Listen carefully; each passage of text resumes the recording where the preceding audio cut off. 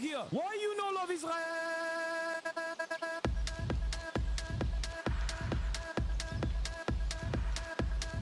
Oh, you hate it?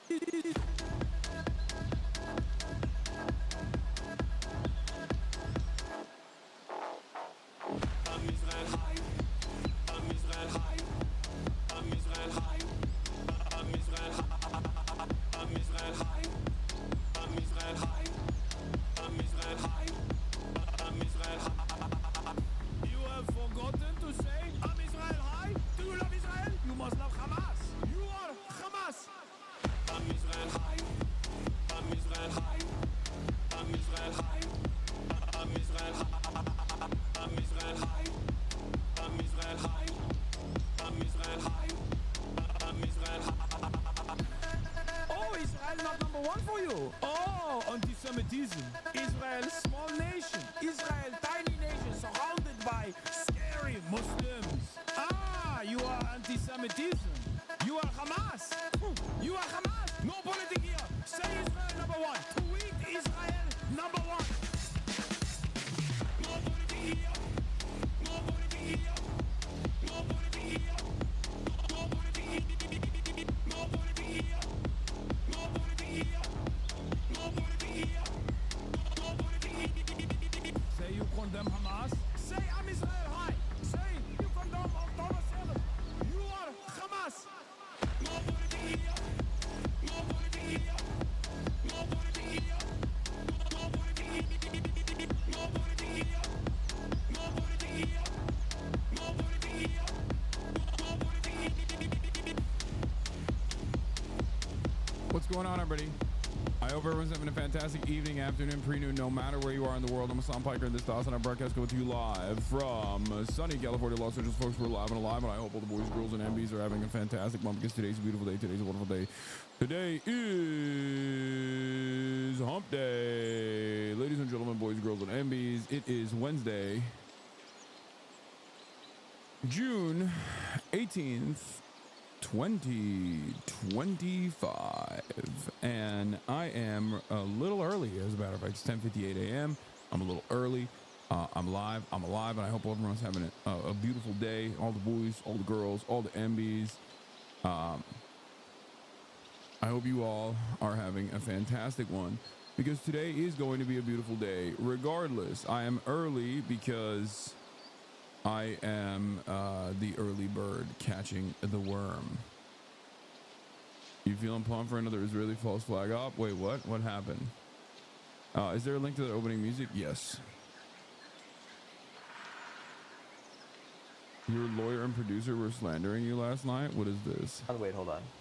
No, here's the thing. I texted him. Wait, listen to this. I think even Hasan believes that he'll be at your birthday party. But he's I'm just liar. saying that I know Hasan better than he knows himself, and I know he won't be at your birthday party. That's so mean, dude. He already told me he was going. Come to my birthday. And he said, I'm planning on it. Damn, he's not gonna come. he's not coming. Damn, he's not coming. Wait, Oh what is my his God, he's birthday not party coming. again? Yeah. All right, well, maybe he'll give me When is his birthday?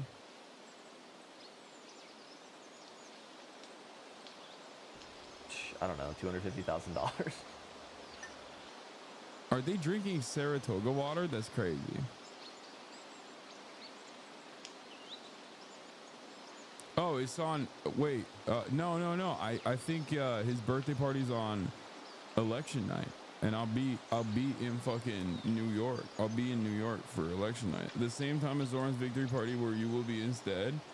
I mean, if he's not, if Lolo is not at the fucking Zoran party, then what kind of birthday is he celebrating? You know what I mean? Also, I hope there's a victory party. We'll be talking about that in a second. Zoran's chances. Anyway, this is the part of the broadcast where I tell you about my personal news about what's going on in the world of Hasan, Hasanabi Piker, in between the time period where I press the stop streaming button and press the start streaming button. So help me God. That's what I'm gonna do. I'm going to tell you all about it, and I'm going to basically tell you, as I always have, as I have nonstop these past couple of weeks. I don't have anything going on. I don't have anything going on in my life. You seem to be in good spirits. I am in good spirits. I worked out this morning. I did a leg day, regardless of the fact that my legs are I mean, my ankle is busted. How does your foot look? Oh, hold on, I'm gonna show you in a second. 1 second. Look, it's foot time. I'm gonna show you my feet.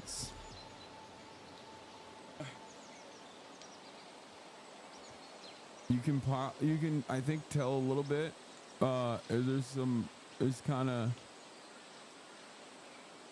It's kind of fucked up here. This morning I realized that there's a little bit of swelling and a little bit of purple bruise, but that side is not the real fucked up side. The real fucked up side is the other side. Look at this.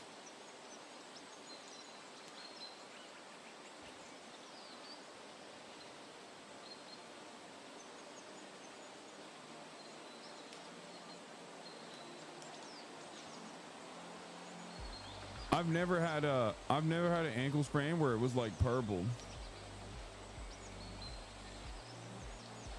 It's crazy that you did that for free. You rolled both? No, it's the same ankle. It's just both sides of the ankle. Both sides of the ankle are fucked up. But in spite of all of that, I've been doing light activity, putting a little bit of weight on it, and also keeping it, for the most part, constrained. Shouts out to this bad boy, Bower Fiend. I've been putting this shit on. I'm fairly certain that's a partially torn ankle. I've done the exact same thing when balling. I mean, I hope it's not partially torn. I'm capable of putting weight on it now after 2 days. Possible ligament burst, but recovery as is you've been doing.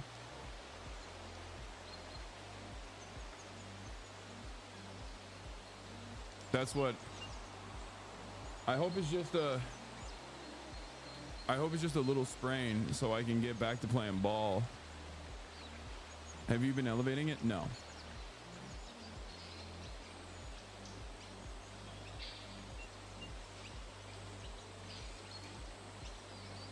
Nah, slight bruising is a grade 1 to 2 sprain.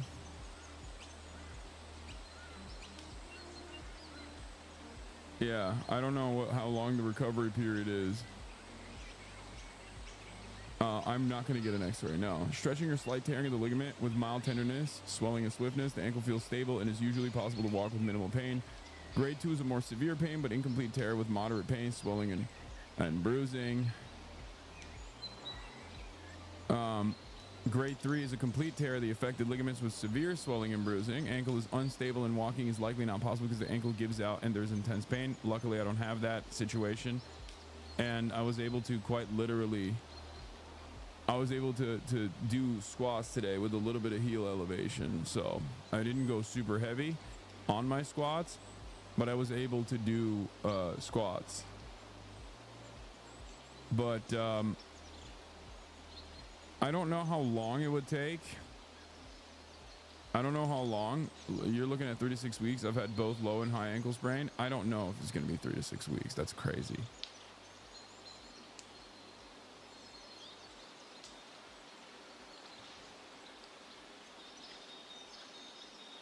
Not getting a doctor when you're sulked. 2 is your most boomer quality.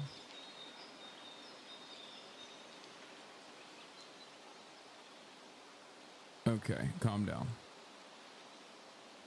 Confirmed Hasanabi's anti-healthcare? Yes. If ankle sprain isn't treated with the necessary attention and care, chronic problems of pain and instability can result. The best way to prevent ankle sprain is to maintain good strength, muscle balance, and flexibility. Wear good shoes, warm up before doing exercise and vigorous activities. Pay attention to surfaces on which you run and walk. Reinforce the foot and ankle stability with a brace if needed. Pay attention to the body's warning signs to slow down if you feel fatigue or pain. That's precisely what I'm going to do. Doctor's going to tell you to rice. No, rice is the old meta. The new meta is not rice. We don't rice anymore. Okay? We don't. It's mild activity without without really fucking hurting yourself. and it's keeping it compact, keeping it stable during mild activity if necessary, and also anti-inflammation potentially if you need it. I don't know, like heat might be helpful, but ice is not. Okay, you got to get blood flowing back to your freaking ligaments, back to your freaking area of need. Just accept that Fit-a-thon's days are done. You had a good run. Let's get back to what works. Chonky Hasan? No, fuck no. CNN is also talking to Iran's deputy foreign minister right now, but we'll get to that later. Christian Amanpour is doing that. Personal news wise, as I was saying, I worked out. I worked out this morning. And it was a little baby workout. I have a documentary that I was a part of as well. I came back home, did that, and since I was already sitting here shooting for this doco, I was like, fuck it. What do you mean ice isn't good? Yes, icing the area, actually, from what I understand, icing the area is the old meta. People don't like the new meta is that doctors might still actually recommend it. But icing your area actually slows down the healing process is what people think.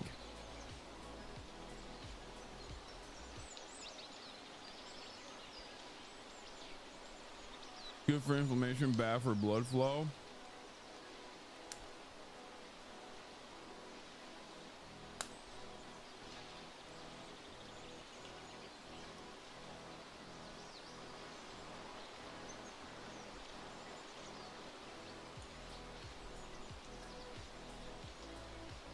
Anyway, I'm not rocking with ice. I don't touch it.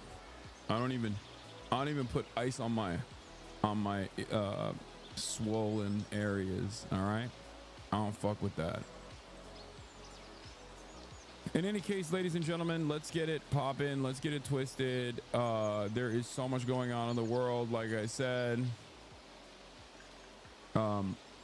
Hopefully this will hopefully I'll be done with this. Unfortunately, because of this ankle issue, I will not be able to ball with my Ahiga. She hit me up and I sent her feet pics instantly.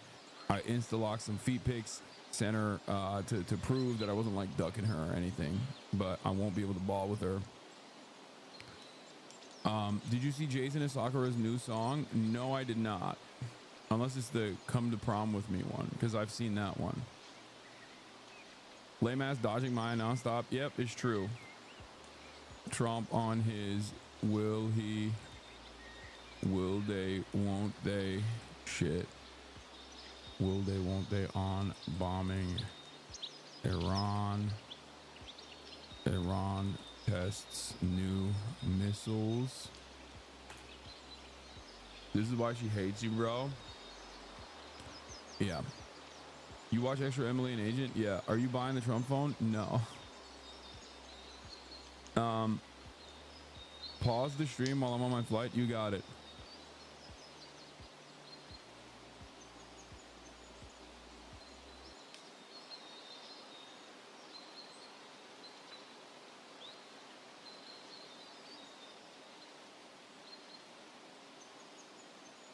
Oh, was that good? People pressing F. Y'all are stupid. I got you.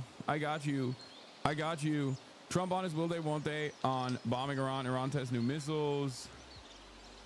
New poll shows CUOMO with lead over Zoran. New New York NYC poll shows CUOMO with lead over Zoran. Jason and Sakura new song. Okay, let's fucking hear it. Oh damn, I didn't see this one. I'm not up to date. Holocaust Museum demands Zoran be condemned. I don't want to even give that any attention. I don't want to give that any air whatsoever. They're trying to rap fuck our boy. and they're using the fucking shittiest ways of doing so. Fuck them. Iranian cameras are offline due to the internet blackout in Iran. Uncle Sam has beef with Hasan. Wait, what? No. .com. When you do, you not only get the free show free of commercials, you also get the fun half. Why wouldn't you do this? Where are you getting what? Like what? Where are you getting a 3-hour daily show like this? Good luck. Hasan's on for 14 hours a day, but give me a break. We'll see where he is in 25 years. Oh, I'll still be doing it. I'll still be doing the damn thing. Polls haven't been that reliable. Most people I talk to in New York City open to Zoran don't know much about it. I don't know, maybe biased by age. Bro, every single person you need to be converting as aggressively as you possibly can, like a fucking religious zealot, okay? Yeah, hold on. Lead over Zoran. Ted Cruz annihilated by Tucker Carlson and more. Get in now. Dude, these last couple of days, I've been so focused on the back and forth tit for tat and the breaking stuff that, like, I feel like my commentary suffers in the process. I'm kind of annoyed by it. Yes, we're going to be watching the Tucker Carlson, Ted Cruz, Theodore Jebediah Cruz shit. It's already on a premiere right now. People are watching it. But I hate it. Like, I don't like when things are happening too much. There is a delicate balance to how much things should be happening, and things are happening at an alarming rate, and we need to actually scale back the amount of things that are happening so that we can, you know, dial back and do a little bit more analysis. Like, I hate poring over looking at, like, you know, Mensch Osint or Sprinter 5000, Iran is using alien weapons, you know what I mean? And, like, people just keep spamming the same links over and over again. I feel like it's just my like, I know that the job that I do requires, like, instant gratification, instant reaction, but I do feel like sometimes I'm overwhelmed with all of that information. And on the one hand, I'm trying to process the new shit that's coming in, and also help guide you in the direction of, like, media literacy, help guide you find better resources, because some of you motherfuckers do not know what is a reliable media source, reliable OSINT accounts versus unreliable ones, you know what I mean? Reliable narratives versus unreliable ones. And when there's so much, like, misinformation happening, because this kind of war is also conducted on the media front as well, information warfare is certainly a big part of war in general, especially war in modernity. Modern war is not only conducted on the battleground, but also conducted on the information front. And this is precisely the reason why both Iran and Israel will engage in censorious actions that make it super difficult to figure out exactly what's going on. It's just frustrating. Don't rely on something without credibility and or sources. Exactly. It's partly on purpose too. It intellectually disorients you when everything is happening everywhere. It's like Nemec's quote in Andor. It's easier to hide behind 1,000 atrocities rather than a single incident. Yeah. It's so funny to hear you say this, because I agree, but then you got Wine, Debras, and Barbas on Facebook liking the most obvious AI slob and going, just who cares if it's AI? I like it. I know. It makes me so sad. New mayor's New York City poll sample was 45% over 60-year-olds law and 70% over making over $50K a year.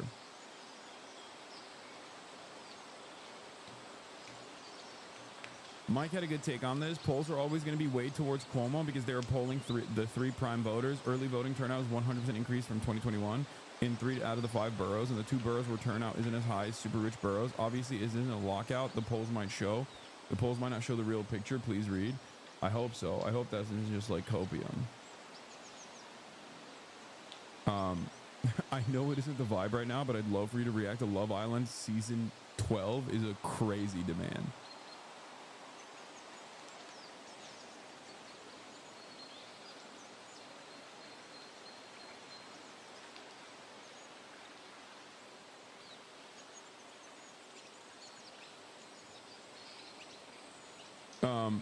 What is this? Oh, this is Arnold Bertrand, China's #1 PP writer, talking about people demanding that China intervene and then defending China's non-interventionist policies, I suspect, but I'll read it. I like his commentary.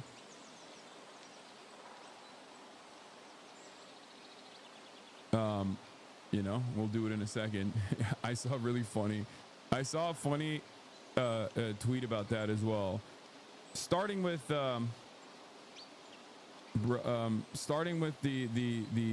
here. First we'll do some fun little silly things. Okay, first let's start with this. Actually, you know what? I'm not gonna do that. There's too much news to cover. I can't do the Jason Juckera song. Did you see Nephew's fourth quarter performance last night? I didn't see the song, but what I did see is I think he was in Culver City. He was in Culver City, and some random couple approached them, and he got a massive layup. He got a massive layup from this like random dude that approached them and was like, "Yo, you guys look great together." Okay, you guys look great together, and that was a huge layup. From the top. Okay, let's fucking hear it. Okay, whatever. I'll watch it. Fuck it. Why not? Listen.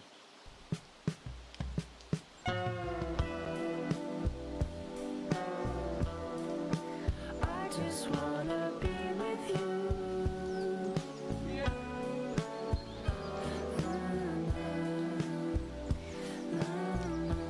Is Jason's whole content creation about rizzing and whatnot? Sometimes. It's great content, I'm not gonna lie. I just wanna be with you.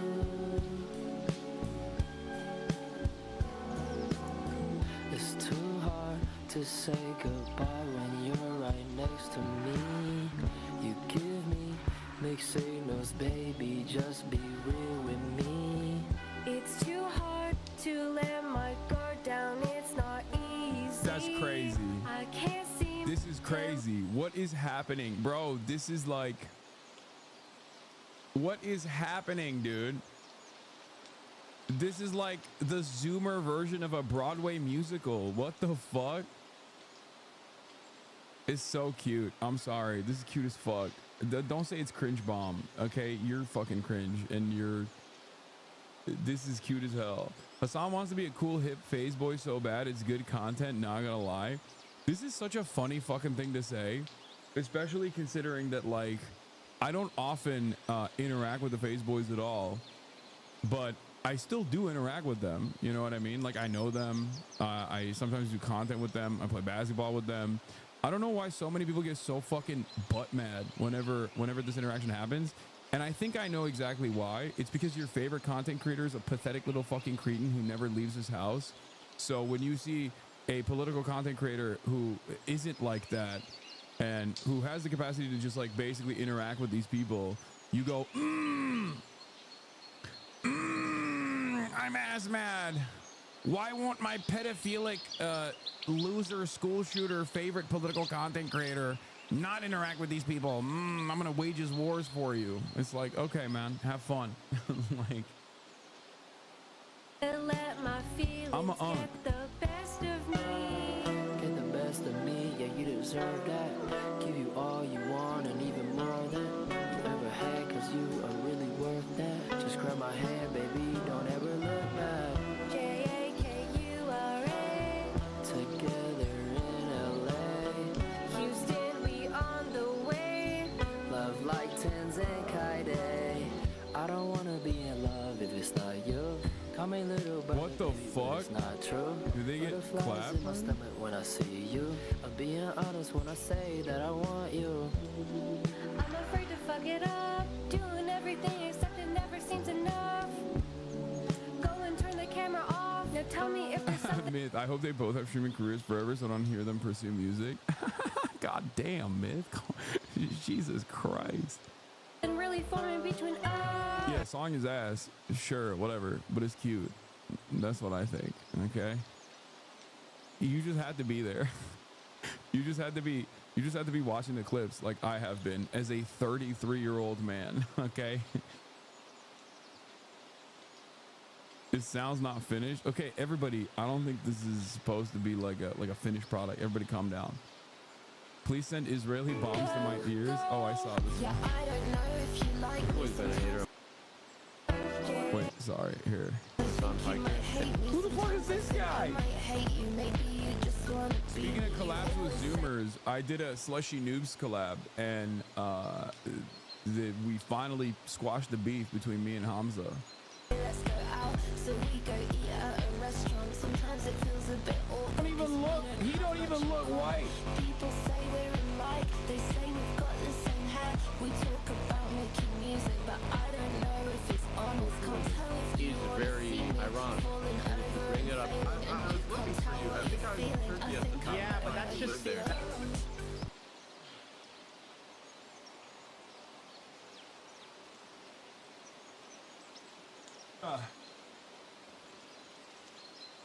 Yeah, me and Hamza squashed the beef. The beef with Slushy Noobs is over.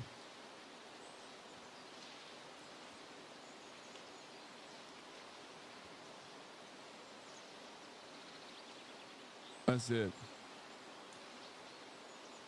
He pulled a Hasanabi in front of Emily. Oh my God! Agent is a real eater. He really is.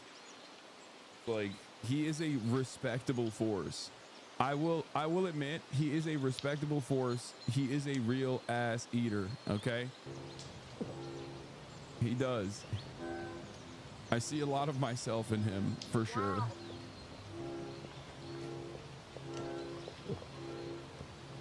Bro is throating it, dude. That is crazy. That is crazy how hard he's throating it. Jesus Christ. I don't even do that. Come on. Do I do that? I feel like at that point, when you're not chewing, you're not even eating to enjoy the process. Like, you're not even eating to enjoy the food. You're eating to prove a point. You know what I mean? He's eating like he hasn't eaten in years. He's eating like this is the first time he's had food. You literally do that all the time. You just house stuff. The reason why I go through the process of shoving food down my gullet as fast as possible is because I want to limit the amount of people going, why are you always eating when I tune in? Okay, while I'm live streaming. That's what it is. I guess maybe that's what it is for him too. Speaking of real ass eaters, look at this. Oh yeah, you're an eater. You're a feeder and an eater. You're a real ass eater. Me and the goat. Those words a little differently. Me and Goat Ron from that stream that we did a long time ago. It's being reposted on TikTok. I saw. Yeah, I didn't mean it like that. Oh yeah. Yeah, he's fantastic. It's gonna be so heartbreaking if that man doesn't win. Don't say that. Don't say that. We'll talk about Zoran's heartfelt plea about Islamophobia and being subject to so much hatred in a second, and how little people care about that, obviously. But that's later. All right, let's get started. All right, that was the fun clip portion. Okay, we did the fun clips. You guys wanted me to do the fun clips, and I did the fun clips. We got to get to the news. Okay, there's a lot going on. Let's get it twisted. Here's another blast off attempt. Let the people know we are live. We are alive. Why is this not? What is happening with this freaking camera, dude? God damn. Vereceğim mi şey? Ha, not. Eyvallah.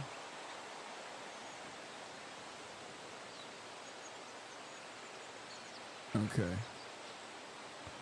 In 2018, there were polls that showed Crowley up 30 plus points over AOC in the weeks before the primary. True.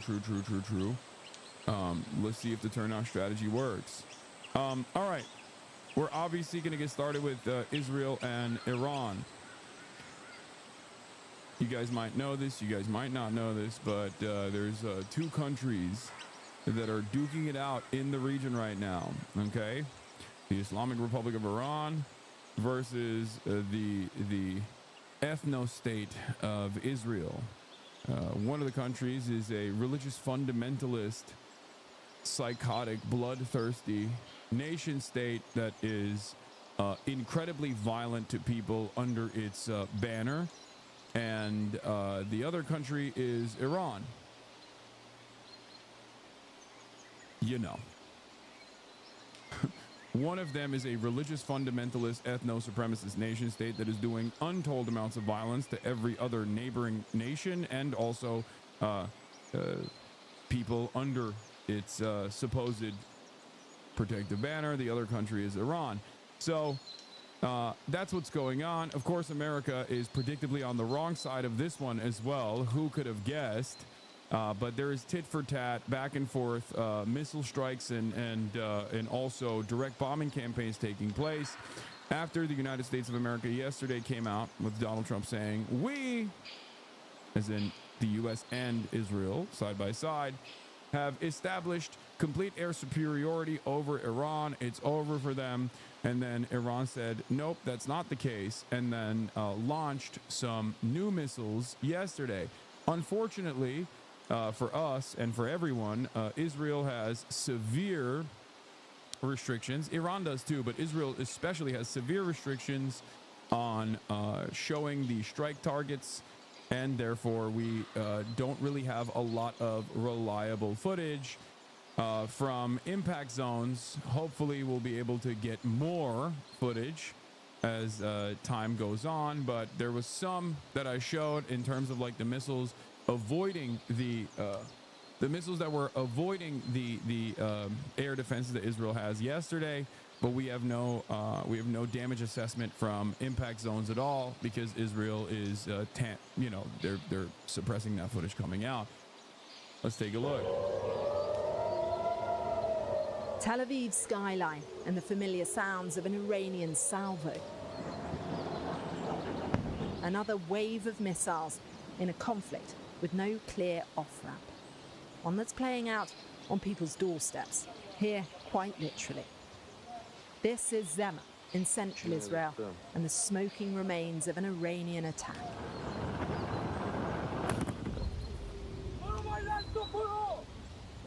Israel also seems far from backing down. Yeah, the only type of footage that you see is this in real time, basically.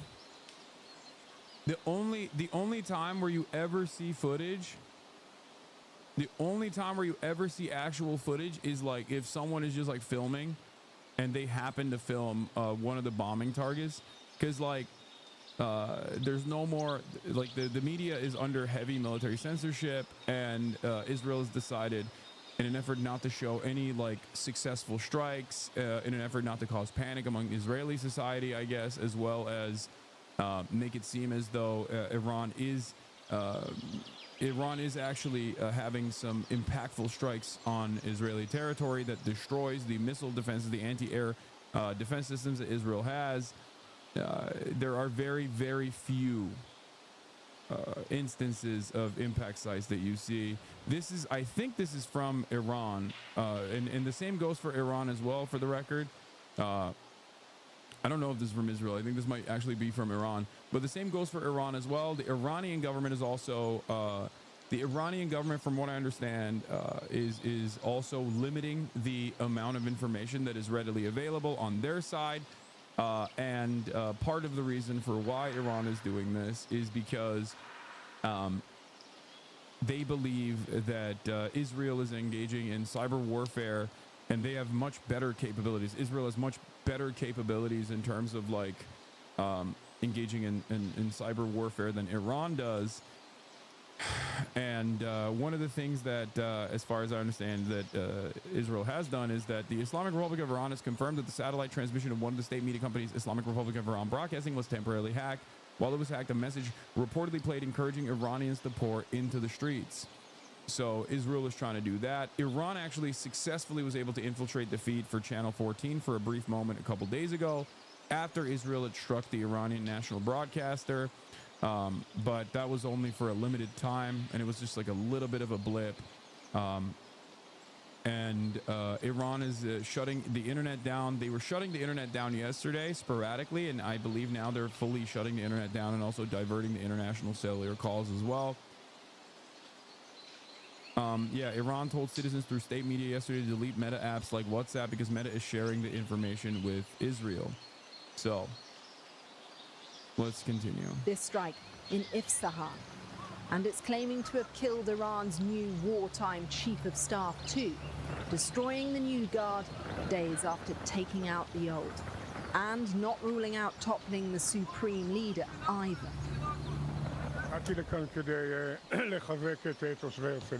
I came here to strike. Meta denies Iran's claims for what it's worth. I don't believe Meta at all. I 100% believe Iran on this, for the record. If you think that Meta and Mark Zuckerberg is not directly coordinating with the Israeli government, then you have not been paying attention to the censorship regime. The censorship regime that is happening for Meta in the West. Meta and Meta properties are insanely censorious and work directly hand in glove with Israeli intelligence, even in the West. So the notion that they would not actually work alongside Israeli intelligence in Iran, a high priority target for Israel, for the Israeli state, that is also a high priority target for the American State Department, you're out of your mind. Human Rights Watch has written extensively on both Meta's censorious regime, on anti-Israel sentiment, that they do not allow like any sort of criticism or even direct incidents of violence that Israel is engaged in on Instagram and other Meta applications. Human Rights Watch and other NGOs, humanitarian groups, have also obviously in the past extensively written about how Meta played a formative role in the anti-Muslim genocide in Myanmar. That was a couple years prior. So these guys are they're not good. Meta is probably one of the worst, if we're being honest. This is false information that we're concerned will be used as an excuse to block WhatsApp at a time when people need it the most. All your personal messenger calls are end-to-end encrypted, so we cannot see them. We do not track precise location. We do not keep logs. I don't believe this. Okay, I don't believe that at all.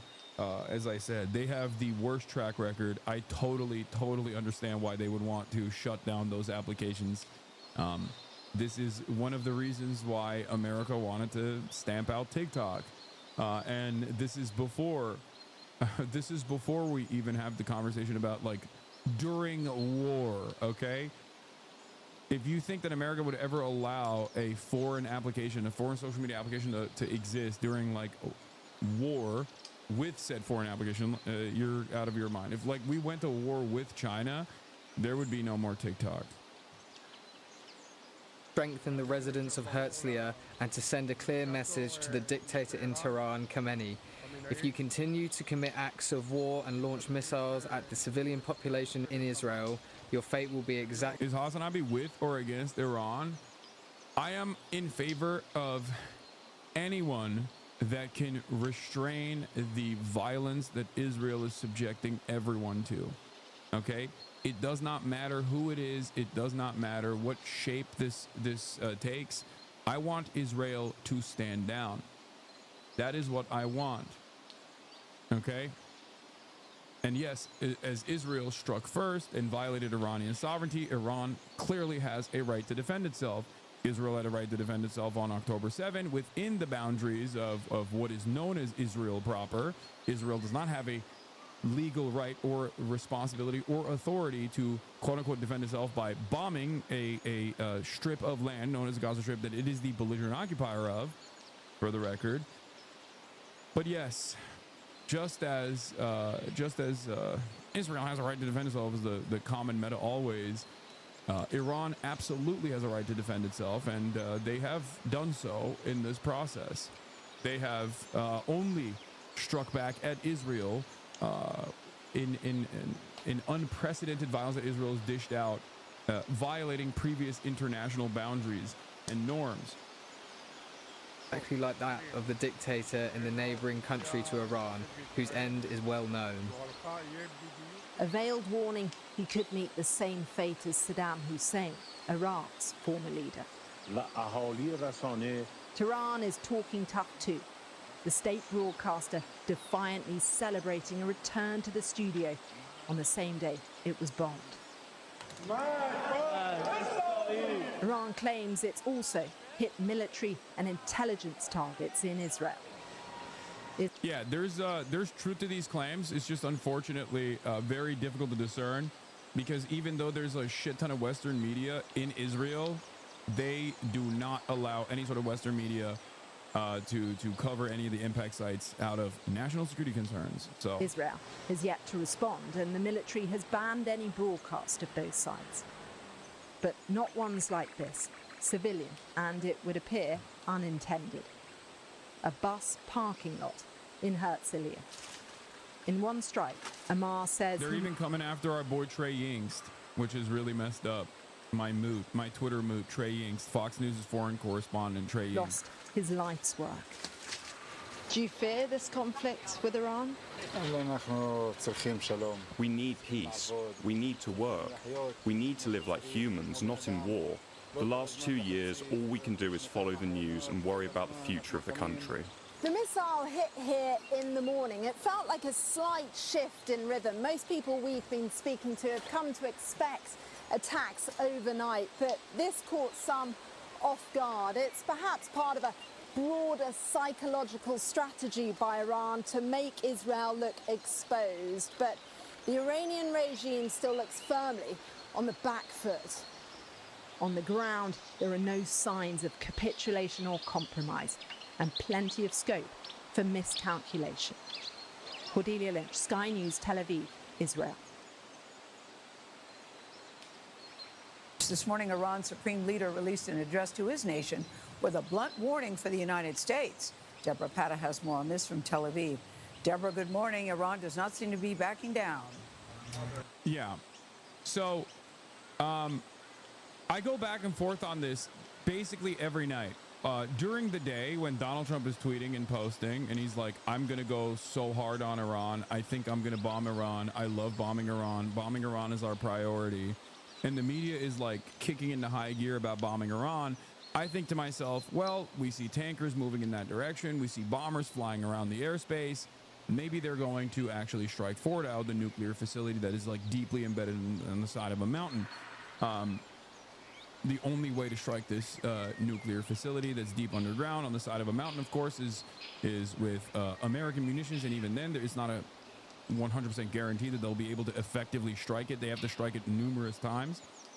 Having said that, when tensions calm down, or rather when I don't listen to Donald Trump constantly fucking talking about how he is desperately trying to bomb Iran, then I think to myself, maybe this is another instance of like Trump's madman style, where he is like using his attack dog in the region, Israel, in a way to get the Iranian leadership, knowing full well their capacity for restraint and their interest in diplomacy, basically getting the Iranian leadership to stand down and concede to maximalist positions that ultimately will allow them to have a remnant of a nuclear program in the country, while simultaneously getting them to back away to avoid further bloodshed of Iranian people. Because as Iran has done so thus far since October 7, it has allowed Israel to walk all over numerous red lines that it had crafted in an effort to create a structure of restraint against Israel. The only reason why they do that is because they don't want what's happening currently to happen. And while it's currently happening, it seems they are still not hitting as hard as Israel's hitting Iran. Okay? And they are the Iranian leadership is infinitely more restrained than the Israeli leadership has been since October 7, before October 7 as well, but definitely since October 7, regardless of what the media bias looks like. Okay? And this is part of the reason why I think like maybe given how much Israel has the capacity to diminish their strike forces and their missile striking capabilities, paired up with Israel's proclivity towards bloodshed and universalizing the violence towards the civilian population, and Iran's interest of like obviously not having all of their citizens die. I suspect that when Trump is not talking about how he wants to bomb Iran, I revert back to maybe they will allow a JCPOA style denuclearization agreement to take place, but with a more diminished Iran coming to the table and saying it's great. Hey Hasan, given your stellar track record of backing groups leaders who soon after tend to disappear, Nasrallah, Hezbollah, Houthis, their military chief eliminated last week, Hamas and Sinwar's now gone brothers, and the freshly wiped RGC top leaders in the former nuclear programs, mind telling us who you're planning to support next? Zoran, Erdogan? Just trying to place our bets accordingly? Backing? Wait, what? Are you saying that Israel's going to assassinate Zoran Mamdani? An American citizen who's running for mayor of New York?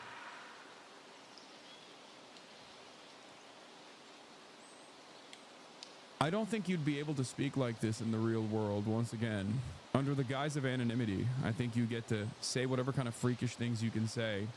Keep coping, and keep feeling as though you have some semblance of power because the religious fundamentalist, ethno-supremacist, psychotic, bloodthirsty apartheid state that you're backing is behaving in a fucking belligerent manner with unlimited funds from the United States of America. Big Daddy America will always come back and defend Israel, right? Knowing that you go, we get to do whatever we want. One day, the Arrow defense systems will diminish. There is a finite amount of missiles. There is a finite amount of missiles that the Arrow defense systems have. These are the only defense systems that are capable of intercepting the big ballistic missiles that Iran is lobbing in the direction of Israel. And they won't just diminish and become, and this won't just be a financial issue for Israel and America. This will become an issue for America because America cannot supply the number of incredibly costly missiles as expeditiously as Israel is running out of them in defense. Okay? What will happen then?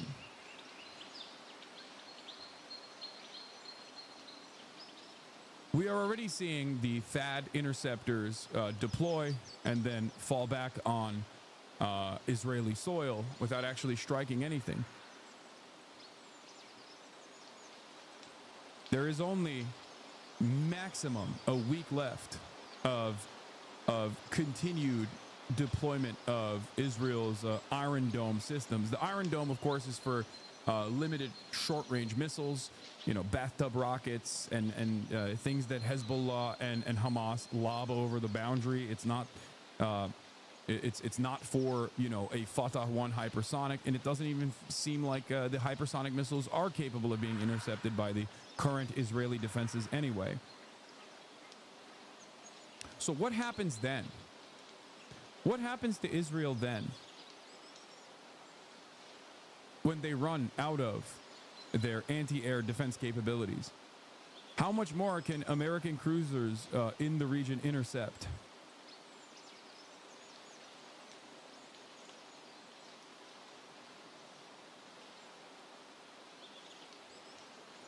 Something to consider.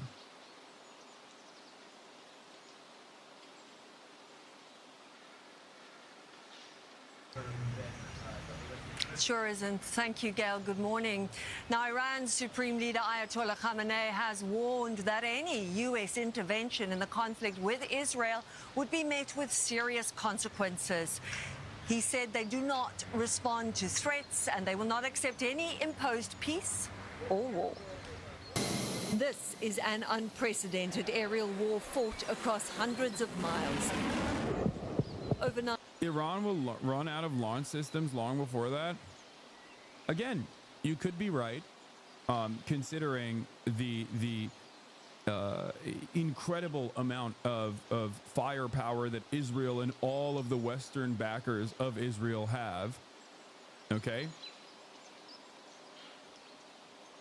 But having said that, it seems as though while Israel claims one thing about Iranian capabilities being diminished, Iran still has the capacity to launch drones, launch ballistic missiles, including hypersonics that they have not deployed until last night. I don't know, and neither do you. I'm just simply analyzing the situation in front of us. The analyzing the situation day in and day out. And it seems as though Iran still has the strike capabilities that Israel claims has gone away. And on top of that, America is shuttering the embassy in Jerusalem and moving their embassy staffers away from Israel. Other Western leaders are also demanding that people leave Tel Aviv. Even China has demanded that the Chinese nationals leave Tel Aviv as well. It does feel like, regardless of what this back and forth and what the communications are, a lot of countries that are not directly involved or sometimes directly involved are gearing up for extended warfare. This could still be avoided, and I hope it will be avoided. But in order for this to be avoided, Israel and America and the Western coalition has to stand down. Do you understand? Because the escalating factor here is always Israel. And it's not just my assessment. I mean, here's the Wall Street Journal assessment. Iran has more missiles than Israel has interceptors. Now what? For days, Israel's defenses have largely held up against Iran's missile attacks. But there's a growing concern that Israel... Like these, by the way, you need to understand something. Iran's entire striking capability, its entire strike force, is designed around making cheap munitions in literally this exact situation that is unfolding. Making them fast, making them cheap, and lobbing them over and over again in a war of attrition where you exhaust the capabilities of Israel and America. Okay? I think a lot of people assess, a lot of people make this assessment that like they have an unlimited amount of interceptors, they have an unlimited amount of missiles. These are very expensive missiles. THAAD launchers are super expensive. The missiles they're using are super expensive. The Arrow and David Sling, like the Arrows system and the David Sling system, are also super expensive. And not only are they super expensive, the United States of America does not have the capability of making enough fast enough and ship them off to Israel fast enough before the Iranian missiles stock is diminished. This is the reason why Israel has to strike missile depots in Iran over and over again, with the hopes that they can actually eradicate the launchers and also the munitions depots that Iran has. This of course would be successful if Iran was not keeping a lot of their deployment facilities and their munitions underground. I think Israel has seen some success in striking munitions depots. That big fire that we saw last night, I suspect was a missile depot. But having said that, this is the entire process that Iran has designed, knowing full well what Israel and America's strike capabilities look like. So I suspect that there are probably more. BBC Verify, images show destroyed Iran jet and new airstrikes on Tehran. Like, Israel spent at least $12 million last night trying to intercept 200K hypersonic missile and still failed. And in the process of Israel's precise targeting, they are, according to at least Iranian officials, they are losing some of their fighter jets as well.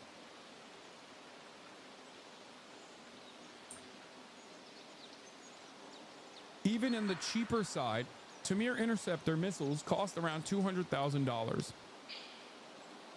Okay, Tamir interceptors are the Iron Dome. They are for short-range missiles. Some of them are capable of also intercepting the Iranian drones, the Shahed drones. Iran actually produces these drones not only for themselves, but also even for Russia. Russia's been using them in Ukraine. The Shahed drones cost a fraction of the interceptor missiles that aren't even reliably taking those drones down. All of this, of course, is paid for by us. Our taxpayer dollars go to this, for the record. I just need you to understand something here. Israel gets to have social safety nets for its citizens, while also simultaneously we foot the bill for their defense. And one might say, well, Hasan, that's just defense. That's defending civilians. Israel gets to behave in this belligerent and violent manner in the region, knowing full well that we will always foot the bill. So the attitude here, or the assessment here is does Iran have a striking capability that can even overcome, in a war of attrition, even overcome America's defense capabilities within Israel? Israel is burning through its defensive weapons. And its Arrow interceptors, which play a key role in taking out Iran's ballistic missiles, are in short supply, according to a U.S. official. Be real, no F-35 was shot down. That crash shot would be plastered by Iran all over as humiliation for the West. We got instant images of the Israeli drone that got down, but no 3 to 6 F-35s. Come on, man. I agree with you. I don't think you're... I think you're right, because we did see a Israeli drone get dropped inside of the Iranian boundaries, and immediately it was all over.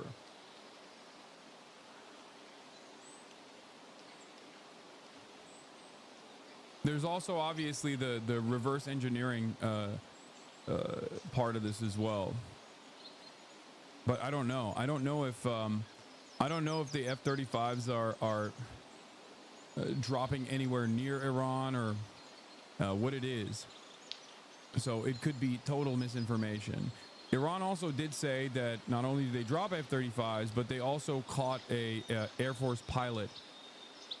They did release images of that giant F-35 they shot down. No, that wasn't the Iranian government that released that image. That was just fucking fake AI shit running around. No, the picture of the F-35 that you've seen online is fake, chatters. There is no real image of an F-35 that has been done. Whatsoever. At most, you could say that was a F-35,000. Okay, that. The United States, which is. God damn it! What is happening today, man? Dude, my stupid ass internet has been effing so frequently. It's pissing me off, dude. Jesus Christ. It's a small F for the time being, but it is so goddamn annoying. What is happening, dude? Jesus Christ. Which has been helping Israel shoot down threats, is also expending its munitions. The U.S. official and analysts familiar with the numbers say that Iran has more missiles than Israel and the U.S. have interceptors, raising concerns about Israel's ability to defend itself long term. So here's what the interceptor shortfall means for Israel, its allies, and the broader Middle East. Israel uses different systems to provide a multi-layered defense of its airspace. The Arrow 3 is considered the crown jewel of this network. With a range of about 1,500 miles, the Arrow 3 is used to counter long-range ballistic missiles, including those that fly above the Earth's atmosphere. Arrow 3 has been critical in countering attacks from Iran and Yemen, and it can intercept threats before they cross into Israel's airspace. The Arrow 2, an older version of the system, is also used to intercept short to medium-range ballistic missiles. Then there's David Sling, primarily used to counter medium-range ballistic missiles, among other threats. And finally, the Iron Dome, which is used to shoot down short-range threats like rockets from Gaza. Experts say the Iron Dome is not playing a major role in this current conflict with Iran, and that the Arrow systems and David Sling have been key. Even though some missiles have slipped through, Israel's layered defense has proven to be extremely effective. Israel says its interception rate for ballistic missiles is about 90%. And of the 370 missiles fired by Iran in recent days, about 30 have made an impact as of June 17th. But as Tom Carrico, the director of the Missile Defense Project at CSIS, put it to me, the capability is not the question. It's the capacity that matters. And well, capability might be called into question as well, considering that Iran has claimed that they're going to start using newer, faster hypersonic missile systems as well, which are incredibly difficult to intercept. And as a matter of fact, as far as we saw last night, there was at least one that completely avoided all of the arrow systems and also the THAAD launchers as well, and was able to strike inside of, I think, Tel Aviv. But again, no recording beyond that one video that we saw of all of the anti-air missiles like just imploding in space without actually hitting anything, and then one simple hypersonic directly striking a target. That's the only video that we've seen from afar. There's no footage of the impact site at all. Capacity could be a huge problem because arrows play a key role in shooting down not just Iran's ballistic missiles, but also threats from Iranian proxy groups like the Houthis in Yemen. In a statement, the Israeli Defense Forces said the IDF is prepared and ready to handle any scenario. Unfortunately, we are unable to comment on matters related to munitions. Israel doesn't talk about how many interceptors it has because if its enemies knew that number, they would know how many missiles to fire at the country. The company that makes the Arrow interceptors, IAI, did not respond to requests for comment. Back in December, Israel's defense ministry struck a deal with IAI to make more Arrow 3 interceptors. Tactically speaking, one of the things that they could be doing, and again, I don't know if this is the case, this is pure speculation, wee-woo, speculation alert. One of the things that they could potentially be doing is that they are expending all of the anti-aircraft systems that Israel has, and there has been incredibly limited, none actually, no fucking attacks from Hezbollah whatsoever, and and very limited attacks coming from like IRGC forces in Iraq as well. They could potentially be looking to expend all of Israel's anti-air defense systems and then launch a larger strike alongside the Houthis, alongside whatever dormant remaining IRGC strikers or strike capabilities exist in Iraq, and also potentially Hezbollah as well. I don't know if that's the case. I don't know if that's the plan at all. They could simply just be getting fucking shellacked by Israel. A good defense is a very aggressive offense from the Israeli perspective, and they might have actually successfully, like I said, destroyed a decent number of their missile stocks and their launchers as well. Just like they hit Hezbollah pretty hard, and maybe Hezbollah has no capabilities of hitting at all. So we'll see. We'll see what happens. However, the Arrows are complex missiles that cost more than $2 million apiece and take time to produce. Analysts say, in general, defensive weapons are harder and more expensive to make than offensive weapons because they have to be more sophisticated and more precise than the missiles they're designed to take out. Plus, in some cases, you have to fire several interceptors in order to neutralize a missile. Yeah. That's why Israel has been focused on taking out Iran's missile and drone capabilities on the ground during its aerial campaign. The IDF says it has dismantled more than 1/3 of Iran's missile launchers. But Iran has still been able to launch volleys of missiles at Israel. The United States, aware of Israel's interceptor capacity issues for months, has been augmenting the country's defenses. Yes, Hezbollah supply lines could have been acutely disrupted by the fall of Syria. No, they did. They absolutely did. But I'd be shocked if Hezbollah itself has no way of restocking, or no way of like internally, or no way of deploying their additional stockpiles inside of Lebanon. I know for a fact that Israel has been keeping a close watch on any kind of flights going into Lebanon as well. Israel is directly blocking flights that are going into Lebanon. Remember, they have air superiority over Lebanon, over Lebanese airspace, and they are keeping a close watch on all of the cargo that goes into Lebanon. While all this is happening, I suspect that they have a fairly decent stockpile that is also underground. So we'll see what kind of stockpile they have or what kind of strike capabilities they have as well. But they have not done anything. Hezbollah hasn't done anything since Iran struck back at Israel after Israel's first strike. And that could literally be because the decapitation strikes from Israel was fairly effective. We are full of gratitude and thanks for the defensive systems that the United States has put in play. There's the ground-based THAAD system, which can intercept missiles inside or outside the atmosphere. And the U.S. has sent Navy ships into the region, which can counter missiles with SM-2, SM-3, and SM-6 interceptors. Plus, fighter jets can shoot down drones, missiles, and other threats. And I can say with authority that they have saved hundreds, perhaps thousands of lives over the past 4 days since Iran has been firing these ballistic missiles into our population centers. But U.S. interceptors aren't unlimited either.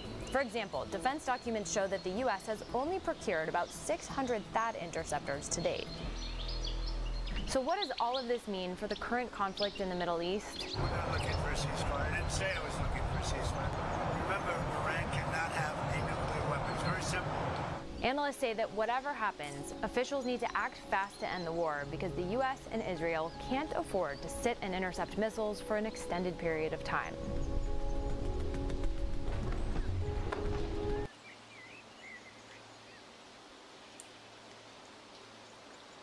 What is this? The Lebanese president has asked Hezbollah not to do anything. He's American-backed, supposedly. Lebanon not on travel ban list. Wait, that doesn't mean anything. Yeah, the Lebanese president asking Hezbollah not to do anything doesn't mean anything. If Hezbollah, well, if Hezbollah wanted to do something, they would do something. But it's not. He has no power over Hezbollah. What are you talking about?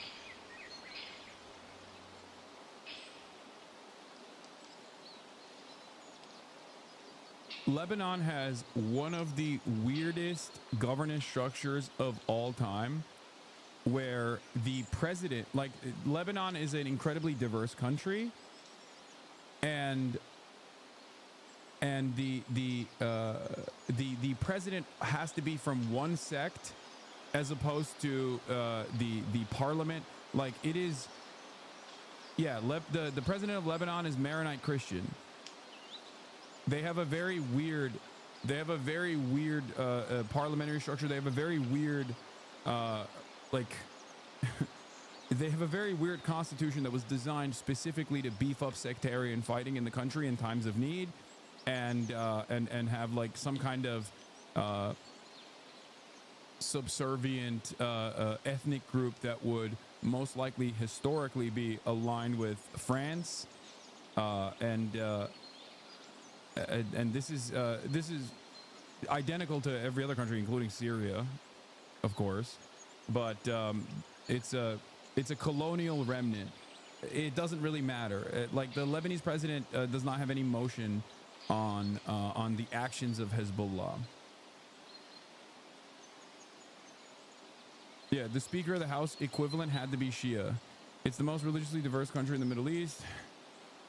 The actual factors that stop Hezbollah from reacting could be, one, their diminished capabilities, the success of the Israeli decapitation strikes on Hezbollah, and more importantly, Hezbollah's civil governance needs over the Shia population in Lebanon, and their lack of interest in putting their civilians in the line of fire.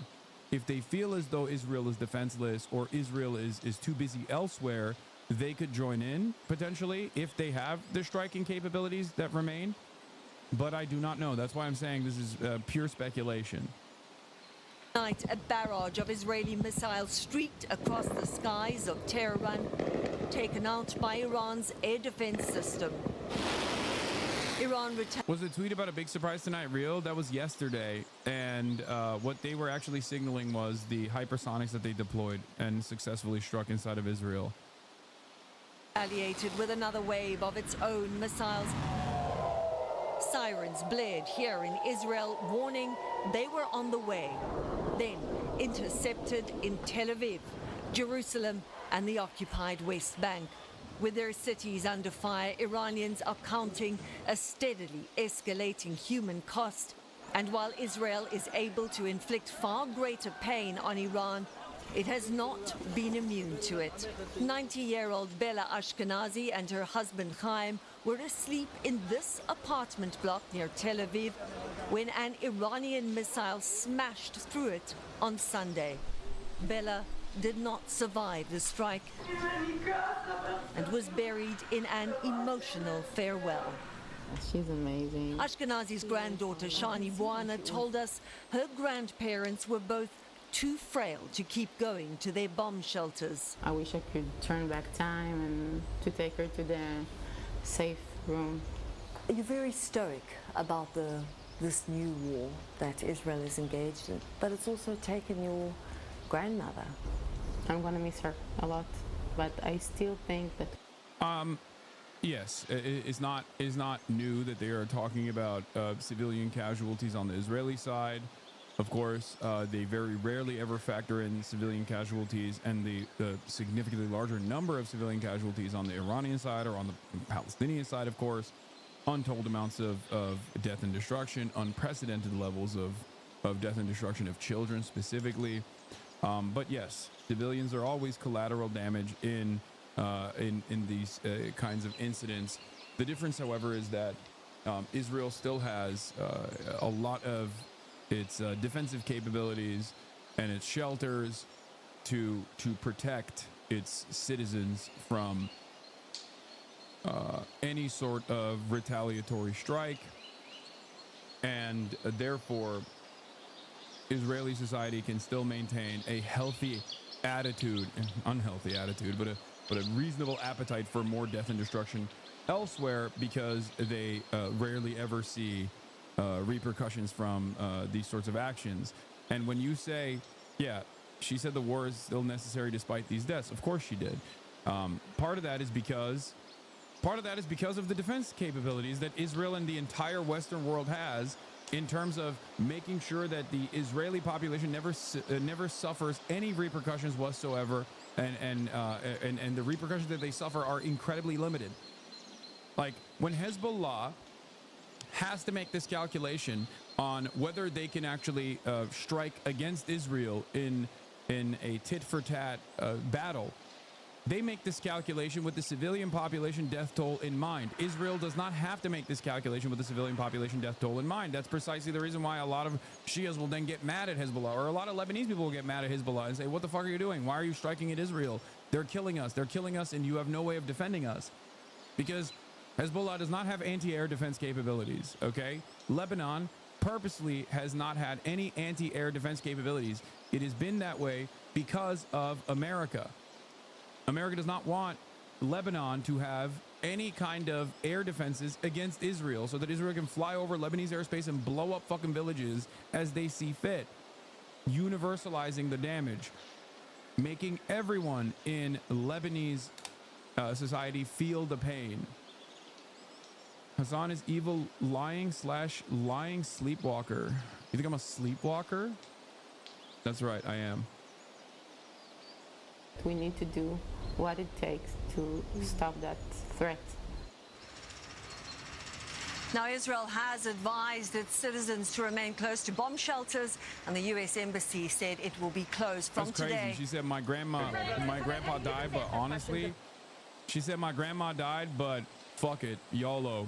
Israel has to keep blowing up Iran. My appetite for more death and destruction. My appetite for death and destruction is unlimited. The only way you make this calculation is because you know deep down inside that you have the bomb shelters and you have the anti-air defense systems, and that those missiles will not reach you. If Israeli society broadly started feeling if Israeli society felt fear that they might actually suffer repercussions, that calculation would change. And that calculation for the Israeli government would change as well. This is part of what I mean when I talk about like the retaliatory strikes. The retaliatory strikes from Iran. If the retaliation from Iran was met the standard that Israel's retaliation and first strikes looked like inside of Iran, then Israeli society broadly would have a different attitude about all of this back and forth. They wouldn't be as like invested in unlimited bloodshed. About whether you are moving closer, or you believe the U.S. is moving closer to striking Iranian nuclear facilities. Where's your mindset on that? I can't say that, right? You don't seriously think I'm going to answer that question? Will you strike the Iranian nuclear component? And what time exactly, sir? Sir, would you strike it? Would you please inform us so we can be there and watch? I mean, you don't know that I'm going to even do it. You don't know. I may do it. I may not do it. I mean, nobody knows what I'm going to do. I can tell you this, that Iran's got a lot of trouble, and they want to negotiate. And I said, why didn't you negotiate with me before? All this death and destruction. Why didn't you negotiate? I said to the people, why didn't you negotiate with me 2 weeks ago? You could have done fine. You would have had a country. It's very sad to watch this. I mean, I've never seen anything like it. It's so, you know, everyone thought it was going to be the reverse. I didn't think so. And I was telling them, you gotta do something. You gotta negotiate. And at the end, last minute, they said, no, we're not going to do that, and they got hit. Remember 60 days, and then came the 60. 61 is going to become a very famous number. That was one hell of a hit. That first hit. That was one hell of a hit. Not sustainable, to be honest. That's where it ended. It ended on the first night. Yes. Is it too late, though? Do you think it's too late to now? Really, nothing's too late. The only thing too late is Powell. Powell's too late. Too late, Powell. Have the Iranians reached out to you, Mr. President? What? Have the Iranians reached out to you? Yes. And what did you say? I said it's very late. You know? What? I said it's very late. Okay. So it's too late to apologize.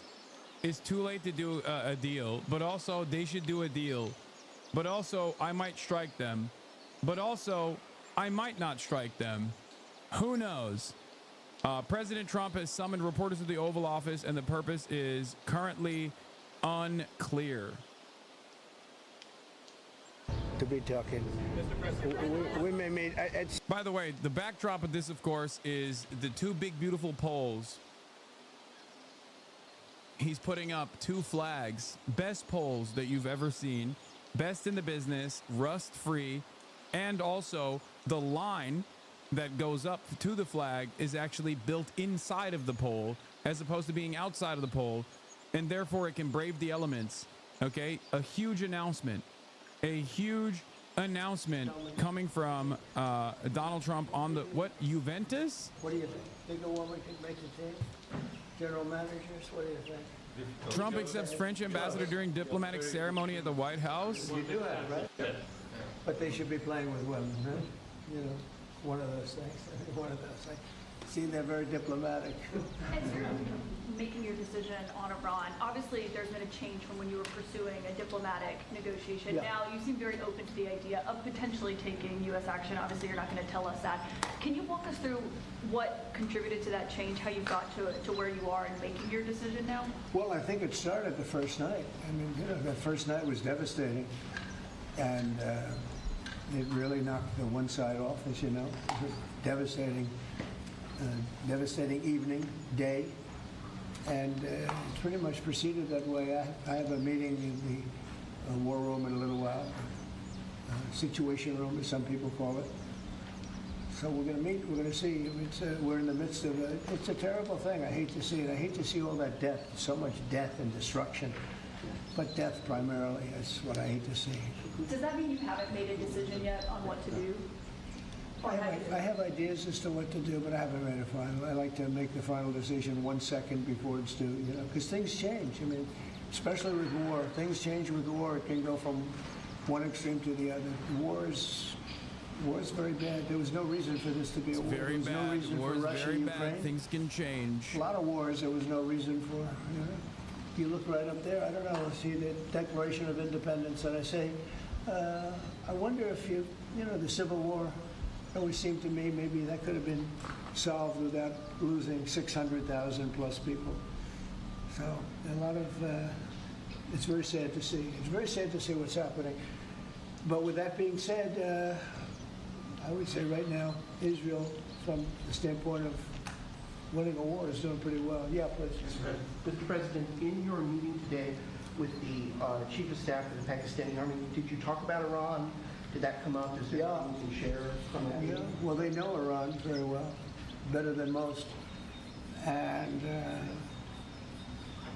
they're not happy about anything. It's not that they're bad with Israel. They know them both, actually, but they probably, maybe they know Iran better. But they see what's going on, and he agreed with me. The reason I had him here, I wanted to thank him for not going into the war, just, you know, ending the war. And I want to thank, as you know, Prime Minister Modi just left, just a little while ago, just left. And we're working a trade deal with India. We're working a trade deal with Pakistan. And they were both here, but I was with Modi a few weeks ago. He was here, actually. But now we speak to him, and I'm so happy. There was a deal that two smart people, plus, you know, they have people on their staff too, but two smart people, two very smart people decided not to keep going with that war. That could have been a nuclear war. Those are two nuclear powers, big ones, big nuclear powers, and they decided not. So I was honored to meet him today. And if I can, Mr. FIFA, sir, and for anyone who may want to answer, how has the travel bans from certain countries affected fans maybe coming in for the games, or is that not a consideration? Johnny, go ahead. Yeah, no, it's not a concern for us. For the games now in the Club World Cup, everything has been done in a very smooth way. We have an excellent collaboration, of course, with the president, but with the task force in particular. For next year, the World Cup, we have one more year to work, and the learnings that we have this year with the Club World Cup, which is historic, I say this to all the Americans, because it's the first ever Club World Cup, and it's played in the United States of America. So these guys are so funny. This is so FIFA, by the way. FIFA, I feel like, at this point, only conducts its global events in countries that are dictatorships, okay? It's always a country that wants to engage in sports washing because they're doing untold amounts of unprecedented violence and also engaging in like autocracy and just like destroying their domestic population. It is fucking hilarious. FIFA at this point will never, ever go to a country that is like doing all right, okay, by international standards. It's like, oh, do you have slavery going on? That seems like it looks like, it literally feels like they have a list of check marks. And if you hit like 2 of those check marks, FIFA's like, we'll come and do our events in your country. It's hilarious. Yeah, Turkmenistan. Up next. It is so fucking stupid. It is so goddamn stupid. Russia, Qatar, USA, Saudi Arabia. It's like, I don't know what they're doing. Like, I don't even know how this is going to be conducted, because like the thing is, like, Trump is actively squashing any sort of tourism capabilities that the United States has by, one, redirecting ICE agents that would normally, or CBP agents that would normally be processing people expeditiously when they're coming into the country. So there's massive lines, and it's annoying. 2, they're fucking erroneously stopping and detaining people and then sending them back to their countries at the point of entry for no reason other than the fact that they just want to be like bullies. So that actually has diminished tourism and people coming into the country for fun, right? Like, who the fuck's gonna attend this? We have arrested and detained actual fucking athletes in the country. Who is supposed to come here? Who is supposed to come here? How is this supposed to work? We got travel bans. We're deporting athletes. And Trump is just over here being like, yep, it's going to be great. We're going to do a great job. Juventus, they're saying. Nobody's able to. I don't know how to say it. Some people say Juventus. I say Juventus. I don't really know how to say it. But these are incredible planes and weapons. We have the best weapons in the world, by far. Nobody close. And we're I mean, very scary foreign name. Very scary foreign name. Don't know how to say it. Believe it. But I let these guys. These are the good ones. These are the good ones that I let in. These are the good ones that I let in. The rest of them, I got. Listen. You do a penalty kick against an American sports team, I'm arresting you. Lobbying for the U.S. to get more involved. You defeat one of our big, beautiful clubs, and let me tell you, you're not seeing daylight ever again. I'm just kidding. Or am I? Am I kidding? Who knows? Agreement. But it was such a shame. They were so close. You know, Iran was very close to signing what would have been a very good agreement. You defeat an American club, you're going to see the inside of Sicat, El Salvador. In the White House, that's a big statement. But it's very late. Is it enough of a statement to hold off getting? We're going to see what happens. Look, we're going to see what happens. Ending it as soon as you can would be good. Have you closed the door on meeting with them? No. Okay, so it's still open to them coming here, and you're. Yeah, I mean, they asked if they could come, and we'll see if that happens. It's not that easy for them to come. They can't get out. You know, they're in Iran, and in one case, the guy wanted to come so badly, but he can't get out because there's bombs dropping all over the place. Have you seen the Tucker Carlson and Senator Ted Cruz interview? It seems like this issue on whether or not the United States should strike is kind of dividing a lot of your supporters. No, my supporters are for me. My supporters are America first. They make America great again. My supporters don't want to see Iran have a nuclear weapon. So great. Tucker's a nice guy. He called and apologized the other day. What? He thought he said things that were a little bit too strong, and I appreciated that. And Ted Cruz is a nice guy. I mean, he's been with me for a long time. I'd say once the race was over, he's been with me ever since, right? But very simple. If they think that it's okay for Iran to have a nuclear weapon, then they should oppose me. But nobody thinks it's okay. People that what did he do to his hair? He dyed it, clearly. But if it's a choice between fighting and them having a nuclear weapon, you have to do what you have to do. Maybe we won't have to fight. Don't forget, we haven't been fighting. We add a certain amount of genius to everything, but we haven't been fighting at all. Israel's done a very good job of that. But we'll see what happens. The bottom line is they can't have nuclear. And if I can't imagine that Ted Cruz said it's okay for Iran to have nuclear, including Tucker. I don't think Tucker says it's okay. The problem is then they get themselves into a thing. They don't want them to have nuclear, but then they say, well, we don't want to fight. Well, you're going to have to make a choice because it's possible that you're going to have to fight for them not to have nuclear. And it's interesting because I did ask Tucker, I said, well, are you okay with nuclear weapons being in the hands of Iran? And he sort of didn't like that. He didn't want to really, but he sort of didn't like that. And I said, well, if it's okay with you, then you and I do have a difference. But it's really not okay with him. Therefore, you may have to fight, and maybe it'll end, and maybe it'll end very quickly. But there's no way that you can allow, whether you have to fight or not, you can allow Iran to have a nuclear weapon because the entire world will blow up. I'm not going to let that happen. Mr. President, you had a bit of a row with President Emmanuel Macron in France the other day, the G7 it sounded like. He's a nice guy. Look, he said I was going back home to make a ceasefire. Not a ceasefire. We're long beyond ceasefire.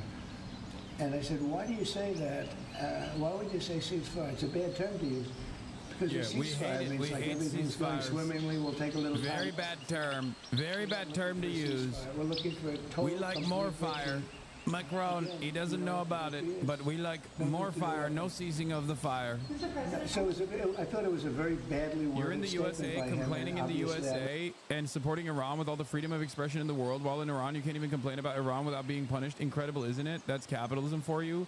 Literally has nothing to do with capitalism. Do you think Iran is socialist, you fucking moron? That's number one.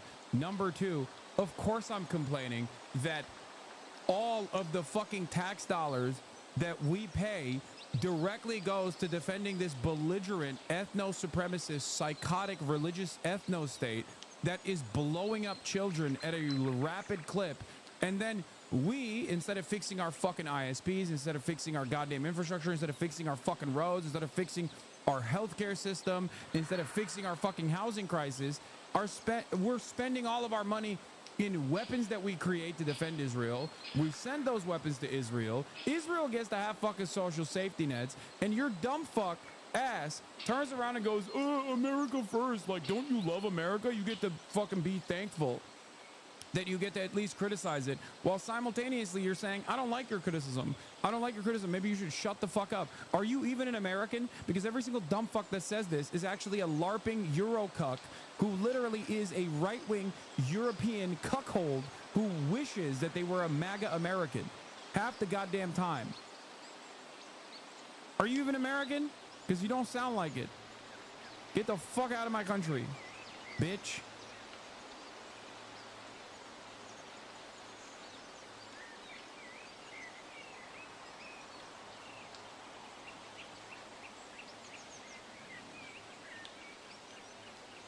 You should be thankful that America's spending all of its fucking endless wealth and endless bounty in defense of a psychotic religious fundamentalist foreign state that is like blowing up children with our weapons, and then with our tax dollars going to defend the repercussions of blowing up children all over the fucking region. How ridiculous.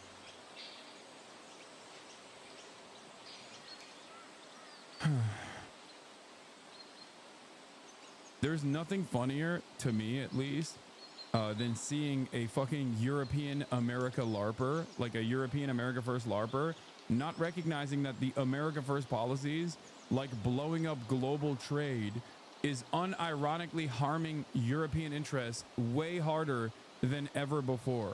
All of your fucking leadership is servile to American interests. They come here, they know that they're more intelligent than Donald Trump, but they still have to genuflect. They still have to fucking kiss the ring.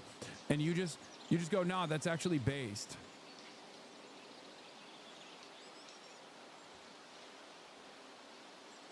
Some of you have not actually evolved from the fucking serfdom mindset that you have. It's just that instead of a direct monarch, an inbred monarch that rules over you, now the inbred monarch is all the way here in America. Just as stupid, just as entitled, and you love that shit. You demand more of it. It's so stupid. Hasan, low-key dumb. Why do these guys never actually say what the problem is, instead of just simply saying, oh, this guy's just dumb, guys, don't listen to him? Tell me why. Trump is very unpopular in Europe, I know, except for the fact that all of European leadership still genuflects to his demands. His wishes are their commands. And not only that, but also I'm talking specifically about the right-wing Eurocucks who come in here and LARP as though they're like First Amendment auditors in America. At least you have some semblance of social safety nets in Europe. You should probably be actively defending them, you know? I'm not talking about the Europeans that obviously have understandable resentment towards Donald Trump for a multitude of different valid reasons. I'm talking about the dumb fucks who are right-wing and LARP as American hogs, even though they live in Europe.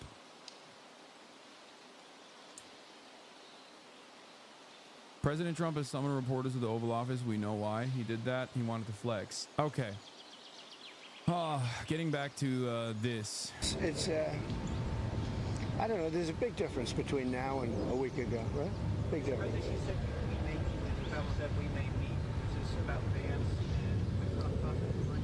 It's about anybody. They even suggested they come to the White House. It's a big difference. Yeah, but they've suggested that they come to the White House. That's, you know, courageous, but, you know, it's like not easy for them to do. But they suggested, because I can't go now because of what's going on. I had to come back early from the G7, which was terrific, by the way, in Canada. Really terrific, good people. Is there a possibility of next week or sooner that well, I don't know how much longer it's going to go on. I mean, they're totally defenseless. They have no air defense whatsoever. we've totally captured, you know, we've totally captured the air, Brian. Yeah, Mr. President, you've been fairly compassionate towards the Iranian people's suggestion. I know a lot of people from Iran, from New York, from Washington, mostly from New York. They're incredible people. They're smart, they're energetic. They can be difficult, but so can you. You know, no, they're great people, they're smart people. And those people are getting the hell beat out of them now. And it's really a shame. It's so stupid. It's so stupid. This is another one, you know. Russia, Ukraine is so stupid. Would have never happened if I was president. You guys agree with that, right? Would have never happened if I was president. You're currently president, and it's still happening. And we've seen how you've tried to, quote unquote, deal with it. Don't ask the fucking hard hat wearers behind you what their opinion on the matter is. It is irrelevant. We know, we can see with our eyes how you have dealt with this so far. This is Brandonization through and through, by the way. I'm not even kidding. He's going full Brandon. Iran officially denies they want a White House meeting.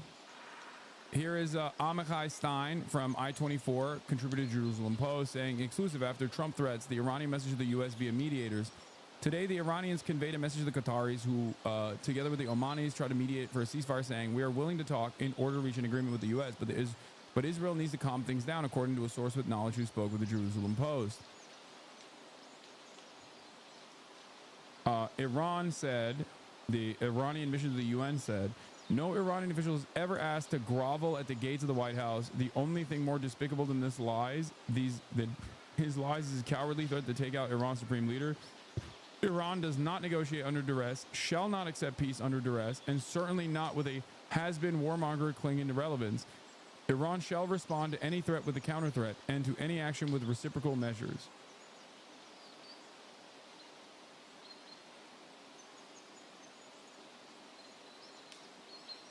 To what extent do you think the strikes on Iran coincided with the anti-Israel genocide sentiment reaching an all-time high? Seems like something Israel has wanted to do for ages. I don't think Israel I mean, Israel certainly keeps a close watch on Western attitudes, for sure, like the Israeli state does. Having said that, this is more so the last possible option, the last possible chance Israel had to strike Iran and to kickstart the final process of of doing regime change in Iran. That's what I think. That's my assessment of the situation. Given internal conflict within the Knesset in Israel, and this was given how much the Iranian-backed axis of resistance against Israel and America in the region had diminished in their capabilities of offering repercussions to Israel, I think this was the best last chance that Israel had in terms of going to war directly with Iran and then bringing America into the fray. It's not necessarily because they were worried about the way that people are perceiving Israel's genocide in Gaza and the negative statements that European leaders are finally making about it. I don't think that is a part of the calculation, or it's not something that it's not something that would cause them. It's not enough alone for them to be motivated into springing into action. Putin would have never done it. And I spoke to him yesterday, and I said, you know, he actually offered to help mediate. I said, do me a favor. It's a tiny part of it. Mediate your own. Let's mediate Russia first, okay? I said, Vladimir, let's mediate Russia first. You can worry about this later. But I think that's going to work out too. But it's so many people have been killed.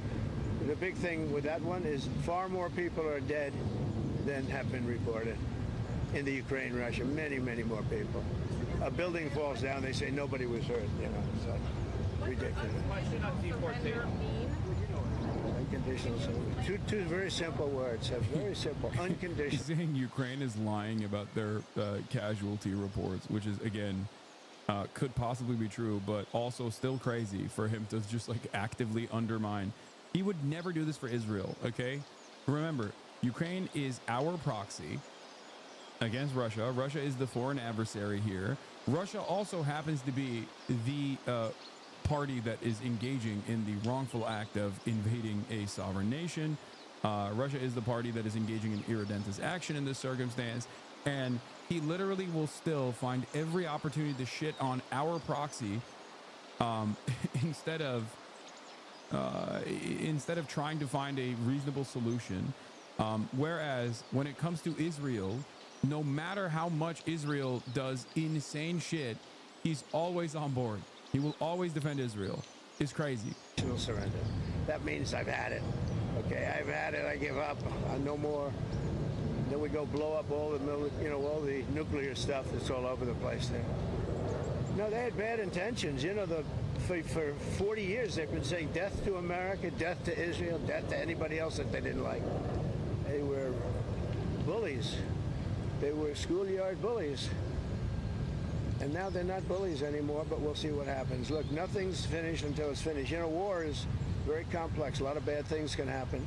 A lot of turns are made. So I don't know. I wouldn't say that we won anything yet. I would say that we sure as hell made a lot of progress. And we'll see. The next week is going to be very big. Maybe less than a week.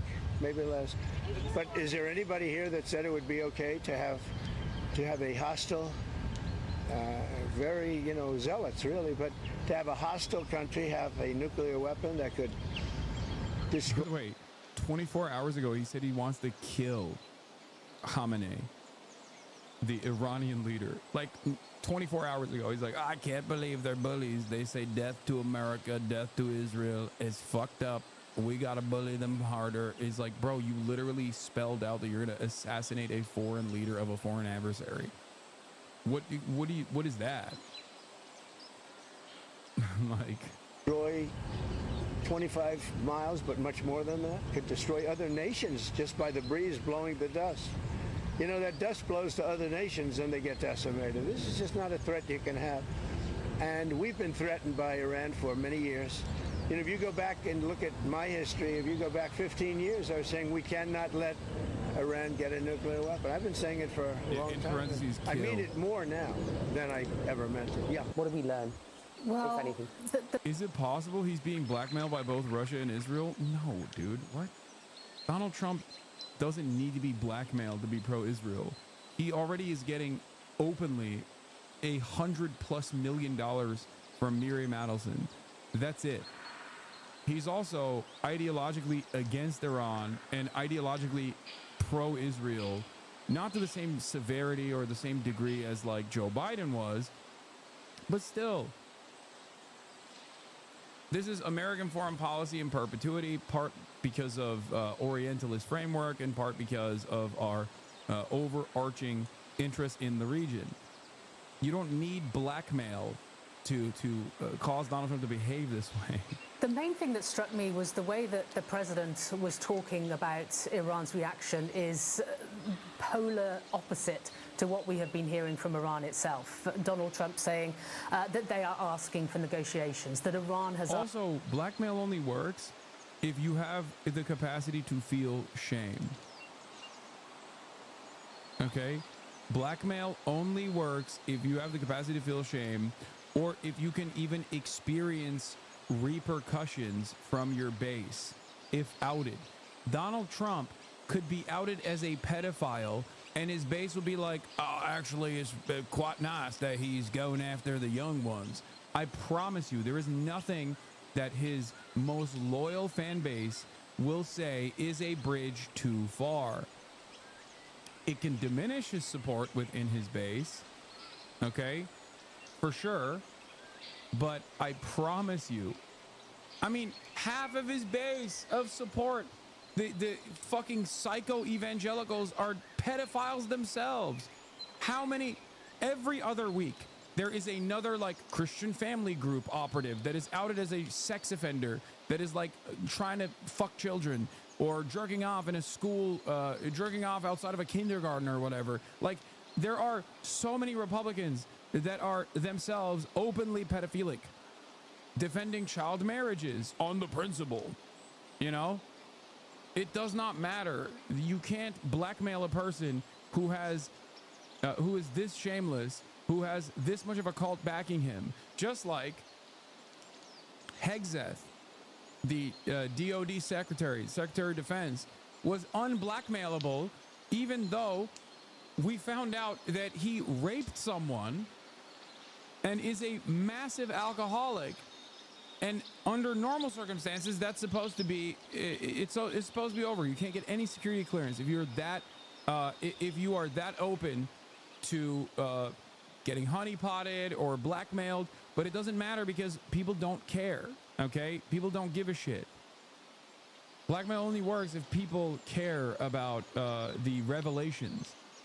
Look at Pete Hegseth. He is airtight, despite all of the understandable criticisms that were launched against him.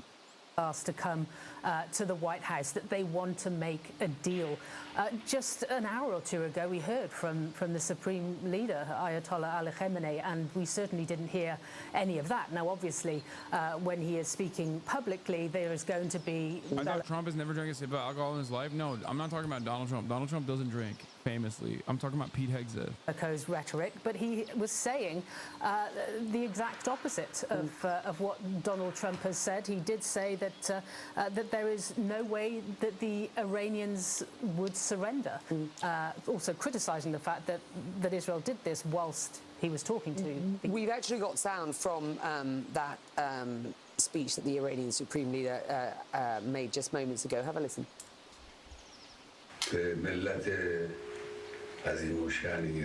Surrender to what? The Iranian nation cannot be surrendered.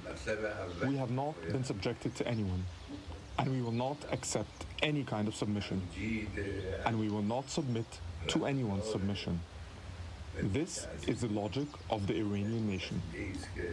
This is the spirit of the Iranian nation. And let's be very clear about this. I mean, earlier on today, overnight, in fact, US into regional time, Donald Trump had demanded the complete surrender of the Iranian regime in a post on Truth Social, the way, in 2025, it seems, diplomacy is conducted. What did you make of those comments that you've just heard there from the Supreme Leader? As, frankly, the world watches and waits for the US president's next moves in this conflict? Well, I think Iran has been trying to, if you wish, reduce the scale of this conflict by targeting just Israel for now, not targeting the US, obviously being very aggressive when it comes to the rhetoric against the US, but for, better or worse, being cautious about escalating this and broadening up the conflict. So I think there is concern from the Iranian side about the US being involved and the US targeting the Iranian side and potentially damaging even more, causing more damage. But I think even that is not enough for Iran to come to an unconditional surrender the way that Donald Trump has been asking. And I think that it's very unlikely that the Iranian side has actually reached out to the US. They have been stating that they are okay with negotiation, but not until Israel stops striking. And that resonates really with how Iranians have been operating and are likely to operate in the coming days and weeks. What did you make of what we just heard from the US president there on the lawn? Well, the messaging is very confusing. I think yesterday with the posting on X, it seemed almost that the operation... Iran is too prideful to surrender. It is not about pride. Please, don't bring in silly notions here, okay? Like Israel, when I say Israel's bloodthirsty and is like doing all of this child murder, okay? That's not the primary directive. That's not the primary motivation of Israel. Israel's primary motivation is land grabs and destabilization of all of the adversaries in the region in an effort to create complete domination over the region, okay?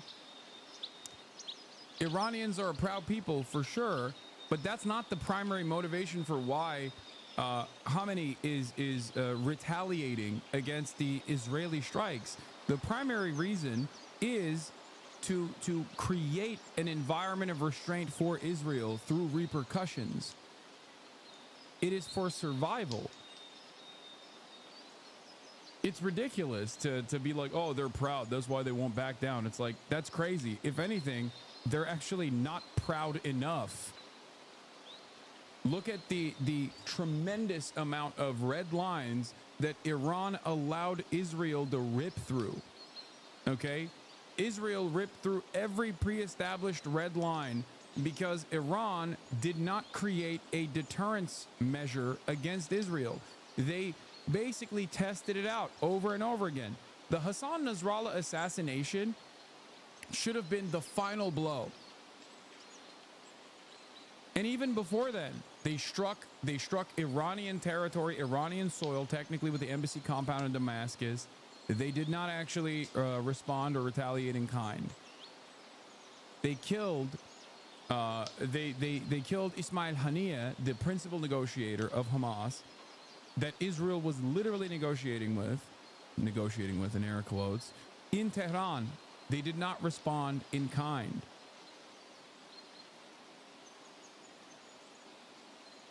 They have shown far too much restraint. They've shown far too much restraint that Israel has seen as basically a green light to do whatever the fuck they want. And that is precisely the reason why they have kept violating the red lines that Iran had set. Because if you don't actually follow through on security commitments, then you have no red lines at all. Then you might as well just say you can bully us all day, every day. You can kill as many people as you want. All day, every day. Ironically, I would even categorize their lack of interest in pursuing a nuclear weapon to be a major flaw as well. Was happening last night or tonight. We know that the U.S. Embassy in Israel has been closed until Friday, so it seemed like the time frame resonated with what we have seen in terms of the movement, the deployment of naval capability, air capability in the region, the statements issued on X, and it seemed something was going to happen in the next 24 to 48 hours. What he said about the next week is going to be big seems to kind of confirm that trend. But at the same time, you know, they kind of muddling through and saying, I may do it, I may not do it, and the sustainability also about the type of strikes that were conducted on the first day makes me think that he might have not decided, and there might be other forces that are trying to still dissuade him from doing that. It is. I mean, you know, let's be quite clear about this and very transparent about this. It is very difficult to read what Donald Trump means. I mean, how much of, you know, what he's saying is part of his negotiation. What we do know is that there is a battle of narratives out there. When I talk about a battle of narratives, that is what we are witnessing at present as we wait to see and watch to see what happens next with the US. That battle of narratives, of course, includes Israel.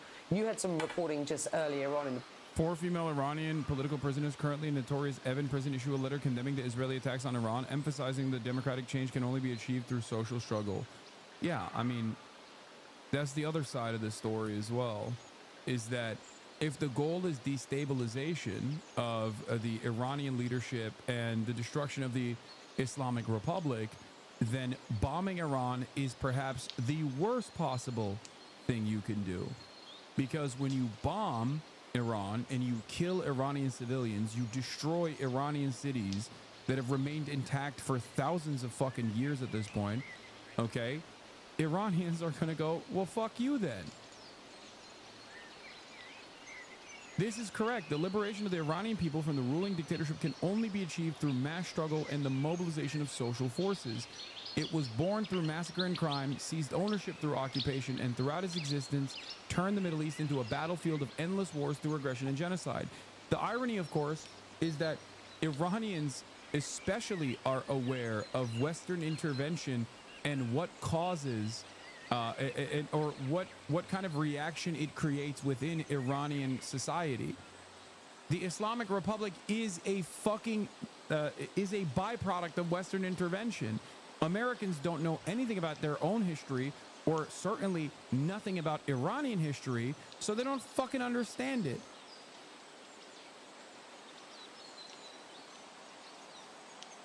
They don't get it at all. They just think like, oh yeah, we'll just fucking kill their leadership and then they'll celebrate us as liberators over and over again. These are the stupidest people on the planet.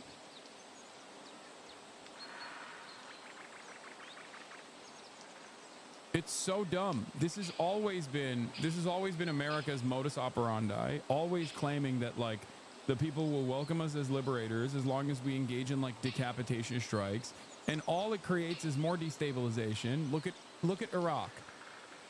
Saddam Hussein, despotic leader, very violent. What do? All right, we assassinate him. We capture him and then we kill him. What happens to Iraq in the interim? What happens to Iraq in the aftermath? Look at the power vacuum that unfolded in the aftermath of this. You leave all of these people who were previously armed, without jobs, without a comfortable way of existence. They turn around and they fucking join ISIS. They take up arms. Israel is a U.S. military outpost in the Middle East and is a representative of global superpowers after World War II rose to power in the region from the very beginning in Palestine, Iraq, Afghanistan, and most recently through genocide in Gaza. It has displayed its brutality to the world. In none of these countries was a nuclear bomb ever found, nor were there any real efforts towards uranium enrichment. Genocide needs no justification, but Western democracy, desperate to preserve its so-called image as a force for good, constantly seeks excuses to legitimize this ongoing brutality around the world. The identities of America and the fascist Israeli regime are rooted in aggression and child killing. Whether they have turned their gaze, they have brought only, wherever they've turned their gaze, they've brought only war and destruction. The attack on Iran, the killing of civilians, and the destruction of infrastructure by the Zionist regime and its American supporters are all condemned, just like their other crimes across the Middle East and the world. Supporters for Israel and reliance on its destructive power by any individual group or political movement, regardless of their dreams or ideals, must also be condemned, as it reveals only the depravity and disgrace of its backers. Our liberation, the liberation of the people of Iran from the ruling dictatorship, is only possible through mass struggle and by relying on social forces, not placing our hopes in foreign powers. These powers, driven by exploitation, colonialism, and warmongering and mass killing, have always brought devastation to this region. And for us, they will bring nothing but new forms of destruction and modern-day colonialism. The destruction of Syria's infrastructure after Assad's fall and the efforts to replicate that same pattern in Iran reflect Israel's lust for a weak and submissive Middle East. It reveals a clear truth. In the newly designed Middle East, only those regimes will survive that unconditionally accept Israeli dominance in the region. Traitors to Iran, traitors to the peoples of the Middle East, traitors to years of people's struggle for freedom against oppression know this. Your betrayal and disgrace will be recorded in the memory of the Iranian people and in history.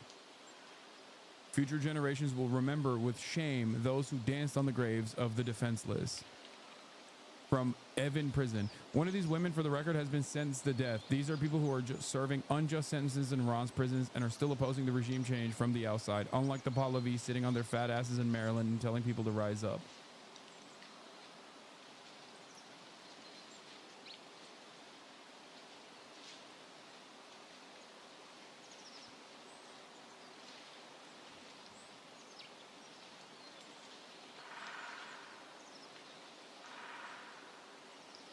Western countries' air supremacy make target populations unable to fight and retaliate, protecting Western troops and civilians. For civilians at the receiving end of that inhuman and mechanized destruction, you could argue it feels like cheating. Yes, I saw Reza Pahlavi's stupid-ass message. It's got no motion. It doesn't even have motion amongst the Iranian diaspora that's like super reactionary for the most part and constantly demands regime change.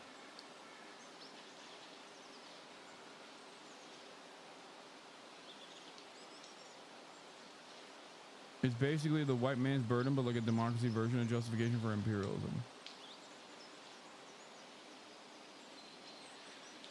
No, Americans are not even getting their notes from diaspora Iranians. They're getting their notes from a specific subsect of diaspora Iranians who think bombing Iran is actually a successful method of regime change in Iran.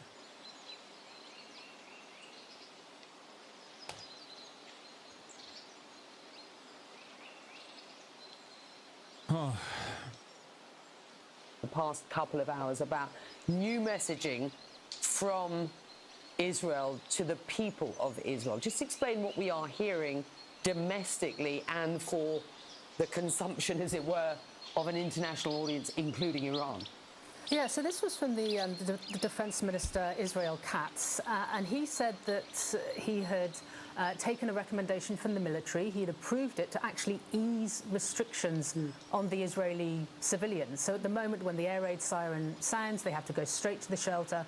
They are not allowed to leave until they get the all clear. And describe this as a message of victory. That's the exact words he used. So it's...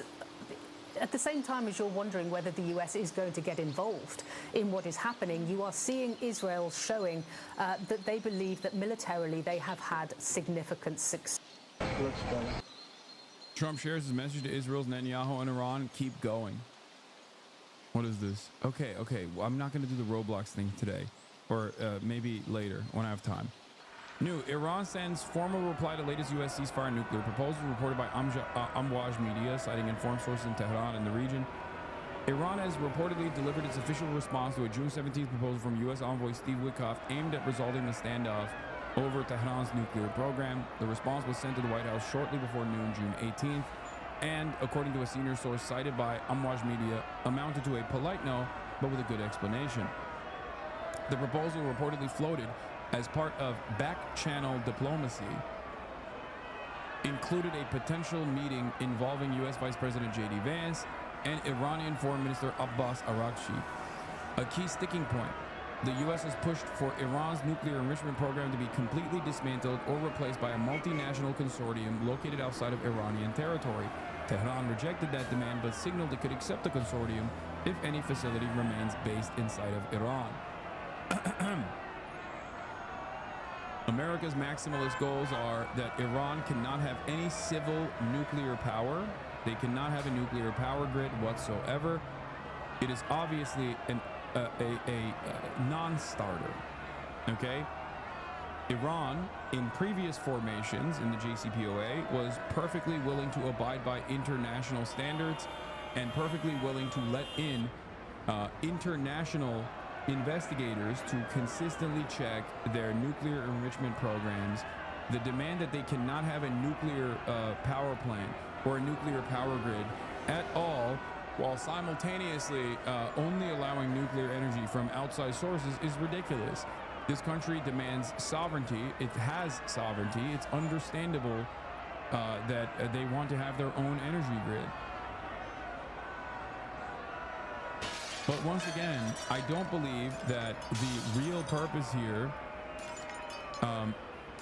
the real purpose here is to squash their nuclear energy grid at all.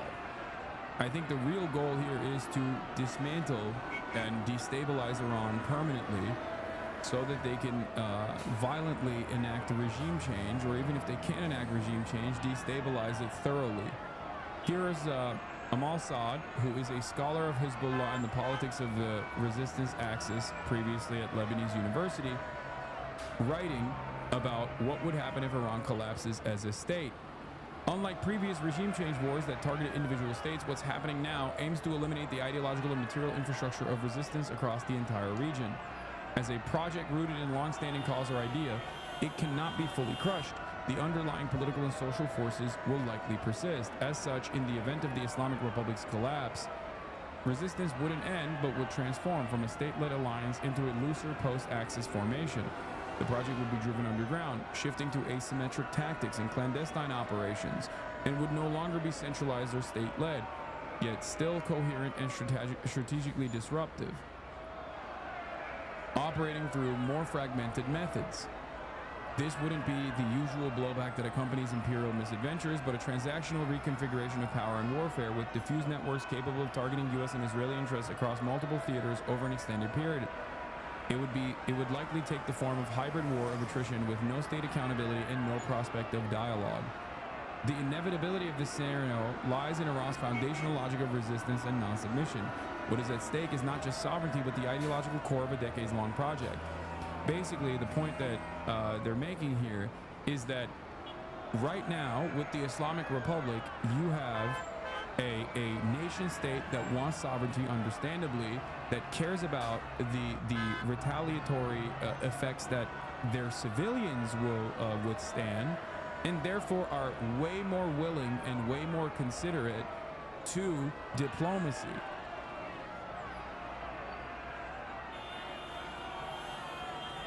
if this resistance is changed from a state structure, a centralized state structure, to a decentralized formation, that is going to make it much harder to deal with these different groups that still work to punish the entirety of American assets in the region. If the axis of resistance has no state, they have nothing to lose. Exactly. They are more willing and more capable of taking on tremendous damage. A lot more willing and a lot more capable than the Iranian government currently is.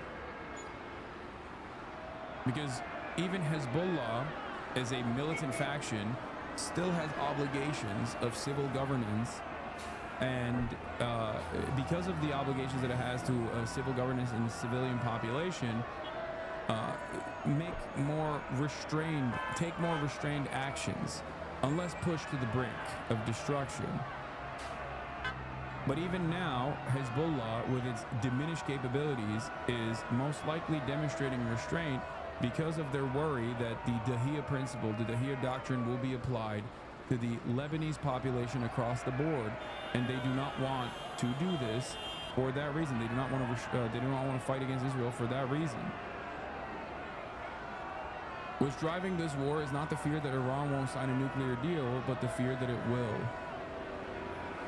Israel attacked Iran because it feared diplomacy might work. A nuclear deal could lead Iran to be integrated into a new Middle East and allow the United States to pull back from the region. The outcome that would most benefit America is the outcome Israel acted to prevent. I don't know if I agree with the inconsistencies between Israeli methods here and American methods. I don't know. I feel like they're of the same mindset. But I will say that Israel definitely does have a more militant attitude, and America certainly takes their notes from Israel as like the advisory role. That is the reason why they let Israel run amok in the region, because they do trust Israel quite a bit. They trust Israel's espionage capabilities, or at least will allow Israel to even violate their own foreign policy goals, because overall they believe Israel and America are in line, and then they are.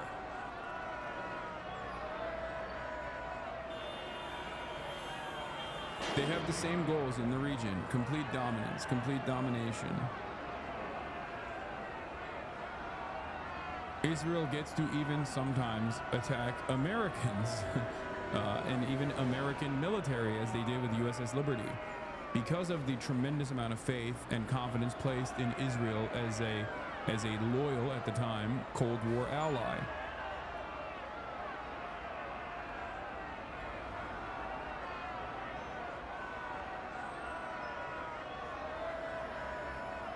Where are you getting your information on Hezbollah being diminished? What do you mean? The lack of fucking response from Hezbollah thus far is proof alone. And also the fact that their entire fucking leadership command was destroyed. What do you mean? It's coming from Hezbollah itself. Even in the absence of his ideological commitment, submission for Iran would remain on the level of realpolitik, both self-defeating and politically suicidal, as dismantling the nuclear program would only redirect focus towards its missile capabilities, which were under scrutiny long before the nuclear file, with regime change becoming the next objective should those be neutralized. Exactly. It's a never-ending goalpost shift, right? If it's not the nuclear negotiations, then it's the the missile production facilities. If it's not the missile production facilities, then it's actually the regime itself. The final goal being the regime itself. So they will always find a new reason as to why they have to take a militant stance against Iran, because ultimately Iran is outside of the scope of American influence in the region. Having said that, they are quite predisposed to diplomatic processes, and therefore, in my opinion, are willing and able to regularly with regular frequency, engage in restraint. Restraint that I sometimes think is perhaps self-defeating. Capitulation would lead to forever war and forever siege, where demilitarization, as Syria demonstrates, offers no security, and ceasefires as in Gaza and Lebanon function not as de-escalation but as war by other means. In an asymmetric war such as this one, state survival is itself a form of victory, as it was for Hezbollah in 2006. But if physical survival becomes impossible, the nature of winning shifts from a zero-sum calculus to a lose-lose scenario. The post-resistance moment that followed the weakening of Hezbollah and the Gaza support front marked a phase of reconfiguration where resistance became latent, temporarily deactivated, but not permanently dismantled. A post-Axis resistance, by contrast, would reignite the project without the Axis itself, unleashing a more diffuse and potentially less containable form of confrontation. Knowing exactly where Khamenei is at any given moment, and its obligations, the Iranian regime's obligations to its citizens, creates an environment of stability that America can take advantage of. If America keeps consistently violating the Iranian interest for diplomacy in an effort to avoid further Iranian casualties, then Iran will obviously strike back.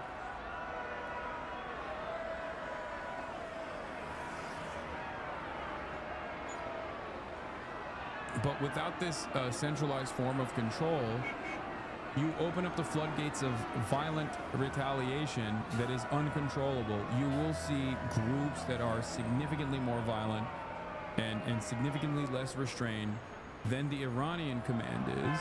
You will also see sectarian infighting as well, certainly. But this is what happened with ISIS to begin with, right?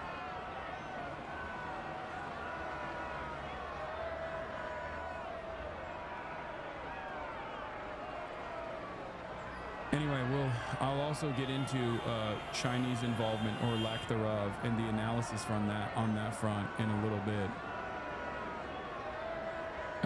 as these guys are consistently talking about like Iran involving itself against America. Why are there no ads? Great question, because this broadcast is only sponsored by you, the viewers, in the form of subscriptions. The Piker Broadcasting Service, also known as PBS, is sponsored by you, the viewers, for you, the viewers. Your subscriptions, your donations in the form of subscriptions, allow this broadcast to continue being ad-free. And also, your subscriptions in the form of a $6 subscription or a free one in the form of a Twitch Prime allow the Piker Broadcasting Service to maintain its editorial independence. Thank you.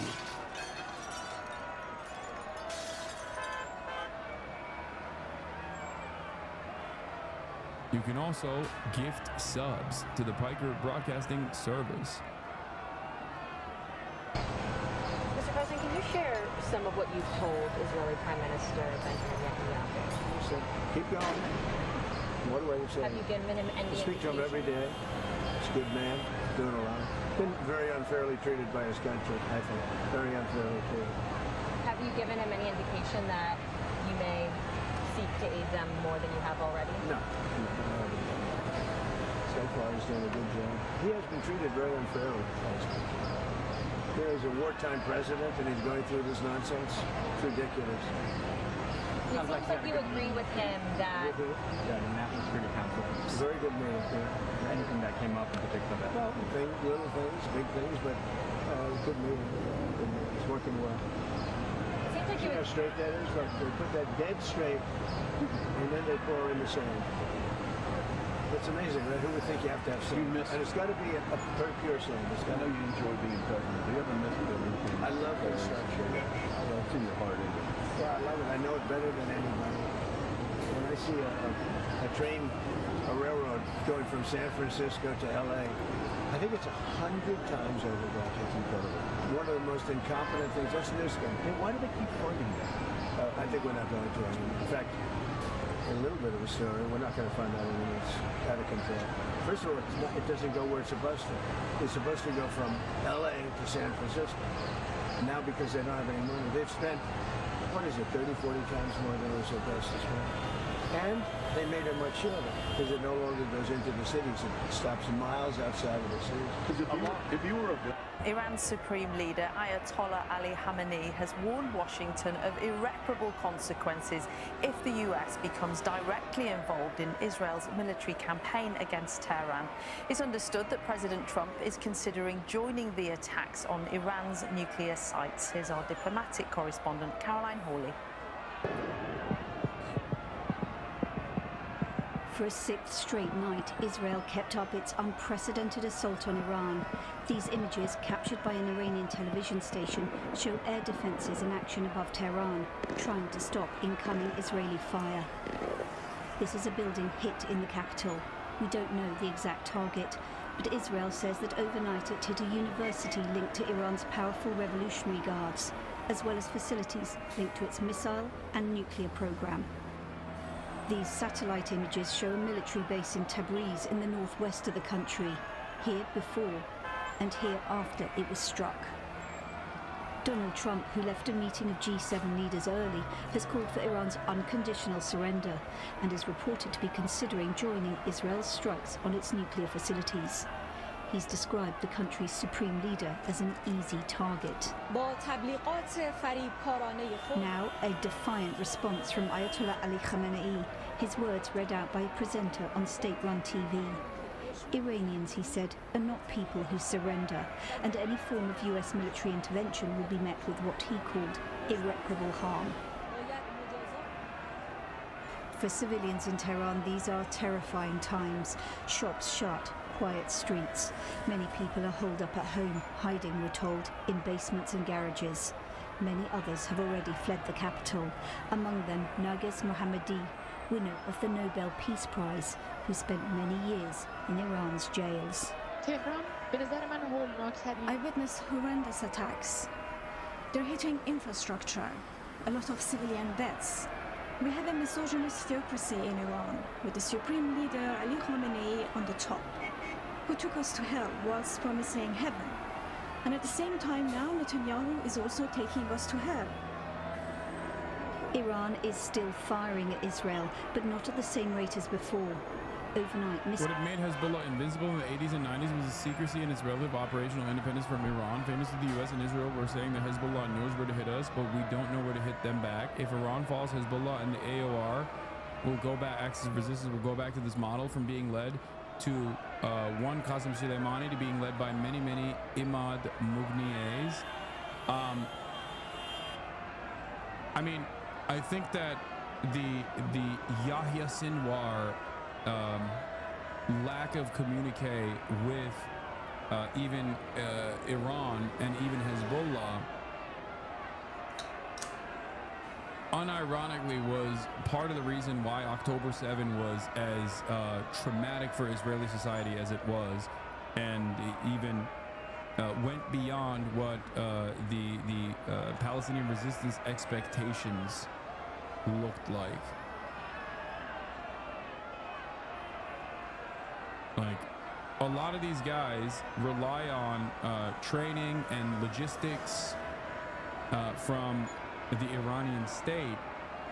Having said that, however, when they operate independently of the Iranian state, I think that it allows them to operate independently of any sort of Israeli espionage as well. Missiles were intercepted over Tel Aviv. Some limited damage reported, but no more casualties. In Cyprus, 2 repatriation flights were laid on to bring Israelis stranded abroad back home. Nobody knows how long the war will go on for, how it might escalate or end. And so many Iranians and foreign nationals are escaping Iran if they can, this the border with Pakistan. But many others are trapped where they are, everyone afraid of what could come next. Caroline Hawley, BBC News. Well, in a moment, we'll speak with our Middle East correspondent Hugo Bechega, who's in Jerusalem this lunchtime. But first to our North America correspondent in Washington, Nomia Iqbal. And Nomia, the war of words is ramping up. Here we are on day 6. But what exactly do we know about America's intentions? How far will they go? Well, the world is waiting to see what President Trump will do next. We've not had any reaction from the White House so far. There's been no flurry of social media posts from him like we saw yesterday, although that could happen at any moment. There are reports that the US is leaning towards involvement. My assessment on October 7 is not necessarily that the Israeli military had no, Israeli intelligence had no idea that it was going to happen. That is impossible. You have to be an actual fucking child to think that Israel, that has unlimited surveillance capabilities on the Gaza Strip, were looking at these dudes fucking training with parasailing over the coast and using those little fucking scooters that can fly with the Mario Karts or whatever, and they were like, oh, I guess they're just kind of having fun. I think that they definitely knew, but I think it was part hubris and part an over-reliance, maybe, on their espionage capabilities within Iran. And considering the fact that this was done without Iranian involvement, I suspect that that has a higher order of priority. Rather than what the Egyptian intelligence was telling Israel, what their own eyes were seeing. That's what I think. I think that the independence of the Palestinian resistance,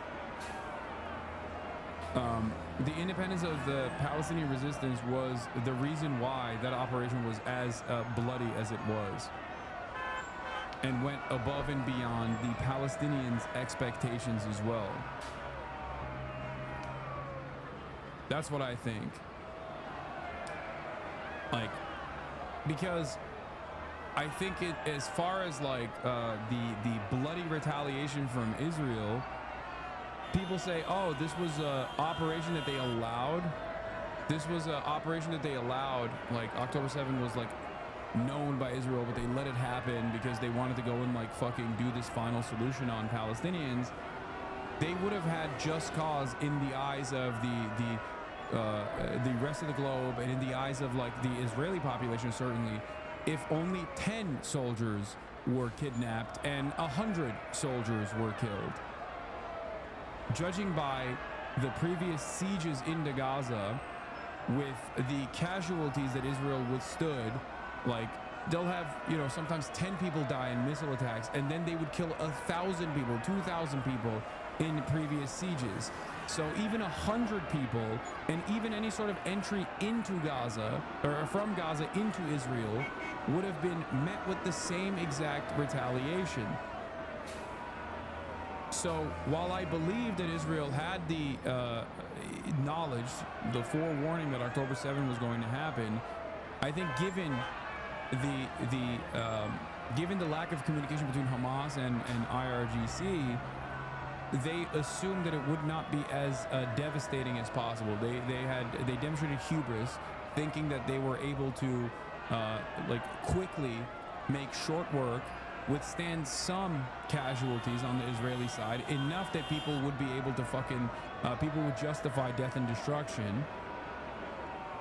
And the movement of the troop positions, for the record, come from the bloodlust demonstrated by Itamar Ben-Gvir on the West Bank. That would have never happened if, I think, they thought that this would be as severe. October 7 would be as severe. My point is, there is a finite amount of death that Israel was willing to tolerate in order to, if they had forewarning and they totally knew and this was planned, pre-planned by Israel, they would have probably wanted, at most, maybe 100 Israeli soldiers, or maybe a couple civilians dying in the process, and not 1,200 soldiers and civilians being killed, and Israeli society recognizing that they are not as protected as they possibly are.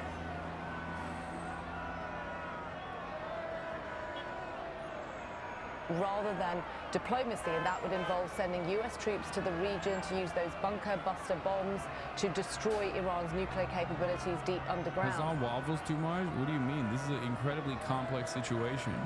And I'm also speculating on events that have unfolded and what might potentially happen. It's, you know, you want me to make like black and white assessments, but it's really stupid for me to do so, especially when I'm under a microscope in times like this, where people are clearly looking for me to slip up and say something that they can misconstrue deliberately and weaponize against me. But make no mistake, if that is what the US does, it is a profoundly defining moment of Trump's presidency, seismic. This is a man who has long campaigned for no foreign wars, attacked Barack Obama, accusing him of trying to start a war with Iran, and only back in May said in Saudi Arabia that... Yeah, they knew, but they calculated about 250 deaths. IDF knew if Hamas was planning to kidnap 250 before the October 7th attack report. Yeah. IDF had precise information about Hamas's intentions, but due to prevailing conceptions in the security establishment and possible negligence by officials, the warning signs were not acted on. I don't know. There's two different attitudes about this. There are people who think this is like pre-planned. They knew full well the full scope of the death and destruction that Israel would experience, and they let it happen specifically so they could kickstart their final solution and have a righteous cause to do this ethnic cleansing campaign in Gaza.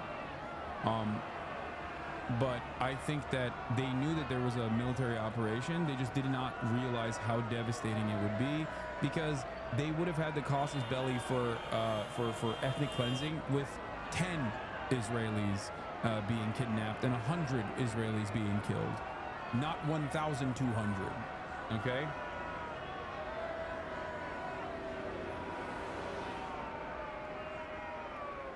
So I think it's a bit of both. I think it's like half hubris, partially relying on like the hubris of Israeli security forces, thinking that they can withstand an attack without severe penalties. The hubris of the over-reliance on their technology, the supremacist attitude that dictates that these guys are barbaric and can't actually put together like a serious military operation. They were wrong on all fronts. But in terms of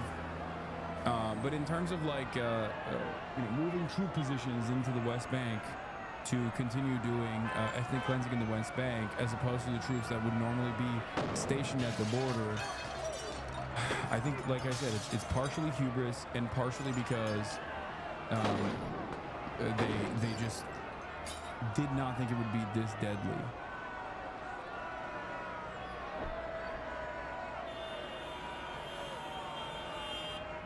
Ami Ayalan said that IOF soldiers were threatening with court-martials because of how much they were reporting the Hamas doing rehearsals, saying they've been planning something for 15 years and nothing happens.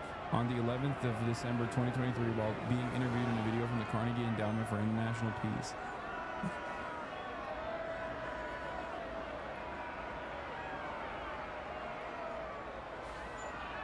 DNI Tulsi Gabbard's closed-door Senate hearing set for Wednesday has been postponed due to ongoing developments in the Middle East, a committee spokesperson told ABC News. Senate intelligence briefing postponed as tensions rise in the Middle East. They don't want to hear from the intelligence community's assessment on Iranian capabilities, because they would rather operate on faulty information or whatever fucking propaganda Israel is drip-feeding the American admin. That's so funny. Like, I don't think Tulsi Gabbard is operating as an individual actor who is like truly this anti-imperialist asset. I think she is doing her role, right? She's fulfilling her obligations to the state, but because accurate assessments of Iranian capabilities, the dangers that might present to American troop positions in the region, or even accurate assessment of like Iranian nuclear facilities or enrichment of uranium not reaching the standard of a nuclear weapon is directly antagonistic to Israel's ambition here that America has now signed off on. So they're like, nah, we don't want to hear from you. We need plausible deniability, I guess, which sounds so stupid. This was really funny as well. Scoop, this is from jns.org. The Israel planning chief of the Joint Chief of Staffs, Colonel Nathan McCormick, believes that Israel is a death cult, America's worst ally, and seeks to cleanse Eretz Israel of ethnic Palestinians, according to his semi-anonymous X account. Experts told me his post revealing travel, conversations with foreign partners, and anti-Israel rants were gobsmacking, dangerous, out of place in a Pentagon that works so closely with Israel and a potential foreign intelligence threat. Now, the irony about all of this is that this is exactly there are people of different minds in the national security apparatus, as well as amongst the generals, right? There are people who also absolutely despise Israel for understandable reasons. Now, of course, that doesn't matter in the grand scheme of things, because we know who won out. Under the Brandon leadership, we know which side of the State Department won the ideological battle. The side that said we have to restrain Israel for our own and for Israel's own security purposes lost. Many of them actually openly resigned in the process. This guy seemingly is one of the generals that was removed from their position at the Joint Chiefs of Staff for calling Israel a death cult and saying America is acting as an Israel proxy. No diversity of opinion is allowed in the Trump administration. If you say something against Israel, you should be court-martialed and shot for treason. Are you sure your stutters are your ISP and not your CPU? I think that they are my ISP.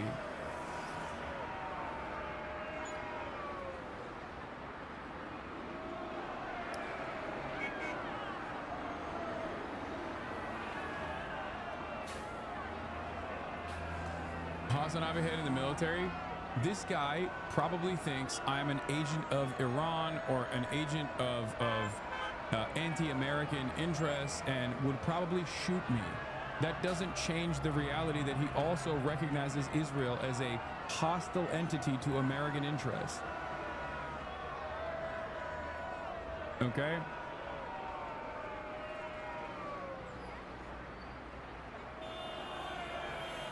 He is not a Hasanabi head. He's just someone who understands Israel's volatility and Israel's violent tendencies that end up causing harm to the American project of dominance in the region in the long run. That's it.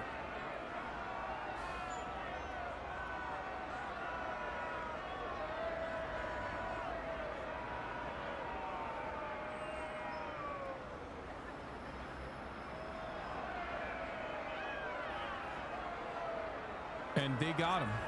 They got his ass. Yeah. Chief Israel planner at Pentagon bashes Jewish state publicly and extensively, according to JNS. I saw some of his tweets. They're very funny.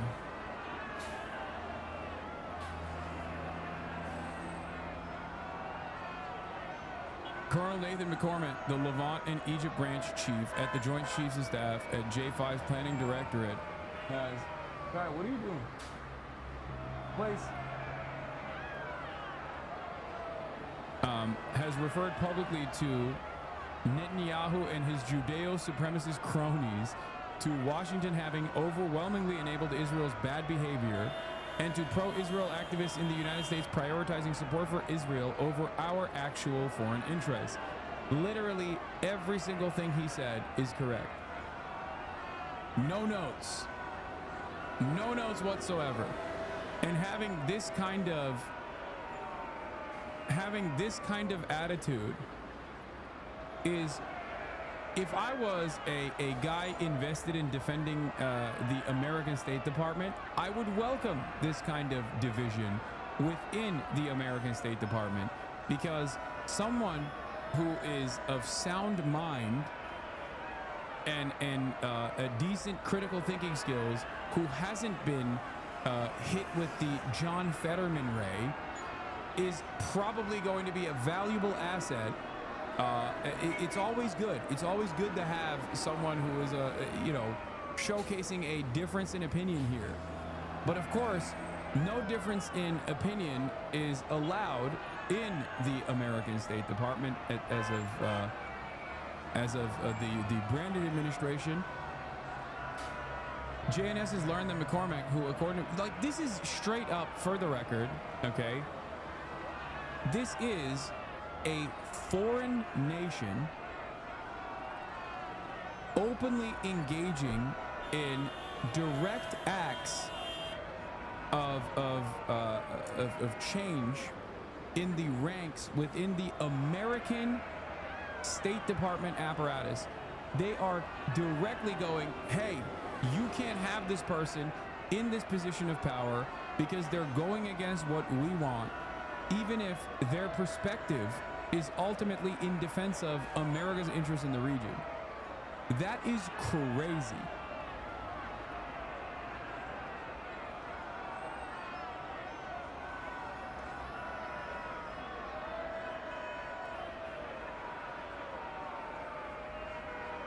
Not even the State Department, the military. The Western states go to great lengths to avoid criticism of Israel. Much of the Holocaust guilt, McCormick wrote on social media in April. Israel's actions over decades have prompted the accusations of ethnic cleansing and genocide. You know what's really funny about this, by the way?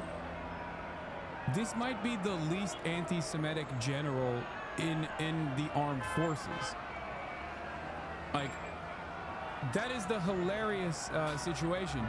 There are generals who are incredibly on board with Israel and the death cult that Israel is, that are also simultaneously the most anti-Semitic motherfuckers you ever encountered.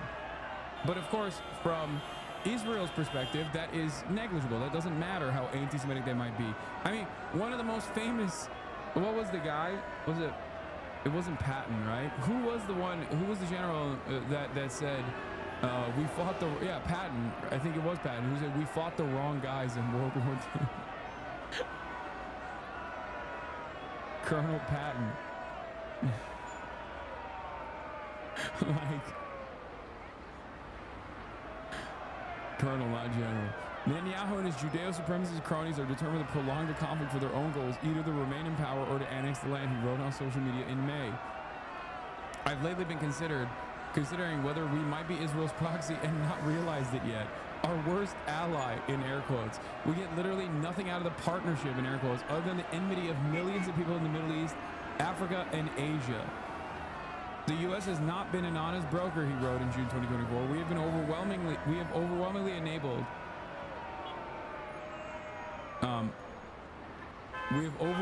enabled Israel's bad behavior. General Patton, Colonel McCormick. Apologies for getting the ranks confused. In one post replying to the idea of Gaza's potentially finding refuge outside the Gaza Strip, McCormick wrote that Israel wants to expel them and cleanse Eretz Israel of ethnic Palestinians. On October 11, 2023, 5 days after Hamas' terror attack, McCormick wrote that Israel has an absolute right to respond militarily, and civilians may legally be caught in the crossfire, but that Israel's responses always, not hyperbole, disproportionately target Palestinian civilians. I wonder why he made that assessment. Perhaps it's because he has eyes and a functioning fucking brain. You literally believe any media you read? Wait, what? Bro, how much cocaine have you had? You are gurning? Wait, what's the lie here? This guy straight up got removed from his position after this article came out. What are you talking about?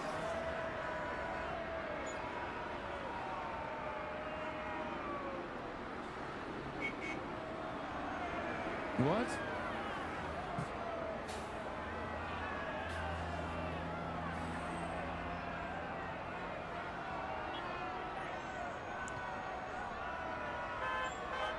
Also, JNS is not.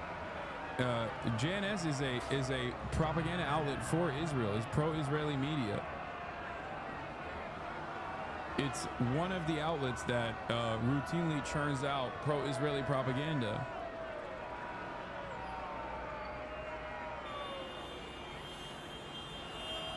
Despite some attempts to anonymize his account, McCormick has repeatedly revealed his name and job title on the platform and has posted photos of himself that match his LinkedIn profile.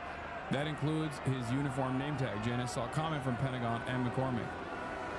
How so? What data? This is literally what I do for work every day, he wrote to someone in May. I'm the Joint Staff J5 Israel Branch Chief.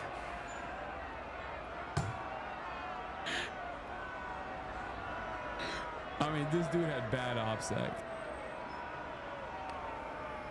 All I'm saying is, he did have very bad OPSEC, okay? You can't be fucking posting like you're in a goddamn War Thunder forum, okay?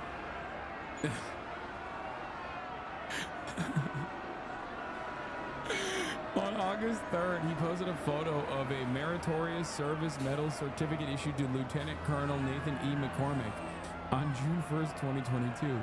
He has since been promoted to full colonel. The account is now yeeted, obviously. Shoot, I just found an MSM in a box of office supplies in the basement. I'm pretty sure it's already in my OMPF though.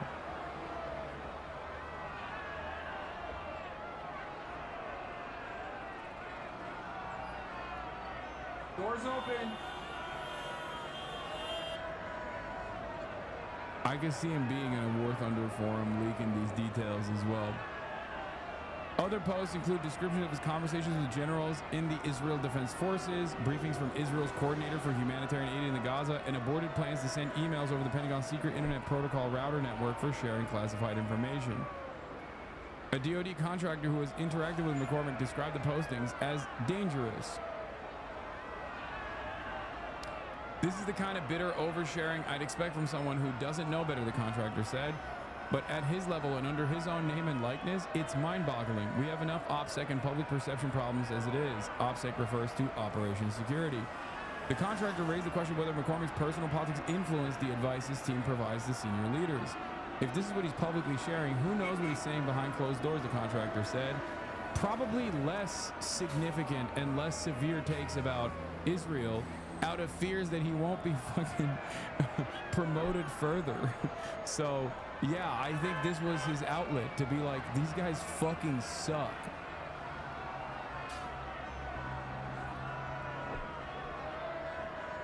Anyway, I wonder who this contractor is.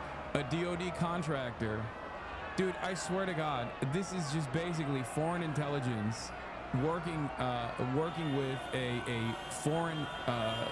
foreign propaganda outlet to rip through the ranks of the American military in an effort to squash out any sort of fucking dissent. Here are some of his other hit tweets, by the way. It's really funny.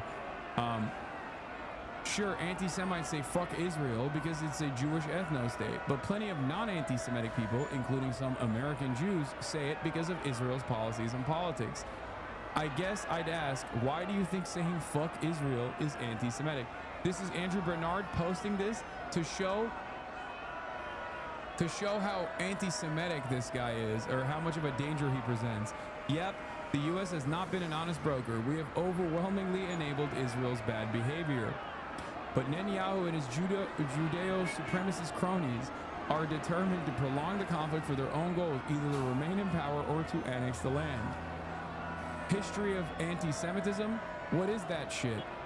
This is a retweet of Abir Khatib. All below, campaign to unseat the queen. She won. This is, of course, Francesca Albanese, who Israel sees as like the #1 enemy of Israel. Who is a fantastic orator.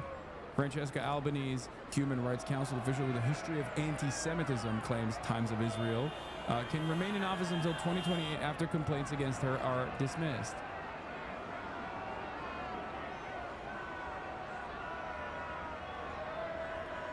Yeah.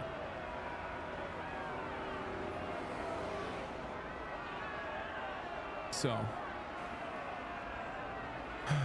Check this one. It's so sad. What is this? I don't know what that is. Come on. Stop sending me fucking unverified stuff, unsubstantiated stuff. Anyway. Let's keep going. That the era of foreign intervention was over, so lots of his supporters will be saying, what happened to that man? Could there be regime change? Well, Donald Trump also said yesterday, threatened to potentially kill the Supreme Leader, so we just don't know what could happen next. And bear in mind, if the US does get involved, how could Iran react to it? Again, we don't know, and it could put the US in a very, very dangerous moment. Nomia, thank you. Well, let's get the picture then from Jerusalem. Our correspondent Hugo Bichega is there. On the ground, Hugo, how will these words have been received, and what's the latest on the conflict from that perspective?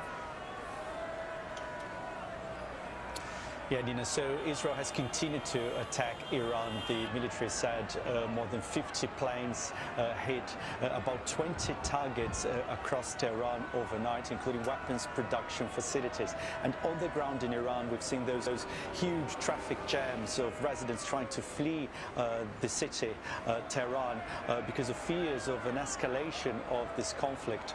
Shortages of petrol and food are being felt. Also, some cash machines are not working. So this is the impact on the population there. Now, in Israel, as Caroline said, there was a wave of attacks, 2 waves actually, of Iranian missile attacks overnight. The Iranians said they had used for the first time a hypersonic missile, which is a missile that is more difficult to be intercepted by air defenses, but there have been no reports of casualties. And we're seeing that the recent attacks haven't been as intense, which is probably an indication of the impact of these Israeli airstrikes on the Iranian military. And just moments ago, the Israeli government announced that some of the restrictions that had been imposed because of the war are now being eased. There will be, limited gatherings are now being allowed, but crucially, schools and the airspace remain closed. But this is an indication that the Israeli authorities believe that the threat coming from Iran has diminished. Okay, Hugo, in Jerusalem, thank you. Iran's Supreme Leader Ayatollah Ali Khamenei has released a statement as the conflict between Israel and Iran intensifies. He says the Iranian nation will stand firm against an imposed war, just as it will stand firm against an imposed peace. And this nation will not surrender to anyone in the face of imposition. The Americans should know that any US military intervention will undoubtedly cause irreparable damage. His comments follow another night of attacks from both sides as the conflict between Israel and Iran threatens to escalate even further. Let's bring in now Tawheed Asadi is in the Iranian capital Tehran for us. So Tawheed, listening to the statements by Iran's Supreme Leader, does it mean that Trump's demands are deal breakers rather than deal makers from Iran's perspective? Yes, indeed, exactly as you said. It seems that Iranian Supreme Leader Ayatollah Ali Khamenei is not into such proposals, as we heard from him, that Iran is not going to, an Iranian nation, quote-unquote, is not going to accept imposed peace, by which he means that in case the Israelis and the Americans try to impose some preconditions for possible negotiations on peace, Iran is not going to accept. Iran is going to continue. We at least heard 3 important messages from Iranian Supreme Leader Ayatollah Khamenei directed towards Americans in his very recent speech. First, he said that the incident took place. The attack, the Israeli strikes, took place while Iranian diplomats were engaged in a trajectory of indirect talks with the United States, and these strikes happens while Iran didn't send out any signal of harsh or military activity while it was engaged in diplomatic negotiations. Also, he said that Iran is not going to surrender. He said that Americans should know about it, and that in case there is going to be a military intervention by the United States in this already complicated, intricate scenario, there is a possibility of further escalations, running the risk of, as we speak to different political analysts, running the risk of dragging the entire region on the verge of a broad regional war. Also, he talked about the United States, and on another perspective, saying that the fact that the United States, quote-unquote, the American friends of the Israelis are getting engaged, or are planning at least to get engaged, is indicative of the weakness of the Israeli side, while while the retaliatory actions of Iranian side continues, the reality on the ground, based on what we see here in the capital, is that Israeli strikes is still continuing.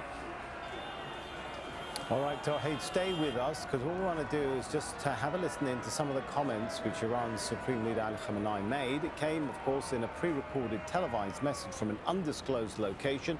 He was defiant and said Iran will never surrender. The President of the United States, in unacceptable remarks, explicitly calls on the Iranian nation to surrender. But we say to him, first, make threats to those who are afraid of them. Threats have never influenced the behaviour or thinking of the Iranian people. Second, telling the Iranian nation to surrender is not a rational statement. Wise individuals who are familiar with the Iranian people and their history would never utter such words, because the Iranian nation is not one that surrenders and will never submit to anyone's aggression. Let's go back to Tawheed Asadi. He's in the Iranian capital, Tehran, for us. And Tawheed, in the light of the rising rhetoric between the two sides, we've seen the US move more assets to the region.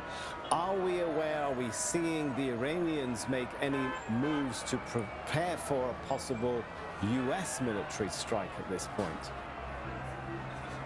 Yes, indeed, Sami. We have been hearing statements on that. First, Iranians are saying, the president and other Iranian officials are saying that Tehran is not interested at all in getting engaged and further escalate the situation, as the momentum thrives on escalations with respect to the recent developments. There is this possibility of getting dragged into this sort of further complicated scenario. We talked to one security source in this regard. He says that Iran has been prepared to get engaged in a war with the United States, and it has been prepared it for over a decade. And also the rhetoric that we speak, we listen to and we hear here in Tehran, is that Iran is saying it has got also as a part of scenarios on the table the possibility of the US intervention, but still they are saying, and that's what we heard basically from the Supreme Leader, that in case such an intervention happens, though there is preparedness, this is what we hear from the Iranian officials, though there is preparedness for getting into such kind of scenarios with the United States intervention, further escalating the situation, that runs the risk of getting the war into a really broad context in the region. And Iranians in this regard are saying that if a third country is going to use the land of any of these neighboring countries to attack Iranian territories, that's going to be a further possibility for escalating into a regional level with respect to the recent confrontation that we see. Many of you asked, what is up with China? Why has China not played a prominent role in this, despite its connection to Iran as an energy provider? Iran is an energy provider for China, obviously. They have a long-standing energy deal with Iran. And some people's response to this on Twitter has been quite funny. I saw there was the one guy who's like an anti-imperialist Chinese national, I think, but I don't know if he actually lives in America or not. And he was like, you don't understand. China has to do trade. Like he tried to frame it from like a Radlib perspective, which I thought was very funny. Let me see if I can. I mean, I retweeted this as a joke because this was very funny. It was like, Not Potato Bolshevik says, if China doesn't trade with someone for 10 minutes, they will explode. They need to trade. You don't get it.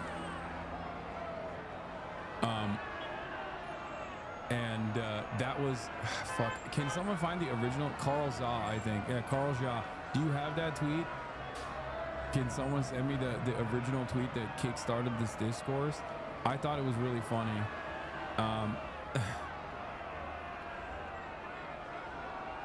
It basically was doing like, he was trying to do like a standpoint theory, but for the fucking Chinese state, which is a hegemonic superpower at this point.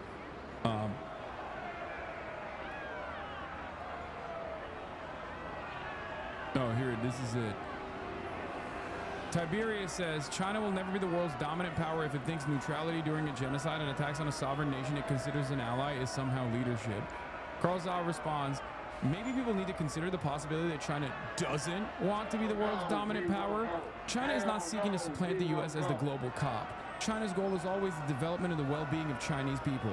Unilateral sanctions on Israel won't work because the West will supply whatever Israel needs. So it will just be empty virtue signaling. Did Iran ask China for help in the current conflict? China's certainly not responsible for the impotence of those who live in the imperial core, yet can't affect meaningful changes in their own government's behavior. China is not going to destroy the U.S. empire for you. Chinese people don't owe you anything. Now, this is a hilarious fucking post, in my opinion, because you know, China lovers in the Western world, people are not going, China, please save us. Okay, maybe some people are, but I think that there is a reasonable analysis here there's a reasonable analysis beyond like, why won't China do anything that we can't do here in the Western world?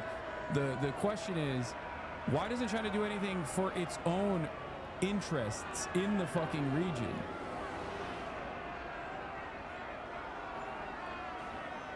Iran provides between 1/3 or half of Chinese oil. This is an existential crisis for China. They don't want to outwardly declare support, fine, but they must provide covert support, at least to overwhelm Israeli missile defenses for the time being. Yeah, it's just like, if Iran falls, I mean, the reason for why Iran must fall from the Western perspective is literally so they can move on to China, okay? Either bringing Iran through diplomacy into the banner of Western interest, under the umbrella of Western interest, which is not super likely, but who knows, because the Ayatollah has been very, very restrained, or by directly destroying the Iranian state with the hopes that they can destabilize it so that they can't be a reliable energy provider to China in general. So this isn't like Chinese defense of Iran in this circumstance would be an act of self-defense. If America's unlimited support to Israel is a defense of American interests in the region, then Chinese defense of Iran would be an act of self-defense for China's interests in the region.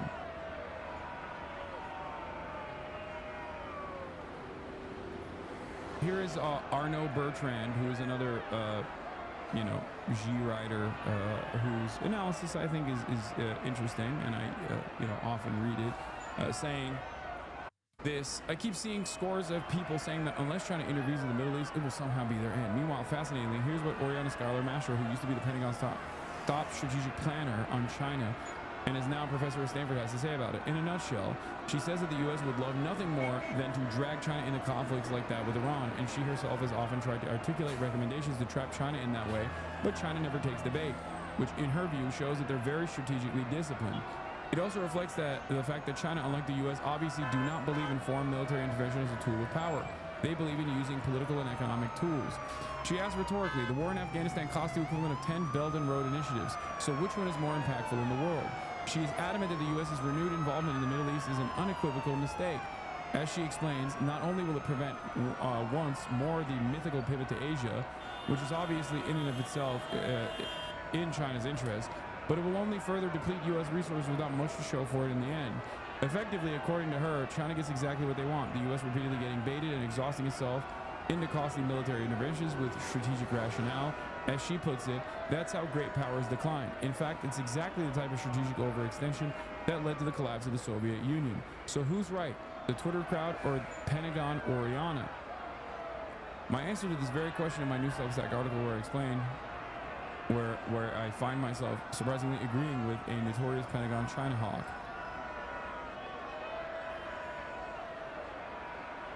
This is incorrect only because if America is depleting its resources and then they actually strike a deal with Iran that decouples Iran from China or destabilizes Iran so thoroughly that Iran can no longer be an energy provider for China, then China's fucking cooked. There's a two-front battle here for America. One, to decouple China as a manufacturing hub, from Western markets and whichever markets that America has command or control over. And that's part of the terrorist play that Donald Trump has been implementing, which has been somewhat of a failure, right? For obvious reasons, considering that no one wants to let go of the endless flow of treats that keep their population servile, especially because it's been tremendously beneficial for Western nations to continue offering products and a sea of commodities that are dirt cheap, okay? And the secondary part of this is energy going to China. If America basically dismantles the last remaining stronghold, with the exception of Russia, that is a major energy provider to China, all of a sudden, they can shut off the energy faucet of China, okay? China can't let Iran fall. It's that simple. I don't know how much of... I think that chatter was wrong when he said Iran supplies 1/3 of China's oil. I think China takes 1/3 of Iranian oil. Iran itself only takes up around 10% of Chinese energy. Like, Iran delivers only 10% of Chinese oil. That in turn is 1/3 of the Iranian oil supply, I think, or even higher than that, almost half.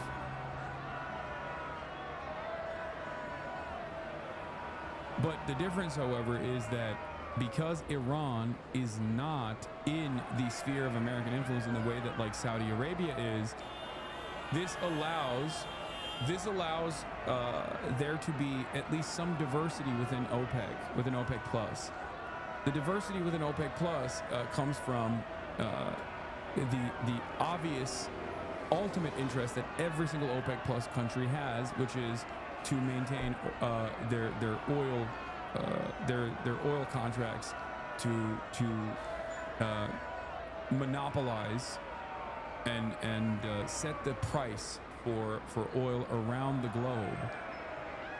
The more countries that are in the sphere of American influence, the more they can strategically make decisions to shut off the energy faucet into China. Yeah, also 10% is still not negligible. It's not like a tiny amount of oil.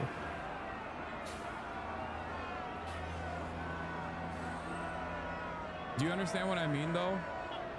Because ultimately, it's not like Saudi Arabia and the rest of the fucking oil providers are gonna turn around and be like,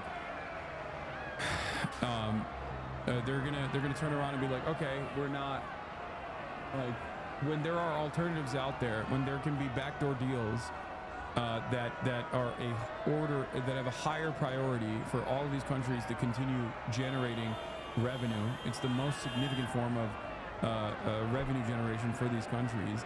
They're not going to cast that aside because America asked them to do so. They clearly didn't do so when Biden literally went to OPEC Plus and demanded that they actually increase oil production. They said, fuck off.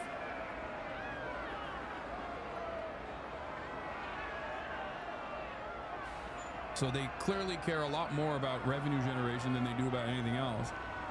But if they are all under if they are either removing a market competitor that has a lot that has shown aggression in the past against some of the other oil providers in the Gulf states, or even bring that under the banner of American influence, all of a sudden, these guys all are now playing ball with one another. Therefore, they would probably be more willing to shut off any sort of energy going to China and redirect it back to other markets, potentially.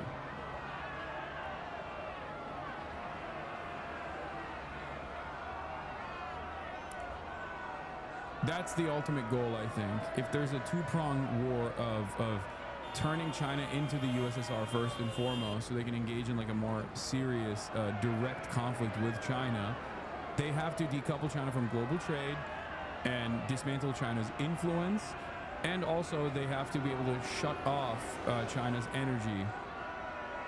And they currently can't do that with Iran being right there as an ally to China, and Russia also.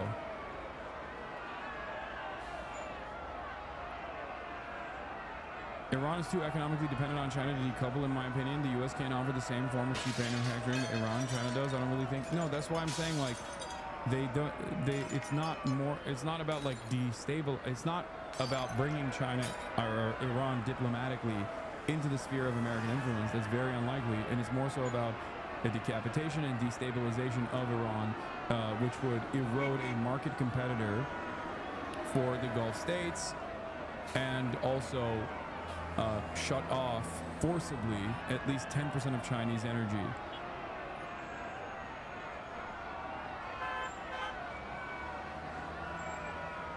That's what I think.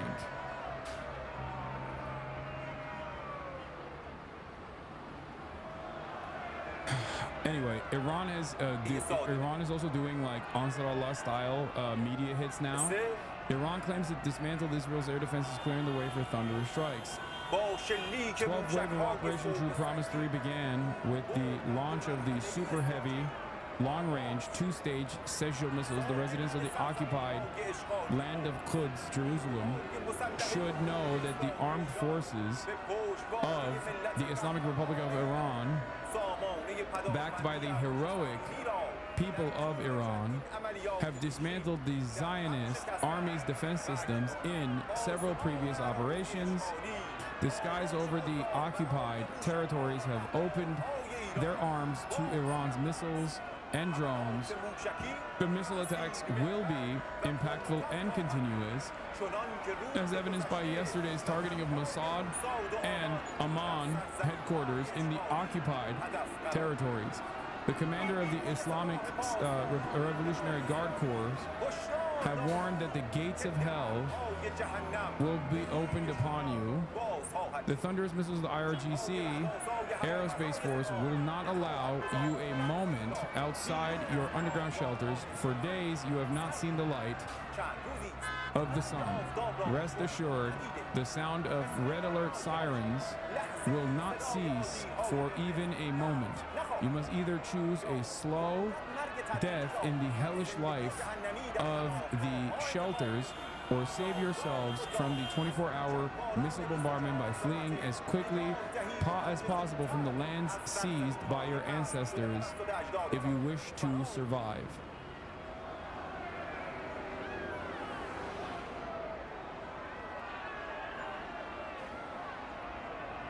But if the plan is to choke out Chinese energy and Russia is a key supplier to China, then why is the administration bending over backwards to please Russia and abandon Ukraine? What do you mean? That's a part of it. They want to do another Sino-Soviet split.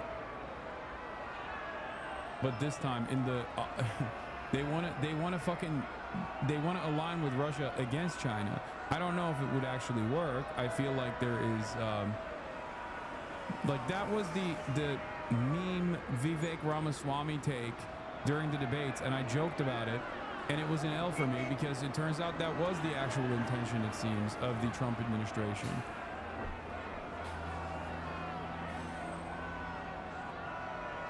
What? Another missile strike incoming? I don't know about this. Third aircraft carrier has been deployed.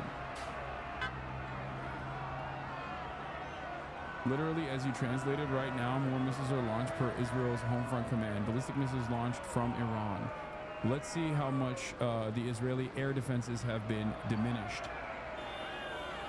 Do you think that the last few strikes were lackluster is because they were launching at the interceptors that were along the way? I don't know.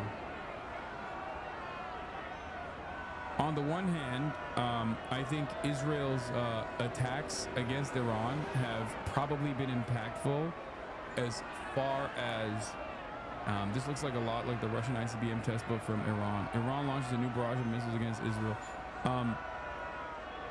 I think that their theory here is basically that the best defense is an aggressive offense, because they also understand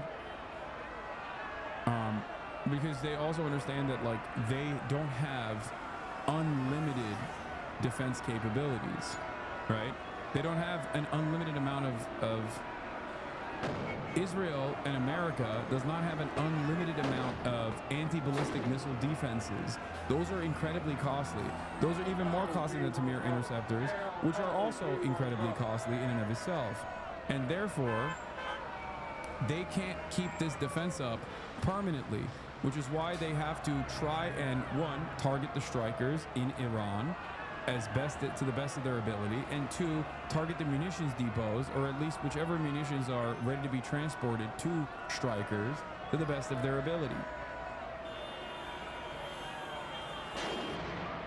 According to the Washington Post, Israel will have to choose what to intercept as its defense system is already exhausted. I mean, that makes total sense. That makes total sense. The U.S. is now preparing to deploy a... I feel like the reason why they're fucking sending the aircraft carriers is to also assist, basically assist Israel in doing the best defense is a really hard offense.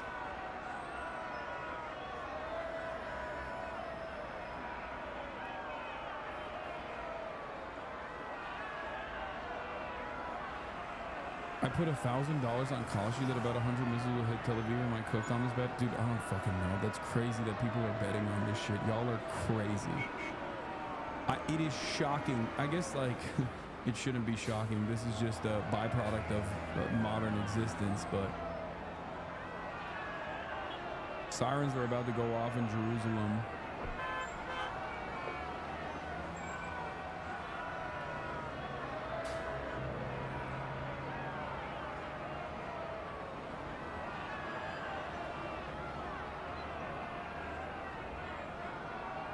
Jets are used to intercept drones and cruise missiles. No, I'm saying, yes, jets, helicopters are also used to intercept drones as well.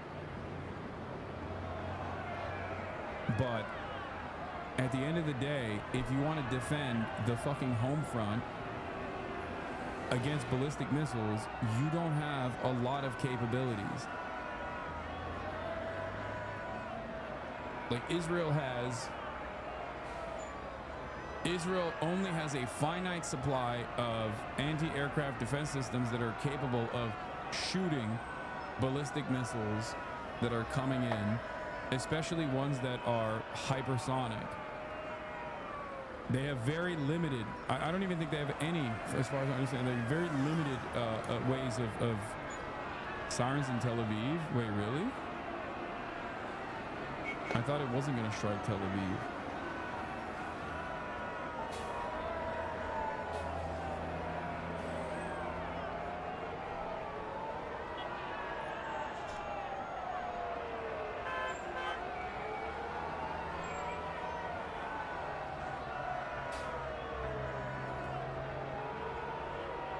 USA is resupplying Israel's defenses. I know, but there's not that much. It's not endless is what I'm saying.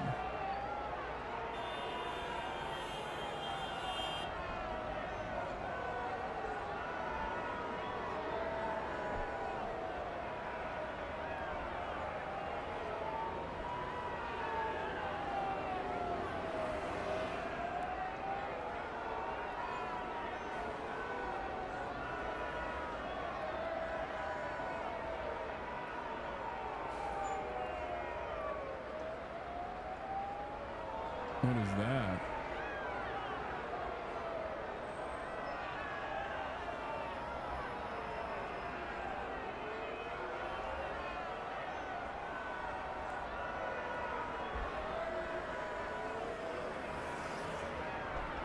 You were wondering about interception high yesterday. If you see a bluish cloud after interception detonation, it means that it was an exo-atmospheric, aka high as fuck. Well, that one I don't think got intercepted.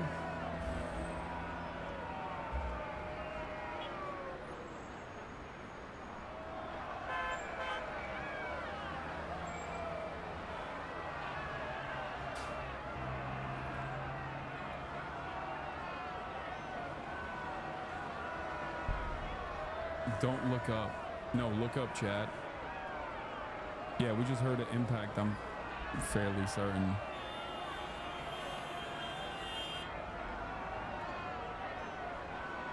I don't know if that was supposed to hit Jerusalem.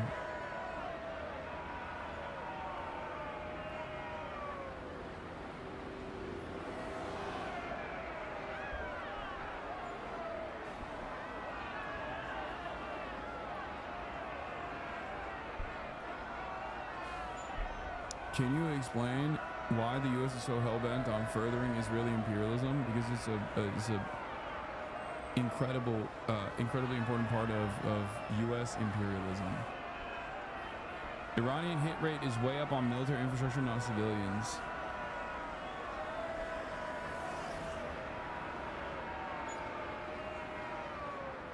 I think we just heard one impact, and that's it.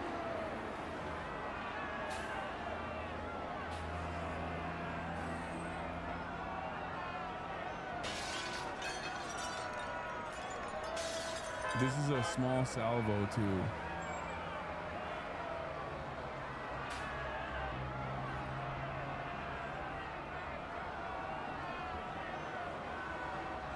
Check previous massive breaking. What? Trump privately approved attack plans for Iran but has withheld final order. The president is hoping that threatening to join Israel strikes will lead to Tehran abandoning its nuclear program. This is not new news. This is literally what they've been saying. This is literally what...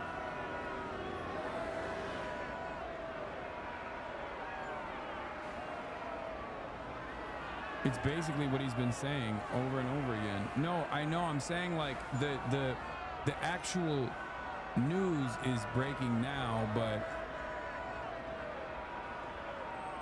this is like, oh, I'm teetering on the edge. I'm teetering on the edge. I'm gonna do it. I'm gonna nut. He's just fucking...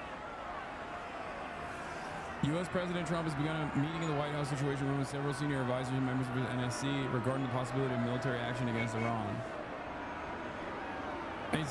I suspect it's going to inevitably happen. I go back and forth on it because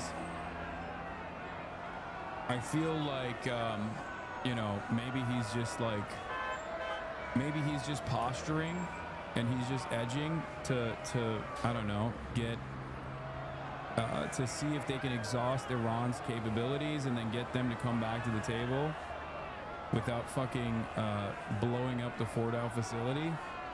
But I don't know. If their final ambition is to destabilize Iran, which I think it is, then inevitably no diplomatic solution will be enough. Breaking via the Financial Times, British Prime Minister Keir Starmer has put his cabinet on alert for a possible U.S. attack on Iran. Just 24 hours after insisting Donald Trump had given no indication he was about to get involved in this conflict, British officials said the situation was grave and volatile, while the Prime Minister's team discussed whether the president might seek to strike Iran's nuclear facilities from the joint US-UK airbase at Diego Garcia. I fucking hate Keir Starmer so much. European leaders that are incredibly servile to American foreign policy goals are some of the most despicable animals, dude. Straight up. I can't stand European leaders that fucking President Trump himself of servant to American interests. Possible minute to make a final decision on that front. Jake. All right, Jeremy Diamond in Tel Aviv, thank you so much. Let's go to CNN's Kristen Holmes at the White House for us. And Kristen, President Trump this afternoon in the Oval Office saying he has not yet made a decision on whether to strike. He says he's meeting today with top officials to discuss it. What more are you learning? Yeah, that's right, Jake, and they're having that meeting right now in the Situation Room. We've seen some of his top aides and advisors coming in and out of the White House. We saw the chairman of the Joint Chiefs of Staff, Dan Raisin Kane, as well as the vice president. So we'll see if he has any more clarity coming out of that. But he was asked today about this kind of transition we've seen him make from this acting for diplomacy, asking... Yeah, Starmer is a leftist, as in the left side of my fucking nut, dude. What do you mean he's a leftist? Get the fuck out of here. That's like saying Kamala Harris is a leftist. Shut up, stupid. What would it look like? What would a timeline look like? Is there any way to get involved in a very short amount of time? Because the one thing Donald Trump cares about is not having a long, drawn-out war that the United States is involved with in the Middle East. Now, one other thing that he was asked about were some of his supporters who say they don't want him to go, they don't want the United States to go into this war. Here's what he said. Well, I don't want to get involved either, but I've been saying for 20 years, maybe longer, that Iran should not have a nuclear weapon. I've been saying it for a long time. And I think they were a few weeks away from having one. And they haven't signed a document. I think they wish they signed it now. It was a fair deal. And now it's a harder thing to sign. And Trump, even today, has vacillated back and forth between talking about diplomacy and talking about a more aggressive act. He, at one point, said that the door wasn't closed to having diplomatic talks with Iran, and suggesting at one point that they might even want to come to the White House, which Iranian officials have pushed back on. But then at the same time, earlier, when he was asked about this response from Iran's supreme leader saying that they weren't going to back down, he said, "Good luck." So clearly, as he's making this decision, he's actually publicly giving the indication of going back and forth between diplomacy and a more aggressive stance. All right, Kristen Holmes at the White House, thanks. Here to discuss, retired U.S. Army General David Petraeus. General, the Iranian Deputy Foreign Minister spoke to CNN's Christiane Amanpour earlier today. Take a listen as to what he said about how Iran will respond if the U.S. does join Israel in attacking Iran. If the Americans decide to get involved militarily, we have no choice but to retaliate wherever we find the targets necessary to be acted upon. What level of retaliation is Iran capable of, and what do you think they might actually attempt should the U.S. get involved? Well, I think they're in an increasingly desperate position. Certainly their actions, they can take everything from just going after individual American citizens around the world, bringing up sleeper cells or something like that that have been in place, or even trying to attack U.S. bases in the region, and not just those in the Gulf states, but perhaps in Iraq, Syria, even that base in Jordan that was hit some time back. But again, I think their options are getting fewer and fewer. They might still be able to disrupt the flow of gas and oil and distillates from the Gulf. That could have a significant, but the more air power and maritime power that we get in there, once this second aircraft carrier task force is in there, they're going to be much more challenged even to take that kind of activity. In the meantime, the Supreme Leader is going to be sitting in a bunker watching his country be destroyed around him, starting, of course, with the leaders that have already been taken out, and even the successor in one case already, the scientists, and then the critical infrastructure, not just of the security forces, but of their internal energy. We saw that already with a refinery, a storage location in the Pars gas field, and then even other regime infrastructure, such as the TV tower and station that was taken out yesterday. President Trump has been changing his messaging on Iran. He went from promoting diplomacy on Sunday. On Monday, he told the 10 million people in Tehran to evacuate. Now he's weighing whether to strike, saying, quote, "I may do it, I may not do it," unquote. How do you think President Trump's public messaging is impacting Iran and their own calculations on what to do? I have to think that they're very, very worried. They're trying to prevent us, to threaten us, to prevent us from taking out that deeply buried site within the mountain at Fordo, which, as your earlier reported noted, only we have the munition. By the way, that's not just a bunker buster, that's a mountain buster. 30,000 pounds, massive ordnance penetrator, quite precise, and we only have the aircraft and the crews trained to actually carry out that mission. And again, I think they have to be more and more aware of the increasingly desperate situation they're in. Israel now has arguably air supremacy. They could even fly during the day as long as they don't descend to an altitude where the heavy machine guns, about the only real air defense that's left, could take them out. They're just picking off targets one by one, and the missile math is now running very much against them. And that's essentially how many more interceptors does Israel have relative to the number of launchers and missiles that Iran has left. And as more U.S. assets get in to help out, destroyers and so forth, to complement those in the Eastern Med, that will shift even more decisively to Israel's favor. So, General, today on Capitol Hill, the Senate Armed Services Committee had a hearing, and senators questioned Secretary of Defense Pete Hegseth about plans for Iran, and specifically for what would happen the day after taking out with the mountain buster, taking out the nuclear enrichment program. Take a look. Oh my God. Have you commissioned any day after planning? So any force protection, any use of ground troops in Iran, any cost assessments, have you authorized day after planning? As I've said, we have plans for everything, Senator. What do you think some of those plans might be specifically? Well, there's going to be a range of plans here, although I tend to think that while there might be some for boots on the ground, that would not be an option that the president would approve.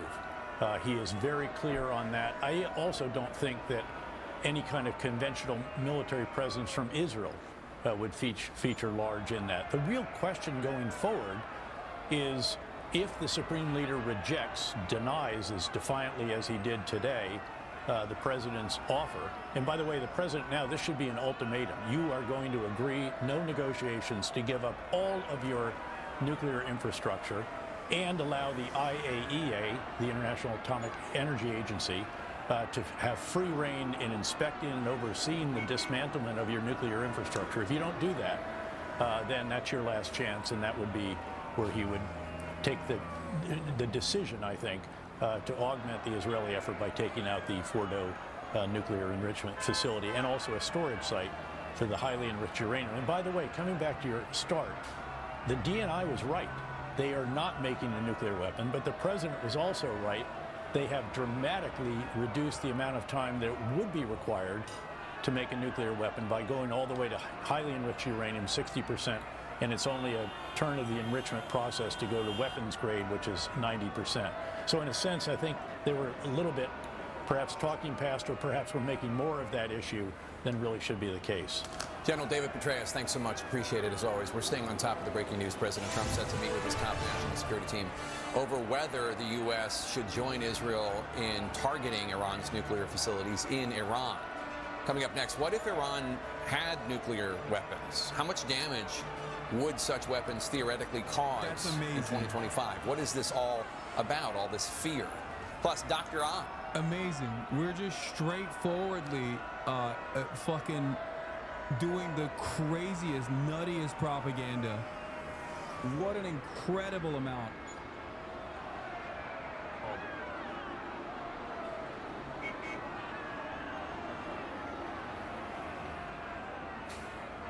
I mean, no difference. No difference. Not even a blip of difference between fucking Fox News and CNN. Not as straightforward as what someone like it'd be expected. But I really think it's going to be a that occurred moments ago. Sirens activated all around the coast, and there were ballistic missiles spotted over Nablus and Jerusalem. At least one appeared to be intercepted. Another possibly made impact. Has been that the U.S. doesn't want to become involved in another conflict in the Middle East. Now, all right, let's get back to this. Deputy Foreign Minister Ravanchi, thank you for joining us on the program. Thank you. Good to be with you. Okay, tell me what is going on. What has been damaged? How close to your headquarters? What can you tell me exactly about what's happening right now? We have been witnessing an act of aggression, a clear case of naked aggression against Iran and the Iranian people since 5-6 days ago. We were about to start new round of talks with the Americans on Sunday. That was 15th of June. And 2 days before, we were attacked by the Israelis in the middle of the night. They attacked residential areas. They attacked paramedics. They attacked citizens who are just sleeping in their homes. They attacked our university professors. So this is a crime against humanity, pure and simple. Okay, so Mr. Ravanchi, they also attacked your military leadership. Your intelligence headquarters, we understand now, has been hit for the domestic control. They've attacked and tried to take out and damage your important nuclear sites, the centrifuge sites, the uranium enrichment sites, and others. They are causing a lot of hardship and damage to your regime. Do you believe that? It seems that from here. No, as I said, they have been involved in an act of aggression, and they have, martyred our military people as well, along with many Iranian citizens, and they have no boundaries. They attacked everywhere. So you mentioned attacking against our nuclear facilities. These are safeguarded places. It is a crime in accordance with the international law to attack a place which is safeguarded under IAEA rules. So unfortunately, the Americans and some Europeans have shielded the Israeli regime not to be criticized at the board meeting, the Board of Governors, IAEA Board of Governors meeting, and also at the UN Security Council. So it's a shame to all those who are protecting this regime. Okay, let me get to a few things. Clearly, you must be concerned. You must be worried that more leadership targets will be hit. You have the supreme leader, your ruler there, Ayatollah Khamenei, the Ayatollah, has come out and said that you will never surrender in response to Donald Trump. But I understand also that things are pretty bad for you and that you have tried to reach out to the US and to Israelis to try to get some kind of negotiation track back on track. Is that true? No, that's not true. I do not share your assessment. We are not reaching out to anybody. We are defending ourselves. Although we have always promoted diplomacy, but we cannot negotiate under the threats. We cannot negotiate while our people are under bombardment every day. So we are not begging for anything. We are just defending ourselves. And we have an experience of 8 years of war against Saddam's aggression back in the 80s. And now we are defending ourselves against the Israeli regime, which is being helped by Americans, which is being protected by Americans and some others. As you know, the Israelis are much more sophisticated and powerful than Saddam Hussein ever was. That was some 40 years ago. This is a much bigger order of magnitude. As you know, also, President Trump is publicly weighing whether to join the strikes and whether specifically to hit, for instance, the very deeply buried Fordo facility with the very big bombs. What do you think? What are you reading? Do you think the Americans will get involved, and what would your response be? We don't know. If the Americans get involved, directly, definitely our hands will not be tied. We will do whatever necessary to protect our people and our interests. The Americans have been collaborating with the Israelis, although they have said it that they do not have anything to do with this conflict, which is not true. But if they decide to be engaged militarily, direct military involvement in this massacre, definitely we will do whatever necessary to protect ourselves. And by the way, Fordo is another protected site based on IAEA rules. So that will be another instance of a crime which is being done, unfortunately, by Israelis and Americans, which is prohibited under international law. I'm going to get to that in a moment, because the Israelis say their intelligence said that you were moving towards weaponization and they had to act now. But I'm going to ask you that in a moment. But first, do you believe that what is happening is regime change targeting or regime destruction targeting? How do you assess the removal of a big layer of military commanders and what President Trump said about Ayatollah Khamenei, that he would be an easy target if they were to decide to take him out? How do you interpret this? Is this about regime change? I don't know about their intention. Just ask them what the intention is. But we will do whatever necessary to protect ourselves. And we have the experience of, as I said, 8 years of war during Saddam's era, when everybody was helping Saddam. So you say that you should not compare Saddam and Israeli regime, but do not forget the fact that all the world were behind Saddam at that time, and we were the ones who resisted. And now there is a very strong cohesion within the Iranian society to resist aggression, to resist foreign interference in our domestic affairs. So you ask the people who are in Tehran, ask the embassies, ask the people who live in Tehran these days, and ask the morale of the people. And you will understand that the Iranians are behind their government because they are facing a foreign aggression which will be resisted. I'm going to get to that in a moment, because you all were very surprised when Assad fell. You didn't know that he was that unpopular with his people, and he fled at the last minute. I'm going to get to that in a moment. But first and foremost, I want to ask about... She's going nutty mode. This is like... Cristiano Amanpour, I don't know if she's Iranian originally, but holy fuck, she's normally pretty solid on foreign affairs. I do feel like this is a level of bias that I would say is unexpected.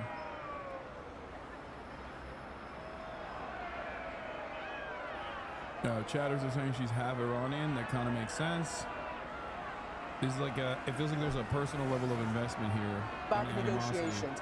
President Trump has apparently told allies and friends that he felt he was being played by the Iranian government, that there was no, willingness or immediate prospect of you agreeing to the conditions of, of a negotiation. He said he gave you 60 days, and on day 61 you still hadn't come. Why? Why didn't you agree to the terms, and do you believe you had a 60-day deadline? No, nobody can put any deadline on us. When we negotiate something, the two sides have to agree on a timetable of the negotiations. This is point number one. Number two is that we really doubt the sincerity of the Americans in the course of 5 rounds of discussions that we had. We had good discussions, and at the last round, we were given, some document by the foreign minister of Oman, and apparently both sides felt that that was a good document to be worked on for the next round. But before the next round started, 2 days before the next round started, the aggression took place. So this is a betrayal of diplomacy. Yeah. This is the betrayal of our trust to Americans.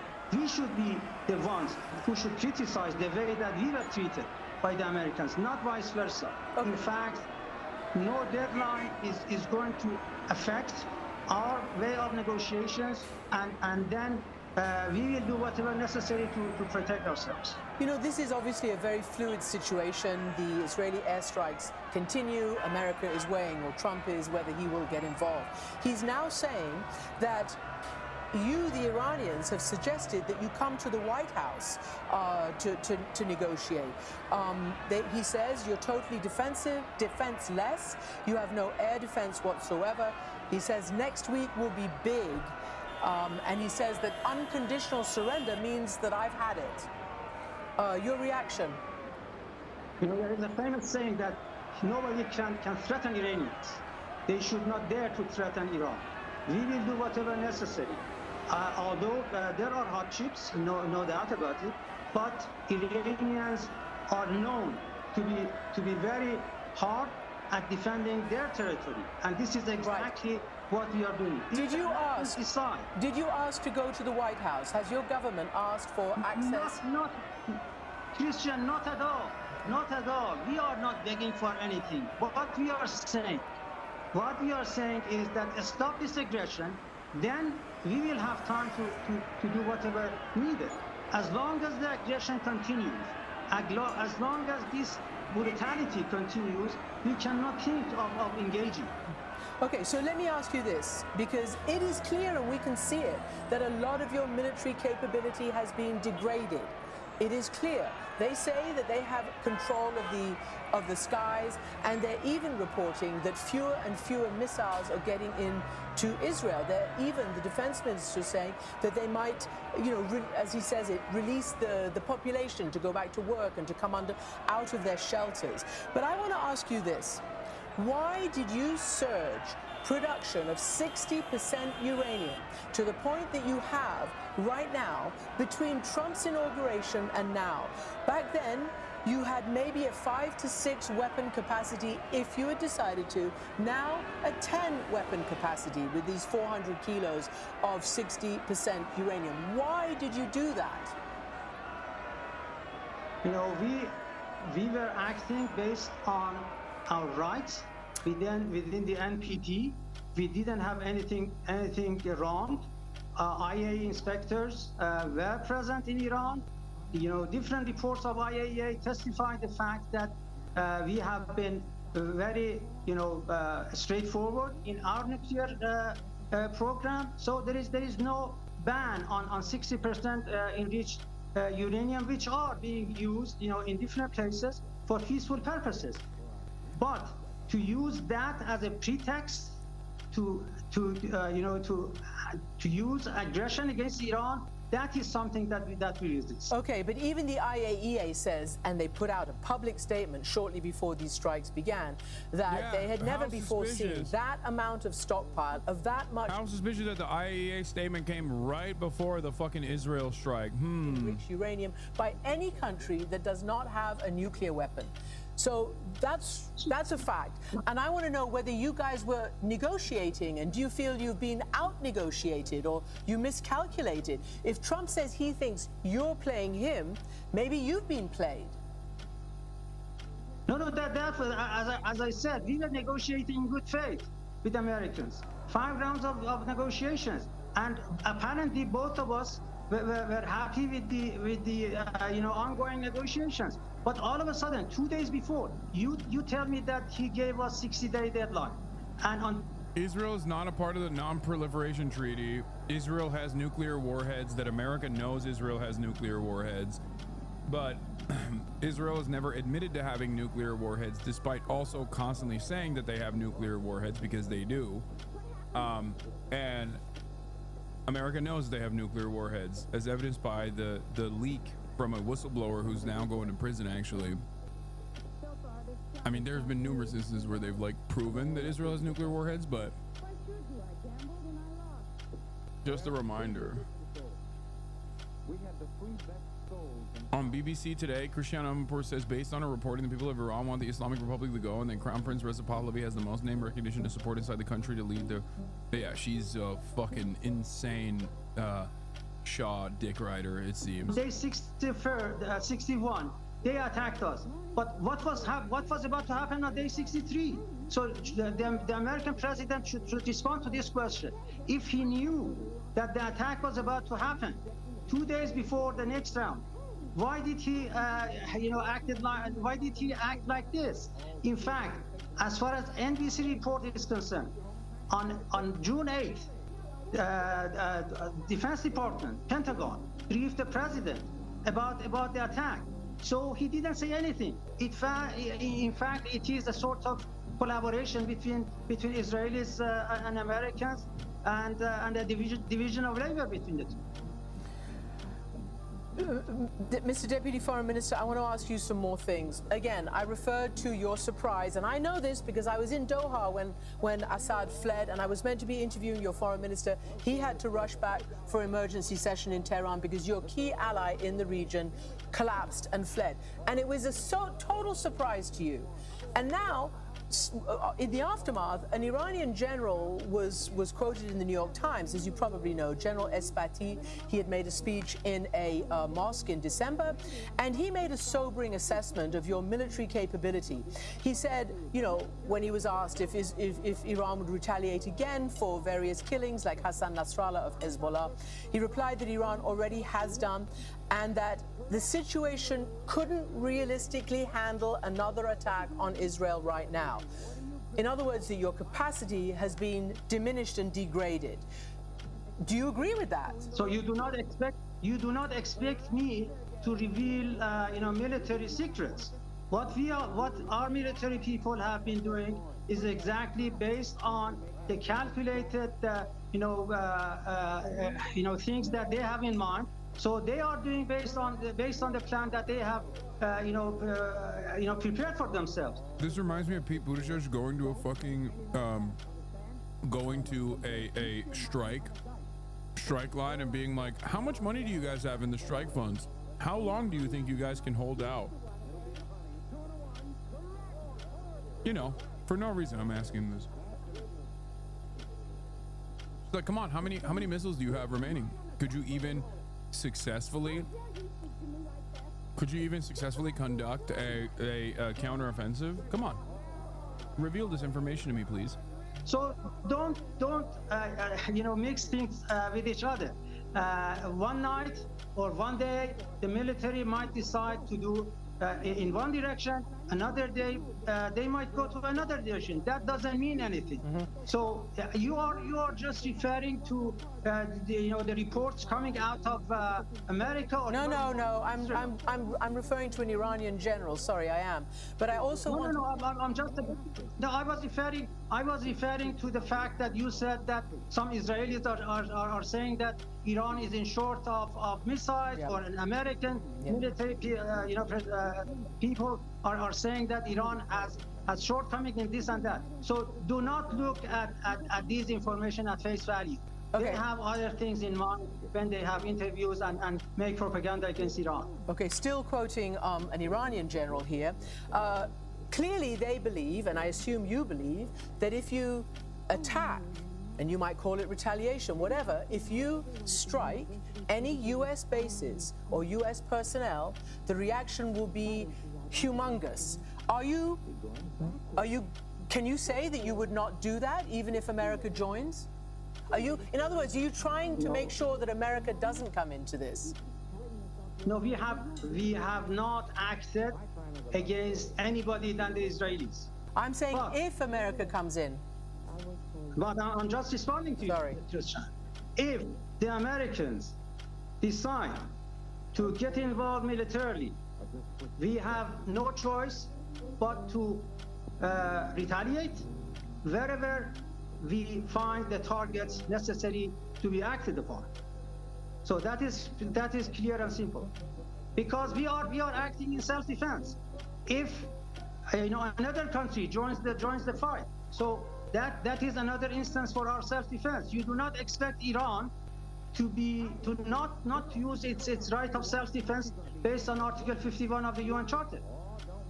And finally, because I don't want to lose this line, it's been very difficult to get through to you, about regime change or regime destruction. Again, after the fall of Assad in December, there were many reports from, coming from inside Iran, how pundits were talking on state television, on Telegram, on all sorts of chats, how Iran had misjudged the dynamics, particularly, in your closest ally. There you were, propping him up. You were the ground forces. You were his ally. And he fell, and it took you all by surprise. So, do you believe that you have a handle on what your own people are feeling? What if you're taken by surprise and they take this? Oh my God, this is such fucking... This is ridiculous. This is... I mean, I've never seen Christiane Amanpour behave like this. Like, she is a professional journalist with a tremendous amount of experience. It's shocking how she carried herself throughout this. It is a new level of unprofessional misconduct. Like, actually alarming how bad she was in this interview. Like, you can conduct a interview that is adversarial. You should, right? This is still a state leader, right?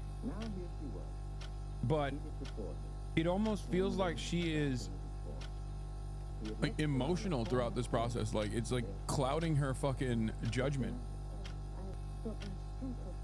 Like, she uses this as an opportunity to like bully the fucking Iranian official instead of trying to extract information out of him. Like, even the one part where he says she asked, like, will Iran retaliate if attacked by America? That already has been mentioned. It's been mentioned by Khamenei. He said, if American forces, we've redirected some of our arsenal and crossed up the line of sights against American troop positions in the region. If America attacks us, then we'll attack them back.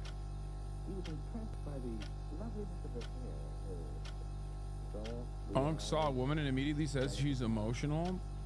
No, I think she's not emotional necessarily, but like incredibly biased, and so biased that it like is clouding her judgment.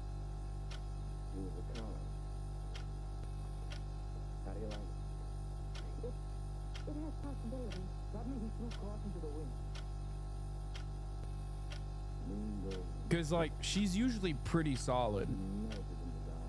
As a reporter, I would say, as a reporter at CNN, I mean, she is literally one of the top reporters that CNN has. We've watched a shit ton of her interviews. Yeah, I think there's an emotional investment in the process.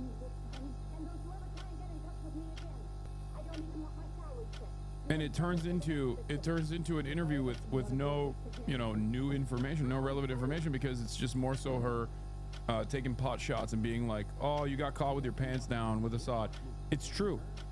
They did. But perhaps the better question in this circumstance would be, how? What is your intelligence assessment that led to a major gap between what your internal assessment was with respect to Assad regime's infallibility and the actions from NATO-backed forces in the region? Like, how do you think happened? How do you think this happened? That is an appropriate line of questioning that you could actually potentially derive new information from. Just being like, lol, Assad fell and he was your ally, you guys fucking suck dick, can't wait for the same thing to happen in Tehran, is like odd.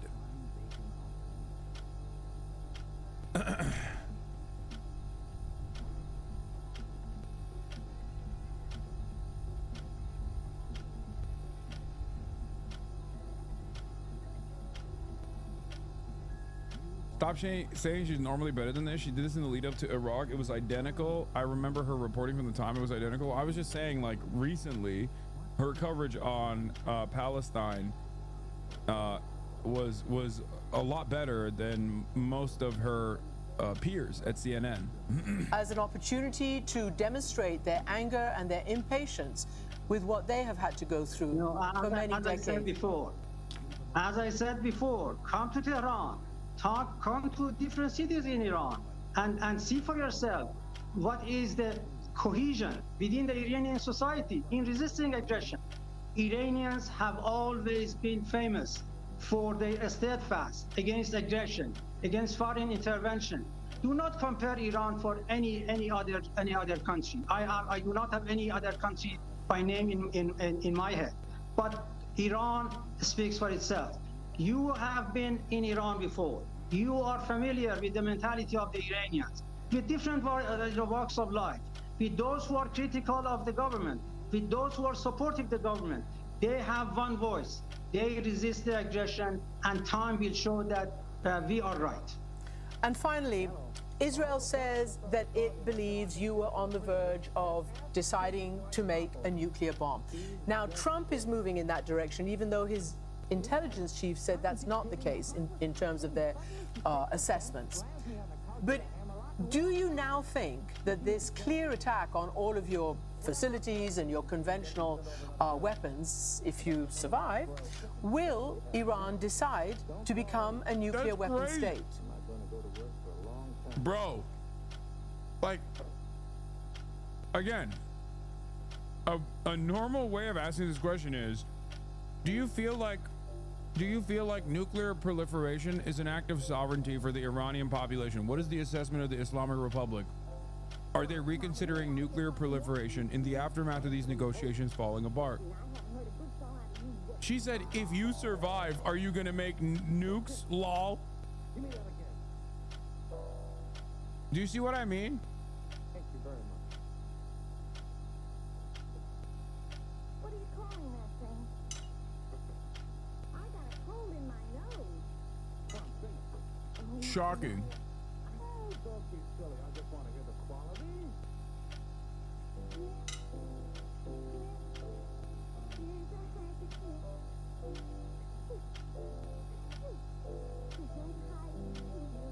No, we will survive. That is for sure. This is the point that I need to emphasize.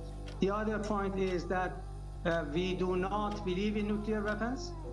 There is no place in our defensive doctrine. Nuclear weapons have no place in our defensive doctrine.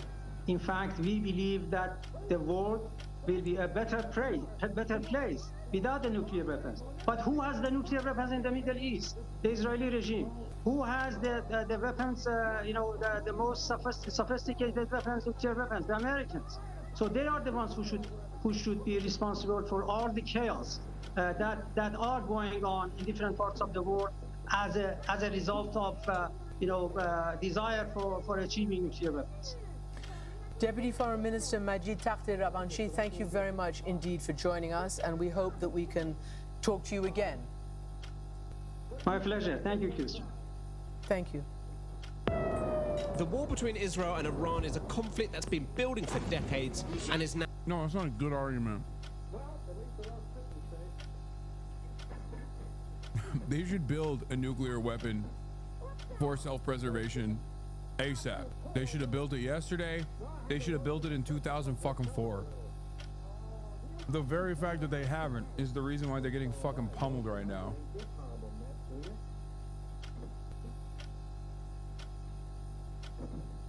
They should have built the fucking nukes when Benjamin Netanyahu first said Iran is moments away from building nukes in 1993.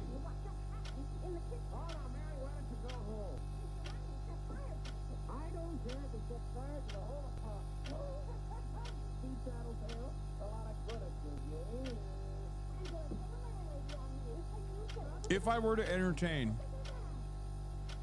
that religious fundamentalism plays a role in the governance, in the affairs of the Ayatollahs, I would say, number one, it creates tremendous resentment. It breeds tremendous resentment and becomes a national security concern for Iran, as we have seen, like the religious fundamentalism. And two, potentially the fucking fatwa for non-nuclear proliferation, like weapons-grade nuclear proliferation, is a major fucking L.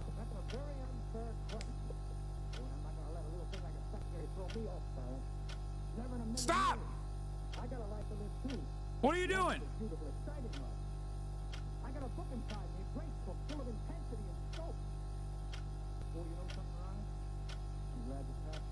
The fuck do you mean? Oh, we got a religious dicta that we must follow, that we can't make nukes. Get the fuck out of here.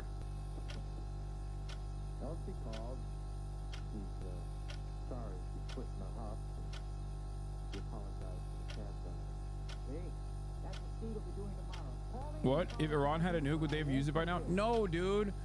Nukes are not for fucking using. It's for keeping safe, okay? That's it. You're supposed to look at them and every now and then show and remind people that you have them. That's it.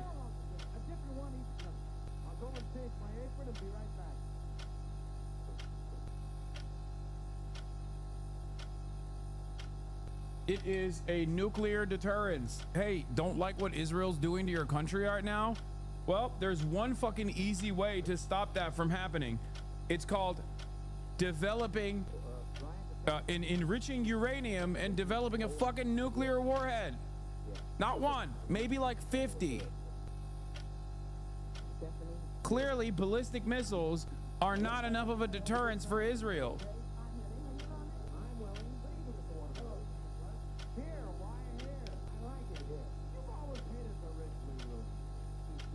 Yeah, one simple trick. Politicians, one simple trick Israeli politicians don't want you to know. You develop nukes and they can't fuck you over. Yeah, it is haram to produce such weapons. You are only allowed to produce protection. Good job, man.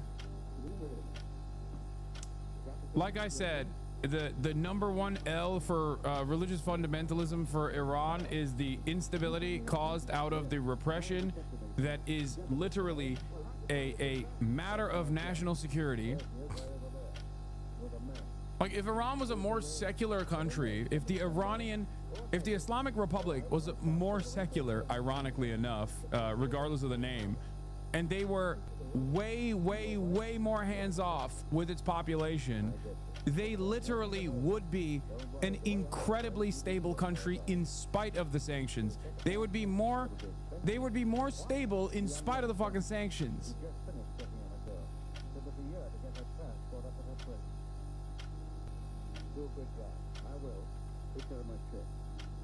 this isn't like a dumbass perspective as far as like, oh, women should be able to wear bikinis. Like, that's not what I'm talking about. Don't be stupid. The second part of this would be if they also had nukes, they would literally be a more stable country and would be secure.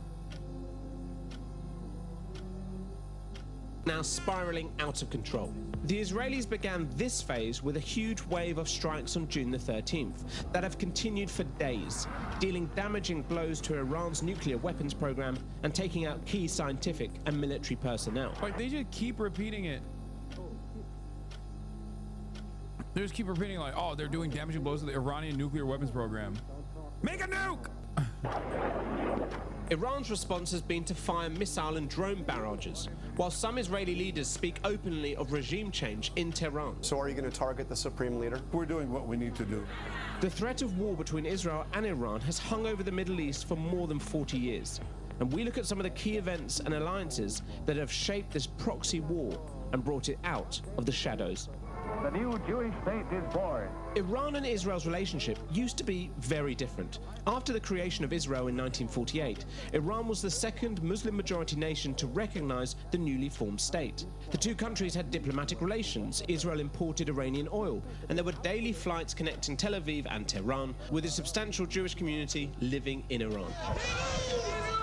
But then came the Iranian Revolution of 1979.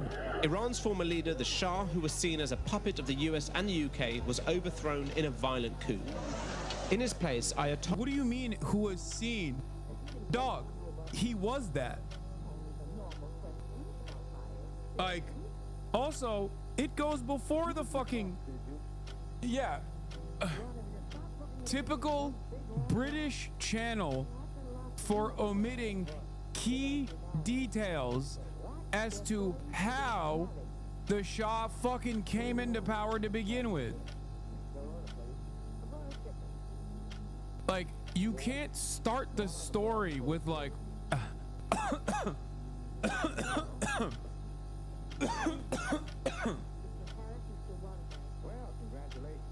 you can't start the story at the Shah. You can't start the story there. You have to talk about how we got there to begin with. And at most, like, they didn't even talk about like how brutal and how repressive of an autocrat the Shah was.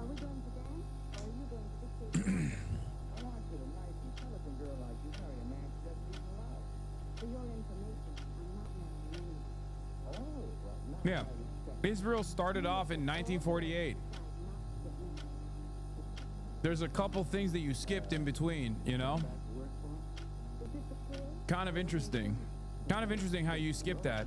Possibly because you're fucking British and played a formative role. Your government played a formative role in the Shah's implementation. Ayatollah Khomeini took power, and from the very beginning of his rule, the new religious republic described Israel as an enemy of Islam, the little Satan to its powerful ally America, the great Satan. Yeah, I wonder why they were saying that. Well, perhaps there is no reason. Perhaps if you package the events that unfolded up until the Iranian Revolution, yeah, it doesn't seem appropriate for them to feel this way, right? Like you said that they were claiming that the Shah was a puppet of America and Great Britain. How interesting.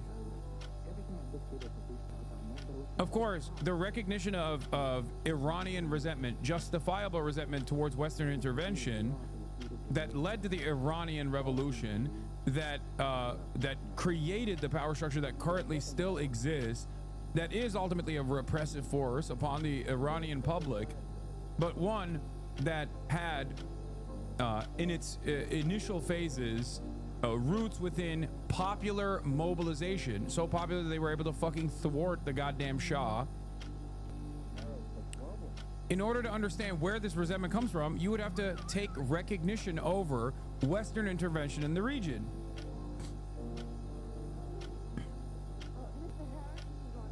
This is important to understand. The reason why this is important to understand is because if you don't understand this, you will never understand the Iranian public sentiment overall, or why they might be a little bit more skeptical of Western intervention beyond what you hear from the Pahlavi dick riders that you hear in your communities that go, oh, I am Persian, I want a glass Iran, one day I want to go back and eat kubide. Yeah, you will never understand the actual attitude and the anger and frustration that people feel both with the Islamic Republic, but then also simultaneously an insurmountable amount of anger and resentment towards the West for blowing them up. Okay, Western interference in Iranian affairs is quite literally the reason why the Islamic Revolution happened. Okay, the Islamic Republic was able to succeed. It is fucking idiotic to make no note of that whatsoever. Iran embraced the Palestinian cause, handing the hastily abandoned and ransacked Israeli embassy in Tehran over to the Palestinian Liberation Organization under Yasser Arafat. Iran, under its new leaders, called on all of the Muslim world to unite against Israel.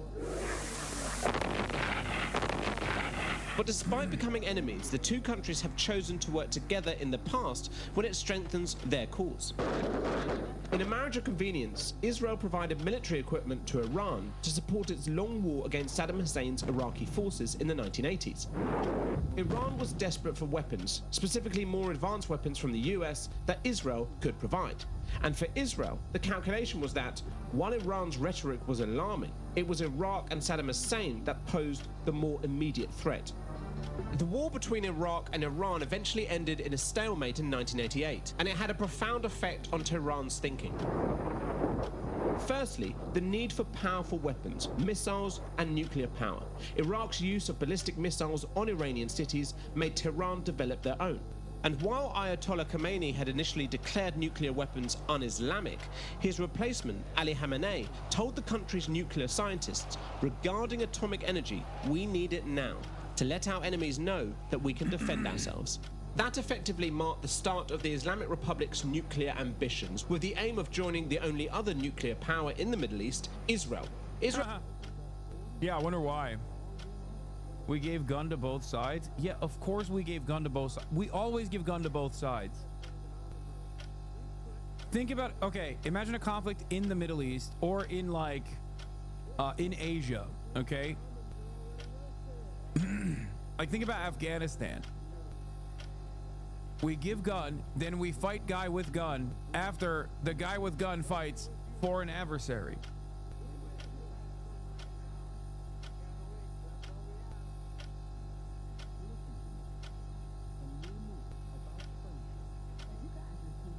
Israel itself does not publicly acknowledge it has nuclear weapons, but it's believed to have been developing an arsenal since the 1960s. And secondly, the war in Iraq exposed how isolated Iran was in the region, with Syria its only real ally in the Middle East. The end of the conflict now allowed Iran to focus on building not just the state, but also its alliances with anti-Israel forces in the region. As far back as 1982, even as the country was... I think the biggest L in the aftermath of the Iranian Revolution was the undermining, death, destruction, and suppression of leftist forces that also obviously mobilized in what could be considered like a proletarian revolution. If they had more diversity in their ranks, Iran, I think, would be a genuinely different country right now. Leftist L's? Wait, what? That's not a fucking L. What do you mean? They're not. How are they supposed to? You think they would be on board with their own demise? No. Obviously, allowing any sort of leftist dissent, allowing any sort of communism to exist in the aftermath of the Iranian Revolution would be not so beneficial for Western interests as well. Do with that information what you will. I'm not saying anything. I'm not pointing any fingers. But obviously, considering the initial coup that British Petroleum, the British government, along with the United States government, in the initial intervention was seen as a necessity due to like a little bit of leaning towards social democracy from the Iranian population, an act of sovereignty, a demonstration of autonomy, a democratic demonstration of autonomy. Okay, considering that was a major fucking problem for them. Iran has always historically been this this massive country, this massive power player that terrified the West, because God forbid they would become a Cold War ally. There was never any proof that Mossadegh was in any way, shape, or form involved with the USSR at all. He was a moderate. He was a nationalist and a moderate. But that was enough. That was enough because it harmed the potential future interests of British Petroleum. It was named something different at the time. I forget what it was called. But that was a major reason. I think most of the killing came when Saddam invaded, even though they were mass imprisoned before. They used the MEK siding with Saddam to wipe them out. Yeah, socialists got a fuck reputation when MEK sided with Saddam during the existential war that fucked all hopes for a socialist Iran. Anglo-Iranian Oil Company. It was the Anglo-Iranian Oil Company.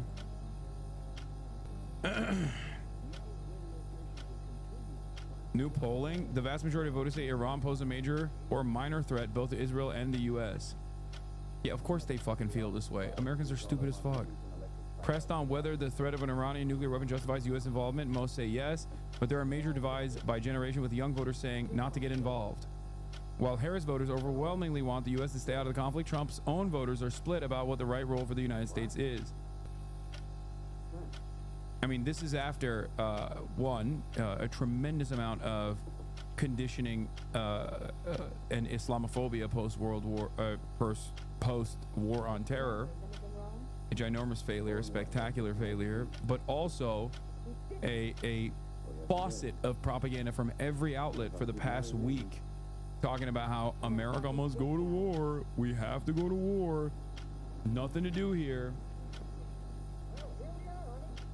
Also paired up with something that I always say, the American median voter's mind is an enigma, okay?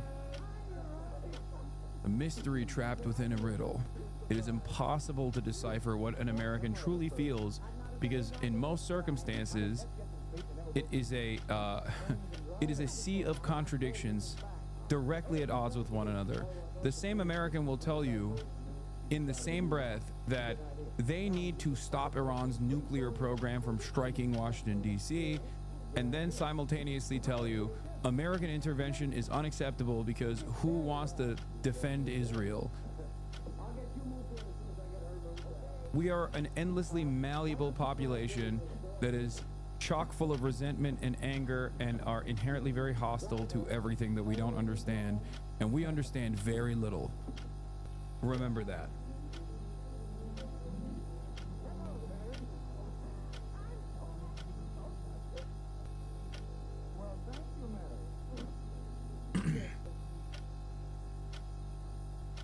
Let's continue with the history. Receiving weapons from Israel, Iran helped the formation of Hezbollah, a militant Islamic group fighting Israel in Lebanon. Iran also backed Hamas and Palestinian Islamic Jihad in Gaza, which were formed in the 1980s, and they also supported the Houthis in Yemen, who emerged in the early 1990s. Iran supported the Assad regime in Syria throughout his reign, and following Saddam Hussein's removal from power in 2003, Iran has backed dozens of Shia militia in Iraq.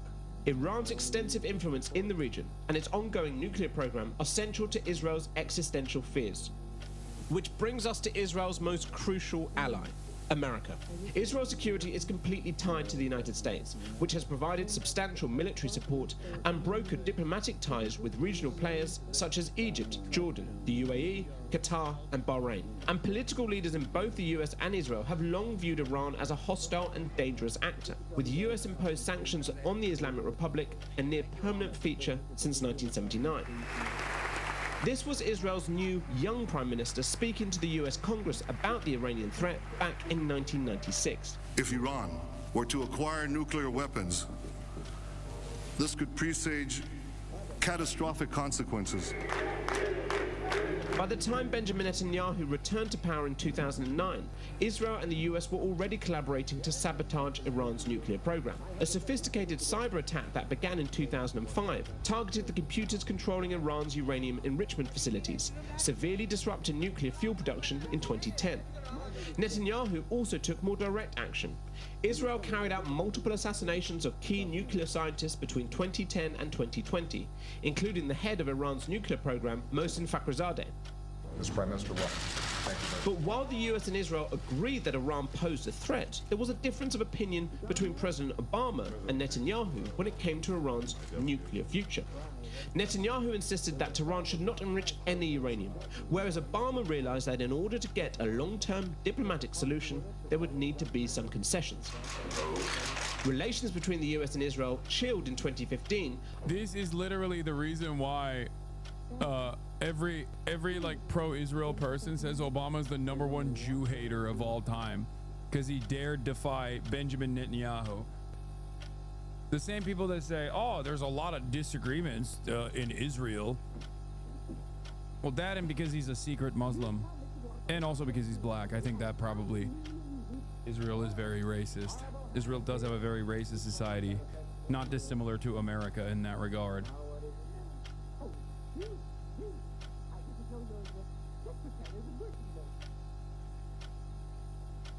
Well, no, they're doing the same fake poll psyop crap they did during the Ukraine debacle. Only 16% of Americans polled think the U.S. should get involved in Israel's war against Iran, while 60% oppose U.S. involvement.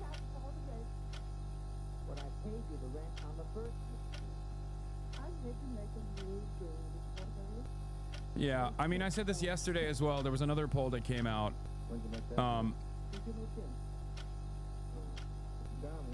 It could be, again, the 3 factors that I mentioned, but it could also mean like a fucking bullshit consent manufacturing poll.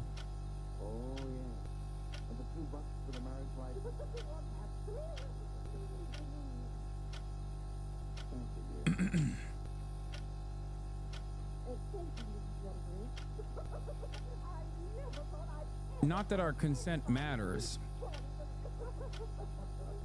Those polls are only as important as you can point to them to say, you see, people are on board with this.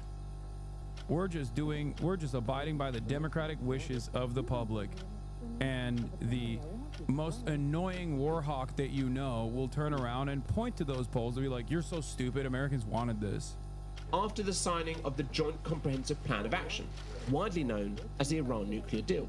This agreement, negotiated by Iran with the UN Security Council and backed by Obama, placed restrictions on Iran's nuclear program and allowed inspections in exchange for sanctions relief. Because of this deal, the international community will be able to verify that the Islamic Republic of Iran will not develop a nuclear weapon. Netanyahu vehemently opposed the deal because it will not develop a... Look at how mad the ultra-Zionist is in the background. It's like, I knew I shouldn't have been a part of this.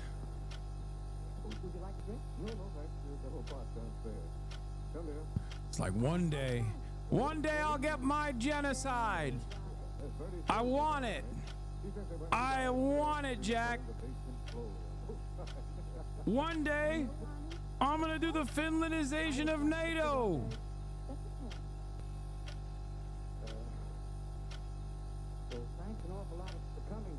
And I mean the NATOization of Finland. AUKUS. Nuclear weapon.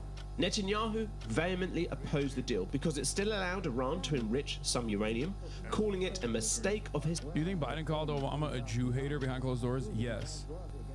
Yes, I do. Historic proportions. The Iran nuclear deal... Or he said something like, listen, Jack, I know he's Muslim, but he's not a Jew hater. He knows they're magic money people. That's what he said. That's what, in my head canon. That's what Biden said.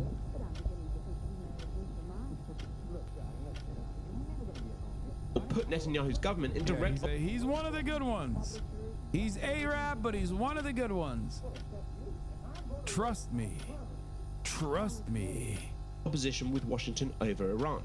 But that was all about to change. This is one of the worst deals ever made by any country. Donald Trump's surprise victory in November 2016 was a boost to Netanyahu, with the new president inviting him to the White House in his first month in office. Then, during a trip to Israel, Trump made a clear break from Obama's approach to Iran, with the US president and Netanyahu now firmly aligned. Together we can thwart Iran's unbridled ambition to become a nuclear weapon state. In 2018, during a presentation involving a slide... Dude, I was listening to the New York Times Daily on this. It's so funny because the New York Times Daily was doing like their classic coverage of like all the events that took place behind the scenes. And there was a point where when Bibi first came to America to visit Trump after Trump's election victory a couple months ago, they said he showed him a PowerPoint, and that's when I knew it was over. Okay, this man loves his fucking stupid ass PowerPoints. He loves his fucking stupid ass props, and Trump is exactly the kind of stupid that also responds to said PowerPoints. Okay, he probably showed him the Acme bomb and be like, yeah, you see, in 2012 I said it was 90% complete. Now, in 2025, 99% complete. Look at the bomb. Boom!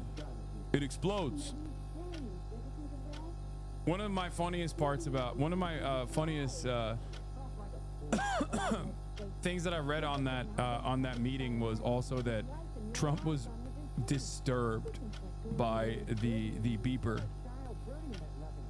that Netanyahu gave. Trump was disturbed by the beeper that Netanyahu gave him and may have read it as a threat. Slideshow in front of a backdrop of files and CDs, Netanyahu said that Iran had lied to the world about its nuclear intentions when signing the 2015 deal. And just a few days later, Donald Trump withdrew the US from the agreement. This was a horrible one-sided deal that should have never, ever been made. Trump reimposed sanctions on Iran and assassinated their top general Qasem Soleimani in 2020 while he was visiting Iraq, as the US president began to pressure Iran in an effort to sign a new expanded agreement. But that deal has never materialized, and instead, critics say, the US withdrawal from the 2015 deal has seen increasing violations of its terms by Iran and an acceleration of the nuclear program. In early 2023, a confidential report by the International Atomic Energy Agency said it had detected uranium particles enriched to 83.7% at one of Iran's nuclear plants, very close to weapons grade. Then, that same year, events in Israel set the stage for a conflict with Iran that would erupt nearly 2 years later. The October the 7th attacks by Hamas were the deadliest on Israeli soil since the nation's founding. I can't believe Iran will violate a deal that we tore to shreds, that it's still abided by, for the record. Here's one of the hidden parts of this that's even dumber. Iran continued abiding by the denuclearization agreement even after Trump ripped it apart. It was only after they still were collaborating with international authorities. They still had investigators come and look at the sites, and only after the Trump administration added additional sanctions on Iran, in spite of them following the fucking agreement, did they go, all right, well, fuck you then? Which is yet another L, I think, for the Ayatollah, because that's probably when they should have been like, all right, this fatwa shit is, you know,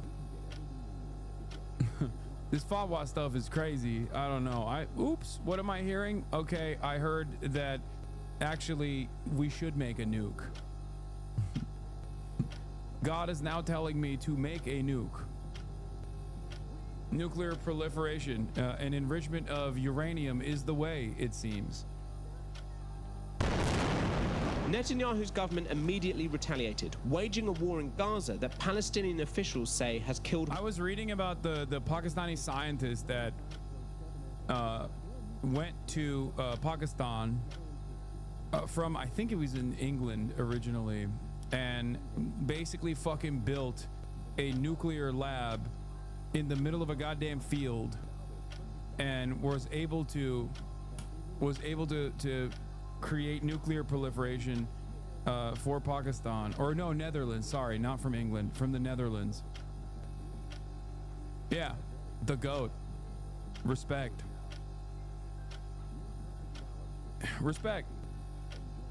Sometimes you gotta give the GOATs their respect that they deserve, you know? Yeah, in a cave with a bunch of scraps, like Iron Man style, low key.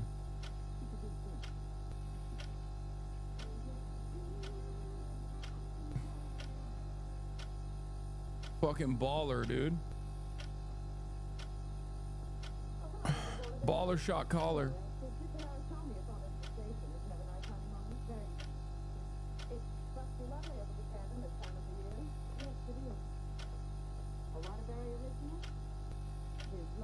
Iran needs to draft a player like him. Dude, I don't think Iran's lack of nuclear proliferation is a matter of intelligence gap. I'm serious. Like, I'm not the most knowledgeable on how this stuff happens, but Iran is a fucking very educated country. A very educated country where there are plenty of, you know, Iranian engineers that work overseas, that work within Iran. I think they just don't want to do it.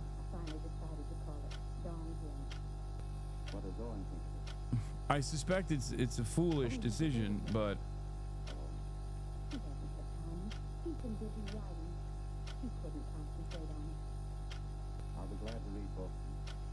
is America the Soviet Union why the nuclear race started? America is responsible. Yes. What do you mean? Did you forget?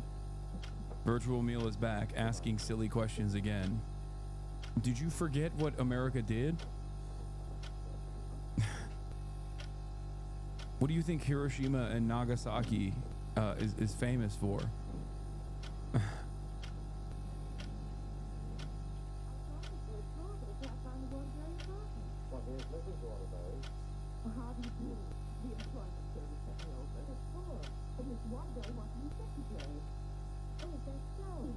Everyone who's a bit good goes abroad to live. IR made a shithole of a country, bro. What? No. You think that there aren't fucking enough engineers?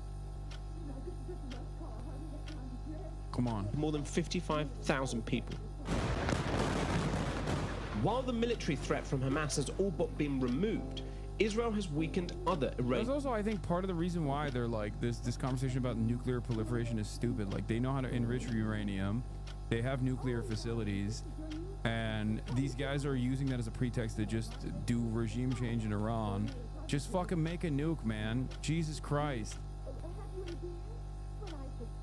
Are you pro-Iran having nuclear weapons? I'm pro-Iran having sovereignty. And in this day and age, nuclear proliferation for countries that are not protected under the nuclear umbrella of the Western world, and even those countries don't have any sovereignty. They're servile. They're basically vassal states, Turkey included. But yes, if you are outside of the periphery, if you are outside of the protective banner of Western Empire, you absolutely need nukes. Otherwise, you will become a proxy. Look at Ukraine. Even if you're Western aligned, you will become a proxy that will be used and fucking abused. Iranian allies, invading southern Lebanon and decimating Hezbollah's fighting force and killing its leader, Hassan Nasrallah. They carried out joint strikes with the US on Houthis in Yemen, and they also bombed the Iranian consulate in the Syrian capital of Damascus in April 2024, as well as assassinating Hamas's political leader Ismail Haniyeh while he was in the Iranian capital Tehran in July of the same year. When Syria's President Bashar al-Assad was overthrown in December 2024, Israel took the opportunity to destroy any remaining threats to Israel's air force within Syria, effectively creating a safe corridor for future strikes on Iran. And so, in effectively creating a safe corridor for future strikes in Iran is such a funny way to be like, yeah, once this country's regime was toppled, we decided to destroy any fucking capabilities it has that it could potentially use to defend itself at any moment's notice. Like, what a wild way to frame that. Is I thought this was like I thought Syria now could be a democratic country, a peaceful country that can have sovereignty and exist. It's like, nope, it can't actually. It has to be a holdover state once again, but this time for Israel's interest and America's interest in the region. Great stuff. Just 14 months, Iran's network of proxy military support was... Remember when so many fucking ball knowers, the light NATO Andes, were yelling at me when I said that Zelensky was gonna be basically Zelensky? And everyone was like, dude, shut the fuck up. You love Bashar al-Assad. You love Assad, bro. You're Assad defender, dude. Like, why don't you want this reformed Al-Qaeda militant, reformed Al-Qaeda commander to fucking run Syria, dude? Shut the fuck up, dude. It's not gonna be defending Israel's interest, dude. Fucking shut the fuck up. What happened, dude? What happened, Mr. fucking I love institutions? What happened? He's gonna come out being like, Mr. President, look at me, I shave my beard, Mr. President. I will be the Republican Zelensky, Mr. President. Look, I play basketball, Mr. President. I love institutions.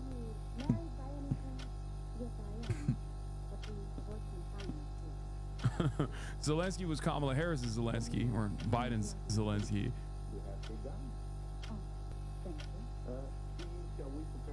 It took less than 2 months for you to be right about that? Yeah, dude, anyone who could fucking see what was taking place in Syria could recognize what was going on. And the reason why I was saying that wasn't even because of the fucking former Al-Qaeda commander becoming the head of the state and you know, Zelenskyfying himself.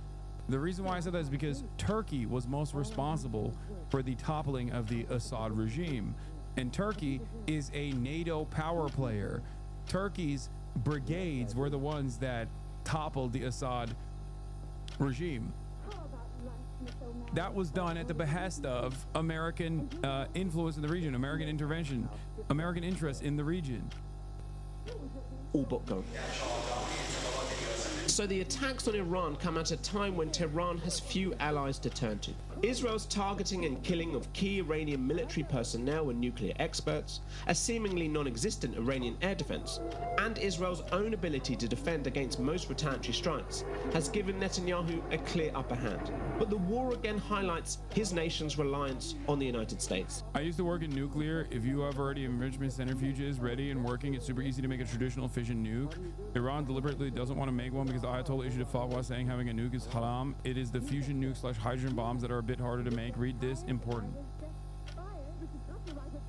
While Israel could not have carried out its attacks on June the 13th without the Americans being made aware of their plans, the US has resisted direct involvement in the conflict so far. I may do it, I may not do it. I mean, okay, but isn't the fear justified when Iran has said they would wipe Israel off the map by 2040? Obviously, bombing Iran was unacceptable. I just want to understand the motivations at play besides maintaining power in the region. Iran does, first of all, Israel has nukes. You think Iran doesn't fucking know that Israel has nukes? No. Why does Saudi Arabia want nuclear proliferation? Why does Saudi Arabia want nukes? Okay, no one that has nukes is using it. It's not a matter of the ICBM delivery capabilities that stops North Korea from fucking using nukes right now.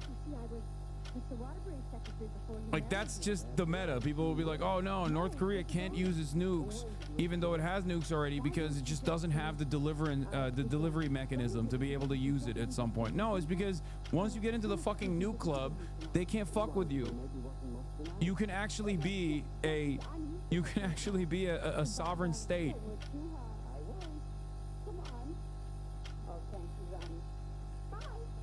Israel can't just fly over your air defenses and kill kill 200 fucking people overnight because they felt like it.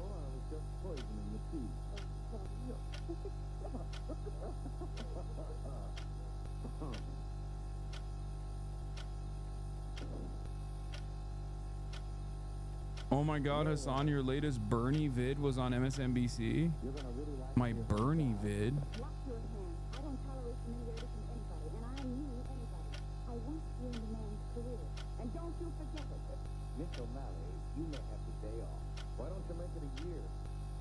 MSNBC is featured to interview with Bernie and AOC for what reason? Oh, Ari Melber did? Okay, good. I was worried at first. I thought they were gonna be like, this dangerous anti-Semite is talking to AOC and Bernie Sanders, but if it's Ari Melber, then it's probably good. Ari is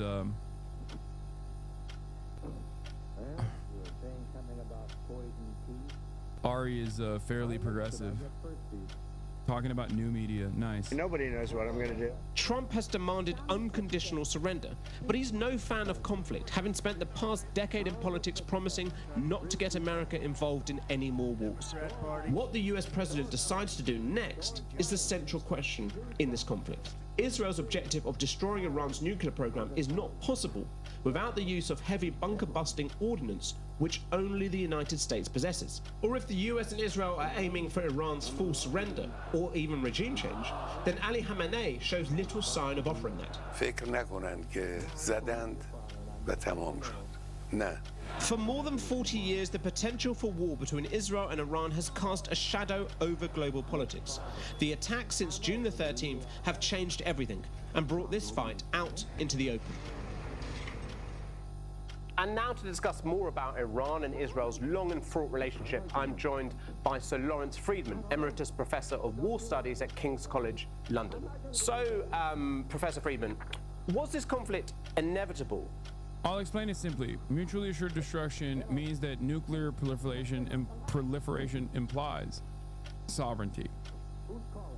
The sole purpose of having a nuke is to never use said nuke. Okay, because if you use your nuke, then other countries will nuke you. And the reason why you need a nuke is so that other countries can't nuke you. Therefore, no country that has nukes are going to fucking use said nukes, because using said nukes would imply you get nuked. And the reason why you want nukes is so you don't get nuked. I'll go to a hotel after all. This is your apartment. Oh, and if you pay the rent. Sonny, will you take this up to Mr. Scott? Oh, and you can't possibly be jealous of that man upstairs. Oh, he's utterly harmless. Boy, you really had me. At all, ever since 1979, when... Zachar, what do you think will happen in the end? Will the regime last? I love this chatter. One, accidentally writing this in my chat instead of Asmongold's chat, but I also love the idea of a full-grown adult asking Asmongold this question, like he knows more than you do.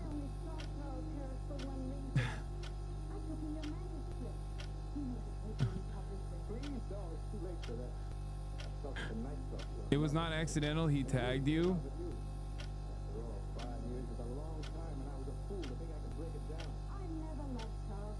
Putin's message to Iran, you're on your own. Reuters asked if Russia was ready to provide Iran with modern weapons to defend itself against Israeli strikes. Russian President Vladimir Putin said a strategic partnership treaty signed with Tehran in January did not envisage military cooperation.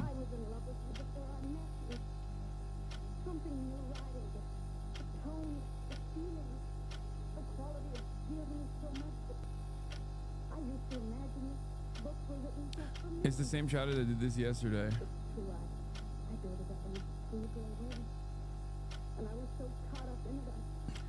It does boggle the mind that there are people who do ask that question sincerely to someone like Asmongold, as though he knows anything. Period. Not even just like anything about the history of Iran history of Israel, but just anything in general.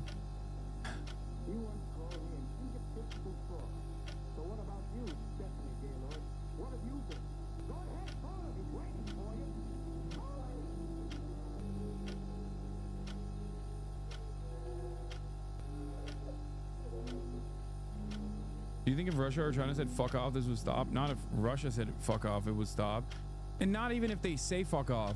China has so many tools in its fucking tool belt to apply pressure beyond writing a fucking sternly worded letter against Israel every now and then. They could just stop trade with Israel, for example. That would be a tremendous amount of pressure. They could give weapons to Iran. They could give defensive capabilities to Iran. There is a lot that China could do, but the only thing they do is just go, we're very disappointed. We're very disappointed with our trade partner Israel that we will not stop trading with. Very, very disappointed, sir. How dare you? When we saw the modern relations between Iran and Israel effectively end. Nothing is inevitable. There's always choices, and a number of choices. China does give weapons to Iran. No, more weapons, more aircraft, anti-missile defense systems, more. By the way, this is a major flex moment for a lot of Turks. For the record, shouts out to my Turks in the chat that are having a victory lap currently talking about the S-400s because they were right. I mean, they were super right. Turks all over my timeline, up and down, were like, whoa, everyone that talks shit about getting Russian anti-aircraft and anti-missile systems are eating crow, and they're right. They're so fucking right. S-400'lar paketten çıkmadı kardom henüz. Çıkarsınlar çabuk. F-35 alamadık, S-400 aldık diye. Ah siktir et oğlum, F-35'i ne yapacaksın? Götüne mi sokacaksın? Ekmek 50 lira, doğru. Doğru.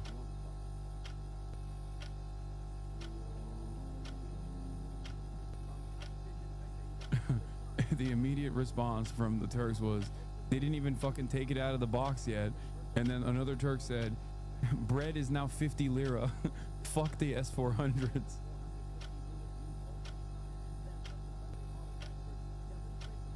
S-400'ü Amerikalılardan korktukları için kullanamıyoruz. Hayır, korktukları için değil Amerika'dan. Erdoğan Amerika'nın köpeği olduğu için kullanmıyor.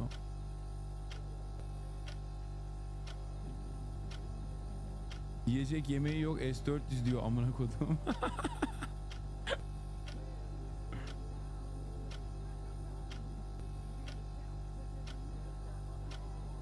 Arkadaki kutulu oyuncaklar tarzı. Onları çıkaramam oğlum kutusundan. Pislenir sonra. Fiyatı yükseliyor oturduğu zaman kutuda. S-400'lerin de fiyatı yükseliyor oturduğu zaman kutuda. Belki satıp ekmek alırlar sizin için abi. All right, let's keep going. Tozlanmasın.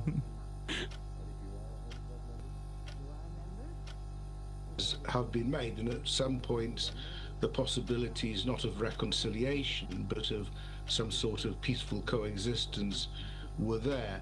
But I'm just saying, someone said the S-400s are in the box like your toys behind you, and I said, yeah, they're keeping it in the box in mint condition so that it increases in value, and maybe one day they'll sell the S-400s so they can buy bread for the Turkish population.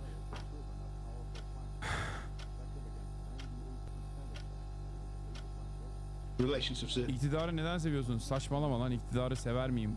Manyak mısın? Been fraught, not wholly immediately afterwards, but certainly. Oğlum Türksün ama Türkçe anlamıyorsun amına koyayım. Biraz önce dedim ki Erdoğan Amerika'nın köpeği, ondan kullanmaz hiçbir zaman S-400'ü. Bana dönmüş diyor ki iktidarı neden seviyorsun diyor. Al işte. Nasıl ki İngilizce konuştuğum zaman Amerika'nın hayvanları anlamıyorsa dediğimi, Türk hayvanları da anlamıyor Türkçe konuştuğum zaman. Daha ne diyeyim lan? once Israel invaded Lebanon in 1982 and the rise of Hezbollah, this possibility has always been there. And when we talk about the history of these two nations, you know, there seem to have been these big events, the aftermath of the Iran-Iraq war, the end of the Iran nuclear deal in 2015, and then October the 7th, those key moments. Are any of those particularly pivotal, do you think, in terms of where we are right now? Well, they're all, I mean, they're a sequence and one leads to the other. So there was a deal in 2015. In fact, in principle, it's still in existence, but the United States walked away from it. Iran responded almost inevitably by enriching more uranium, and the Obama administration sold this as something that could at least keep the cap on until about now. That moment was coming to an end anyway. So this year was always going to be pretty crucial. I think really what made the difference and what made these sort of attacks possible was the events after 7th of October and the dismantling of the military capacity, first of Hamas and then of Hezbollah, and then the downfall of Syria. And that creates a situation in which Iran is left looking pretty weak, unable to help its proxies when they're being... Turks in the chat, the Americans are asking if I have an American accent when speaking Turkish. Do I have an American accent when speaking Turkish? All right, I'm gonna skip this part. Breaking. President Donald Trump is getting comfortable with the idea of taking out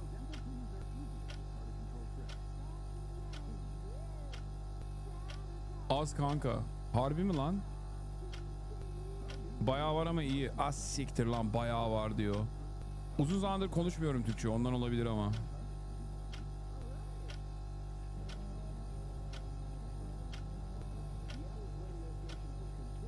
What? Amma kodumun evladı, Black Animals could not understand me diyebilir miydin? Türkçelere ırkçılık serbest. Oğlum, birincisi ben Türk'üm. İkincisi Türk ırk değil ki amına koyayım. Nasyonalite, salak mısın sen? Türklere karşı ırkçılığa izin veriliyor diyor bana ya. Ben Türk'üm oğlum. Salak mısın? Dumbass fucking debate pervert. Trying to be like, oh, you can't say black animals, but you can say Turkish animals. I also said American animals, you fucking moron. Right before. Dünyanın en... Of, nasıl sensitif. Vay amına koyayım. Aman. Yalan ama amına koyayım, sıfır aksan, bana güvenebilirsin. Yurt dışında yaşayan çok Türk biliyorum, senin aksanın yok.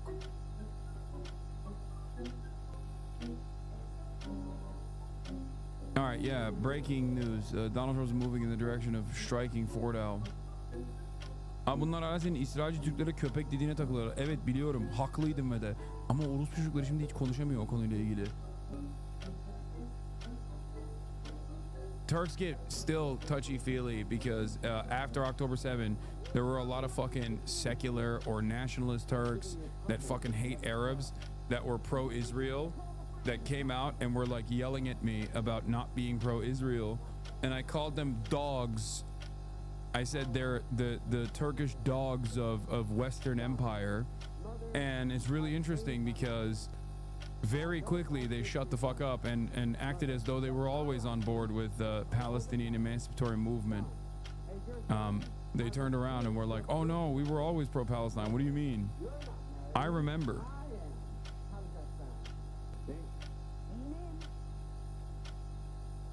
Hapishanede seninle aynı hücreye düşsem çok mutlu olurum. Oğlum gelmiyorum Türkiye'ye, hapse gidemem.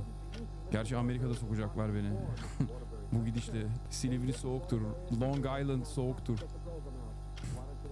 Joining me now is Fawaz Georges. He's a professor of international relations at the London School of Economics. He's author of The Great Betrayal, The Struggle for Freedom and Democracy in the Middle East. Couldn't have a better guest at this point. Fawaz, let's just start with the following. Donald Trump calling for Iran's unconditional surrender in a social post overnight. Iran's supreme leader saying the battle begins. There does not seem to be any diplomatic limit here. Your sense? Good morning, Becky. No, I don't see any kind of light at the end of this horrible war tunnel. In fact, this is a good interview. He calls the Crown Prince delusional with no base of support in Iran. President Trump's call on Iran to unconditionally surrender is basically a testament to the fact that he is no longer interested in diplomacy. He made it very clear that he said he's not interested in diplomacy because he thinks that Israel is gaining the upper hand. He thinks that we, he used the term we, the United States, controls the skies over Iran. And as we know about Donald Trump, he loves to be with the winner. He loves winners and strong men. And Netanyahu impresses him a great deal. My fear is the following, that Donald Trump is leaning and urging to take the United States into war against Iran. And Iran is now pressed between a rock, the rock of surrender, humiliation, and probably the destruction of the regime if they surrender, and a harder place to fight to the end. I have no doubts in my mind that Iranian leaders will never, ever surrender. They will fight, even though the cost to Iran will most likely be catastrophic because of the power imbalance and asymmetry between Iran on the one hand and Israel and the United States and its Western supporters on the other hand. Fawaz, we've talked a lot about rhetoric that is indicating regime. Sad state of affairs, but Christian Amanpour unable to conduct an interview like this, I guess, when it comes to Iran. Change would not be a bad thing in Israel's eyes. Now, I want to put this to you. Reza Pahlavi, the son of the former Shah of Iran, has spoken about using him, he is outside of the country, of course, to transition to credible democracy. He says, and I quote, "Do not fear the day after the fall of the Islamic Republic. Iran will not descend into civil war or instability." He says, "We have a plan for Iran's future and its flourishing. We are prepared for the first 100 days after the fall, for the transitional period, and for the establishment of a national and democratic government by the Iranian people and for the Iranian people." To underscore, he is outside of Iran. There are many inside who've paid the price of dissent and are being very vocal in their criticism of Pahlavi, a man who they say is aligned with Israel, who does have supporters. He does have supporters outside and within Iran, but he has many, many detractors. Point being here, what do you make of his statement? And what does a potential day after look like to avoid outright civil war, which is clearly a risk should the regime be either taken out or fall at this point? Becky, with all humility, you and us are ahead of ourselves. First of all, your question implies that somehow Iran is on the tip of losing its institutions and its regime. You're implying that this man who has been calling for the past few years, this is not the first time, delusional. He has no power base inside Iran. There is no alternative opposition inside Iran, and there is no alternative opposition outside. We love democracy, by the way. We should actually install a monarch that is the next of kin of the formerly toppled monarch.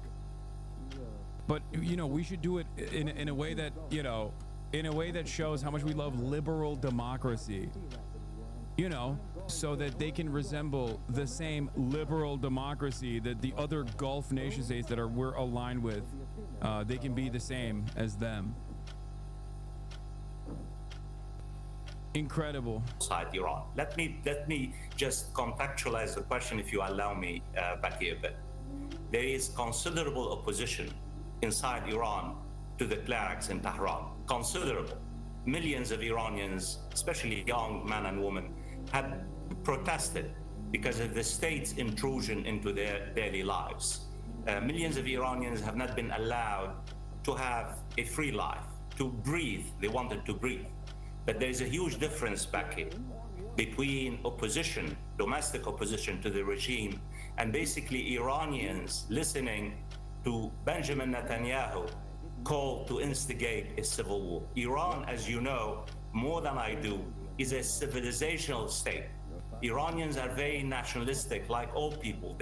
When a country is attacked, when their sovereignty is attacked, they will rally around the flags. In fact, many Iranians now, and we have many reports, are upset because their government did not build a nuclear weapon.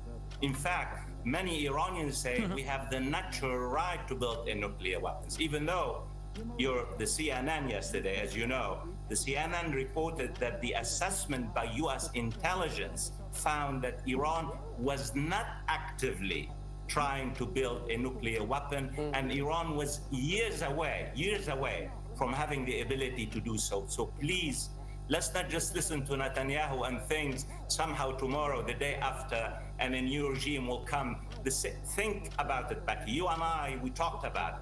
Think about Iraq. Is this really an Iraq moment? When the neoconservatives, including Benjamin Netanyahu, said, once Saddam Hussein falls, Iraq will be a domino effect. Iraq will be a democracy, Iran would collapse, and Syria, and so on. Think of what happened in Iraq. Iran is a much bigger and a greater country, and the damage where you are. He's right. Iranians are very nationalistic. Look at the way he's talking. Iran is a much greater country than Iraq. And the Gulf.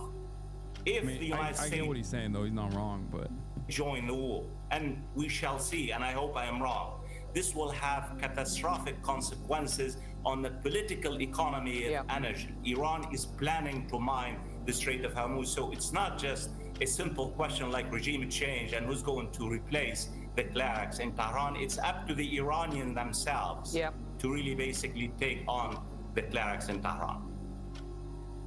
Yeah, and your perspective extremely important. Your analysis and insight, extremely valuable at this point. And I hear what you're saying. He's not Iranian. He's Lebanese. Jordan's air defense coming into play, and let's talk about this kind of, heightened regional concern. I'm here in our Middle East programming headquarters in Abu Dhabi. I'm well aware through talking to my sources around the region that there is real heightened concern. We have this video from not long ago from Jordan. They say their airspace will not be used as a battlefield. They are obviously not happy about this. I just wonder what you are hearing from regional players and what's being done behind the scenes to stop this. I know that there is a significant amount of sort of diplomatic action behind the scenes. What are you hearing at this point? Well, I'm hearing there's a great deal of anxiety, a great deal of concern. I was really surprised yesterday when the Emirates and Egypt warned against reckless decisions, which means the idea of regime change in Iran. The Jordanian king just said yesterday, Israel's war on Iran could have catastrophic consequences on the entire region. And even Saudi Arabia and Qatar, they have been trying to impress on President Trump the need to de-escalate because they're terrified on the consequences, the political economy consequences. This is where the fucking I just don't believe the Gulf states, maybe Qatar, but like all the other Gulf state actors give a fuck about what happens to Iran. I think they want to take out Iran. Okay? Especially because it's like a market competitor, much easier to fucking go along with this while simultaneously saying, oh no, we're not on board with this, in an effort to make sure that your fucking oil refineries don't get lit up. But MBS is probably shooting the fattest ropes right now every day. 2016 ass take? What do you mean? If you think that UAE and Kingdom of Saudi Arabia are not fucking nutting, why not Qatar? Well, proximity, but also they have energy cooperation agreements Whereas like Saudi Arabia has a great, and UAE has great enmity towards both Iranians and even Palestinians too. No, Saudi condemned Israel this time. JK, Salav Scope. No, their condemnation is so that Iran doesn't fucking retaliate against Saudi refineries. They have to maintain a decent posture. This is the actual fucking take. Here's the Crown Prince of Saudi Arabia comparing Iran to Nazi Germany, saying that Iran cannot have a nuclear weapon and that people didn't see Hitler until it was too late. While also simultaneously in the same interview, I think he says they want to pursue nuclear weapons. Iran is not a rival to Saudi Arabia. Its army is not among the top 5 armies in the Muslim world. The Saudi economy is larger than the Iranian economy. Iran is far from being equal to Saudi Arabia. But I've seen that you called the Ayatollah Khamenei the new Hitler of the Middle East. Absolutely. Why? Because he wants to expand. He wants to create his own project in the Middle East, very much like Hitler, who wanted to expand at the time. Many countries around the world and in Europe did not realize how dangerous Hitler was until what happened happened. I don't want to see the same events happening in the Middle East. Does Saudi Arabia need nuclear weapons to counter Iran? Saudi Arabia does not want to acquire any nuclear bomb. But without a doubt, if Iran developed a nuclear bomb, we will follow suit as soon as possible. Are you concerned, though, Iran gets a nuclear weapon, about them getting a nuclear weapon? When we are concerned of any... By the way, notice how he gave an English interview to Fox News. Remember, these guys, they all speak English very well. Many of them go to college in the West. It's important. It's important to recognize who MBS gives an English-speaking interview to versus who he does not give an English-speaking interview to. Country getting a nuclear weapon, that's a bad move, and you don't need to get a nuclear weapon because you cannot use it. Even if Iran gets a nuclear weapon, any country use a nuclear weapon, that means they are having a war with the rest of the world. The world cannot see another Hiroshima. If the world see 100,000 people dead, that means you are in a war with the rest of the world. So it's a huge... I love Saudi Arabia being like, the Iranian army is not powerful. Yeah. As opposed to the Saudi army, which literally derives any of its power that it has, which it uses, not dissimilar to Israel, against other Muslim nations like Yemen, starving out their populations. And it derives all of its power from America and unlimited American support.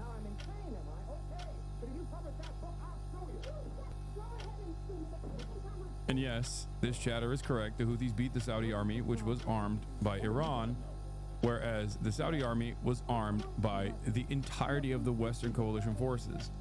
So, you know.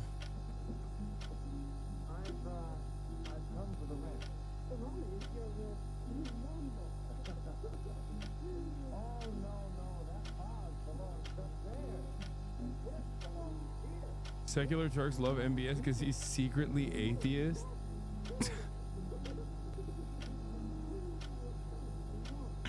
That's fucking awesome. Suudiler Türkiye'de yeni nesil Kaan uçak almak istiyorlarmış, sanki bizde çok var.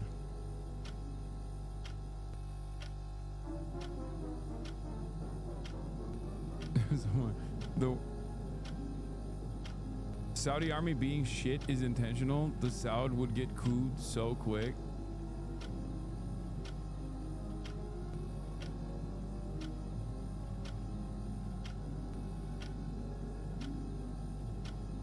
This interview is old. Their foreign policy has changed considerably since China brokered reconciliation, the failures of the war on Yemen, and the Qatar blockade. Yeah, you're right. But if you think that enmity went away, you're wrong.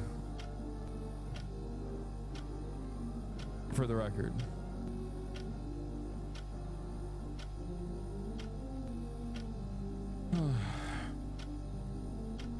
All right, after this, I'm gonna dive into the Tucker Carlson regime change dunk sesh. Actually, you know what? Let's get into it. Senator, thank you very much for spending the time. God damn, it's loud as hell. to have this conversation. It's good to be with you. So you've come out for regime change in Iran, as distinct just from taking out the nuclear sites. What does regime change look like in Iran? Somebody else in charge. How do you get there? Look, that ultimately has to be a popular uprising from the people. And it's not a complicated question. Is America better off with a country that has a leader who hates us and want to kill us? Ulan Husiler ayağında terlik, ağızda otla dumur etti bu Suudileri. Hala biz daha powerful'uz diyorlar. Amına kodumun Siyonist köpeği. Evet.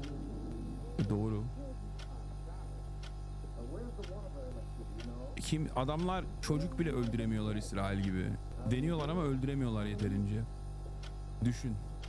Ondan sonra diyor ki biz en büyük, en güçlü ordumuz bizim. Wants to kill us, or to have a country with a leader who likes us and wants to be friends with us. And definitely the latter's better. Of course. Yeah. And so that's not a complicated statement. Look, I believe you look across the world when you have countries that have dictators that are viciously anti-America. Venezuela, Maduro hates us. Would we be better off with Maduro out of power? Absolutely. I want our enemies out of power, and I want our friends in power. I could not agree more. The question is, how do you get there? Of course. And we've been trying to kill Maduro for quite some time. We have troops there. I don't know that we've been trying to kill Maduro. We have. Oh. And I think we know that. And I should know. My dad was in the CIA and is responsible for Voice of America. I'm Tucker Buckley Swanson McNear Carlson. That's his full name. Don't know that. Okay, well, as a statement of fact, we have. So we do have massive sanctions. We tried to pressure him out of office. Yeah, I'm there's all kinds not of aware stuff. of it. I'm just saying there's a lot of pressure coming from various parts of the U.S. government on that government, and it's still there. Yeah. Same, the country of our ancestors, Cuba. 1959. We've been working on that. Hasn't worked. So it's. I think we both agree it's hard to do. It absolutely is hard. And look, I think you're reasonable to ask, how do we produce that? And I think there's a distinction between what your objective is and the means to get it. There are all sorts of things I would say we would be better off.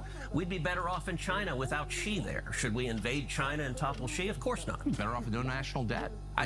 There are lots of things. Totally. But it's good to... Yeah, we can't. I wonder why. Oh, perhaps it's because they have fucking nukes. And also they're a, superpower that matches our own. Perhaps a lesson should be learned for Iran there. Say, all right, what are our objectives? Right. And so with the Ayatollah in Iran, saying you're for regime change, I don't view as complicated. I mean, the guy literally leads mobs chanting death to America. So that's not good. Definitely not good. But the reason I think it's important to get a little more detailed about how that might happen is because there's military action in progress, which we're supporting. And the president has said clearly, including last night, that he is focused on eliminating the capacity of the Iranian government to produce nuclear weapons. You are saying we need to use military force to effect regime change. I have not said that. Oh, I must have. No, I have not said that once. Okay. I don't think we need to use military force to do regime change. I said I support it. I would like to see it happen. You asked me how should it happen? A popular uprising. What I've advocated for. All right, let's step back a second. You and I, we've known each other a long time. I would say we agree on about 80% of the things on Earth. For sure. And there are a lot of things, and we can get into the nitty-gritty of foreign policy as much as you want. There are a lot of things on which you and I agree, not just a little bit, but violently. Well, I totally agree. I was rooting for you in your last campaign, for sure. Well, thank you. Look, you have been heroic on the border. You've been one of the clearest and best voices in the whole country on securing the border and on the absolute crisis we're facing. And in Texas, I see it and live it every day. You know what's funny about this? This is Ted Cruz buttering up Tucker to win over his audience. But this also ends up making Tucker Carlson's retaliations later down the line look way worse from Ted Cruz's position. Because I think he thought that this kind of buttering up would allow Tucker to not be as contentious, not be as adversarial. Tucker Carlson had the knives out. In COVID, in fact, you may recall in the middle of the COVID lockdown, I was out walking my dog when the whole world was shut down and we were living in lunatic times. And I called you and said, Tucker, your nightly monologues are the single best thing on television. Like I watch them like an injection of crack. Okay, I'm mixing my metaphor because you don't inject crack, but you get what I'm bro. Glaze. Fucking no, dial it back. You were standing up and speaking. Pop it. Pop it. Pop his dick out of your mouth. Take it out. Take it out with a pop. What the hell are we doing in a way that we desperately, desperately needed? And so whether it's securing the border, whether it's the insanity of COVID lockdowns. Yeah, this is correct. This chatter is correct, by the way. He's like, we disagree on foreign intervention, but I think we can both agree white nationalism is great, literally. Also, COVID was phony. It was a hoax, right? Remember the good old days when we were in agreement. Vaccine mandates, whether it is the Second Amendment or the First Amendment, you and I agree on a ton of stuff. The 20% where we disagree, I do think is meaningful, and it's mostly in the foreign policy space. And what I would say, if you'll allow me to get a little theoretical, and then I'm happy to get specific. Yes. For a long time, people had perceived two different poles of Republican foreign policy. There have been interventionists, and those have been people like John McCain and Lindsey Graham, George W. Bush, and there have been isolationists, and the most prominent of those have been Ron Paul and Rand Paul, and there are others, and people perceive those are the two choices. You got to be one or the other. I've always thought both were wrong. I don't agree with either one. The way I view my own foreign policy... I'm with you, by the way, for whatever it's worth. Yeah. I agree with you. Okay, good. I don't know who set up that binary, but there are lots of choices, actually. I mean, people sort of naturally fall into, I think they want to classify people, and they're like, okay, you're one or the other, and you got to be all or nothing. And the interventionists, it seems, have never seen a country they didn't want to invade, and that doesn't make any sense to me. And the isolationists, I think, don't take the threats to America seriously, and I think that's naive and it doesn't work. And so my view, I consider myself a third point on the triangle. And what I describe that as is that I am a non-interventionist hawk, which sounds a little weird, but what do I mean by that? Oh my God. I mean the central touch point for U.S. foreign policy and for any question of military intervention is the extraction of natural resources and the complete and utter humiliating domination of the global South so that we can continue abusing and abusing them for cheap and reliable labor. Right? That's what he's going to say, I think. Be the vital national security interest of the United States. By the way, this is the same like liberal speak. This is soy speak, for the record. What he's trying to do is basically do what the Democrats do all the time. How does this make America safer? How does this protect Americans? If it does, we should be strong. And actually, another way of conceiving what I'm saying, I'm speaking theoretically, but Reagan referred to it as peace through strength. And actually, I think Donald Trump's foreign policy is very much what I'm describing, a non-interventionist hawk, where... Yeah, famously non-interventionist Ronald Reagan. He understands that, and I think this is historically true, the best way to avoid war is being strong. That weakness and isolationism, I think, encourages war. So, going back to regime change, where you started in Iran. Just to make, I don't think I disagree with anything you've said, so we may not be that far apart, really, because you said that the single criterion for making decisions about America's foreign policy is America's national interest. Yes. That's it. Yeah. Which is also America first. That's another way of putting that as well. I think it's the definition of it. Yeah. It's hardly breaking news that the U.S. dollar has been grave. Oh, get the fuck out of here. Listen. Today. The question is, are we watching that now? So I think we are. And from what you've said publicly, I think on Iran in particular, you and I disagree. And all right, let me contrast it when Obama was president. When Obama was president, you remember he talked about wanting to have military action against Syria. Mm-hmm. And at the time, I tried to keep an open mind to it. I said, okay, let me listen to the commander-in-chief, describe to me how this is in America's interest and what your plan is. And Bashar Assad was a bad guy. He was killing his own citizens, and he had chemical weapons that were very dangerous. I could conceive of a commander-in-chief laying out a plan for, okay, we're going to go in and say, grab the chemical weapons and leave. Like, I could see that if there was a real threat to America and there was a plan to prevent that, I could see supporting that. So I wanted to hear what he had to say. And I listened both in classified briefings and public questioning. And number one, their public defense of it was incoherent. So John Kerry said, we're going to engage in an unbelievably small strike. I think that's a quote. I'm like, okay, and to do what? At the time, there were 9 major rebel Islamic groups in Syria. I'm like, okay, I agree, Bashar Assad's a bad guy. You topple him. And one of the 9 other groups takes over. 7 of them were affiliated with radical Islamic terrorism. You had Al-Qaeda and Al-Nusra. I'm like, wait, how is it better to... Yeah, good thing. Good thing those guys aren't in charge in Syria. Another spectacular W for American foreign policy. Ted Cruz, are you oblivious to what's going on? He's like, oh man, it'd be a real shame if Al-Nusra took over Syria. I mean, those are radical Islamists. Have lunatics who hate us in charge. Assad's a bad guy, but I don't want worse guys in charge. Yeah, we also were arming every single faction. Obama administration couldn't give an answer to that. And ultimately, when you press them, John Kerry in particular, I pressed, and he would say, well, we need to defend international norms. Like, what the hell's an international norm? I don't know what it is, but I'm not interested in putting U.S. servicemen and women in harm's way to defend one. Amen. So I opposed the Syria attack and opposed it vocally. And it was interesting, Rand and I agreed, Rand's a friend of mine, but we agreed with that position for different reasons. What I was asking is I think the question we should ask, how does this make America safer? The Obama administration couldn't give me an answer, so I opposed it.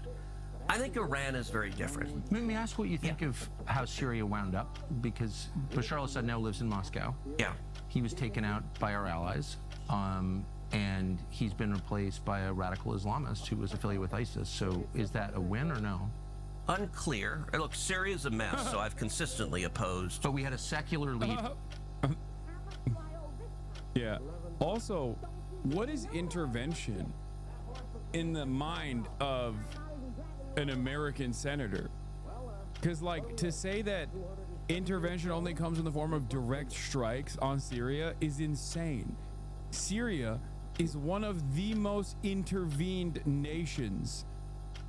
It was so intervened, it's like that meme of you know, the American Special Forces doing a strike, sending a strike team into a cartel territory and then ending up killing DEA agents. It's like the CIA and DEA fighting against the American Special Forces. That's basically Syria. We were arming every fucking side to the gills, sometimes directly, sometimes by way of Turkey, and offering them training. Like, we were a part of the belligerents in every side, with the exception, I guess, of Assad. So, is that not intervention? Do we consider that to be non-interventionist? Because I think that's intervention. We were intervening quite a bit, as a matter of fact.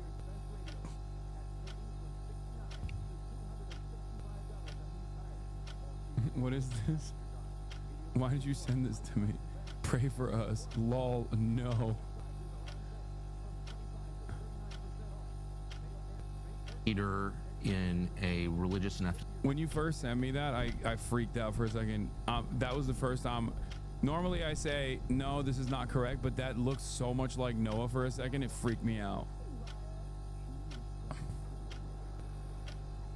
Like, for a brief moment. Okay?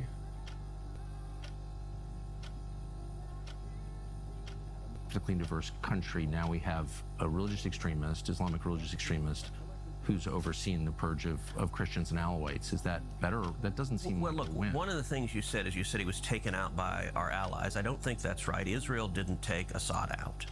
What happened, and I'll tell you. What about Turkey? Turkey didn't take him out. So it was interesting. I had a long... That's bullshit. That's fake.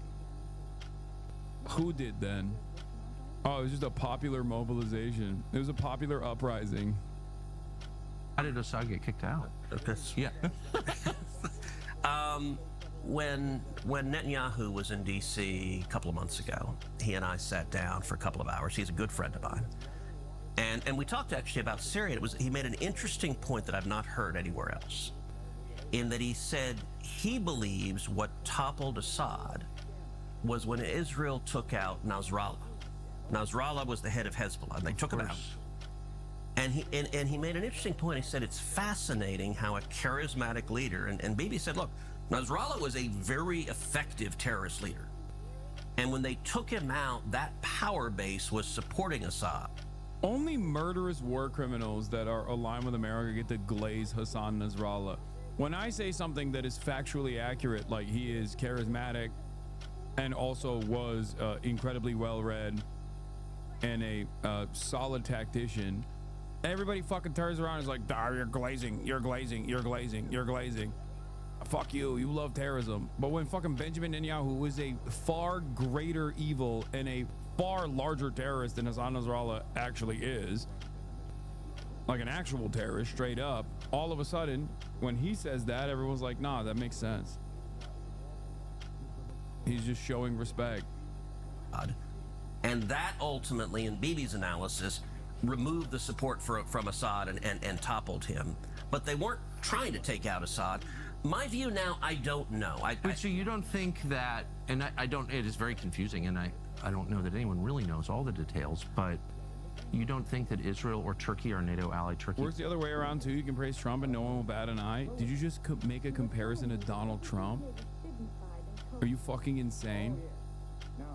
Do you think you can go to jail if you say, I like Donald Trump as president anywhere around the planet, even in fucking Iran? There are places around the planet where you could literally go to jail for saying you like Hassan Nasrallah. Like saying anything remotely positive about Hassan Nasrallah. I have a message for you. What's the message? He played any role in toppling Assad? I don't know. I don't know that they did. Look, my understanding of that, they clearly took out Nasrallah and Hezbollah. They've decimated. You support terrorists over Israel? Isn't Israel justified to attack Iran? No. And you support terrorists over the arch terrorists is a funny way to say this. Israel is the greatest terrorist in the region. America is the greatest terrorist around the planet. Israel is the second greatest terrorist, you know, in direct correspondence with the greatest terrorist, America. Hezbollah, but Hezbollah was waging war on them. So decimating Hezbollah was very good for Israel and very good for America too. I mean, Hezbollah hated us. I would put Assad in the category of an unintended consequence, and whether it's good or bad, I don't know. I think time will tell. For the United States. Yeah, for the United States. I think time will tell the new leadership there. You're right to be concerned. Let me step back and let's talk regime change generally. I mentioned Syria. I also opposed the Iraq. Started pushing back, and this motherfucker's still floundering. I think the Iraq war was a serious mistake. And we have a pattern, and going back to this binary of the interventionist and the isolationist.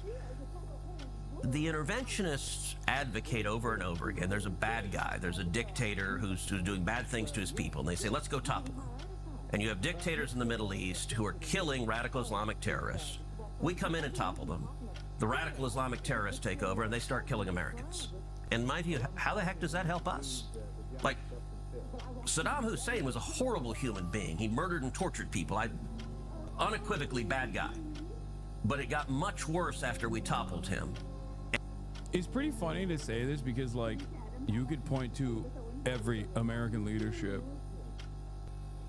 and say the exact same thing. As a matter of fact, if you recognize that, then you understand why people on that side of the world will constantly say death to America. Okay? If you want to understand why people over there say death to America, this is the fucking reason. And you ended up having ISIS rise up. I mean, that was the cause of ISIS, was toppling Saddam Hussein. Same thing in Libya. You had Gaddafi, another horrible guy, that under Obama, we toppled him. And you ended up having radical Islamic warlords taking over. And so and it's the question I asked in Syria. Okay, well, what's the plan?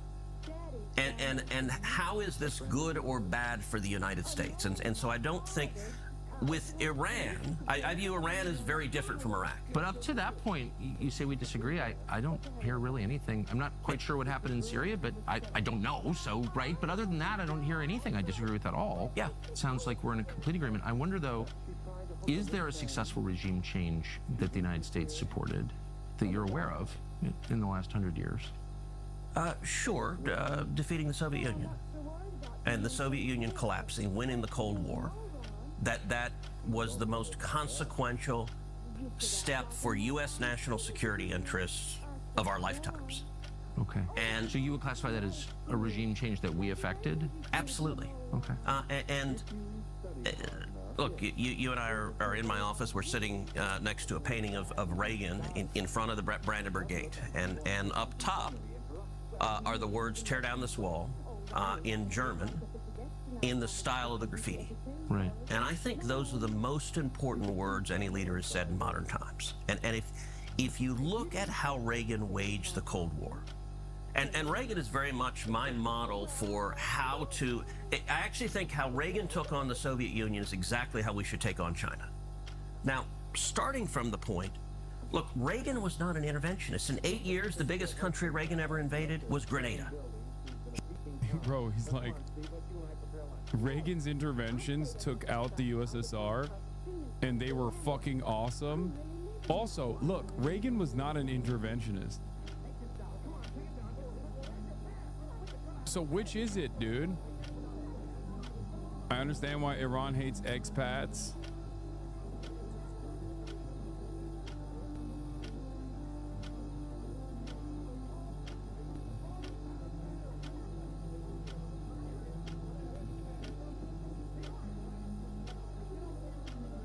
Why isn't ICE deporting anchor baby Ted Cruz?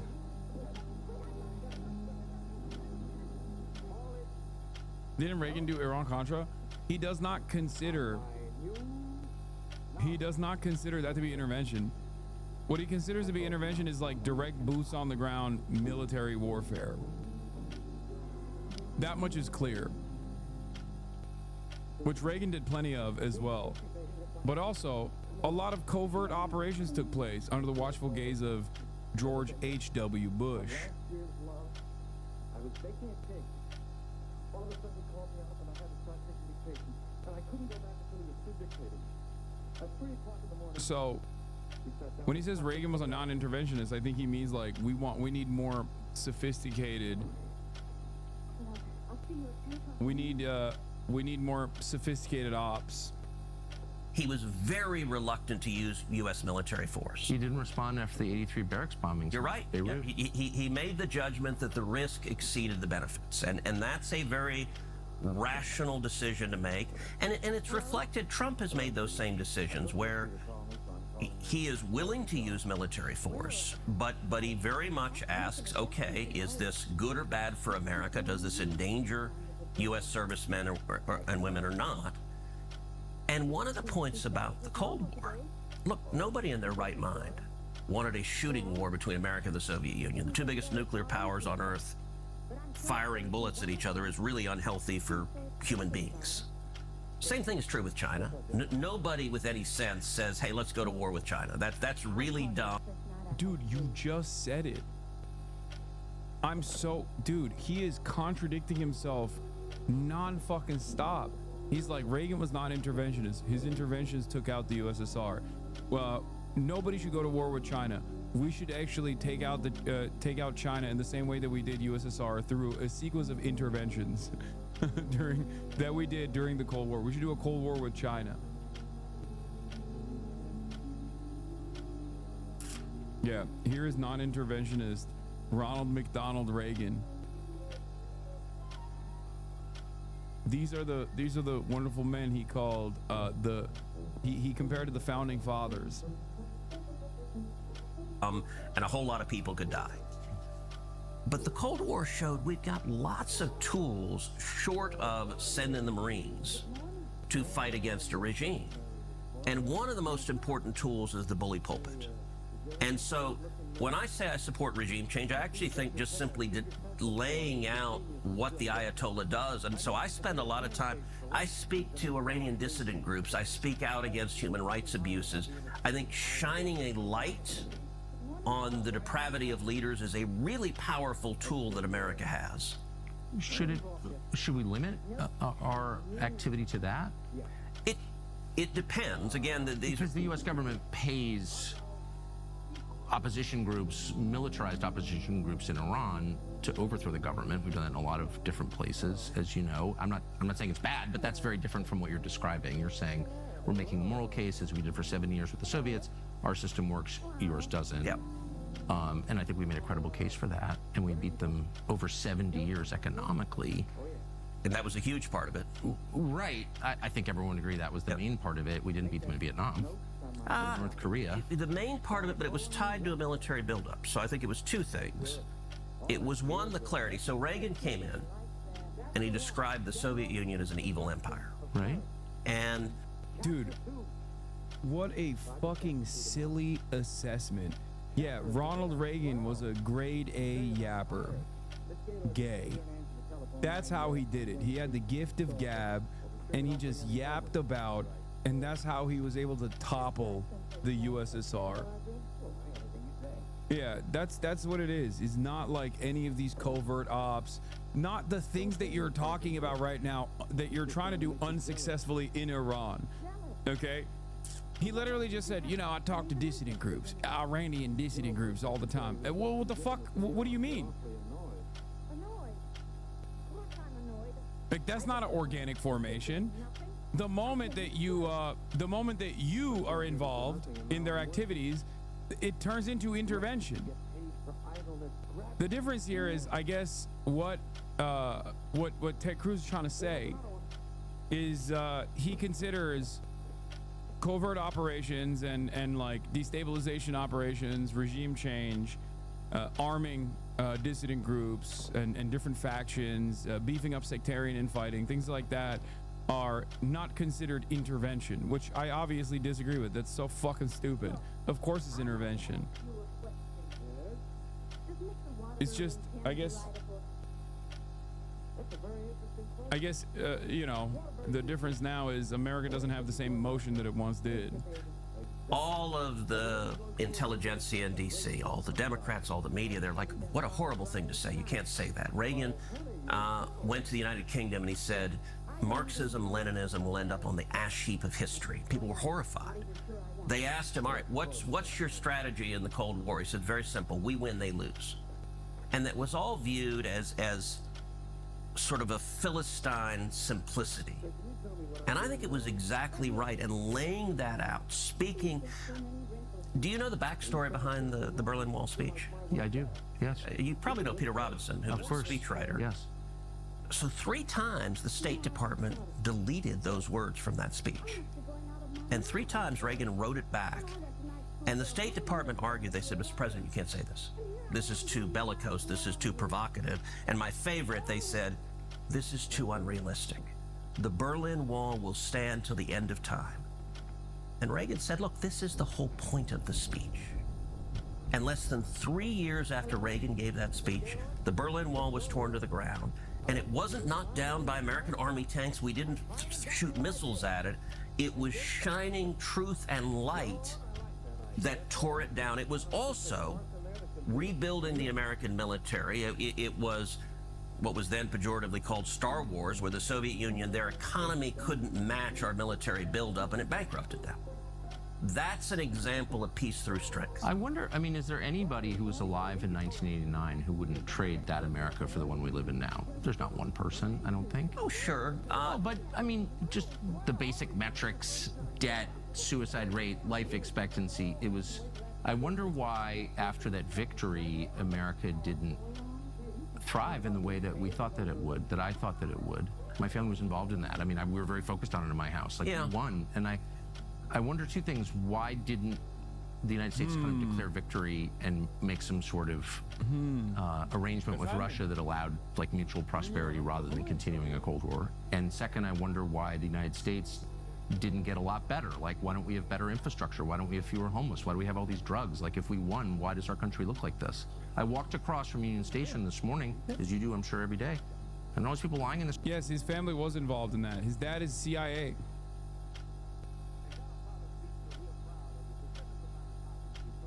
His dad is literally CIA. Baba kapatmayı unutma o şeyi. Duvardakini. The street, sleeping outside. It's like, what is that? We're sorry to say it, but this is not a very safe country. People now.com. Look, there's no doubt there are really dangerous forces in our society. Okay. Some of it is politics and some of it is culture. And one of the mistakes people make in politics is thinking everything is politics. So the political answer, which I happen to believe, is we went much further down the road of liberalism. You look at Bill Clinton, who inherited the peace dividend of the Cold War being over and moved us more to the left, and then Obama accelerated it a lot. So there are lots of bad economic policies, but I also think they're cultural things. You know, the loss of faith, I agree with all of family. That. I know what you're going to say, and I agree 100%. I bet there's not one word that I would disagree with. All I'm saying is, like, I think it's important to step back and ask. But I actually think Russia has very little to do with it. So, well, that's kind of the point that I'm trying to make, which is, like, we're all sort of focused on beating our adversaries abroad, but what is victory worth if our own country becomes what it is now? And maybe we're spending a little too much time focused abroad and not enough time focused on the people sleeping outside Union Station.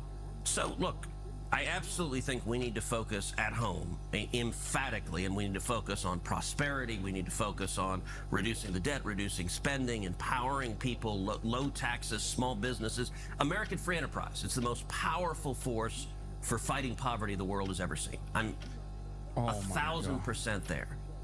Oh my fucking Lord! I also recognize it is a dangerous world, and part of the responsibility of leaders, part of President Trump's responsibility, is to keep America safe. Let's go back to where we started. But can I ask, you've been in the district a long time in D.C., so have I. And the city's way more dangerous, and Congress runs this. No, it's a complete crap hole. So I'm saying, like, no Iranian's ever going to kill me, but I could get carjacked here. Well, and I just don't understand how the Congress could run this city and focus on the dangers of Iran when the city is like garbage. It's garbage. But Congress doesn't run the city. We could. Congress does run the city. It's in the Constitution. It's in the Constitution, but they've given home rule, so it's a Democrat mayor. You can take it back. You control the Congress. I'd vote for it, but it is a question of math. Okay, but I'm just saying, like, why? How can people ignore? It's like, if my own kids are drug addicts, but I'm focused on my neighbor's kids, it's like I'm neglecting my own kids. And there's a sense in which the Congress is neglecting the country that elected them in favor of this relentless focus on other people's problems. That's the way it feels as an American. Look, there are lots of problems in America that we need to fix. Why is D.C. a pit? Because you have a mayor and a Democrat city council that won't let police officers arrest bad guys. And in every city you see across the country, whether it's New York, whether it's Chicago, whether it's LA, whether it's San Francisco, if you have Democrats, we see the LA riots where they won't let people be arrested. All right. Then why not work in regime change here? Why not use the bully pulpit? I do. What do you think I do every day? I never see a Republican senator stand up and say, I just walked to work this morning over people dying of drug ODs. We're going to shut this place down unless they fix it. They're mad about Putin. Like, what did Putin do to Washington? Nothing. Look, in terms of regime change, let's talk this week. The riots in LA, I've made very clear that the cause of those riots are Gavin Newsom and Karen Bass. And when you elect communists who hate America, who stop law and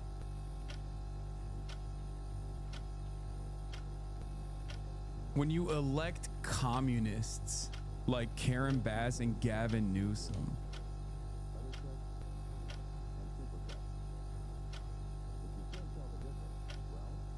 dude, what planet are right-wingers existing on? I will never understand. It's not this one, let me tell you, okay? It certainly ain't the one that we're on. Unforced from arresting criminals, you get what you get on the street. Amen, I agree. My in-laws are Californians, and they're wonderful people. That Heidi grew up on the Central Coast of California, and I remember I was texting with my mother-in-law, and I think I sent her a video of criminals going to a store and just looting in California.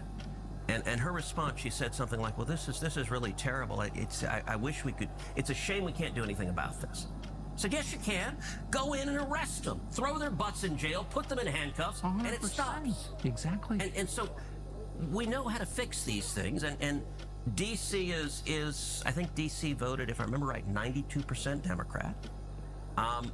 Democrat policies don't work, and they destroy every community that they are in charge of. Then why don't Republicans assert their constitutional authority over the city? Don't they control the Congress?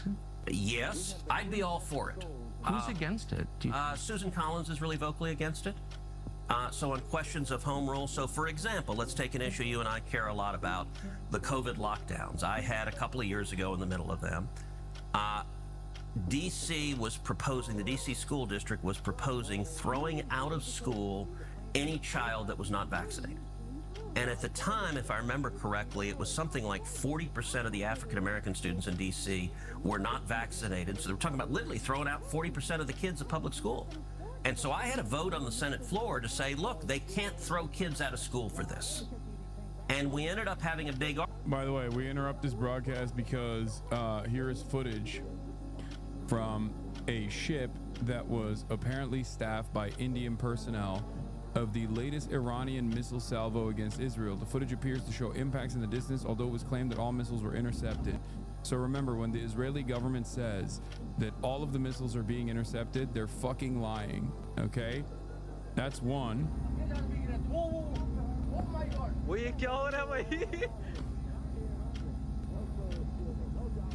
I think that might have been 2, 3, 4.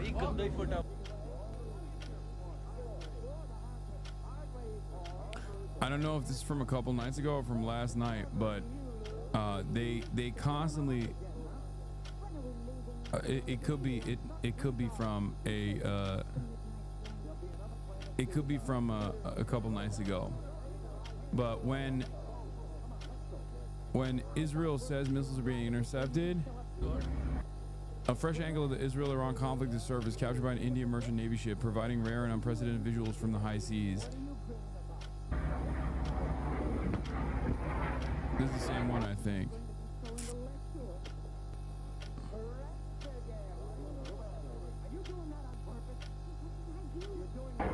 Seriously, यार ये क्या हो गया है? ये तो चांद है भाई। चांद है। इधर से भी आ रही है, इधर से भी आ रही है। आज हाइफा पे अटैक है भाई। हाइफा पे देखिए, हाइफा वाले पूरी पक्के भाई ये तो। ये तगड़ा सीन ज़ूम रिकॉर्ड करना। Oh man, shot! Bloody fuck!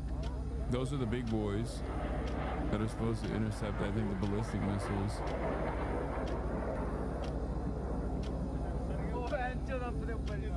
ओ ये सर के ऊपर भी आ सकती है, डिब्रीज गिरती है। ओ अंदर जाओ ना। वो गिरी जहाज में गिरा है यार अपने।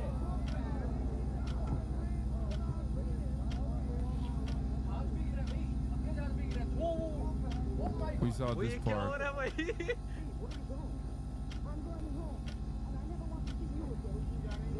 Damn, that one's fast as fuck. वो फटा वही कब्जा ही फटा वही है। भाई ये आज वीडियो से ऊपर का scene.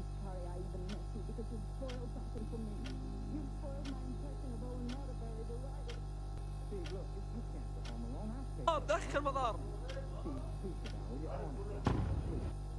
It's probably old. I think a lot of these strikes are probably old, because I don't think Iran has been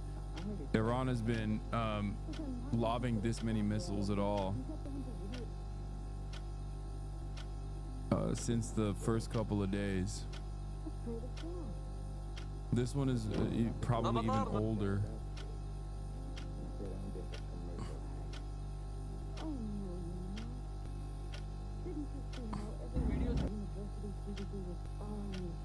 But yeah, I mean, Israel is definitely that. I think that's from last night, the Indian ship.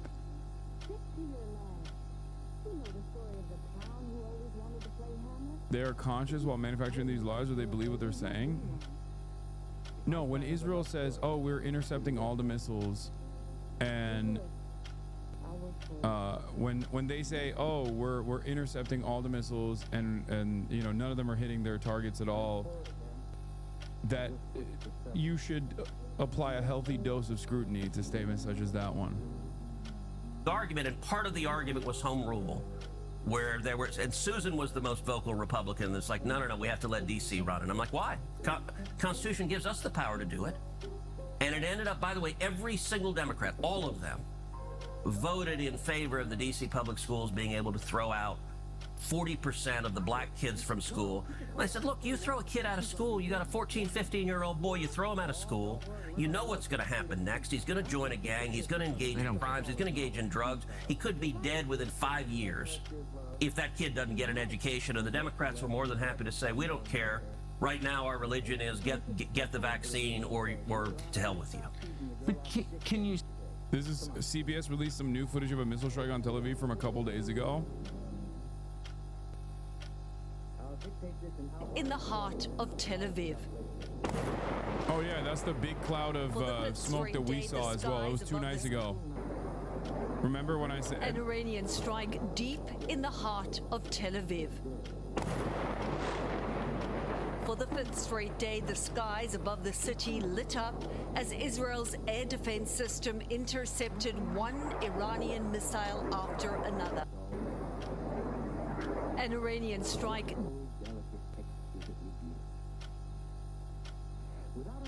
From a couple days ago.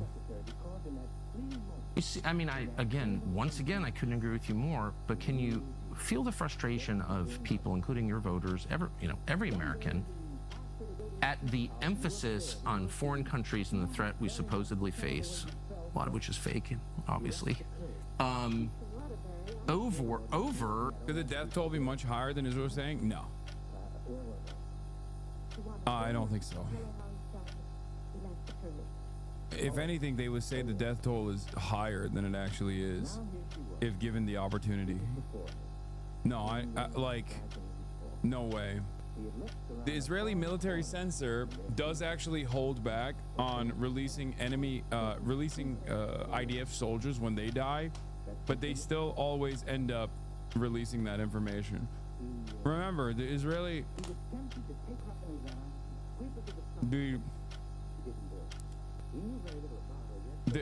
government still operates to a certain degree with supremacist values. And at the heart of that supremacist ideology is having to not lie about its own citizens that die. Are you excluding military bases from the death toll? I'm saying that I'm saying that they would, if anything, not hide how many civilians die, because then they can beef up the victimhood narrative. What was on that anti-Semitic? Slow down. Yeah, I know. Saying that the religious ethno state has a supremacist fascist values, is deeply anti-Semitic. But I would say that even with like Israeli occupying forces that take damage, like there was a dude that just died. There was another fucking 20-year-old that just got smoked. Oftentimes they'll hold that information for a couple days and then release it after the fact, but they will always release it. A 28-year-old soldier got smoked in Gaza. I don't know why you guys are throwing Sages up. 20-year-old soldier that is in the process of doing ethnic cleansing to a starving population got smoked in the process.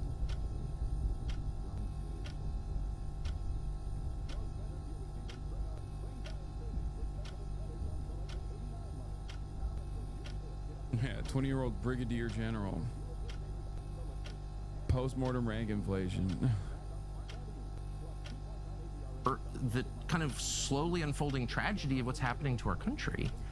The dollars spent, the aid packages to Ukraine to pay the retirement of civil servants in a country that we have nothing to do with, the endless support for Israel, very expensive, when people are literally buying groceries on credit in the United States? Can you feel like it's nothing against Ukraine or Israel or any other country? All right, let's stop. You said the support for Israel very expensive. How much support do we give to Israel? Well, you tell me. You vote for it. Yeah, it's about $3 billion a year is the military assistance. $300 billion in the past 80 years, and a severe increase under the Biden administration that has only continued under the Trump administration. The United States government actually is responsible for 70% of all of Israel's offensive and defensive capabilities. 70%.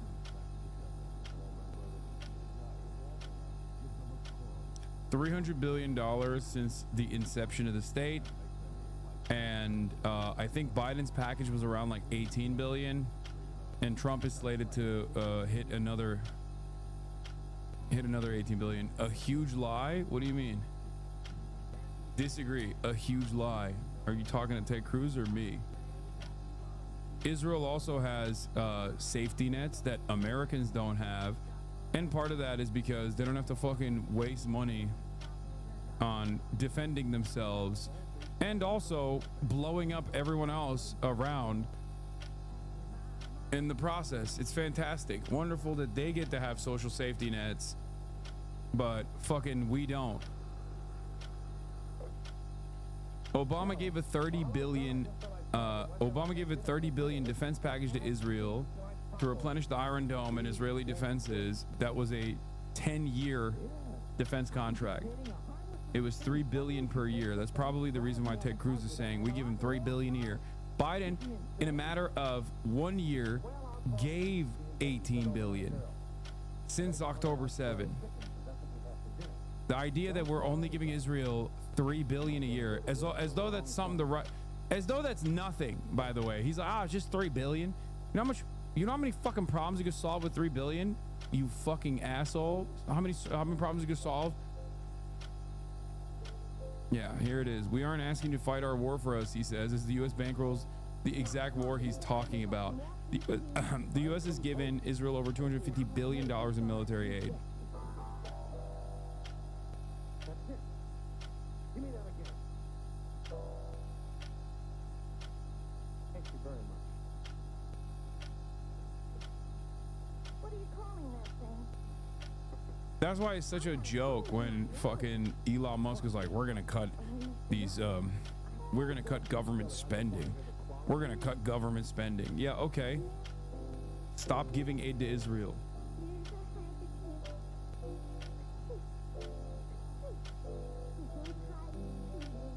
Yeah, look, guys, chill. Guys, chill. We aren't asking you to fight our war for us.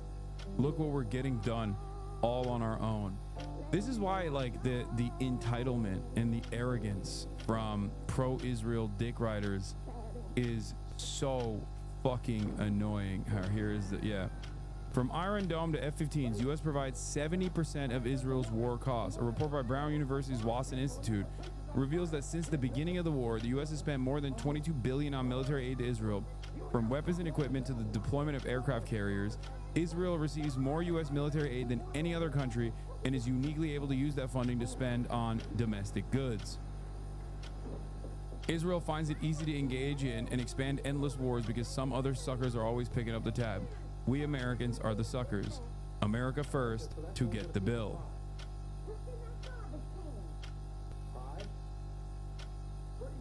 By the way, this article is from 10/27/2024. 10/27/2024, 1 year into the post-October 7 genocide that Israel unleashed.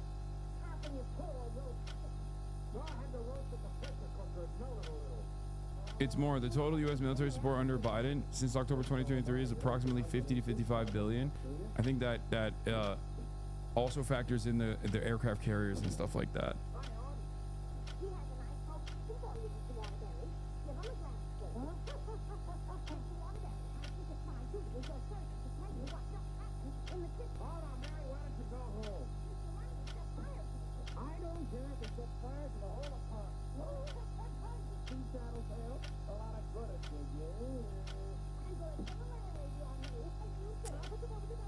it's quite anti-Semitic that we're not giving them $1 trillion.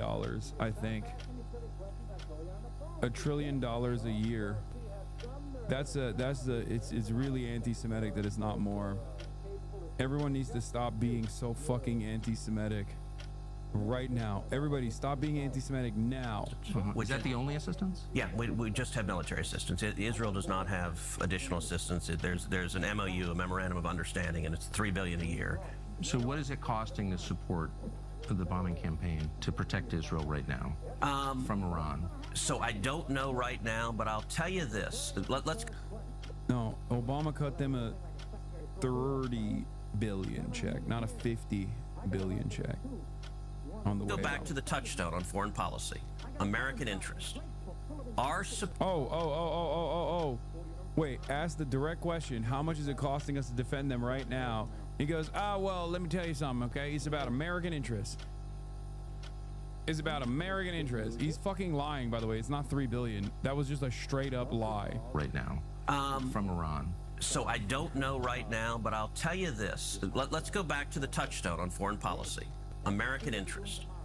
Our support, our military support for Israel is massively in America's national security. But what does it cost? It benefits us enormously. Well, before we can make independent judgments about whether or not that's true, and I'm certainly open to it, I think we need to know what it costs. So what's the annual cost of defending Israel? Do you know? $3 billion a year. No, that's the aid. But I mean, the cost of the weapons, for example, the cost of U.S. personnel there, the cost of moving ships to the region, which we're doing right now, the cost of moving tankers to the region, all of that. Do we know what the cost is? So look, the last week, I don't know, and there's some lag when the administration, under the Constitution, the commander-in-chief has control of the armed forces, and so President Trump has made some decisions that we'll know the cost over time, but I don't know the last week. I don't have visibility on that. Here is Council for Foreign Relations, okay? While Ted Cruz is just yapping and being like, I don't know. It's like, bro, you're fucking signing off on it. You don't know? I thought you were a fucking penny pincher. I thought you wanted small government. I thought you wanted to cut wasteful spending. And you don't know? You don't know how much money we're giving? Okay, here's the Council of Foreign Relations. Okay, Israel is, of course, the largest recipient of cumulative aid.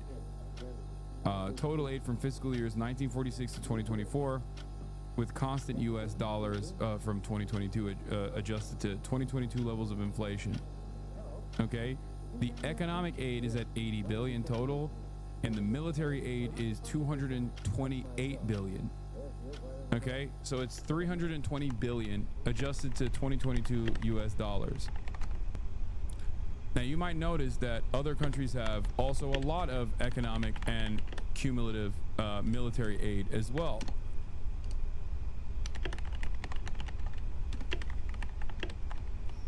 Some of those countries are a part of NATO, like Turkey, 29 billion in economic aid, 52 billion in military aid. The United States provided Israel considerable economic assistance from 1971 to 2007, but nearly all U.S. aid today goes to support Israel's military, the most advanced in the region. The United States has provisionally agreed via a memorandum of understanding, which is what he was talking about, which is $4 billion through 2028. Okay, 3.8 billion per year. So he even lied about that. He was like, oh, it's just 3 billion. We have a memorandum of understanding. Since the start of Israel's war with Hamas on October 7, the United States has enacted legislation providing at least 12.5 billion in direct military aid to Israel, which includes a $3.8 billion from a bill in March 2024 and 8.7 billion from a supplemental appropriations act in April 2024 that was branded. Other analysts, Linda J. Blimes, William D. Hartung, and Stephen Semler from Brown University, have reported that Israel has received 17.9 billion in U.S. military aid during this period, a figure that additionally accounts for the cost of U.S. Defense Department replenishing the stock of weapons provided to Israel. Okay? There are blips in U.S. military aid. 1974, 1976, 1979, and then additional blips in 2000, and then also 2003. But this is a whopping preliminary amount for the fiscal year of 2024. That number increased, by the way. This is an older analysis. This is from November 13th, 2024. Okay, there have been months and months of additional aid to Israel as well, including the missiles that we send so that Israel can have defense. I would even factor in Egypt and I guess this doesn't like showcase Saudi Arabia or Jordan in this, but Jordan, Egypt, the weapons that we give to those countries, they also factor into aid against Israel, or aid for Israel, Egypt especially. The reason why I say Egypt is a vassal state, when you see, for example, images when you see images of Egyptian police apprehending people that are trying to do a peaceful march to the Rafah border, and dumb fuck Zionist accounts are like, look, the Egyptians have had it with these stupid Western leftists. This is the reason. This is why, because it's a fucking vassal state. Okay? Huh.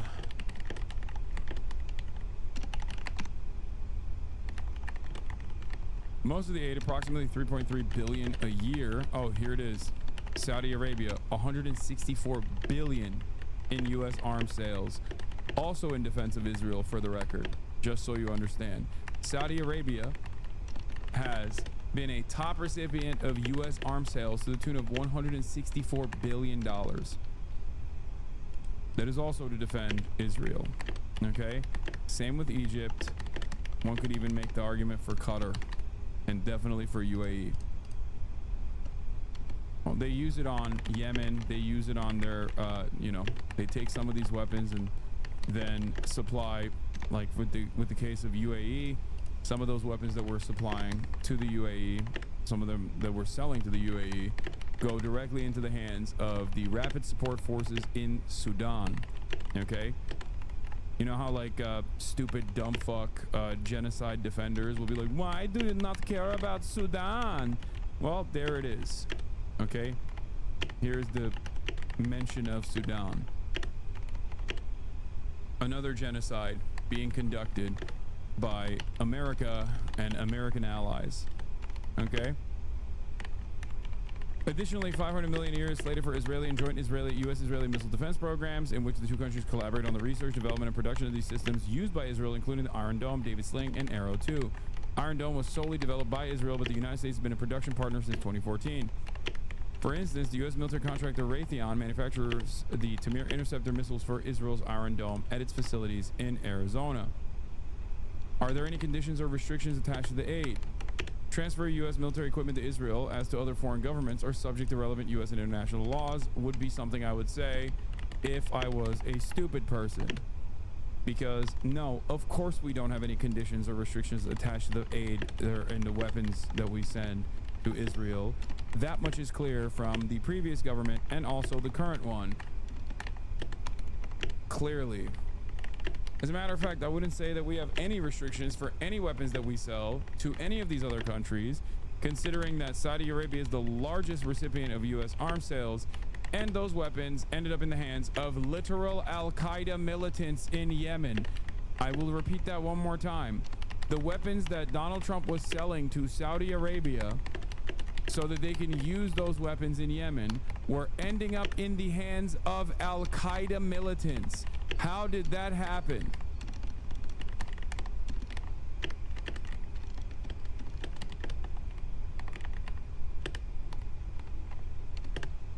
Nicholas Fuentes, Tucker Carlson, and Hasan are coming out of the woodwork for great reporting at the moment. Not a white nationalist or anti-Semite.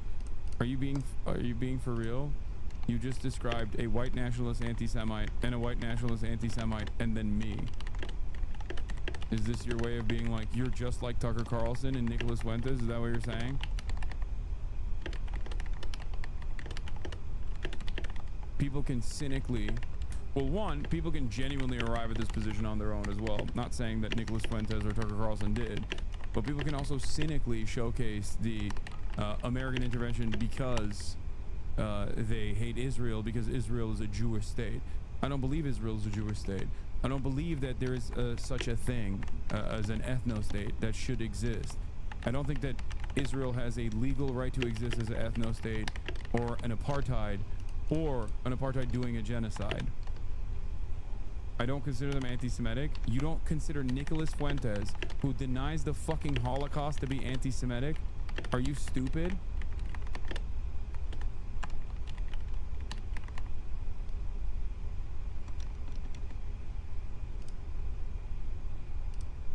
He is a Holocaust denier.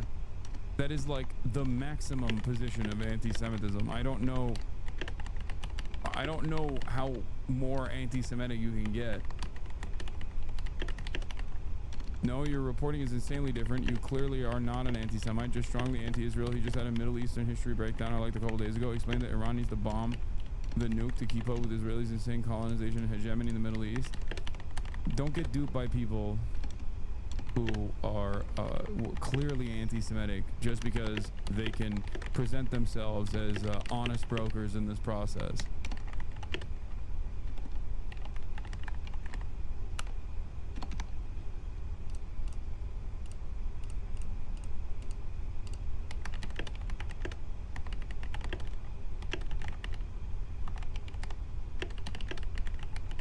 If you hate people who support Israel right now, why the fuck would you ever hand it to people who support Israel-style activities in Nazi Germany against Jews?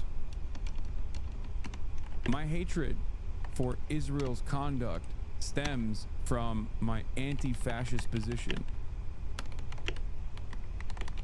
There is no group of people that I think deserve what Israel is putting the Palestinians through, and there is no group of people that deserves what the Germans put Jews and many other groups through during the Holocaust.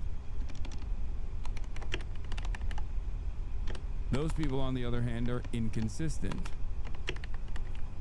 To be fair, they literally deny the Holocaust. No, they don't. They say it didn't happen, and then they say it would be really cool if it did, and if it happened, then more of it should happen. They're all over the fucking place. The goal is to misinform.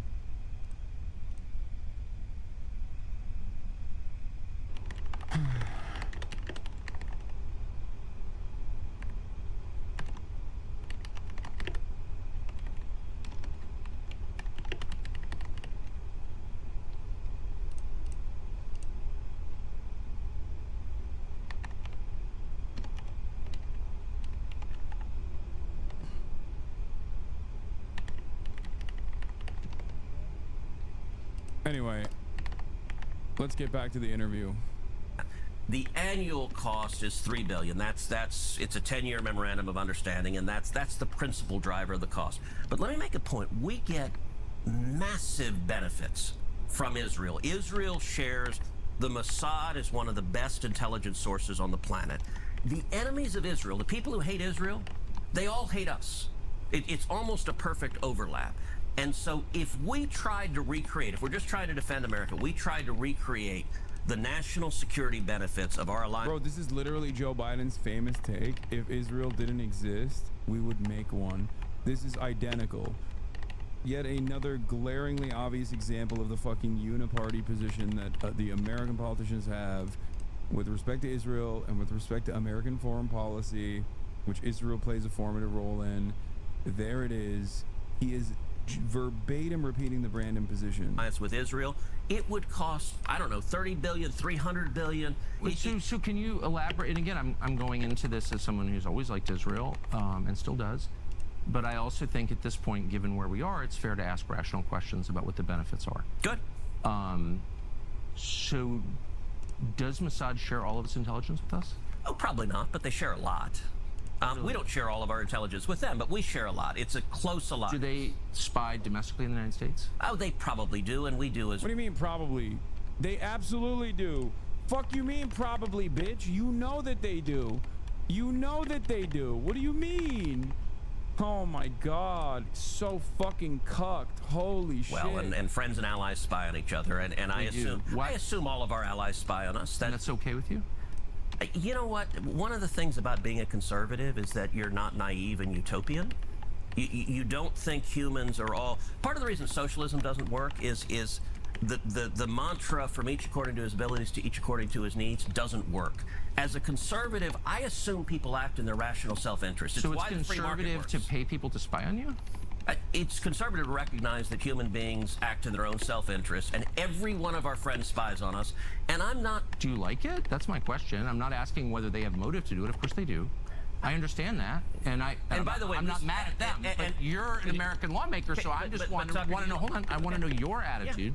Yeah. You said that your guiding principle, in fact, the only principle, the only criterion. I said guiding, the overwhelming. I wouldn't say only. Is it in America's interest? Is it in America's interest for Israel to spy on us, including on the president? It is in America's interest to be closely allied with Israel because we get huge benefits for it, and you want to see the clearest. But I just want to stop on the spying for a second. That it takes place, as you know, and including on the president of the United States and several precedents. And I just want to know if that's okay, and why is it okay? Wouldn't an American lawmaker say to a client state, "You're not allowed to spy on us"? I'm sorry, I know why you want to. I'm not mad at you, but you're not allowed to. Sure. And I don't care for it. I don't want to be spied on by you. Is that? It's kind of weird not to say that, but you don't seem able to say that.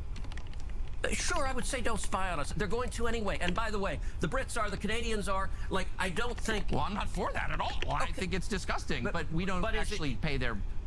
You know, we're not their most meaningful sponsor. We're not sort of paying for the operations of the British government. So I gotta say, and this is... It's weird. We're talking about isolationists, the obsession with Israel. Why is Israel... Well, I don't think I'm obsessed with Israel. Okay, but I think a lot of people are. And, like, the question, Israel spies... Bro, straight up,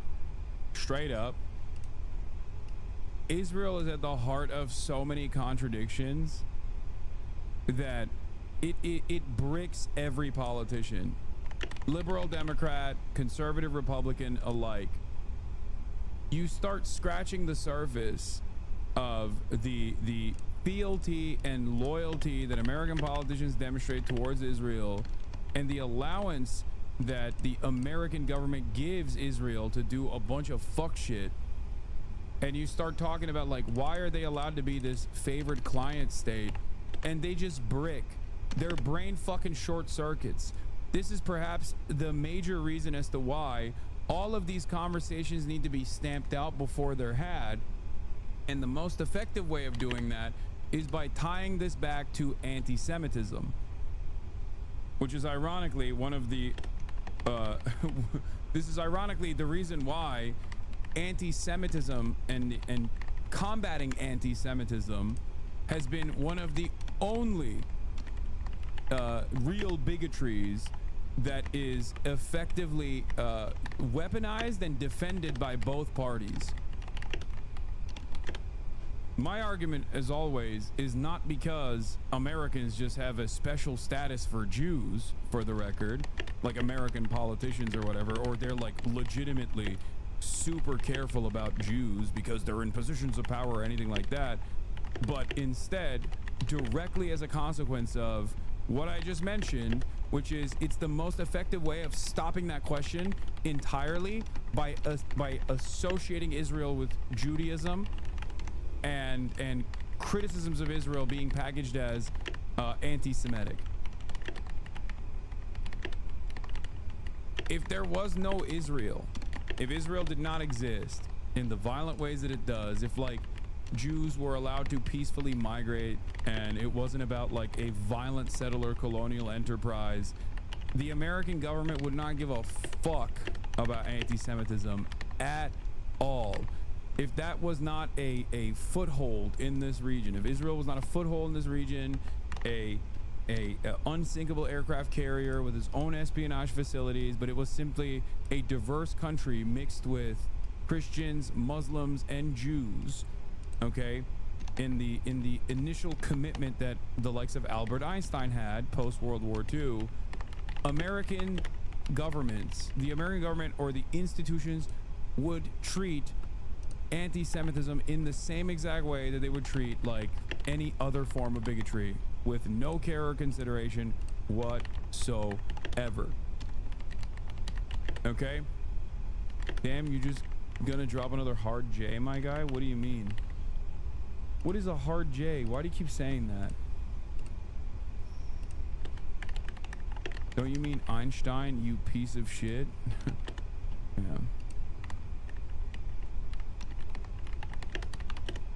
The hard J is job.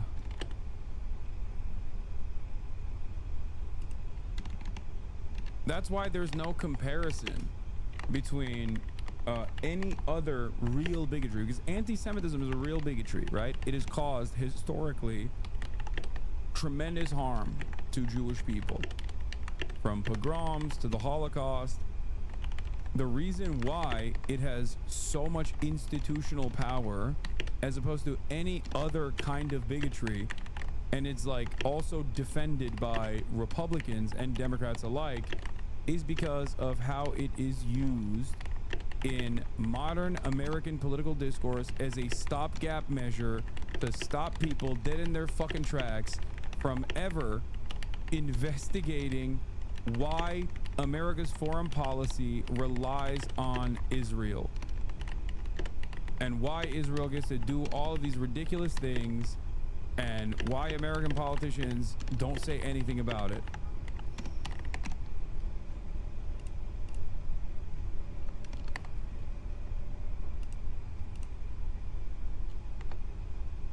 Honest. Well, so does every other country. Why are you mad at Israel? I guess. Oh, no. I'm hardly the one who's. I've never taken money from the Israel lobby. Have you?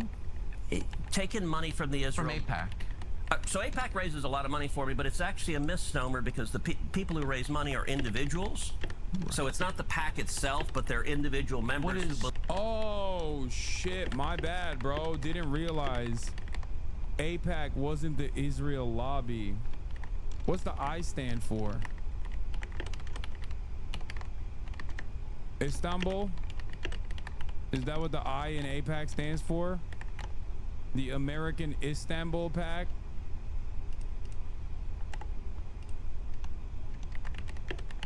The I stands for I don't know. No, the I stands for Islam, actually. The I stands for Iran.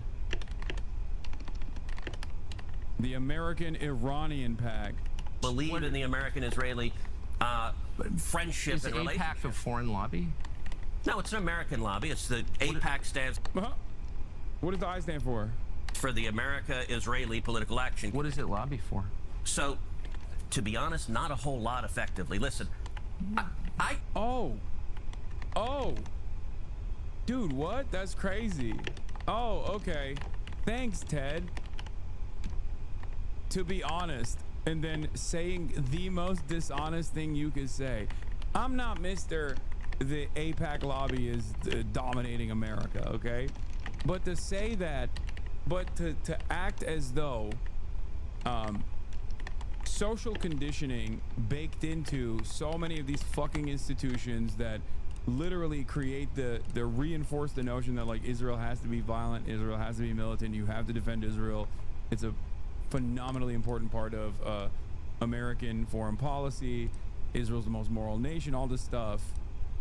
That plays a big role, but also the notion that like AIPAC doesn't play a formative role, and they gave Ted Cruz millions of dollars for no reason other than because they thought he was hot is so stupid.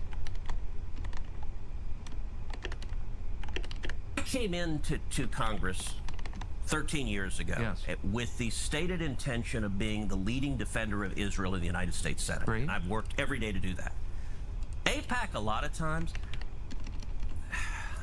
AIPAC, I wish were much more effective. Like, there are folks online who are in the fever swamp of terrified of AIPAC, and AIPAC... I'm not terrified of AIPAC at all. You're the one who seems a little uncomfortable when I'm asking. No, not uncomfortable at all. I'm just asking what AIPAC does. My understanding, having known a lot of people who work at AIPAC, is that it lobbies on behalf of the Israeli government. Wrong. Oh, okay. America has thousands of colleges and universities, and a lot of them, unfortunately, are basically just scams. It's one of those Oh my God. Still.com to enroll for free. When was the last time AIPAC took a position that deviated from Prime Minister Netanyahu? All the time. Name one. Okay. let me go back and give a little history. If you want to do a deep dive on AIPAC, I don't. I want to do a shallow dive that gets. No. I want to get to the core question. AIPAC is lobbying for a foreign government. God damn it! I hate that he's the guy who gets to do this. I hate it because he is a fucking white nationalist piece of shit. I hate that he gets to do this. It sucks so bad. Like, are there no fucking American commentators out there in mainstream media? Really? You're ceding territory to fucking Tucker Carlson? I feel like he's back at Fox News and I'm screaming. It's 2016, 2017 again, and I'm screaming about how economic populism is a very effective way to galvanize the masses, and if the only mainstream source that is stating an economic policy, an economic populist policy, is a white nationalist, then a lot of people are going to associate the Republican Party and MAGA with economic populist policies. I've done so much work on this. I've written extensively on this shit since fucking 2016. And yet again, here is Tucker Carlson once again taking a fucking 80-20 issue that no goddamn Democrat, no goddamn liberal in any fucking mainstream outlet is entertaining and making it his own.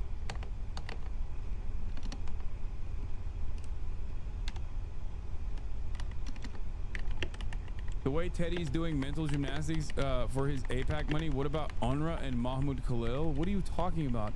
UNRWA is not a fucking UNRWA is a UN-backed necessary resource for Palestinians to exist. It's basically America saying, don't worry, we're gonna fund both sides. We're gonna first fund the apartheid state that does the murder, and then we're gonna fund the fucking UN-backed group that actually keeps some of these people alive. There's no comparison between fucking AIPAC, which is a lobby for Israel, versus UNRWA. And I don't, it's not. It's lobbying for the United States. It is lobbying for a strong U.S.-Israeli relationship. Okay. So it's not, has nothing to do with the foreign government. It wants America and Israel to be closely allied. Okay. But yeah, in TUCKERxTEDCRUZ America, you're not allowed to ask questions about the policies of the Israeli state. Hold on, this is another take. I hate the New York Times so much for being so dogshit and complicit that now Tucker Carlson is laughing them. Just imagine how acquiescent a sit-down interview with TUCKERxTEDCRUZ and literally anyone at the New York Times would be. Trump calls for Iran's unconditional surrender and threatens his supreme leader. The decision to launch a full-on attack on Iran would be in the gray area between the president's powers as commander-in-chief and the Constitution's mandate that only Congress can declare war. Why would that be in the gray area? It is quite literally unconstitutional. Fuck. But it's lobbying on behalf of the interests of another country. So that's not true at all. And if it's not true. No. Just say they're American Jews, you dumbass. Oh my God. Be like, no, these are actually backed by American Jews. They happen to also want America to have a important role in Israel's policies. Just say that. That's the did you forget what the defense is? You haven't even, like, how are you so ill-equipped that I can do a better job of defending the relationship between AIPAC and why it doesn't have a fucking FARA designation than you do? You're the fucking senator, got $2 million from them. The only thing that the Israel lobby has done for me is hunt me down and try to fucking get me arrested and potentially blackballed from every fucking media outlet and take away my revenue. Fuck! Just say it's American Jews. American Jews are funding it. So that's why it's not foreign. Are you saying that Jews are foreign, Tucker? Are you being anti-Semitic, Tucker? That's what you're supposed to say. You're supposed to say that. You fucking idiot. God damn, he's so fucking stupid. It blows my mind. This guy went to Yale, dude. He went to fucking Yale. He can't even defend why AIPAC exists. Shit. Or not Yale, Princeton and fucking Harvard. How do you go to Princeton and Harvard, wherever school he went to? How is that possible? How can you be this bad at your fucking job? How much contact do you think AIPAC leaders have with the government of Israel? No idea. I imagine some. I think the government of Israel is often frustrated with AIPAC because AIPAC's not nearly strong enough. Do you think there's any coordination between the government of Israel and AIPAC? Tucker knows the answer to these questions are yes, by the way. He's just asking these questions so he can catch Ted Cruz in a lie. For the record, he is doing, and I hate to admit this, very good journalism. This is how you're supposed to conduct an adversarial interview. Oh my fucking God, why is Tucker Carlson doing good journalism on this issue? Oh my fucking God, I hate everyone so much. I hate the American media apparatus that is so servile, that is so fucking cucked. Oh my Lord. Do they talk? Sure. If you're lobbying for more U.S.-Mexico trade, would you talk to people in the U.S. and Mexico and the government? Sure. Like if... So I'm not mad about that. There are a million countries that lobby Washington. Yeah, Netanyahu has nothing to do with AIPAC, except for when he fucking addresses AIPAC's annual summit, or except when prominent figures within AIPAC that work in the organizational side of AIPAC have also worked for Israeli government positions, for example, which, by the way, is a direct violation and immediately demands that AIPAC be registered as a foreign agent. But of course, God forbid you say that. By the way, being registered as a foreign agent is not even going to fucking stop Israel's influence here. It's just that, you know, there will be some restrictions and better documentation of what kind of lobbying efforts are implemented, but we can't even get that in this goddamn country. Washington, I like a lot of those countries, including Israel. But AIPAC are Americans, but they're not Israelis. Hold on, there are tons of Americans who lobby on behalf of foreign governments. I know them, I'm related to some of them. I know how it works, I'm from here. So my question is not, is it outrageous that foreign governments lobby the United States? They all do, okay, including Israel. My only question is, why don't we admit that is what's happening? You're denying it, but it's true. Yeah, and why aren't what you're saying is false. Why aren't they registered as a foreign lobby? Because they're not. Tucker's like, I know there's plenty of Americans that lobby for foreign governments. I am one of them. He's like, I'm one of them. Did you not see my interview with Vladimir Putin? There's suspicion that he's also big time changed his attitude since like visiting the UAE, and apparently talks about the United Arab Emirates like all the fucking time. Like he loves the UAE now.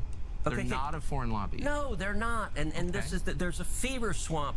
Look, it's not a fever swamp. Yeah, Ted Cruz won't say he's funded by Qatar, for the record. Ted Cruz will say he's funded by Qatar because Qatar is like the scary one. He won't say UAE.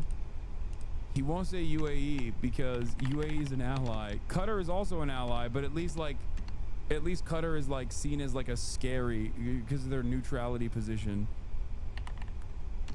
Swamp, these are very reasonable questions, and you've accused me of being obsessed with Israel, which I'm not. I actually haven't. I've said and of being feverish about it, which I'm not at all. I find it's a very tender spot when you ask it, and I don't know why. So, Tucker, all right, let's go back. I'm also funded. The Piker Broadcasting Service is funded by you, the viewers. Also, many of you are from Qatar, the glorious nation of Qatar, a nation that withstood tremendous attacks from the not-so-glorious Kingdom of Saudi Arabia and UAE in joint operations. Qatar will rise up. Qatar will defend itself. Qatar also happens to have the largest U.S. base in the region.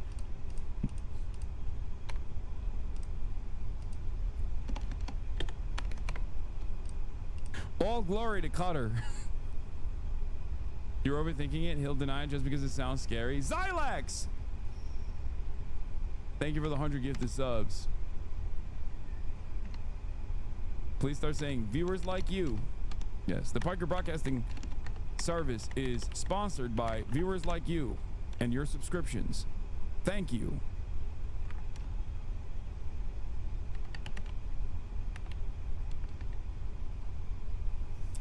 Oh, Tucker also interviewed the dude from Qatar. I forget who it was. But. I was first elected to the Senate in 2012. I came in Obama's second term. And I actually saw AIPAC be badly wounded in a way they never came back from. And the second term is when Obama did the Iran nuclear deal. And the Iran nuclear deal, I think, was catastrophic. And AIPAC went all in lobbying against it. Yeah. And They failed, and I was the leading opponent of the Iran nuclear. Oh, I know. They definitely failed, yes. They failed, and what happened, the Obama White House told every Democrat. Hassan, as a member of Ansar Allah, I'd like to thank you for the lobbying work you've done on our behalf. Expect another check soon. Yeah. I love being funded by Qatar and the Ansar Allah movement. Also, of course, the Islamic Republic of Iran. These are my 3 primary funders and supporters. Oh, also Hezbollah as well. But the Hezbollah checks haven't been coming in recently, but that's okay. And also Hamas. How can I forget Hamas as well? And Palestinian Islamic Jihad, and the Popular Front for the Liberation of Palestine, and the Democratic Front for the Liberation of Palestine. Also, the glorious nation of Pakistan. I'm also funded by China, the People's Republic of China. That's right, the Communist Party of China, at the glorious People's Republic. Yeah. This broadcast is sponsored by Titoist Yugoslavia. May the once wonderful nation return to its former glory under the banner of Tito. And viewers like you. Yep, this broadcast is sponsored by the Democratic People's Republic of Korea, the best Korea. It's true. Crap. When I got here, there used to be real. It's funny because like there are a lot of people who literally believe that. Like maybe not Titoist Yugoslavia, but like there are people who legitimately think that I'm funded by Hamas and Iran.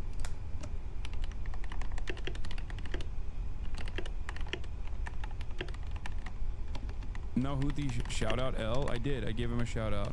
The Ansar Allah movement. Okay, calm down. I could never forget my boys in Yemen. It's so funny because I say these things as a joke and then it ends up in a fucking Fox News article. Like people still do the people still post that one time when I was like, when the beat drops the spirit of jihad also is restored in me or something like that. I was saying when I was watching one of the Ansar Allah music videos.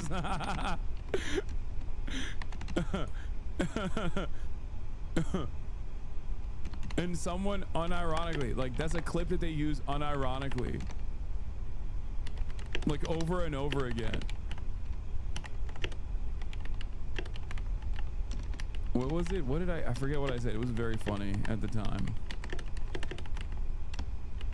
Bipartisan support for Israel. That has largely disappeared. And it's the Obama nuclear deal that caused it, because the Obama White House told every Democrat, pick. You either stand with Israel or you're a Democrat and you stand with the Obama White House. And almost every single Democrat member of Congress said, I'm a Democrat first, to hell with Israel.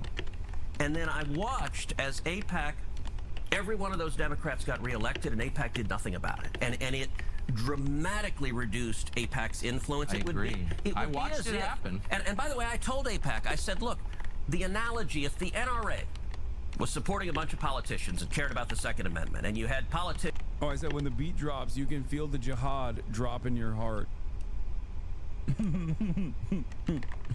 Anyone that takes that seriously is the fucking stupidest person on the planet. That vote to confiscate people's guns.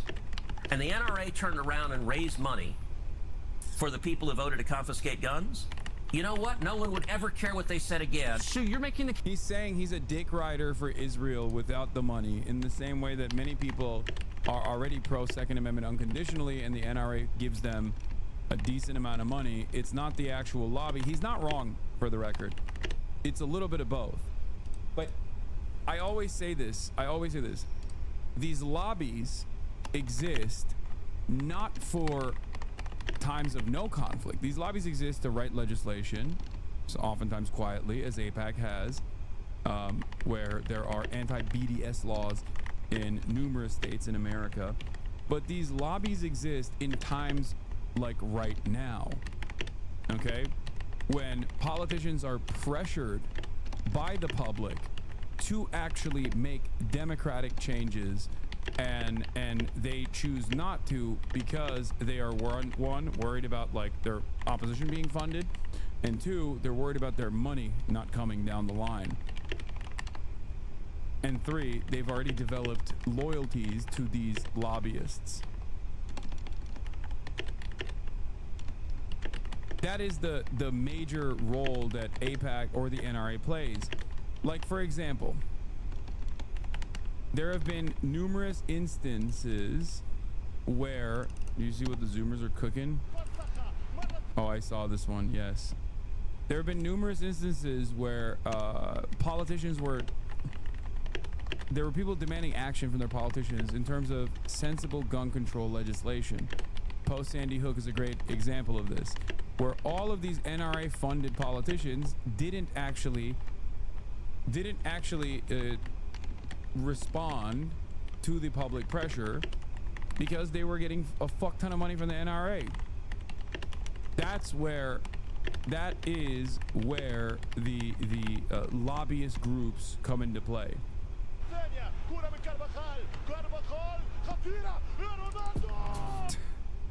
That's a million likes. That's crazy. Case that AIPAC is not as powerful as people say it is, and I completely agree with you. I've watched that, and I'm not making the case that AIPAC is all powerful and they're running everything and putting fluoride in the water. I'm not making that case at all, because that's not true. I'm only trying to get to the question of what AIPAC is, and I don't think you're being straightforward about it. AIPAC is lobbying on behalf of the interests of a foreign country, and they're not registered. And you're saying, no, that's not true. You're saying that they don't coordinate with the Israeli government. Of course, I coordinate. Do they talk with them? I don't know what they do. I can tell you. But why don't you care? Isn't it meaningful if a foreign government... Hey, I talk with Israel all the time. Of course you do. Of course you do. Countries all the time. But the law is, and a lot of people have been prosecuted under this law, that if you are lobbying on behalf of a foreign government, you must register. That's it. It's really simple. And I don't know why, if I'm working from Malaysia or Qatar or Belgium, and I'm working on behalf of its government's interests through a group of Americans who are representing the friendship between those two nations, I have to register under the Foreign Agent Registration Act, and if I don't, I can go to jail. And people have gone to jail, including people I know. So I don't understand why we don't just be honest and say they're lobbying on behalf of a foreign government, they're coordinating with the government. You know that that's true. That is not only not true, that is false. They're not coordinating with the Israeli government? Do you know how AIPAC raises money? What? For elected officials, like what they do, like what the actual mechanics is? I get it. I mean, they go to people who are sympathetic to Israel and raise money and then send it to candidates who agree with them. So what they'll do is, so in my last election, AIPAC endorsed me. And they'll host a fundraiser. And they'll host a fundraiser in Dallas or Houston or Atlanta or New York or LA. And they'll do a fundraiser and they'll get someone who will host it, and it's usually a business owner, lawyer, doctor, someone who hosts it. And you get typically at an AIPAC fundraiser 30, 40, 50, maybe 100 people who live in that city, right? Who care about a strong U.S.-Israel relationship, Yeah. and if they have 50 people, each of them writes a $1,000 check, and you raise $50,000. Yeah, I've been to an AIPAC fundraiser. I know what it looks like. But that is not. And by the way, there's no representative of the Israeli government there. You have, when you're in Dallas, you're meeting with false and silly conversation. I know all this. I know all this. The question is are AIPAC's goals shaped by the goals of the Israeli government to any extent? Okay, that's a really different simple from question. lobbying on behalf of. It's a simple question. Are AIPAC's goals shaped by the goals of the Israeli government? And it's pretty wild that in order to try and defend this position, you have to behave like the audience is moronic. Like, I don't think there's a single person that will listen to this back and forth conversation and leave the conversation thinking, yeah, Tate Cruz did a really good job there, actually. Yeah, now I actually don't think AIPAC is the Israel lobby and is directly dominating American politicians.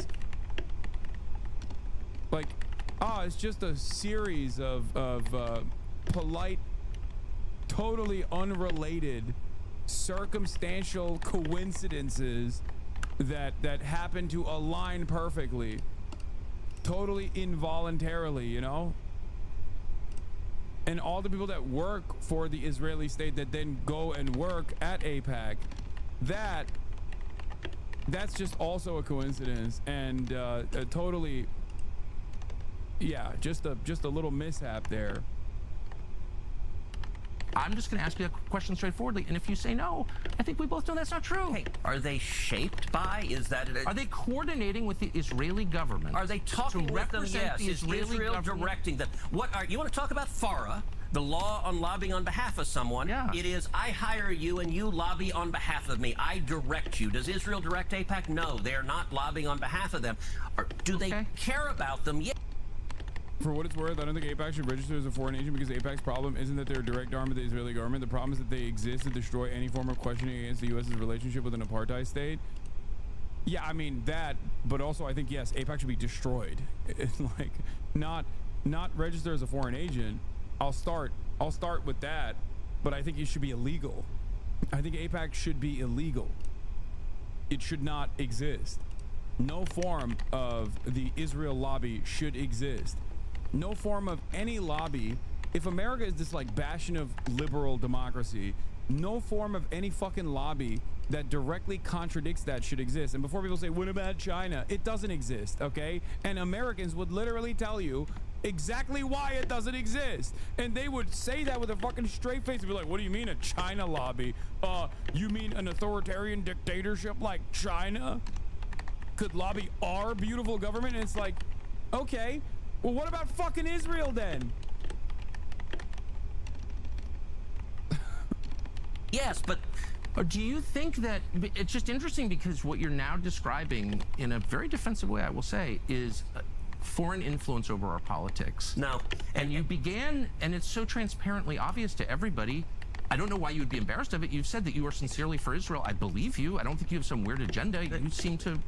Did you say AIPAC doesn't have a right to exist? How dare you? I mean, wait till you hear what I have to say about the I in AIPAC and whether it has a right to exist. The answer is no, it does not, okay? Just so you know.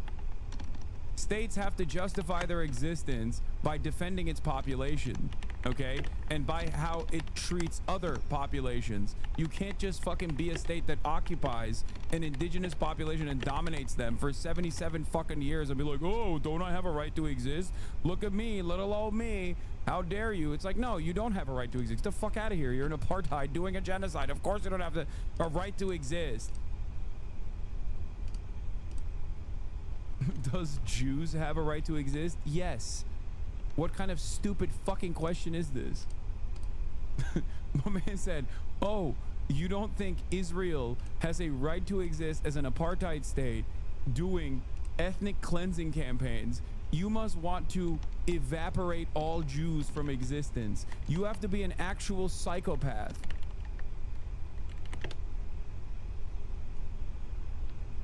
He said, does Jews? But by the way, Tucker, it's a very weird thing. The obsession with Israel. Well, we're talking about foreign countries. It's hardly an obsession. You're not talking about Chinese. You're not talking about Japanese. You're not talking about the Brits. You're not talking about the French. The question, what about the Jews? What about the Jews? Oh, like I'm an anti-Semite now. Senator, you're asking the questions, Tucker. You're asking, why are the Jews controlling our foreign policy? Senator, that's what you just asked. Hardly. Oh my God, this is amazing. He just hit the fucking hard J, okay? He hit that so hard. Oh, you anti-Semite. Oh, wow, you think Jews control the media, huh, Tucker? What's next? You gonna tell me about all the Jews in executive positions in the media too, Tucker? It's like, dude, he's not, normally under different circumstances, he might say that because I do think he's anti-Semitic. Having said that, in this conversation, he has not said that at all. He simply said, why is AIPAC not registered as a foreign agent if it gets its notes from a foreign state? If it is directly aligned with the goals of a foreign state as opposed to any other fucking foreign nation state? Why do lobbyists for this foreign state, why do the lobbies of this foreign state don't have to register as foreign agents? Say Am Israel Hi, Tucker. I feel like you haven't said your Am Israel Highs this morning, sir. Please saying that, and I have That is exactly what you just said. Well, actually, I can speak for myself and tell you what I am saying. Good. On behalf not simply of myself, but of my many Jewish friends who would have the same questions, which is to what extent, and it's interesting you're trying to derail my questions by calling me an anti-Semite, which you are. God, I love fucking hog-on-hog violence, dude. I love hog on hog violence. Oh, it's so good. It's so fucking, oh, it's tasty.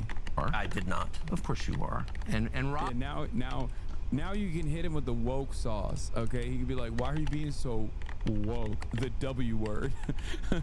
It's like, why are you doing identity politics, Ted Cruz? Are you doing a cancel culture, Ted Cruz? I can speak for myself and tell you what I am saying. Good.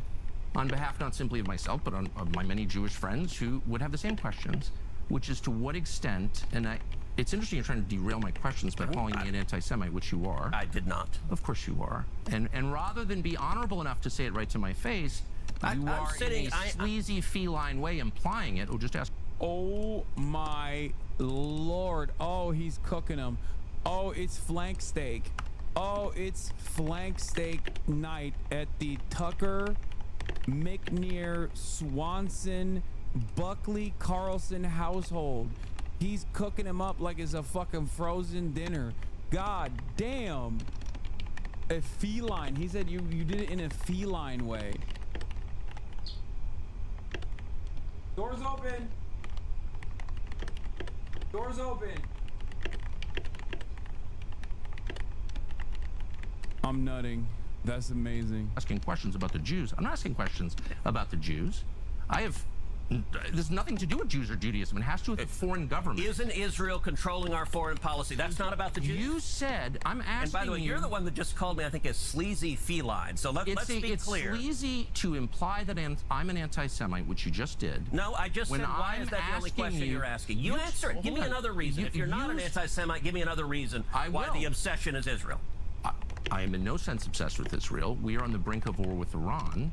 And so these are valid questions. But you're not asking about Iran or the If I can Ayatollah. finish, you asked me why I'm obsessed with Israel. Yep. 3 minutes after telling me that when you first ran for Congress, you elucidated one of your main goals, which is to defend Israel. Yes. And I'm the one who's... God, it's such a perfect distillation of all things wrong with America. It's such a perfect fucking counter to everything. That's it. It's like all of these right-wing guys who will be like, I hate woke culture. They turn into a fucking hysterical SJW the moment that they have to defend Israel. They'll say, oh, I hate foreign governments controlling or trying to control America. They immediately are like, well, no, Israel's different. Israel's different. They talk about how they hate censorship. Oh, well, Israel's different. We have to do censorship. Like, that's it. It's such a perfect example because it's in this weird space where it is both America and not America at the same time. But ironically enough, even if Israel was legally considered a de facto or legally considered a part of the United States, if any politician spent this much time defending its interests, like North Dakota, especially if they're not even from North Dakota, you would look at them like they're fucking psychotic. You'd be like, what do you mean? What? Excuse me, sir. Have you planned on traveling to North Dakota after becoming the mayor of New York? Like any other state. Fuck it. Say it about New Jersey and people will look at you funny. They'll be like, what do you mean? Like, can you imagine? Can you fucking imagine? The New York mayoral primaries are taking place and someone's like, excuse me, if you don't go to Piscataway, you are literally anti-Jersey behavior. You're demonstrating anti-Jersey behavior. That's totally fucked up. It'd be like, that's the most insane thing anyone's ever fucking said. Like, what do you mean? What? Shut the fuck up.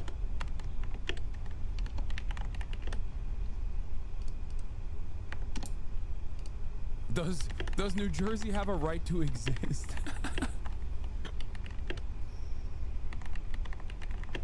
that's obsessed with Israel. I don't see a lawmaker's job as defending the interests of a foreign government, period. Any government, including the ones that my ancestors come from. So that's my position. That does not make me an anti-Semite. And shame on you for suggesting otherwise, and I mean that. And that's low, and you know it's low. So why don't you just answer my questions I'll in a answer any straightforward, question rational like. way? You certainly have the IQ to do it. So, shame on you is cute, by the way, Tucker. It is. It's not cute. I'm offended. I'm obsessed with the Jews. You just told me You that just called me a ran- sleazy feline. It is sleazy to imply that I'm an anti-Semite for asking questions about how my government is You want to run. count how many questions you asked about? What about the Jews? What about Israel? What about I AIPAC? never asked about the Jews. Yeah, that's the other side. He ain't never, like, under different circumstances, maybe Tucker does make implications. He's too smart of a propagandist to, like, reveal his true position. This is one of the things that he's always done very well. Okay? That's why I used to consider him one of the most dangerous threats to American future as a very successful fascist propagandist. He is a fucking pro at taking white nationalist, anti-Semitic, anti-black, anti-brown narratives and twisting it in a framework that is fairly defensible. And in this situation, he didn't say Jews at all. He didn't say that at all. Do I think he's anti-Semitic? Probably. I mean, he did do a healthy dose of the Great Replacement theory, and the hidden underlying premise of the Great Replacement is that there's a shadowy group of people that are doing that. Okay, and that shadowy group of people, of course, are the Jews, right?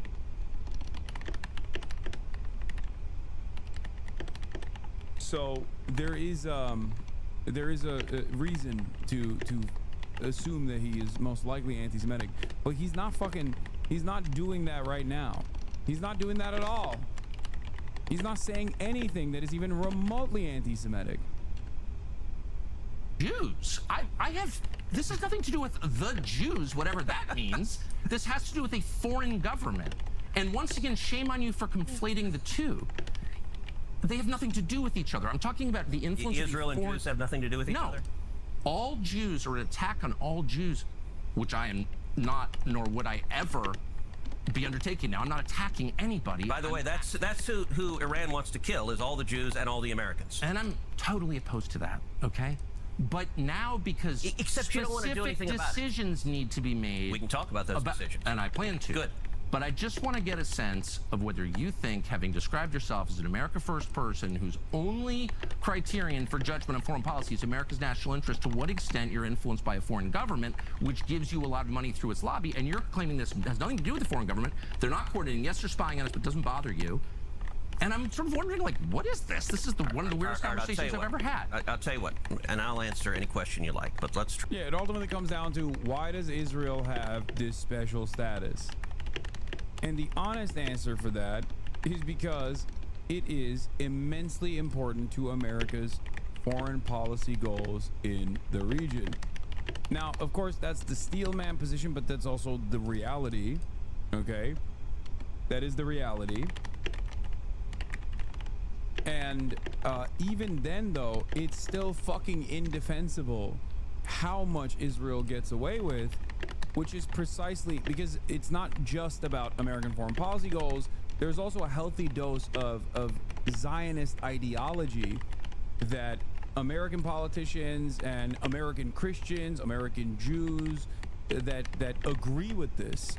Like, there is not only a material reason for it, but there's also definitely like an ideological predisposition towards defending Israel due to tremendous propaganda, because it is a very sophisticated network of influence. And that is precisely the reason why then you turn around and you say, okay, why don't you, why is this allowed? You can always point to other allied states and ask, like, if, I don't know, if England did half the shit that Israel did, we would punish them. If England did half the shit that Israel did back to America, we would punish them. Like, outward, open fucking espionage at the behest of the British state, for example. Like, Jonathan Pollard was literally released and was able to fly in a private jet by Trump booster Sheldon fucking Adelson back to Israel. Jonathan Pollard was in American prison for spying on the United States of America at the behest of Israel. Donald Trump released him. Shame on you for agreeing with Tucker. Don't worry. Only because you finally agree with him. Shame on you for agreeing with Tucker. No, I feel deep shame. Not in the way that you think.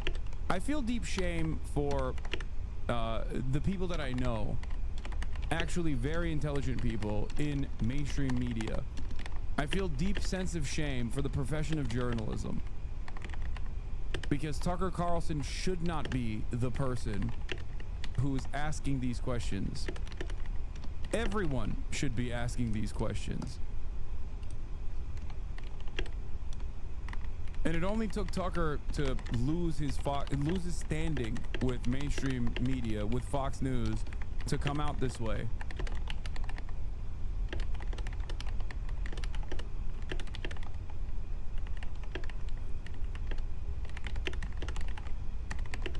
Are you going to call me an anti-Semite again or no? Let's try to ratchet down the temperature a little. You're the one who went to motive. I'm asking honest questions. I'm just asking questions. Yes, that's it. That is what I'm doing. Let's try to ratchet down the temperature a little bit. Okay. Picture the house you're drinking. God, he's so fucking fat. Gentlemen. No. It's this great movie. It's actually a fun comedy about politics, and Eddie Murphy in the movie is a con man who gets elected to Congress, and he's literally a con man who, the congressman dies, he has the same name, and so he runs and they get elected. And there's a scene in the movie where Eddie Murphy is a freshman member of Congress, and he's sitting down with a sleazy lobbyist, and he's asking the lobbyist, all right, what should my positions be on, I think they were talking about power plants and electrical transmission lines, and the lobbyist's like, well, what do you believe? And Eddie Murphy's comment said, I don't care. Whatever gets me the most money. I'll do whatever gets me the most money. And the lobbyist says, no. Pick a side. Doesn't matter what you pick. If you pick one side, we'll go shake down everyone who supports that side and they'll give you money. If you pick the other side, that's fine. We'll just go to the other side and shake. Wait, what's the anti-Israel lobby in this equation? Why is it that every side is pro-Israel? Why is it that there is no anti-Israel lobby? Care? Okay, dude, yeah. Good one. Yeah, the famously powerful Care, which I think is like on the verge of being classified as a fucking terrorist group. That's great. Virtually, like, I would say 99% of Republicans and like 75% of Democrats consider Care to be a fucking terrorist group, like a hostile entity inside of American borders. What kind of legislation has Care actually funded?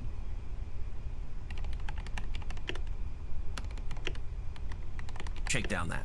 That's a little bit the way it works, and you often get leftists in the media who say, for example, if you support the Second Amendment, as you do, and CARE is the Council for American Islamic Relations.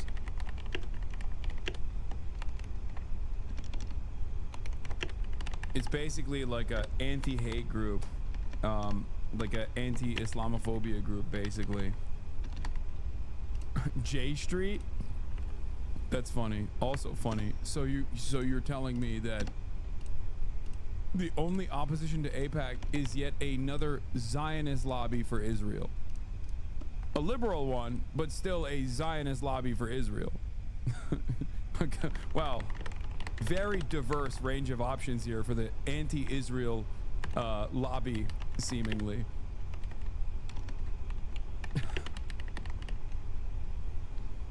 And I do. Well, you're just bought and paid for by the NRA, and that actually is backwards. I believe in the Second Amendment because I believe in the Constitution.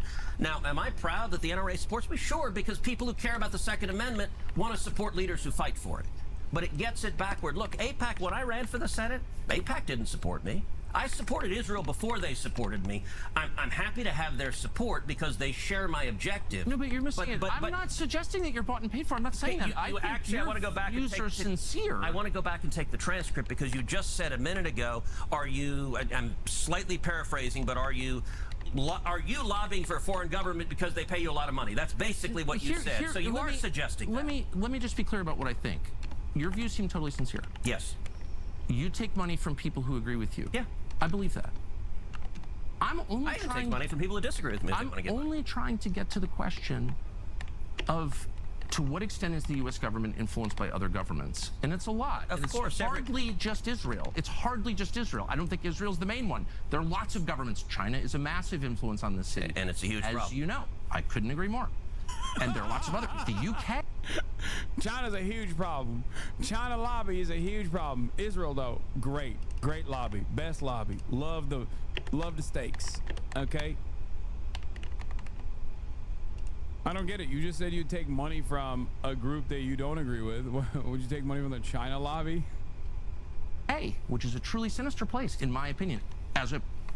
Like, dude, it's so funny to think. Like, what influence does the fucking Chinese state have over the United States of America? What lobbying influence does the Chinese government have over the United States of America? Oh my God. TikTok is a service that is owned and operated by the Chinese government that Americans are voluntarily using. It is not the same as moneyed interest. And TikTok is impossible to combat because we fucking love our treats. It's like saying Temu is a Chinese lobby. Okay? It's like saying what's it fucking called? I mean, there is pervasive Chinese lobbying interest in the country. They're just not in the direction of the current Chinese government. If you want to talk about fucking Shenyun, okay, or Falun Gong, or Epoch Times, or NTD, those are anti-Chinese government influences. So that's a little different, don't you think? Yeah, it's like Labubus are a pervasive influence. Labubus have a pervasive influence, a stranglehold on the American population. It's the Chinese government's way of lobbying America.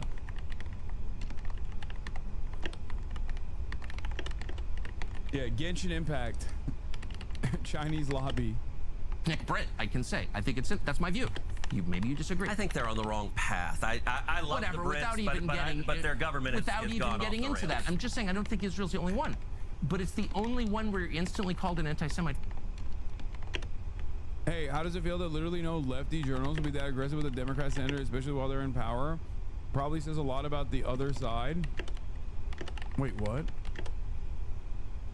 Are you talking about me? Because if I had the opportunity, you think if I had the opportunity to fucking interview a Democrat congressperson, I wouldn't rip them? Are you crazy? And if you're pointing to like AOC or Bernie Sanders to get a fucking silly gotcha, this is an hour and 59 minutes long. Bernie and I sat down and talked for approximately what, 10 minutes or 35 in the previous conversation that we had. Unless you're talking about CNN and MSNBC, at which point they're not, they're not real. Also, Bernie Sanders, when matched up with the rest of U.S. Congress, is infinitely closer to my position, as opposed to Tucker Carlson's position in this situation is, like Tucker Carlson and Bernie Sanders would sit down, and Tucker Carlson would not rip Bernie Sanders to shreds on his position on Israel. Tucker Carlson is talking to one of the most pro-Israel politicians in the country.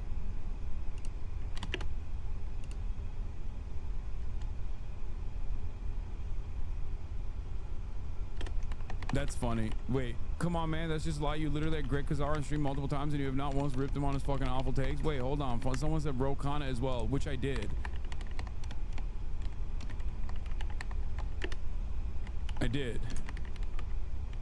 Once again, not a fucking hour-long back and forth conversation.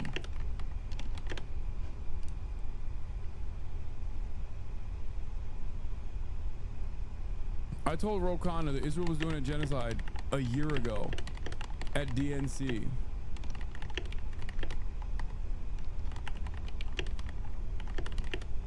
I asked him why no Democrat is also openly saying that Israel's doing a genocide that we are participating in at DNC. For asking questions, and it's also the only government that no one will ever criticize. And I find criticize Israel every minute. I also, yeah, when I had a conversation with Greg Khazar, I asked him why he didn't endorse Zoran Mamdani and instead endorsed Brad Lander. Every day, like the only government that people will not criticize. Rashida Tlaib just tweeted out calling Benjamin Netanyahu a war criminal. Rashida Tlaib? No, you said no one will criticize. No, I'm talking about Republicans that I would vote for, including you. And I'm saying, you know, whatever. I don't even like talking about Israel. What I care about, I never do, because it's not worth being called anti-Semites from APAC recipients. But yeah, a better comparison to this would be you pressuring Dems on immigration, something the party was for. You asked every Democratic congressperson you had about immigration, from Ro Khanna to Rashida Tlaib. Exactly. Every single one, including ones who were in agreement with me and said the Democratic Party wasn't doing enough, like AOC and Rashida Tlaib, and also ones like Ro Khanna as well.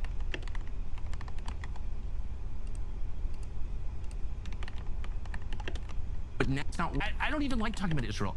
What I care about, I never do, because it's not worth being called anti-Semites from APAC recipients.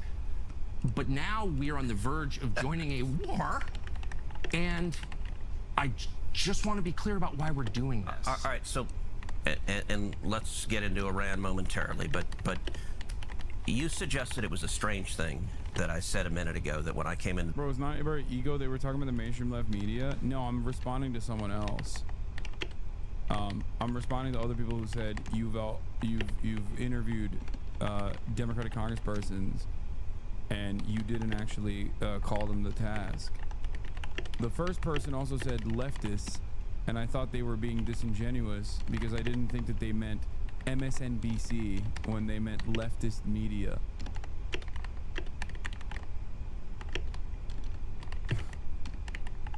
The Senate, I resolved that I was going to be the leading defender of Israel. And what you didn't ask is why, so let me tell you why. No, you said I was obsessed with Israel, and you had just told me that, like, your driving motive to get to the Senate was to defend Israel. I'm like, I don't think I'm the one who's obsessed with Israel. Okay, so Tucker, words matter. And you know that. I said I resolved to be the leading defender of Israel, and you said your driving motive, the reason you're in the Senate. You want to be the leading defender of Israel. I would think if I ran for Senate, I'd be like, there are people dying of drug ODs on the street. My driving motive is to fight for Texas and America, and to fight for jobs, and to fight for the Constitution. And you played a very, very careful word game of eliding. You're the one who said it, not me. So you still haven't asked why, but I'm going to tell you why. Okay. And the reason is twofold. Number one, as a Christian, growing up in Sunday school, I was taught from the Bible, those who bless Israel will be blessed, and those who curse Israel will be cursed.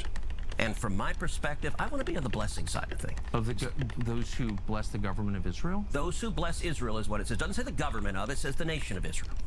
So that's in the Bible. As a Christian, I believe... He had to hit the Bible, dude. Someone had a really funny responses on Twitter. It was like, if I name my son Jesus, will you have to worship him like he's the son of God? Lest you be damned to hell. Like, you don't understand. It's in the Bible. Tucker, I'll have you know, the Bible. Okay? That's my answer. Asked and answered.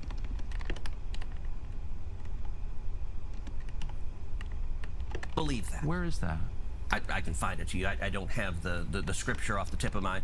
You pull out the phone and use the... It's in Genesis, but...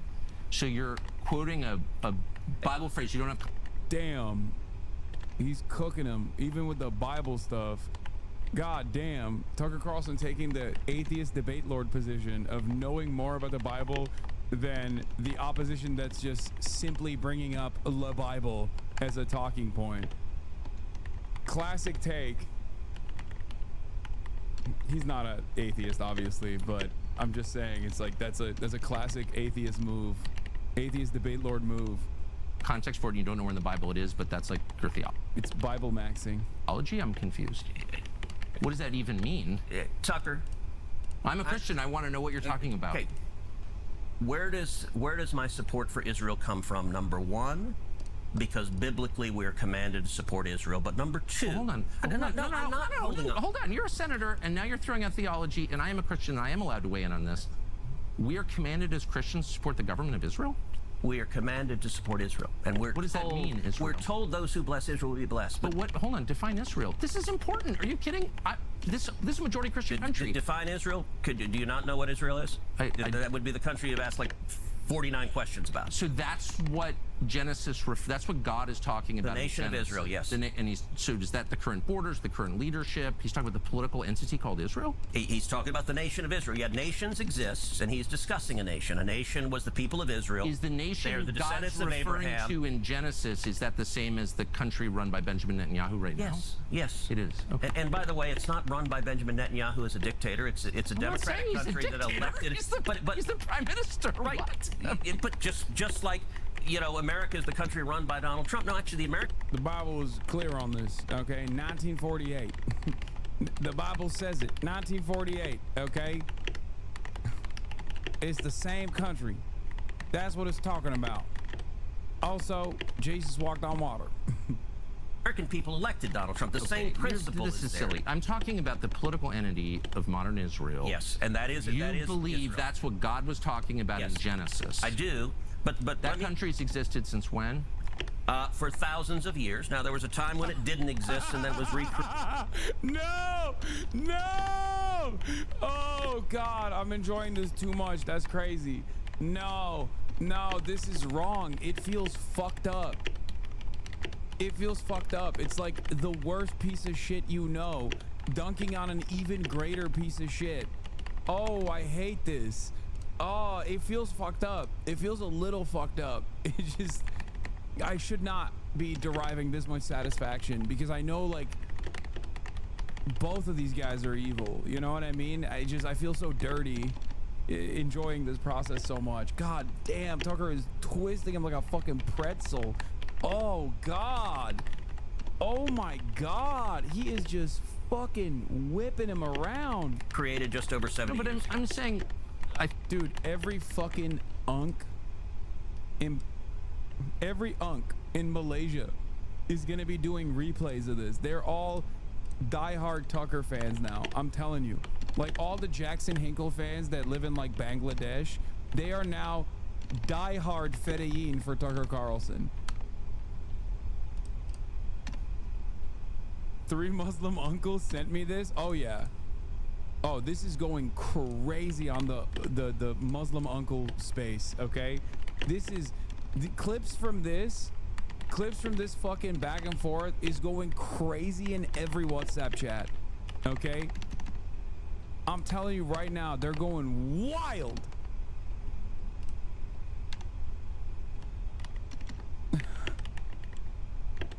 This is gonna do unk numbers for sure.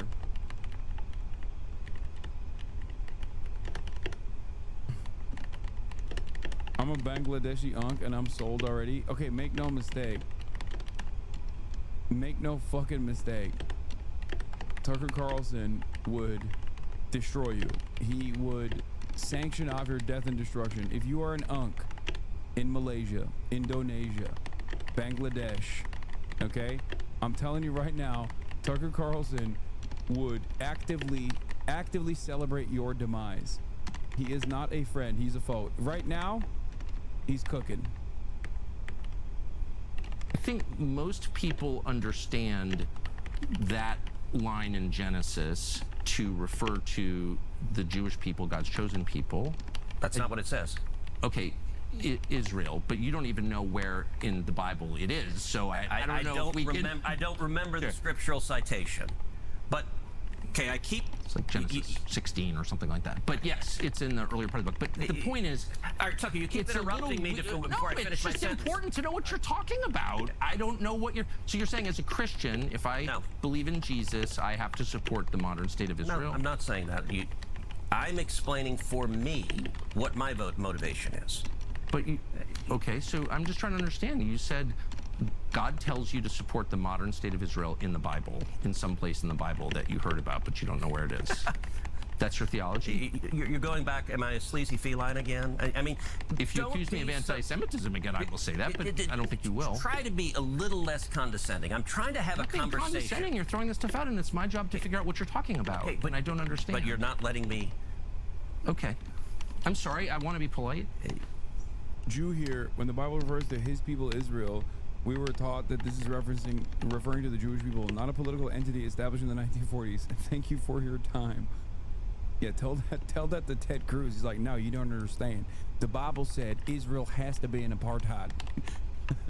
The Bible said they have to be there and they have to have nukes. The Bible also said, it's crazy, and I'm not even paraphrasing, okay? Genesis 18:47. Let me tell you, okay? Genesis 1963. In both passages, the Bible says America must do a first strike on Iran alongside the modern Israeli nation state on the Fordow nuclear facility that the Islamic Republic of Iran has built on the side of a fucking mountain. I didn't make it up. I didn't make it up. It's in the Bible. It says in the fine print. It's crazy. The Bible has it all.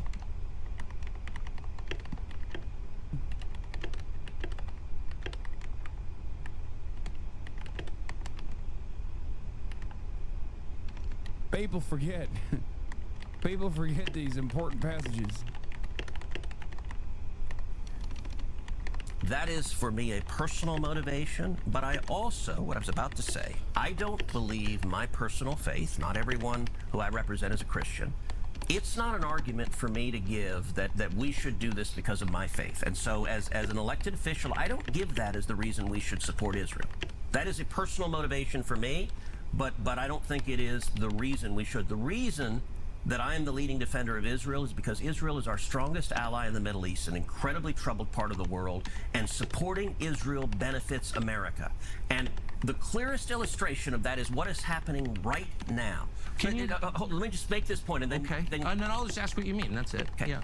Look, Iran, I think the most acute national security threat facing America right now is the threat of a nuclear Iran. I think China is the biggest long-term threat, but acute and near-term is a nuclear.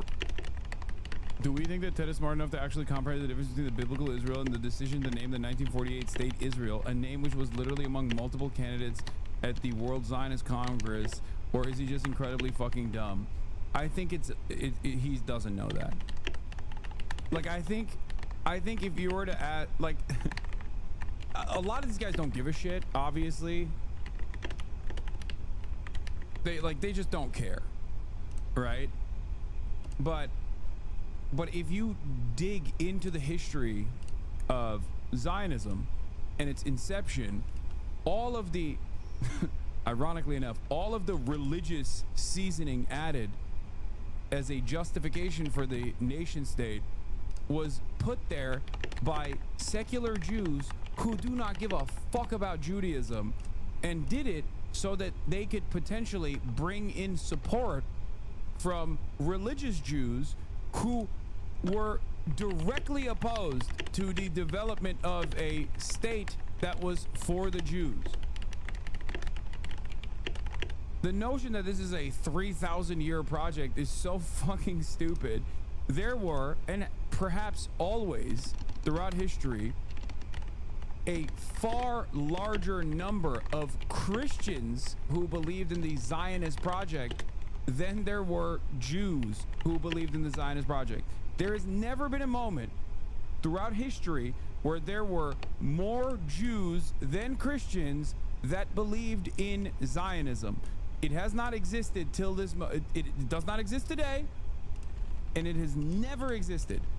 The people that universally back Zionism as a project has always been Christians, overwhelmingly. You could say there are more Jews that believe in Zionism as opposed to Jews that don't believe in Zionism in comparison to Christians that believe in Zionism as opposed to Christians that don't. Fair. Okay. I don't know what the percentage breakdown would look like within Christianity, but by totality, by numbers, there has never been a fucking moment on the history of this planet from the inception of Israel or the inception of the Zionist project at the behest of developing a nation state for Jewish people, okay, from Theodore Herzl onwards until this very moment. There's never been a moment where there were more Jews that were Zionists than Christians. But our different religions, it doesn't matter. The purpose is the same. The purpose has always been the same.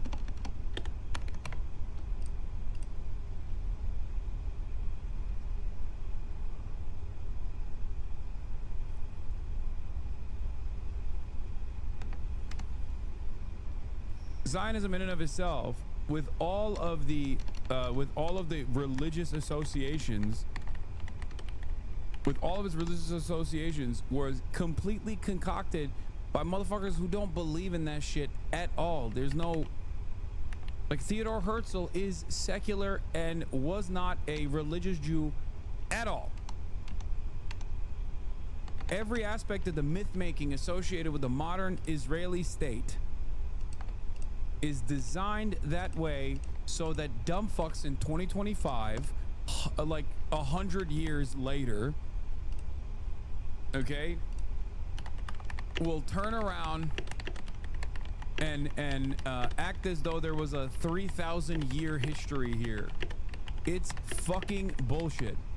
The Uganda scheme was proposed by British Colonial Secretary Joseph Chamberlain to create a Jewish homeland in the portion of British East Africa. It was presented at the 6th World Zionist Congress in Basel in 1903 by Theodore Herzl, the founder of modern Zionist movement. He presented it as a temporary refuge for Jews to escape rising anti-Semitism in Europe. The proposal faced opposition from both within the Zionist movement and the British colony. Burden or a gift? Thank you for the 10 gifted subs.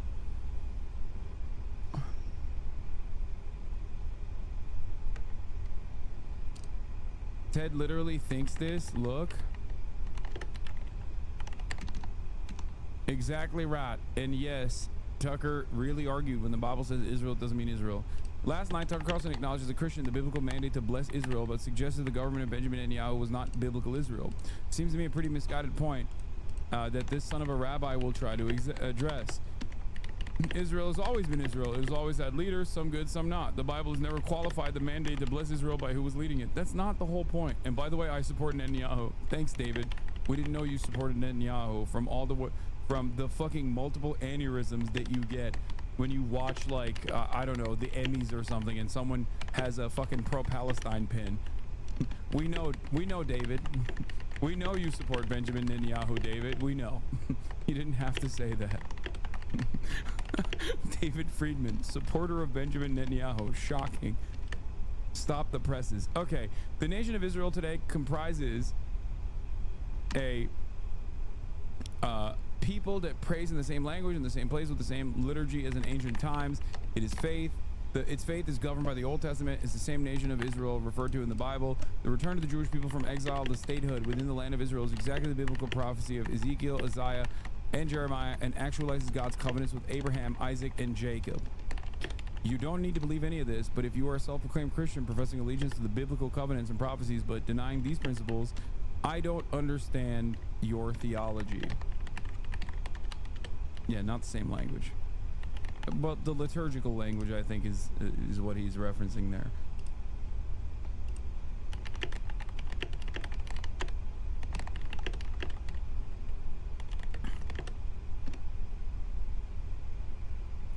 Zionism was wildly unpopular among the secular Jews of Europe. It was literally a part of their political identity. It's not just the secular Jews.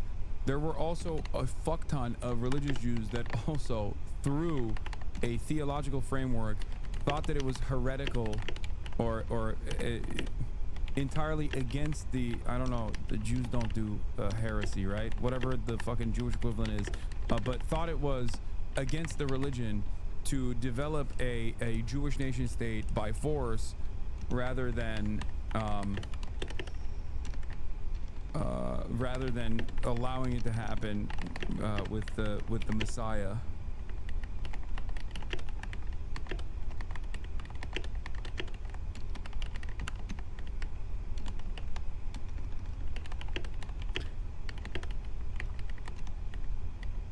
Exactly right. And yes, Tucker really argued when the Bible says Israel, it doesn't mean Israel.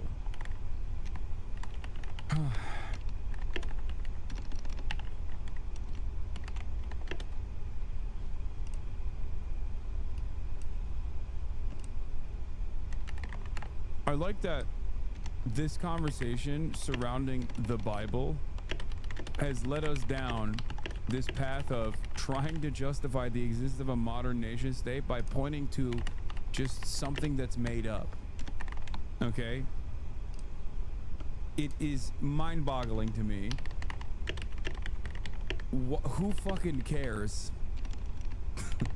Like, oh man, shit, the Bible said so? Well, oops.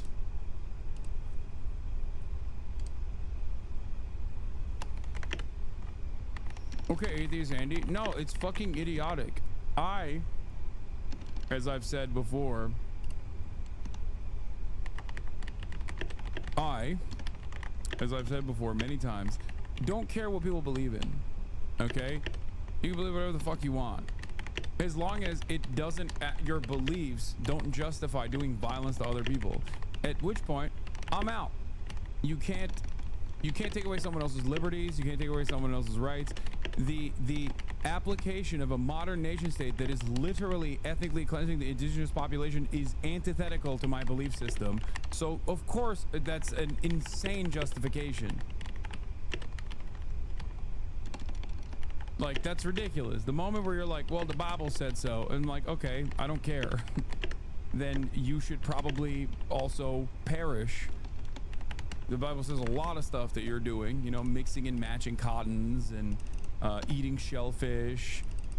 You should probably be stoned to death for those things, right? Like, who gives a fuck? Now I'm turning into a fucking Reddit debate lord. Do you see what I mean?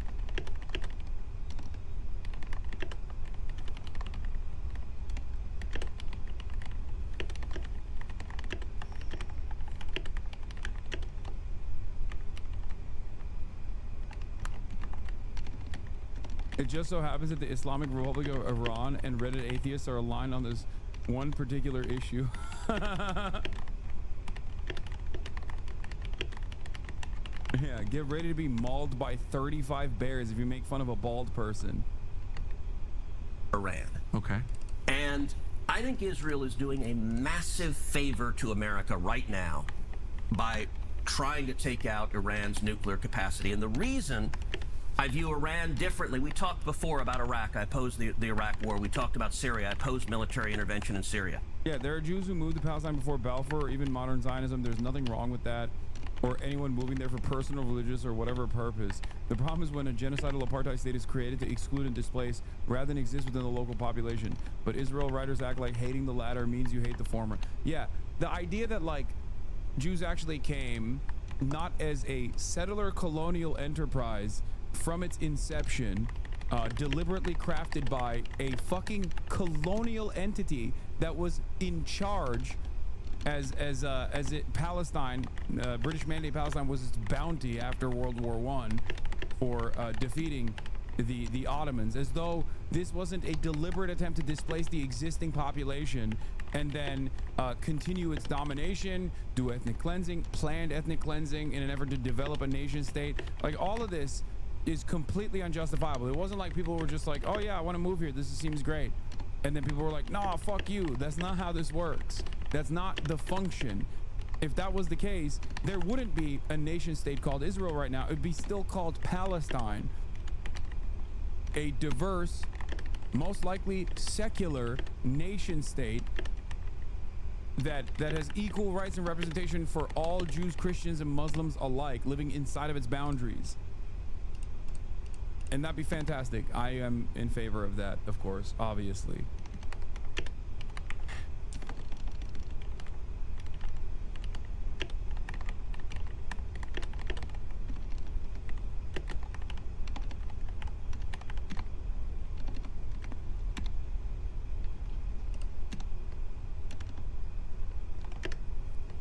The reason for that is those did not pose a threat to the United States. I think Iran is markedly different. Number one, the Ayatollah is a religious zealot. He is a lunatic, but a particularly dangerous kind of lunatic, because he's driven by religious fervor. When he says death to America and death to Israel, I believe him. Me, Ted Cruz, moments prior, Israel has a right to exist in the violent ways that it does because the Bible told me so.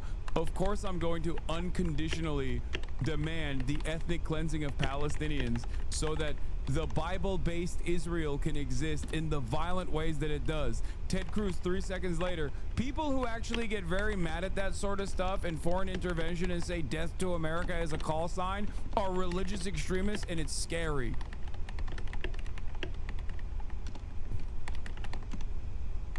This is chauvinism through and through. The notion that like you can be a Christian nationalist and a fucking straightforward fascist, back religious extremists, religious fundamentalist countries that are doing an ethnic cleansing, and in the process of like talking about other nation states that also are run by religious fundamentalists but are morally in a more correct position, a position of self-defense in this process, those are the bad guys.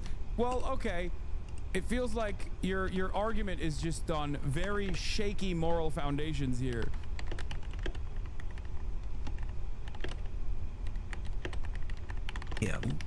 And I think Iran is trying to get a nuclear weapon because there is a very real possibility they would use a nuclear weapon. So you want to ask, how does supporting Israel benefit us? Right now, this tiny little country, the size of the state of New Jersey. Oh my God. Oh God, Israel's small bean. Israel's so small. It's a small bean. It's got 400 nukes, man. Shut the fuck up. There's only one religious fundamentalist nation in the fucking desert that has the nuclear striking capabilities of targeting America and all around the world, and it's not fucking Iran, it's Israel, bitch. That's right. There's only one nuclear armed state led by religious fundamentalists that has the capacity to fucking reach America with its nukes. Only one. And that nation, no, not Pakistan, dummy. Pakistan does not have the capacity to reach America. What the fuck are you talking about? I'm using my words very carefully, chatters.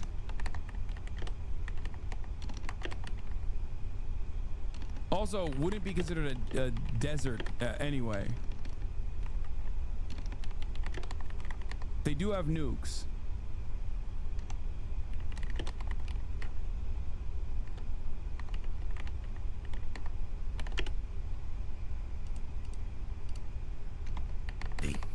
Is fighting our enemies for us and taking out their top military leadership and trying to take out their nuclear capacity. That makes America much safer. Guy whose party leader has a masturbation accountability app with his son is critical of religious zealot leaders. Yep. It's so funny.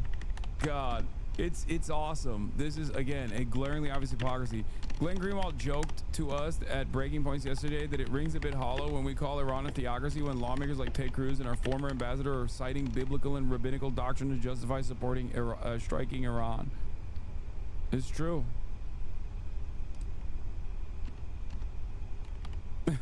Pakistan can reach Israel hard. True. True.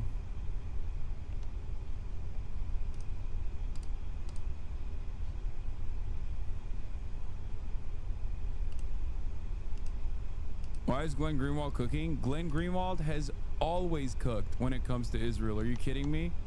He cooked so hard they leaked his fucking sexual blackmail material. Allegedly, Israel leaked it. Probably, though. Come on.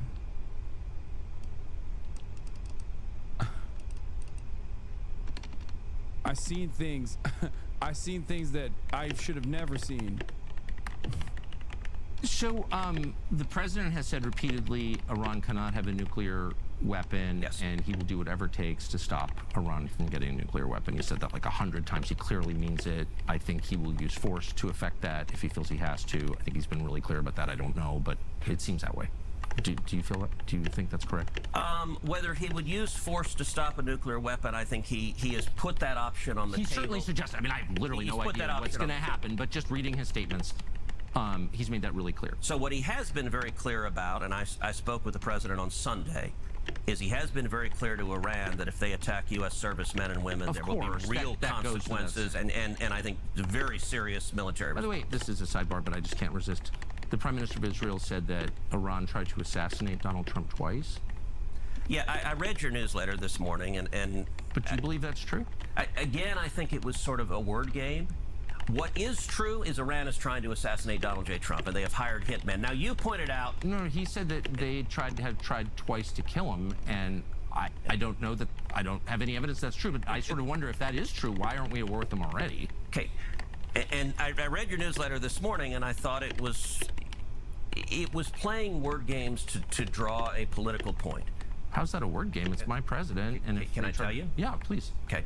You rightly pointed out there's no evidence that Ryan Ruth, agent of Iran, and whatever the fucking ugly dude's name was, I forgot. I can't believe I forgot. And he actually did fucking strike Trump. What was it? Thomas Crooks? Thomas Matthew Crooks, the IRGC's most loyal servant. This clown in Butler, Pennsylvania, who shot the president was working for the Iranians. I don't think he was. There's no evidence of that. Although I would like to know more about who he was and what's going on. But I don't find it plausible that he was working for the Iranians. So, was that caused by the Iranians? No. But what is true, and what your newsletter didn't acknowledge, is it true or false that Iran is currently trying to murder Donald J. Trump and has paid hitmen to do so? Well, that's the question, and I don't know the Butler, Pennsylvania thing. Pennsylvania. Let's just put that aside. I don't know. So Netanyahu misspoke when he said those two assassinations were because of Iran. But what he was saying that is right is they're actively trying to murder Donald J. Trump. Is there? Okay, so you're aware of a plot to kill Trump? Yes. That Iran is paying for. And by the way, when? It has been over the last, I'd say, 18 months to 2 years. In the United States? In the United States, yes. And let me point out. Has anyone been arrested? For the Trump attempted assassination, no. But they are also actively paying Iranian hitmen to murder Mike Pompeo when he was President Trump's first Secretary of State, the first term rather. John Bolton when John Bolton was National Security Advisor to President Trump.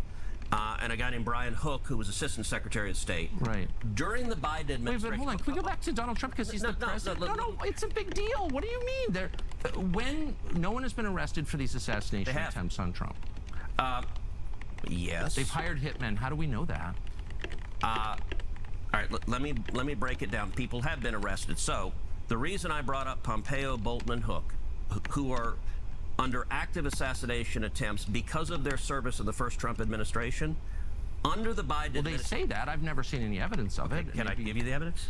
Well, let's just stick with Trump. No, because these are interrelated. So let me make a bloody point. Under the Biden administration, the State Department was spending $2 million a month providing security for Pompeo, Bolton, and Hook. And they did arrest Iranian hitmen at John Bolton's apartment complex who rented, I think, the apartment next to him and were actively trying to assassinate him, and they went and arrested them. So, yes, they caught Iranian hitmen. Now, it so happens Iran's not very good at it. And so they are actively trying. And in fact, but what about Trump? He's the president. If there's a plot to kill Trump by the Iranians, okay, so you dispute that the Iranians are trying to kill Trump? Of course. I mean, that's the most important question. The Prime Minister of Israel just said there have been 2 assassination attempts against Donald Trump by the Iranians. And I think it's a very fair question, maybe you disagree, to ask, what are you talking about? Okay, and I agree with you that he misspoke. So there weren't those 2 attempts? There were 2 attempts, but the clown in Butler, Pennsylvania, and the other guy on the golf course were not connected to the Iranians. That's the part that he misspoke. But by the... Wait, oh, he just misspoke. Shit, my bad. I thought he was fucking lying, like he does all the time. I guess he misspoke.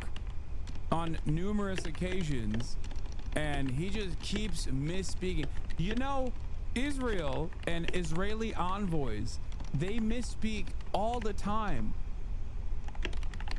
Have I told you that Israel was in the Bible and also is the size of New Jersey? Bet you feel stupid now, don't you?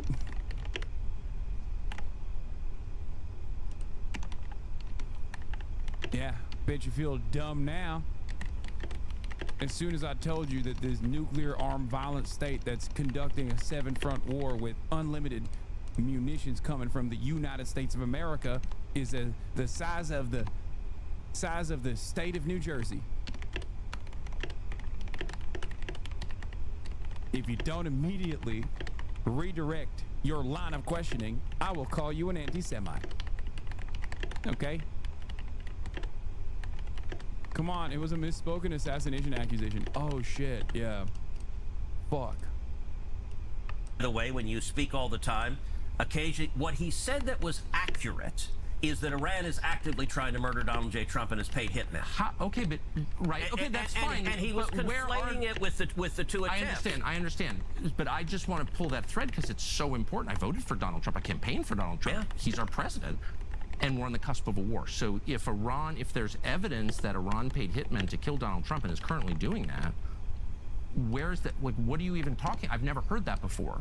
Okay. Where's the evidence? Who are these people? Why haven't they been arrested? Why are we not at war with Iran? That's a great question to ask. How do you know that that's true? We know that it's true because we have been told that by the military and our intelligence community for the last 2 years. We meaning who? Congress has and the public. I mean, we've had multiple testimonies. I can send you testimony. Do we know the names of the people or where this happened or what they tried to do to kill Trump? We do not. We have not apprehended an Iranian hitman trying to kill him. We know that Iran is trying to do so. In the United States? Yes. And by the way, like Iran... This just seems like a huge headline, and you're acting like everyone knows this. I didn't know that. Iran put out a whole video about murdering Trump. Right, but I've never heard evidence that there are hitmen in the United States. I mean, trying to kill Trump right now. We should, like, have a nationwide dragnet on this, and we should attack Iran immediately if that's true. Don't you think? No. If they're trying to assassinate our president? They have been for 2 years. Then why aren't we at war with them? Well, we are trying to... Why don't we just nuke Tehran if they're trying to murder our president? There's nothing that you could do that would be worse for the United States than murdering Trump. And I just don't understand why you're not calling for the use of nuclear weapons against the Ayatollah right now. I'm serious. If you really believe they're trying to murder... The use of nuclear weapons... See, whatever that's part of the problem of...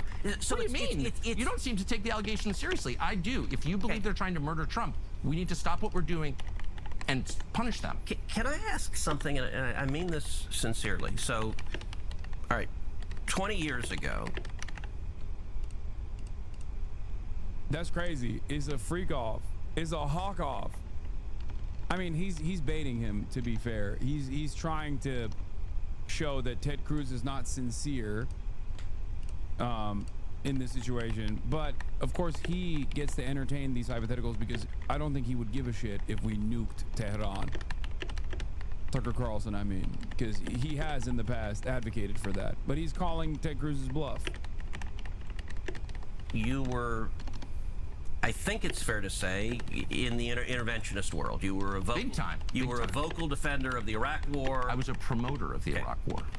And you now, and look, I think you were mistaken. I think you were mistaken. That's okay. Look, people change and learn, and that's part of the journey of being human. Your views have moved, though. In my view, gross. By the way, he said, "No, I fucking promoted it." They've gone way too far the other end, and so I'm just totally confused. I'm saying, hold on, wait, this is one of the weirdest conversations I've ever had. I'm saying if it's true that Iran is trying to murder Trump, we need to move militarily against Iran immediately. That's not isolationism. That's the most. That's a cult of violence, which I am calling for. If we believe that Iran is trying to murder our president, we need to strike Iran. Okay, but isolationists say things like, well, then just nuke them, which is what you just said, which is kind of a weird... Because I'm upset, because I'm taking you seriously. You don't... take your own statements seriously. I take my statements very seriously. So I've asked you, where's the evidence this is true? And you've said, well, they're trying to assassinate Brian Hook or something, which I'm against, by the way. And I'm against hurting any American, period, no matter. So you dispute that they're trying to murder I'm not disputing it at all. And Bolton? I'm not disputing it at all. They literally arrested the hitman with Bolton. I don't know why that's even relevant. I'm asking about the President of the United States. Wait, it's not relevant that Iran hired hitmen to murder cabinet members in Trump's administration? That doesn't go to I've already how credible said is it that they're willing to spend money to do that? I'm totally opposed to that. It's awful. I am against killing anybody, actually, and especially foreign government. Okay. I'm asking about your allegation and the Prime Minister of Israel's allegation that Iran is trying to murder the president. Killing terrorists is a good thing. Killing people who are trying to murder Americans is a good thing. Because if you're America first, you want to protect America, and so killing Osama bin Laden was a fantastic But you don't day really for the believe world. that they're trying to murder Trump, or you? Yes, I do. Yes, I do. Then why aren't you calling for military action against Tehran right now? Because they're not very effective. In terms of hitmen, their hitmen are not very effective. I do think... So they're hitmen, but not the bad kind, the efficient kind? No, What are you saying? They're a weak country who is on its knees, and I think we need to... Then why are we so afraid of them? Why are they the biggest threat if they're a weak country that's on its knees? Because they're trying... I'm trying to keep track. They're trying to develop...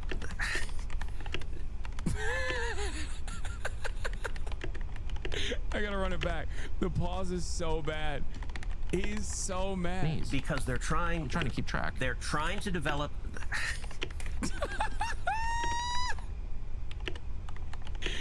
Oh my God, bro. 1 hour of toasting. Dude, I can't. This is shameful. This is a shameful experience. It's like eating an ortolan. You know what I mean? I feel like I need to cover up because this is an affront to God. I am disrespecting God by deriving this much satisfaction from a white nationalist CIA reject cooking this worm-like individual. Is so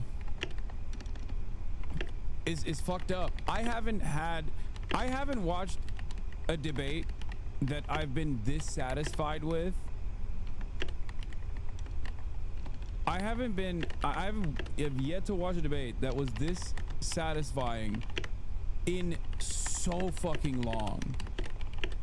Like, this is having the exact opposite of watching a Jubilee piece of content from Jubilee for me. It's crazy. It's been a long ass time since I felt this way watching a debate. Yürüyeceğim mi? Nereye?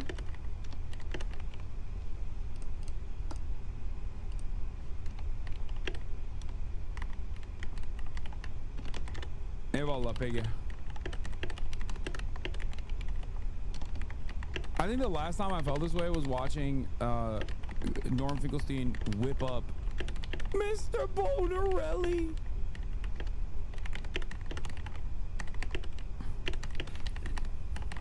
Be a little less snarky. I know, you're right. That is a problem that I have. I'm sorry. They're trying to develop nuclear weapons. They are close to developing nuclear weapons. And even a weak country with a nuclear weapon. Look, I believe there is a very real possibility if the Ayatollah develops a nuclear weapon that he would detonate it either in Tel Aviv or New York or Los Angeles. And that would be utterly catastrophic. And I don't know what the chances are of that. Let me compare and contrast Iran to North Korea.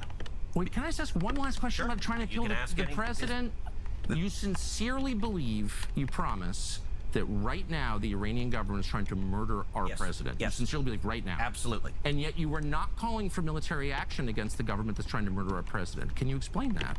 I don't think they're very effective. I do think we should, by the way, America is... You're willing to take that risk? I think we should protect the president and we should take out our enemies.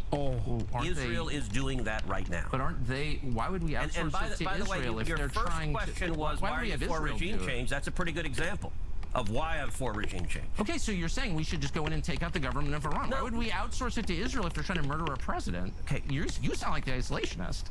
What I'm saying on any military judgment is there needs to be a cost-benefit analysis of what are the risks versus what are the benefits. In this instance, I think it is enormously in America's interest to do what Israel is doing right now, take out Iran's senior military leadership and take out their nuclear capacity. That is benefiting America, and it is... It's crazy because these guys believe 100, like not 100, obviously, 99% of the same shit.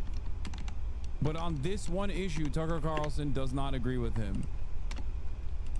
So I guess like maybe this is me coping, but like it's two maximum white nationalist, racist, possibly anti-Semitic individuals, but one is pro-Israel and one is anti-Israel. So the anti-Israel one is the clear and obvious voice of reason in this situation. I do not believe, for the record, that Tucker Carlson actually called up Trump to apologize.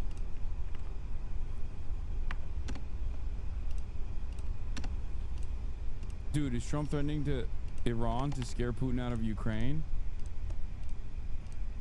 He's not anti-Israel, he's just less pro. No. Tucker Carlson's anti-Israel. Chatter. I think he's definitely anti-Israel. I don't think he's pro-Israel, I'm gonna be honest.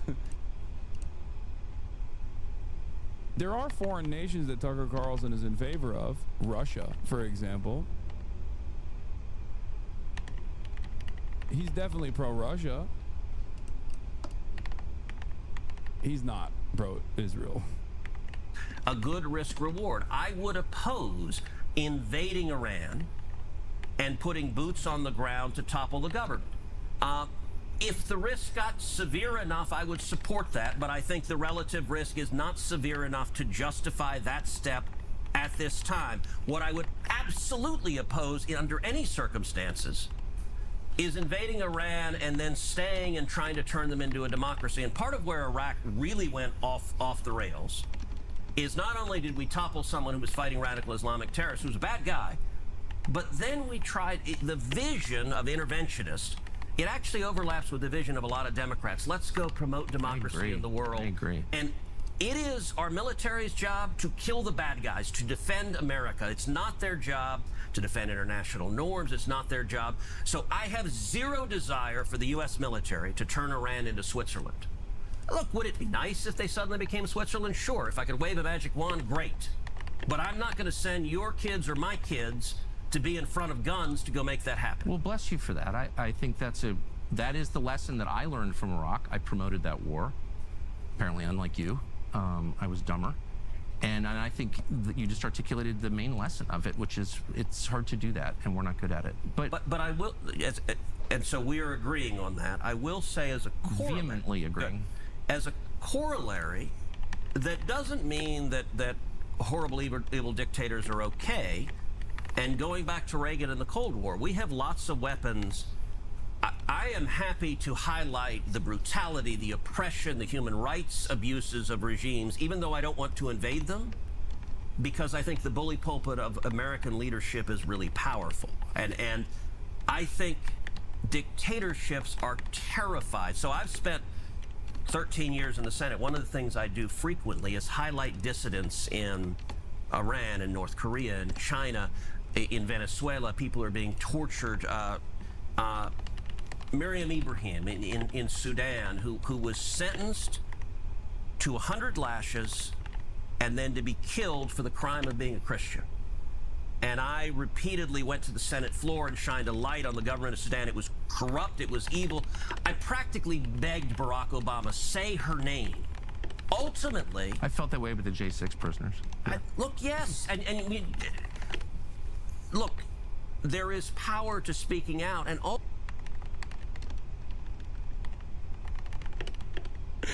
That's such an insane insertion. I felt that way about the J6 prisoners is a psychotic thing to add into this conversation.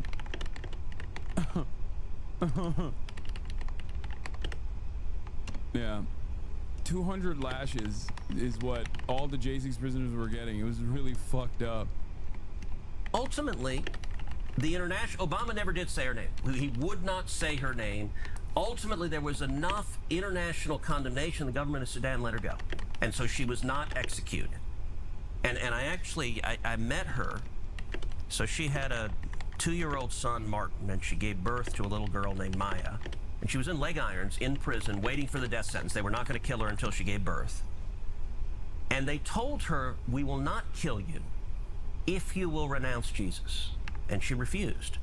And I met her. She was in D.C. speaking at a conference after she was released, obviously. And I asked her, she's a tiny woman, very small woman. I asked her, I said, when you were in that prison cell with your kids, how did you have the strength not to just give in to despair? I mean, I've never been threatened with murder unless I renounced my faith. And she just said to me with a real peacefulness, she said, Jesus was with me. And thankfully you and I have not faced that circumstance. But I do think there is a responsibility. There's still time. There is, and I hope we don't. What fucking planet are these guys on?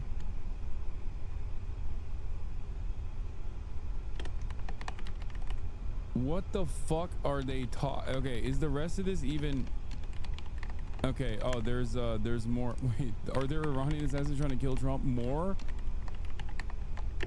Okay, can we move away from this fucking stupid ass story? I don't, like Ted Cruz talking about how like Christians are under attack in America and alongside Tucker Carlson is not even remotely in the realm of interest for me. I'm in there, but yeah. Okay, man, you're right. When I first got here, McCain hated my guts, and he actually referred to me and Rand as wacko birds. I remember. I have up on the shelf, which I can eat. So happen next in Iran and what should happen next. So you've called for regime change. You said you don't favor the U.S. military participating in any kind of regime change. You said you don't think, and bless you for saying this, that the U.S. military should try and turn it into Belgium. Yeah. Thank God. But there is a third option where it turns into Syria, where it's this open wound and it causes massive migration and further destroys Europe, as Syria has. Yeah. And that's a huge cost, and where lots of people die and religious minorities get murdered in Syria again. Are you worried about that? Sure. And listen, that lots of bad things can happen. But going back to what we talked about, the principle of defending America, I agree with President Trump that Iran with a nuclear weapon is an unacceptable risk to America, and we need to stop it. I agree with President Trump, and I'll make a point. But he's not for regime change. He's not. So he and I disagree. Yeah, look, I think he thinks it would be better. He has not said he's for it. And you know what? Look, it is consequential when the President of the United States says, I'm for regime change. So I understand why he hasn't. What he has said is he's drawn a red line and said, Iran will not have a nuclear weapon, and the only acceptable outcome is complete dismantlement. So they have centrifuges. They're enriching uranium right now. They're trying to develop a nuclear weapon. He said they must have complete dismantlement. I led 52 senators, Republican senators, in a letter where we said we agree with President Trump. That's the red line, complete dismantlement. I agree with President Trump. I agree with him supporting Israel, taking out Iran's military leadership, taking out their nuclear capability. And I'll point out, look, if you look the first term, I am hard-pressed to think of a single foreign policy decision Donald Trump made the first term that I disagree with. And that's not entirely accidental, because I spent a lot of time the first term in the Oval Office with him. And what happened in the first term often is you would have in the administration, you had interventionists in the administration, you had isolationists. And they disagreed. They would fight within the administration. And often what it would give is an opportunity for me to come in and say, hey, there's a middle path here that President Trump agreed with frequently. And it's worth noting, in the first term, he most assuredly was not an isolationist. Look, he took out General Soleimani, which I emphatically agree with. And in fact, I introduced a resolution that we voted on the Senate floor commending him for taking out General Soleimani, who was the leader of the IRGC and who was responsible for killing over 600 American servicemen and women. When Trump came in, ISIS had a caliphate that had grown up under Obama that was about the size of the state of Indiana. And Trump came in and utterly decimated them. He killed the terrorists, took away their caliphate, and defeated them. And he also took out Baghdadi, the head of ISIS. Famously. I mean, those are not the actions of an isolationist. But at the same time, I don't even know what isolation is. It's just a slur designed to control. I mean, I've never met an isolationist. I don't even know what that means. Okay, Rand Paul is my colleague. Rand is an isolationist. Okay, and Tucker, you've become one, and I don't mean it as a slur. Of course I've not. You consistently say, you have said, actually, I want to read from your newsletter, because if you ask what an isolationist is, your newsletter a couple of days ago, you wrote, Iran cannot have a nuclear bomb, and we're hoping to get back to the negotiating table. We will see. There are several people in leadership in Iran that will not be coming back, Trump said, following the strikes. Right. It's worth taking a step back and wondering how any of this helps the United States. We can't think of a single way. Okay, that to me... No, that's... I can't believe I'm saying this, but Tucker Carlson actually put forth a fairly strong case, I suspect, that he makes in the rest of this argument. But even judging by like what the thing that you just read from your foldable quote that you printed out is that going to war with Iran is not in the best interest of America. Further destabilization in the region is not in the best interest of America. Getting your notes from Israel and putting Israel in the driving, behind the steering wheel of our ambitions in the region is not a smart thing to do, especially considering that they already have an incredibly costly ethnic cleansing campaign against the Palestinians that is even creating more enmity towards the United States of America in this region, and is going to make it even harder to maintain stability in this region with leadership of these countries maintaining some structure of like a monarchy or different forms of autocracies that will always remain stable. Eventually, this will unfold in uncontrollable acts of violence and potential even regime change. America is too short-term focused to think that they can continue death and destruction campaigns in the region in perpetuity and basically destabilize all these places, and without considering the potential for blowback, even though it is a country that has experienced blowback in the form of 9/11. Pretty sure agreeing with Tucker Carlson is the first sign of an apocalypse. I mean, I think his major reason for isolationism, I assume, is because he doesn't want immigrants to come to the country. Like he's taking like an Oregonian abolitionist framework. Like Oregon as a state was developed to be an anti-slavery state because they didn't want black people to be in the state. You know, it's kind of like that. It's the old attitude of like not invading Mexico when America had the capacity to do so because too many Mexicans. They don't want to live with all these Mexicans. There have been isolationist right-wingers in the past that think that you know, more war means more refugees, more brown people coming here. He said Syria ruined Europe and he doesn't want Iran to be Syria. Yeah, it's basically like that. Is this position, let's stop bombing the Middle East so they stop coming here? Yes. Ironically enough, you can make the same argument about destabilization in Latin American countries as well. Like literally a big component of migration from Latin American countries. Strawman argument, nice. Sorry, you're right. I should have said Tucker Carlson actually is an anti-imperialist after spending his entire fucking career defending every single war that America has waged, including against Iran, that he said were as a nation state developed by primitive apes that we need to bomb back to the fucking Stone Age. Or maybe he said that about Iraq. He said similar things about Iran too. Tucker Carlson, with his CIA father and his 40-year track record of advocating for U.S. empire's interests, all of a sudden had a change of heart. No, I don't think he had a fucking complete change of heart where he genuinely now is an anti-imperialist because he cares about the people that are going to be murdered. I mean, he not once mentions the Iranian civilians and the death toll that would be insurmountable, impossible to contend with if America were to do a first strike on Iran. He called Iraqi semi-literate primitive monkeys on the Bubba the Love Sponge show. Yeah, he said something similar about Iran as well. He said that America's the only non-interventionist country on the planet. America's the only country on the planet that has no ambition of being a global hegemon. That's what he said. And that we should destroy Iran because they have ambitions like that.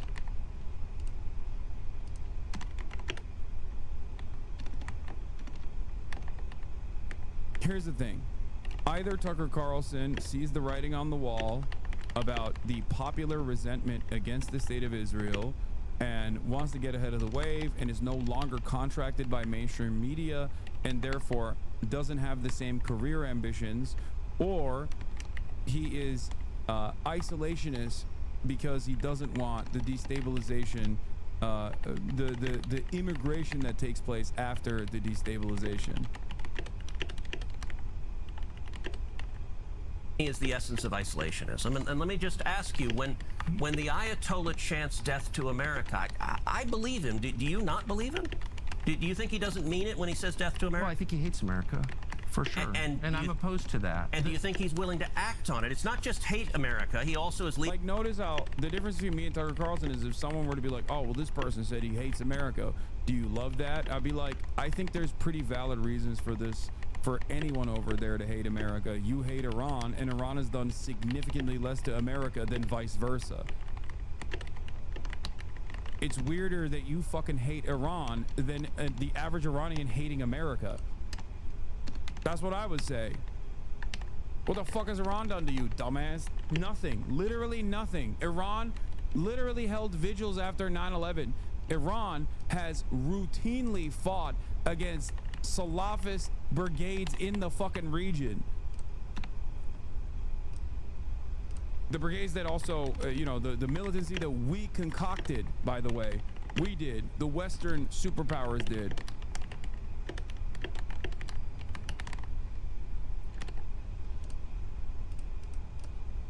There was this Tucker can debate. No, I mean, he's not debating Ted Cruz. He's asking a couple good questions. That isn't a debate, chatter. If you think this is a debate, you are a donkey. It's not a debate when the person is so ill-equipped that a couple questions makes them break everything. Leading a country and trying to develop a nuclear weapon. Under certain circumstances, for sure. So the question is, do you act in a way that makes that more or less likely? And that's a tough call. It's something that you can debate. One of the ways you shut down debate is by calling people names like isolationists, pretending they're like pro-Nazi or something. I do call it a debate. Yes, I know. But it's more, this is adversarial journalism. That's what it is, more so than a debate. I feel like it's, it can be consumed as a debate, but what Tucker Carlson is doing more so is adversarial journalism, where a couple questions basically breaks down the entire worldview of someone like Ted Cruz. Or as you did, claiming I'm an anti-Semite. Right, that's not a way to get to a solution or have a rational conversation. That's a way to make people be quiet. And I'm against that. And okay, so if you don't like the label isolationist, how would you... Look, Rand, and I served with Rand. Rand is a friend of mine, but Rand opposes every military action in every circumstance. Of course I don't oppose every military. This whole thing is infantile, and you know that it is. It's a way to call people names. So which of Trump's military actions do you support? And you disagree with them all? And make them be quiet. Give me another name. If you don't like that, I'm not trying to have you be quiet. We've been talking an hour and a half. I'm asking, if you don't like the name isolationist, how would you describe it? I would describe myself in the same way you falsely described yourself in this conversation. Falsely? Yes, so falsely. What did I say false? You said that the only thing that matters in a foreign policy decision is whether it helps the United States. I didn't say the only, I said the predominant. Oh, that's what I understood. Okay. So let me revise what you said and apply it to myself and say the only thing that matters is whether or not it serves the United States. And I feel very stung by what happened in Iraq, if I'm being honest. Possibly because, unlike you, I guess, I supported it, and I saw us get drawn into it in a way that nobody anticipated, and I saw the cost, just a month, $3 trillion? And the cost on so many levels to the United States was just so profound, and I felt like, mistake. Gosh, it reminds me of Kaiser Wilhelm in 1914 saying, my men will be back by the time the leaves turn. And of course, that destroyed Christian Europe. So it's like you don't really know where these things are going once the shooting. Holy shit. What a way to frame that. What now? In 1914 saying, my men will be back by the time the leaves turn. And of course, that destroyed Christian Europe. So it's.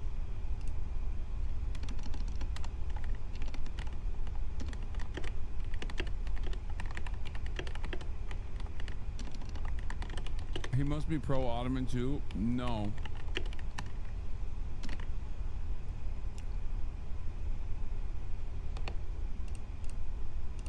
Bro, he's such a fucking psycho supremacist.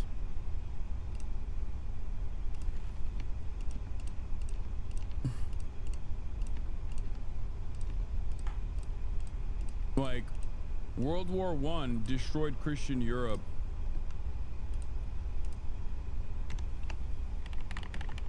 And led to the further destruction of Christian Europe because of World War II, where countries that are supposed to be unified are at war with one another.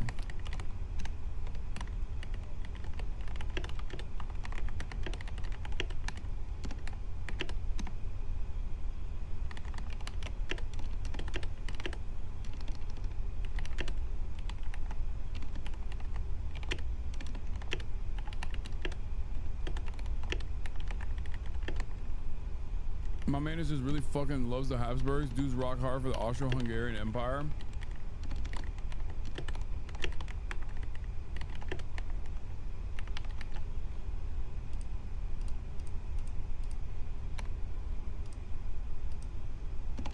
He's saying that in the absence of these wars, that Europe would have maintained its like Christian supremacist attitude.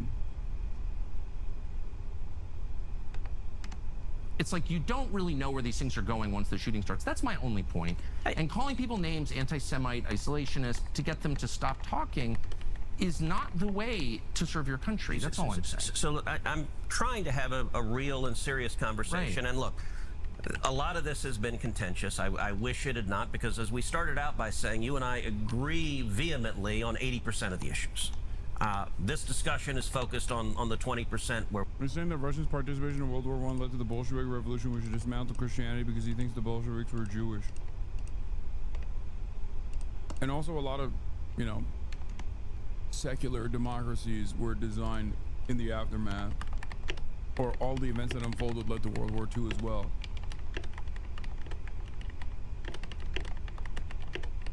Basically, his preference is Christian monarchs existing would be a better form of Europe,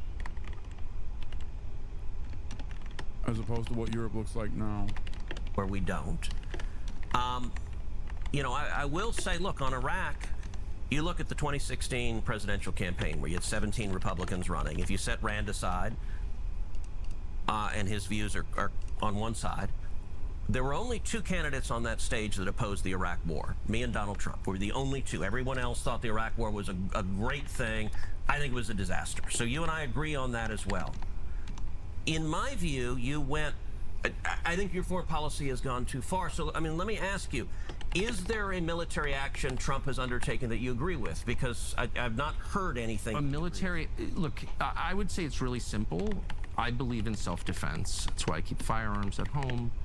I think it's morally justified to defend yourself, your family, your property, your nation. And so to the extent that you can deter a threat through violence, violence always being the least appealing choice, violence always being, if I can finish, always being a tragedy, I think you can justify the use of violence in self-defense. That is my personal view, and that applies to... Did I miss the part? Did Ted Cruz actually imply that he's anti-Iraq war?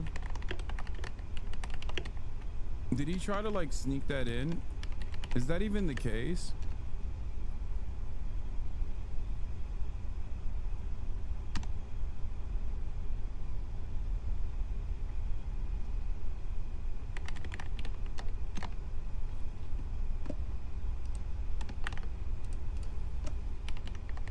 In 2015, he said, of course, the Iraq war was a mistake.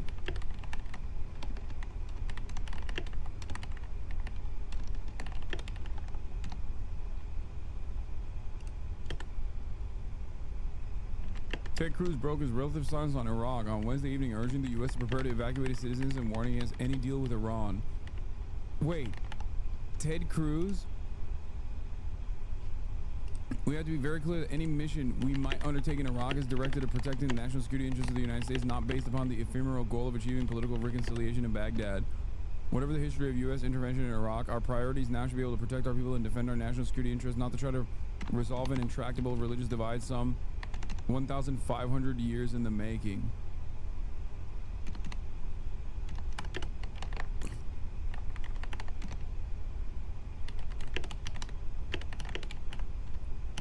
This was 11 years ago. Yeah, I know. I'm trying to figure out what he has said earlier than this very moment right here, where he said he was anti-Iraq war.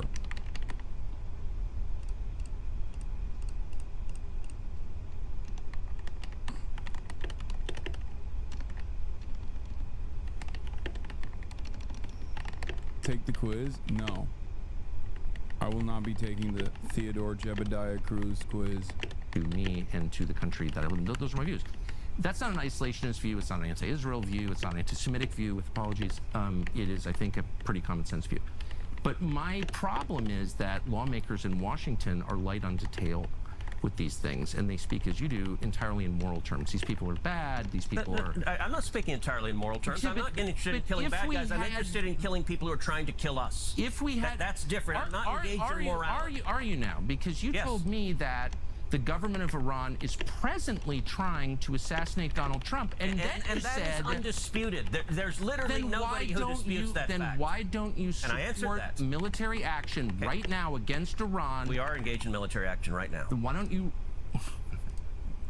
don't you support offensive military action? We're bombing the crap out of them. Israel is, and we're supporting them. Israel is. Okay. So why shouldn't the U.S. military defend its own president? I don't understand that. Look. And it goes back to... Because you don't really believe it's true, that's why. Everyone... Kate, nobody disputes it, Tucker. Did you also... Did we land on the moon? What other conspiracies do you not believe? Was 9/11 an inside job? I mean, like, what? So where... I've asked you the names of these people. I've asked you how the you names know of the the Iranian hitmen. I know it because the U.S. military and the intelligence agencies have testified before Congress repeatedly. And what did they say? That Iran is trying to murder Donald Trump and has hired hitmen. Do I know the name of the hitmen? No, I'm sorry. And I don't think we do either, because we would apprehend them if we knew their names. Then why don't you take it seriously enough to support killing the Ayatollah in response to protect our president? But you don't. This doesn't even make any sense. And you're calling me an isolationist. If I believed that was true, I would support military action against the government of Iran. Okay, that's interesting because... I think that's insane, for the record. Like, what do you mean? You would be in support of military action against the fucking head of state of Iran? Is a psychotic thing as well. Because there is literally... You can't kill our president. All right, out of 535 members of Congress, I am not aware of one who disputes that Iran is trying to murder Donald J. Trump. That's not even the looniest Democrat doesn't dispute that. So I don't... You're saying if you believed what is, I think, a fact that they are trying to... You think it's a fact? Yes. What is the fact? How are you still covering this, brother? How many times do you get to see a porky little succulent pig right up on the barbecue getting toasty?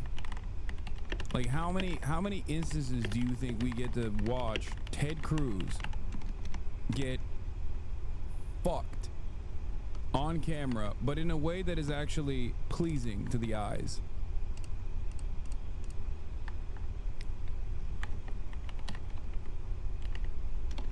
Are you kidding me? I'm gonna fucking savor this because Ted Cruz right here, from my perspective, is also a representative of all politicians that agree with him. Because he is not just speaking for Ted Cruz here. He's speaking for virtually every Republican, with the exception of Thomas Massey, and like 80% of the Democratic Party.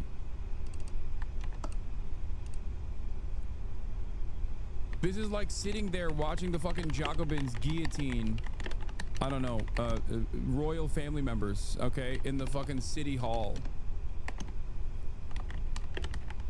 Like, I assume that there was a lot of satisfaction that was derived from that.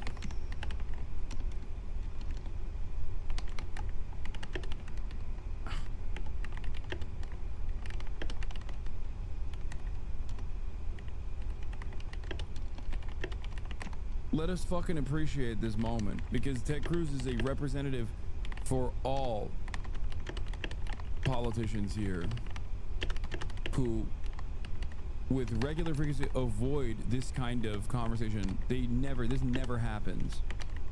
The only reason why this happened is because Ted Cruz thought he was going into a non-hostile territory. Exactly. That they've hired hitmen. In the United States? Yes. Americans? Yeah, he's not in Iran, so they haven't hired hitmen. No, but are they the hitmen American? I don't know.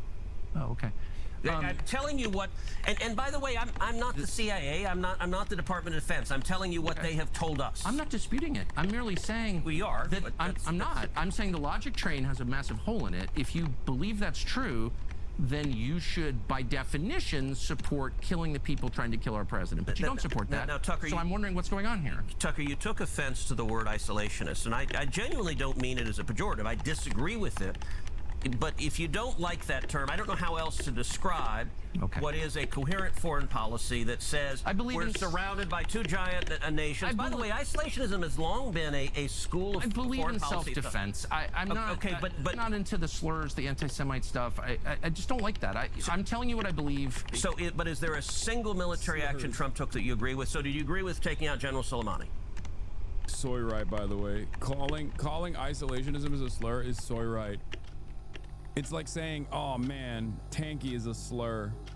If anyone were to pull that shit in my chat, I would laugh at them. I would make fun of them. You'd be the dumbest person of all time. No, it's just like a catch-all term.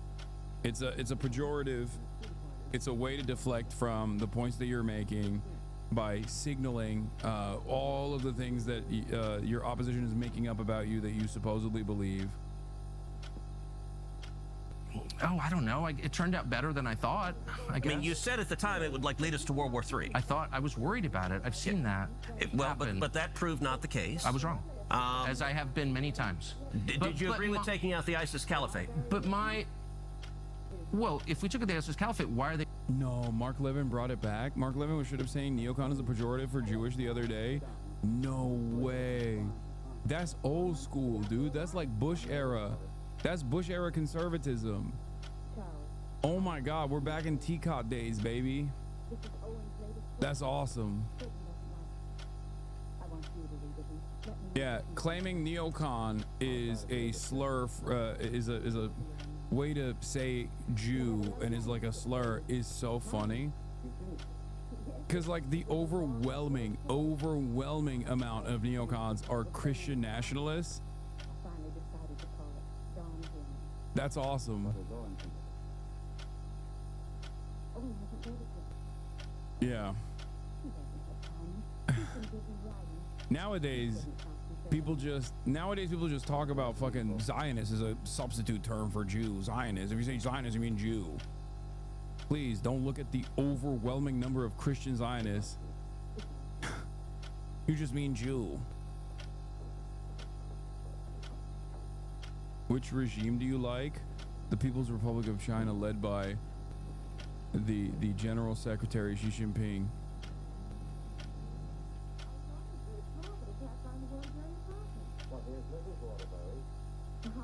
The Communist Party of China. Cap? Yeah. they running Syria right now, and you're for that. Why is that? What do you mean? I didn't say I'm for that. You don't seem to have a problem with it. I didn't that say ISIS that. is now running Syria. You're like, we'll see. No, I did. Look, I mean, I know why. But by the way, I know why. Push Assad out. Assad toppled. It's hilarious. You it's know like why I don't Assad care? is bad, but no, ISIS runs Syria, but it's fine. We'll just kind of wait and see on ISIS. Not a big deal. You know not a big why? deal. They're trying to kill Trump. Hold on a second. I want to get back. You know why I don't care, and why? And you do your like trademark smirky laugh. I know why you don't care. What are you even talking about? What? Why don't I care? I don't know why. You tell me. Because you think it's okay because they're not making angry noises or something, but by your own standards, ISIS is so immoral that they must die, but now they're running Syria, and you don't think that we should take military action against the government of Syria because why? They're ISIS. What I said is I don't know how good or bad it'll be. Look, I wasn't pushing Assad out. He fell.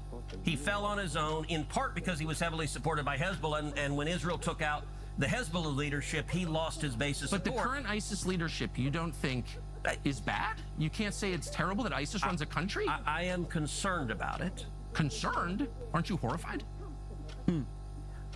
I want to see what they do. But so you got a wait and see attitude on ISIS now? On the government of Syria, they are not actively, that I am aware of, trying to murder Americans. And that's a real dividing line. Are you trying to murder Americans or not? I'm just saying it's a little weird that we waged this war against ISIS and now they're running a country in the Mediterranean. I think that people would be very, very upset about that, but you don't seem By the very way, upset about that. did you agree with Trump taking out al-Baghdadi, the head of ISIS? I'm totally opposed to ISIS, and what I care about is results, actually, and if taking out the head of ISIS ends ISIS, I guess I'm for it, but now ISIS runs Syria, Okay, so I'm wondering how does this work? I mean, my point is... We're at the time. I mean, I've taken so many different positions over the years, some of which have been wrong. I really do my best to be honest and correct if they are and admit that I was wrong. I'm not one of these people who's like, I've always been consistent. No, my views change all the time because the facts change all the time. You're not going to get consistency from me. You're only going to get sincerity. Well, look, I will say this, and look, I believe you're sincere. Yeah. But... I'm not God. I'm just some guy watching, trying to figure out the right thing for America. And I think because you believe you were mistaken, and I agree previously, I think you've overcorrected. What do you mean overcorrected? I'm worried about turning this mess in Iran into a much larger mess. That's the concern, and by the way, that's a reasonable worry. Look, I know it's reasonable. It was funny when he said facts change over time, for the record. No, they didn't. Facts didn't change.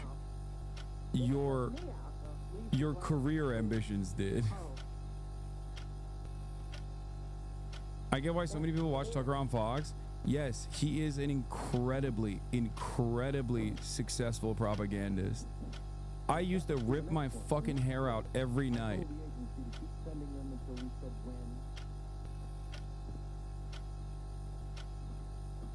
He speaks at a frequency where, and at a tune where he can so perfectly craft a narrative with plausible deniability that is inherently white supremacist, incredibly white supremacist, but with like just the right tweaking of the words. I used to do compilations of like Tucker Carlson side by side with like Jared Taylor and all these other like prominent white nationalists, and he just channels their worldview so perfectly in a way that is palatable. It's terrifying. And he was endlessly successful.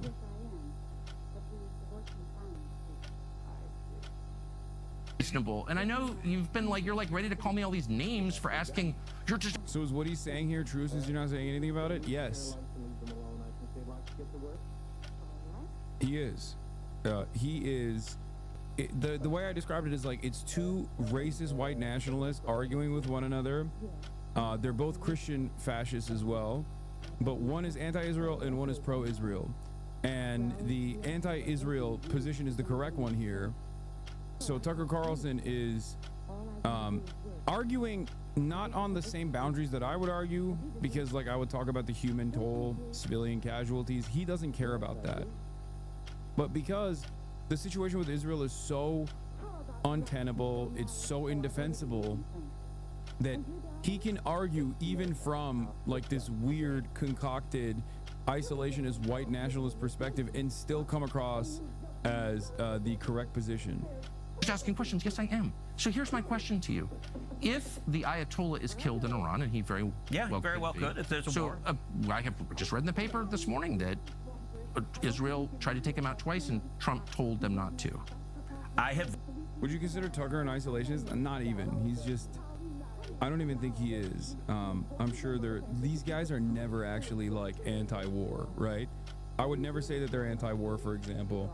I wouldn't even say he's isolationist, because most of these guys will do this indecent thing, like Marjorie Taylor Greene does this, where they'll say, this is not a war worth waging, right?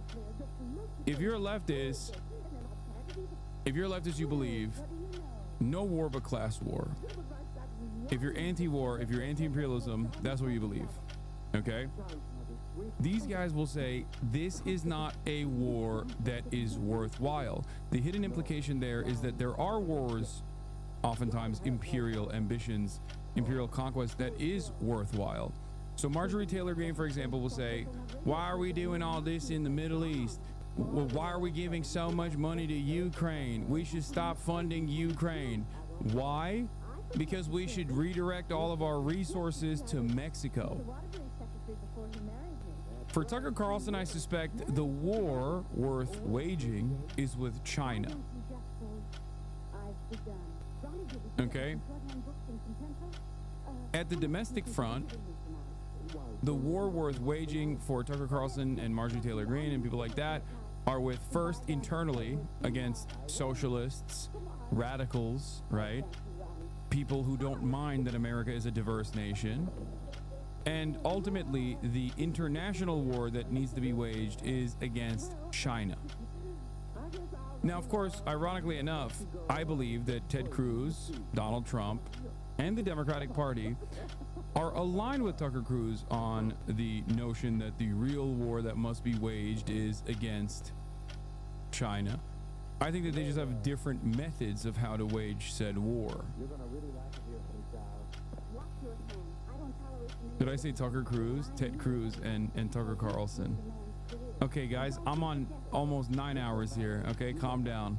Calm down, everybody. Yes, I said the wrong name. Haha, I mixed their names. Calm down. Read that. I don't have independent confirmation one way or the other. Do you think that they should take him out? So I actually talked about it. As you know, I do a podcast every week, Verdict with Ted Cruz, and I actually talked about it in the latest podcast. And I said, look, I've seen the reporting that says that Trump asked them not to take out the Ayatollah. And what I said in the podcast is I think it's reasonable for them to decide not to try to take him out. What they've done is targeted just about the entire... Bro, I put my head down for like 20 seconds and there's still motherfuckers spamming Tucker Cruz in the chat. That's crazy. Y'all are so one note. That's crazy. There are still people spamming Tucker Cruz in the chat. What is happening? Also, yeah, you guys noticed that plug? Tucker Cruz did a plug on the Ted Carlson show. Top level of the military, the people that actually conduct the war. I can see an argument that taking out both the head of state and a religious leader could make him a martyr and could cause more problems than it's worth. And by the way, if you take out the Ayatollah, I don't know if the next guy isn't just as bad. And so I am... What happens to the country? I don't know, but you mentioned before, and I want to go back to this. You said something like... Oh my God. This is an interesting moment where Ted... Oh my God, I almost said Ted Carlson again. Tucker Carlson almost by accident mentioned what happens to the country, as in, for a brief moment, we almost got them to think about the civilian death toll. Just for a moment. 1 hour and 26 minutes. And this was about to be the first time that they talk about the population of Iran or any of these countries that America is like bombing or facilitating the death and destruction of. Almost. We got this close and they're moving on. Like, You, like most other politicians, are engaged in moral terms. And let me be clear, I am talking about national interest. I am talking about protecting America. So there are bad guys on planet Earth that I don't think we should take out, even though they're bad guys. Good. I'll call them bad guys, but I'm not willing to use U.S. military force to take them out. In this instance, what Israel is doing is taking out their capacity to build nuclear weapons.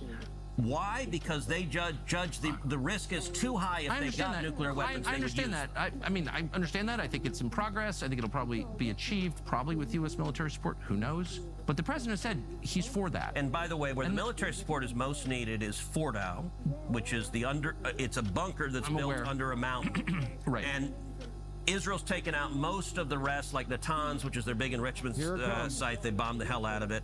Fordow was deliberately built deep into a mountain so that Israel couldn't take it out.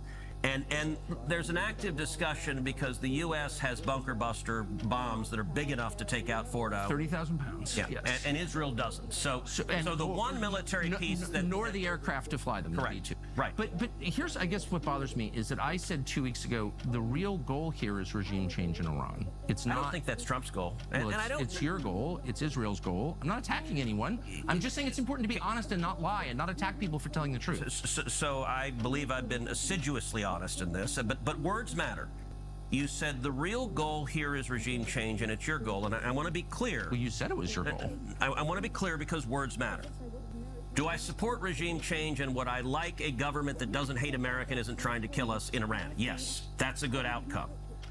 Is that the objective of these military strikes? I don't think necessarily. I don't know if it's Israel's. It's not my objective. My objective is taking out... Should it be the U.S. if Israel decides we're going to decapitate the government and try to foment an uprising against it, should the United States participate in that operation in any way? Look, I have not called for killing the Ayatollah. And pussy. He can't say he would stand in opposition to Israel. He can't. He can't say that. God forbid. There is nations in war.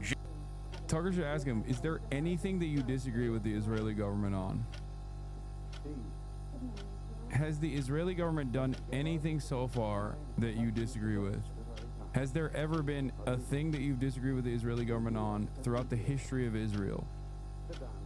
Do you think there are things that the Israeli government can do in the future that you would disagree with vehemently, so much so that you would actually come out and say, this is a bridge too far? Generally refrain from attacking and killing heads of state. Now, the Ayatollah doesn't. He's trying to kill Trump. We talked about that. But we shouldn't punish him for it. Look, they're sure. Like if... Oh, fuck. So... We were like... necessarily. I don't know if it's... We're going to states killing the Ayatollah. And there is... I caught it. Nations in war generally refrain from attacking and killing heads of state. Now, the Ayatollah doesn't. He's trying to kill Trump. We talked about that. But we shouldn't punish him for it. Look, there has been a long-standing... Nations in war have refrained from killing heads of state. I have not publicly called for killing the Ayatollah. What I've called for is doing whatever is necessary to stop him from getting nuclear weapons. In the first Trump term, what that meant was maximum pressure. So in the first Trump term, I spent a lot of time urging the president to withdraw from the disastrous Iranian nuclear deal that Obama had. President Trump agreed with me. He did that. And then I urged him to end the oil waivers and to sanction the hell out of the country. And it ended up crippling their economy. So Iran at the time was selling 2 million barrels of oil a day. 1 million barrels of oil a day. When President Trump ended the oil waivers, it cut their sales to 300,000 barrels a day. At the end of the Trump term, the Iranian economy was in shambles. They had massive inflation. I think the regime was teetering. I think it might have fallen. I would use economic sanctions and I would use moral suasion to try to effectuate if you regime topple, change. okay, so you topple the regime and by whatever means, what happens then? How many people live in Iran, by the way? I don't know the population. At all? No, I don't know the population. You don't know the population of the country you seek to topple? How many people live in Iran? 92 million. Okay. Yeah, How could you not know that? I don't sit around memorizing population tables. Well, it's kind of relevant because you're calling for the overthrow of the government. Why is it relevant whether it's, it's 90 million or 80 million or 100 million? Why is that relevant? Because if you don't know anything about the country... I didn't say I don't know anything about Okay, what's the ethnic mix of Iran? They are Persians and predominantly Shia. Okay, this is cute. It's not even. You don't know anything about Iran, so okay, I am not the Tucker Carlson expert on Iran. You're a senator who's calling for the overthrow of the government, and you don't know anything about the country. Cinema. That's it. I mean, it's a... In this day and age, I don't think this tanks people's candidacy ever. Like, I don't think this will hurt the support that Ted Cruz receives. But it's such a fantastic gotcha to showcase the absolute depravity of American politicians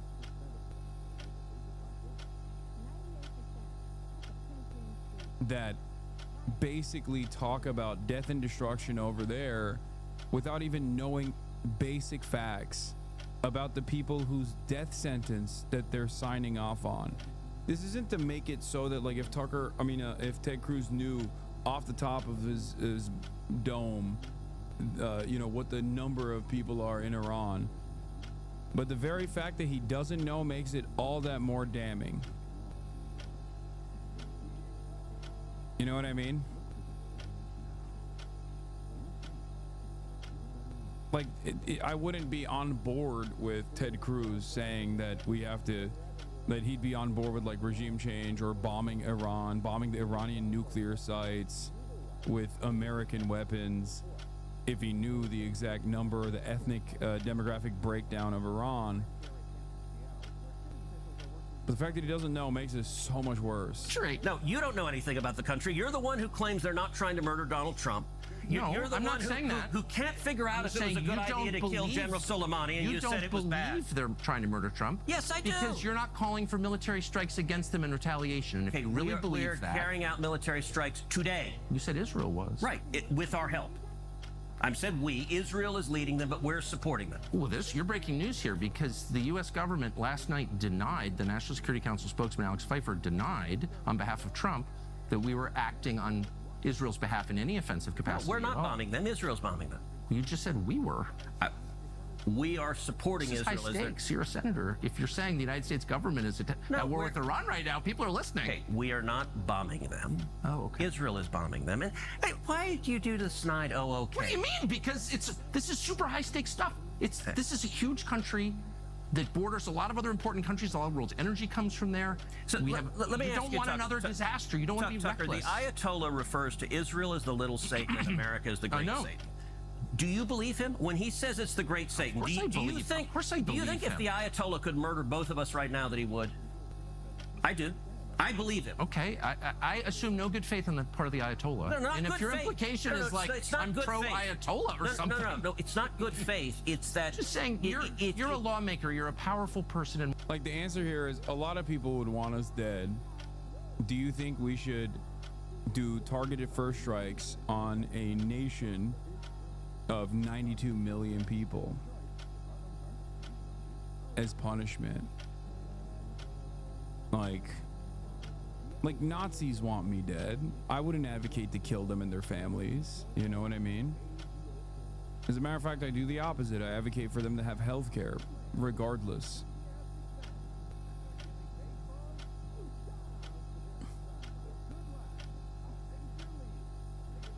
In Washington, this is the most powerful country in the world. If you're calling for toppling in government, it's incumbent on you to know something about the country and to think through the consequences of that. And you haven't, and you don't. And I'm saying that's reckless. I haven't thought, okay, you engage in reckless rhetoric with no facts. And to be clear, I'm not calling for the overthrow of a government. You put out a newsletter attacking Donald Trump and calling him complicit. Never attacked Donald Trump. Yes, you have. And by the way, I campaigned for Donald Trump. Okay, yes. And this is after anti-Semitism, this is the last refuge. You're an anti-Semite and you hate Trump. Okay, I love Trump. I will read. You put out a whole newsletter saying Trump has abandoned America first, and here's what Trump said in response. Well, considering that I'm the one that developed America first, and considering that the term wasn't used until I came along, I think I'm the one who decides that. For those people who say they want peace, you can't have peace if Iran has a nuclear weapon. So for all of those wonderful people who don't want to do anything about Iran having a nuclear weapon, that's not peace. What one model for the action that Trump's allies have discussed privately in recent weeks is his 2020 decision to assassinate the top Iranian commander Qasem Soleimani. The strike, while still a serious escalation that drew reprisals from Iran, did not cause all-out war, they argue. Oh my lord. Oh, they're just looking for justifications.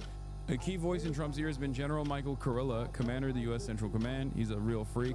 In recent weeks, some U.S. military leaders, including Kurilla, have requested more resources to defend and support Israel as it continues to trade fire with Iran. Oh. Yeah, they're looking for ways to sell it.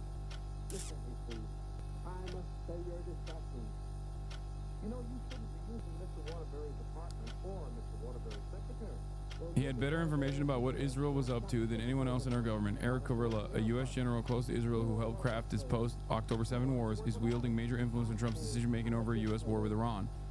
Some say Kurilla is extremely close to Israel, even by the standards of other U.S. officials, and is empowered, emboldened. As Hegseth is dominated by scandal, Trump fires diplomats and fealty drives others. He described Israel's tactics as a model and is seen as focused on his legacy ahead of his looming retirement. Many U.S. officials under Biden and Trump have bought the narrative pushed by Bibi and U.S. hawks that they can be seen as historic successes for bolstering Israel in the region. It's also a way to distract from the human and strategic toll of their policies. Kurilla is hawkish but reasonable, per former U.S. official. He has previously told Israel Trump did not want to hit Iran. His outsized influence and clear viewpoint raised questions about civil-military balance. However, particularly given Trump's worship over the military, with admin dynamics suggesting Trump will join Israel in striking Iran, Congress is seeking to exert pressure. Ro Khanna predicted big support from D's, even R's. Challenging hawks remains an uphill battle in D.C., however, and will entail a reckoning for both parties.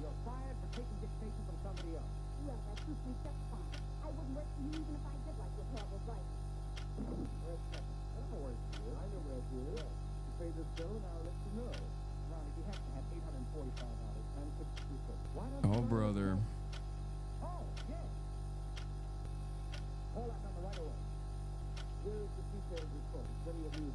That was directed at you. Man, this is, you got me. Busted. No, I'm just saying. Look, my views, look, I like Trump. I campaign for Trump. I know Trump. I talked to him last night. I'm not against Trump, and you know that. But you're against his foreign policy. I think that we should be very careful about entering into more foreign wars that don't help us when our country is dying. When you say and our don't country help is us, dying. Look, yes, focus on our country. I'm all for it. But the naivete. You don't even know how much money this costs. You don't know anything about the country whose government you want to overthrow, and you're calling me reckless. He's right. I can't believe I'm saying this once again.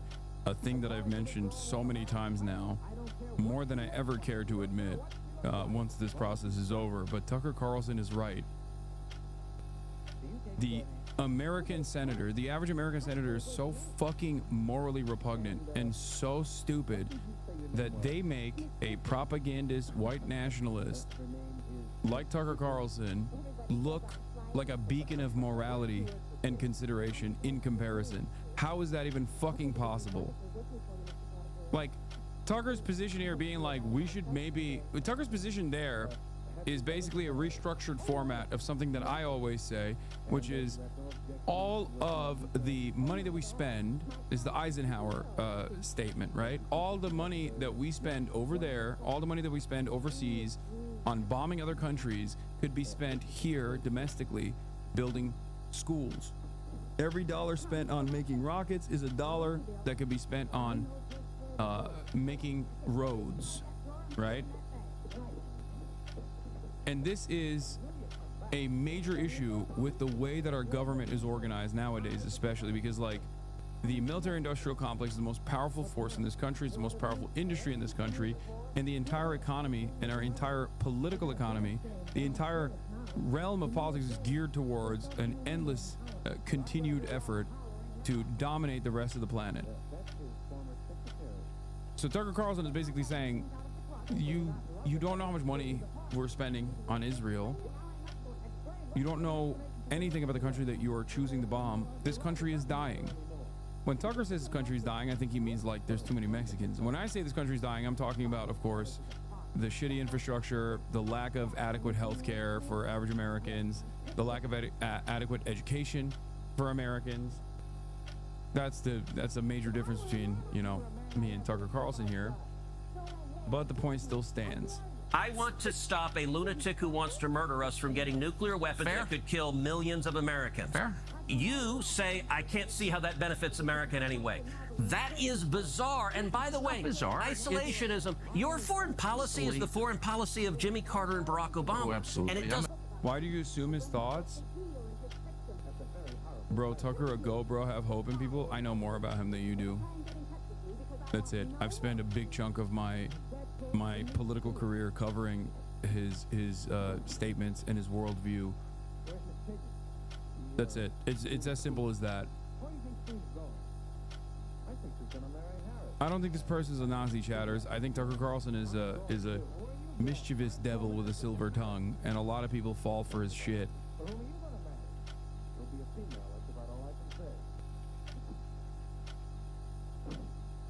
I know more about Tucker Carlson's background, his personal history, his motivations, and the things that he believes than most people do, than the average person does, for sure.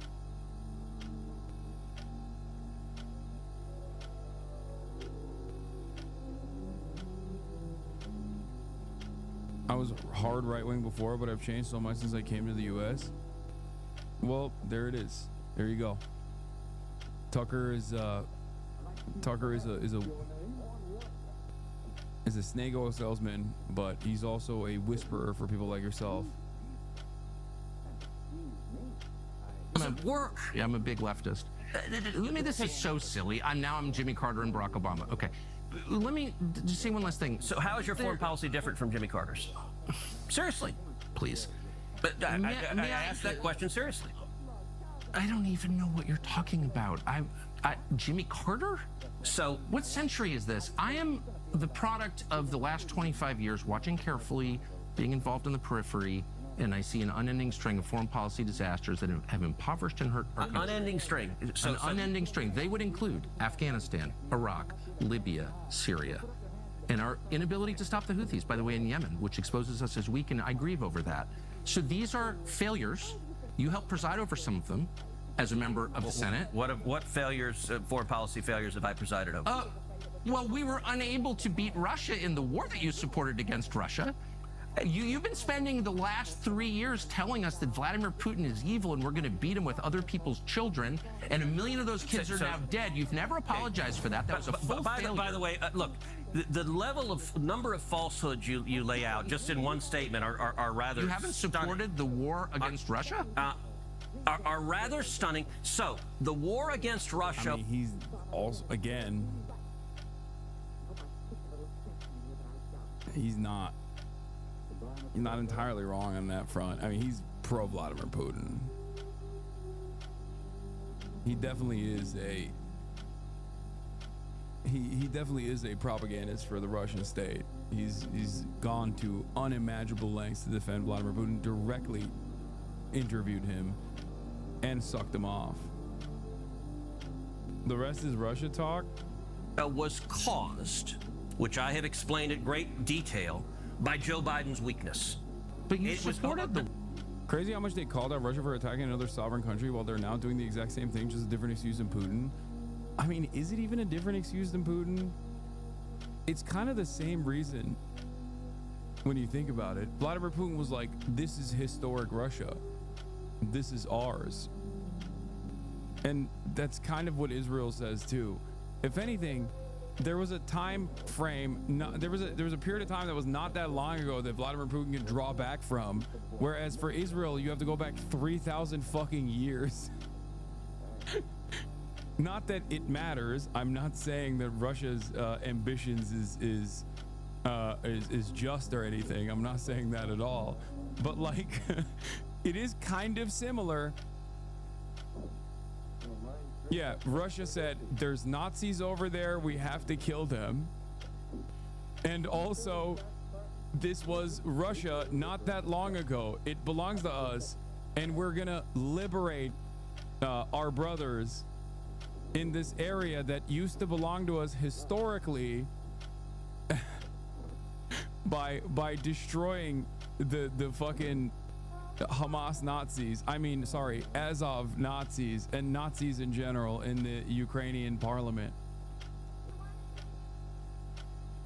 The only difference is, like, in terms of conduct, Russia has engaged in certainly a shit ton of war crimes as well, but not to the same degree as Israel has, because Russia is outside of the sphere of American influence.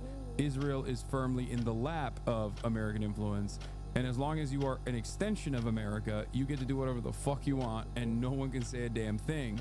But that, of course, that juxtaposition happening in real time, in direct in sequence, one after the other, and America's response to one versus America's response to the other has created this perfect showcase. Because, like, I remember in the beginning, like, the way people used to talk about Russia invading Ukraine, there were a lot of people, myself included, that tried to talk about, like, the American hypocrisy and talk about, like, how differently we view Palestinians. But at the time, Israel was just simply doing an apartheid. There wasn't, like, the extra ethnic cleansing that it's been engaging in since October 7. So when people like myself made that point, everyone was like, why are you defending Russia? I was like, no, I'm not defending Russia. I'm actually saying Russia's doing America shit, and this is to criticize both Russia and the United States of America. But people couldn't comprehend it back then. But then Israel did what Israel's been doing for the past year and a half. So now that juxtaposition is impossible to ignore. That hypocrisy is now impossible to ignore from the perspective of, like, average citizens that are onlookers, that are watching. You know? War. If you want to talk, we can talk Russia and Ukraine. I'm happy to talk about it. Do you think that's been a success? No, it's been an absolute disaster. Okay, but you supported it. Shouldn't you apologize? No, you should apologize. I'm not going to engage in the demanding of apologizing. So I'm like, that's my point. Is all these failures and no one ever says I'm sorry. Matter, or do you just throw out, like, if you want to talk, we can talk. Okay, I do. I want to know why that seems like a true disaster for the United States. You have supported it. Do you believe Joe Biden's weakness caused the war in Ukraine? I think Joe Biden's aggression caused it. His aggression? What aggression? He demanded that Ukraine join. Monkey D. Houthi, I honestly don't think the position that Russia's actions are irredentism are true. Initially, unread leftists said it was imperialism. It's not. I didn't say that. I said it was irredentism from the start. Like, literally, the day of the invasion, I said, this is Russia's irredentist actions against Ukraine. I mean, it's a direct blow to Western imperial ambitions, if you want to think about it from that perspective, but it doesn't matter. It's still ultimately an incredibly violent and unjustifiable sequence of events that Russia engaged in.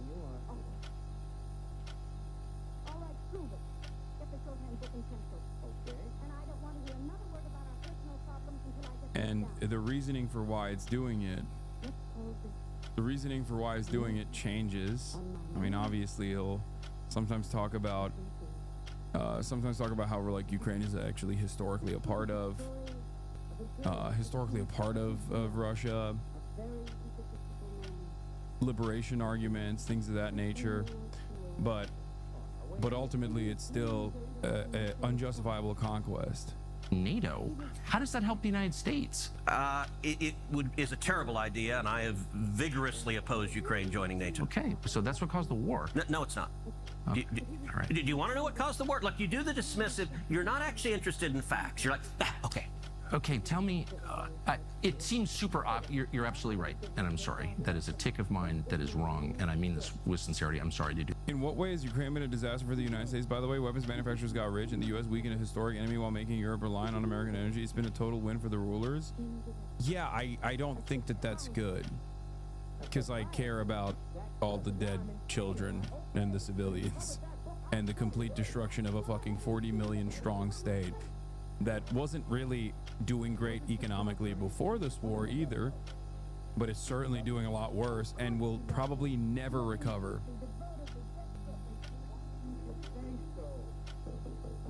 I don't think, but I do think that when Tucker Carlson talks about that, he doesn't actually mean it.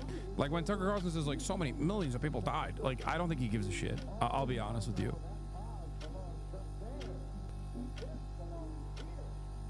Yeah, for the record, that chatter is not saying it was good for, no, neither do I. I mean, from the perspective of these fucking freaks. Yeah, you're not wrong. Someone like Tucker Carlson, who normally would justify American empire, would love Ukraine. He would have, under normal circumstances, the Lindsey Graham position.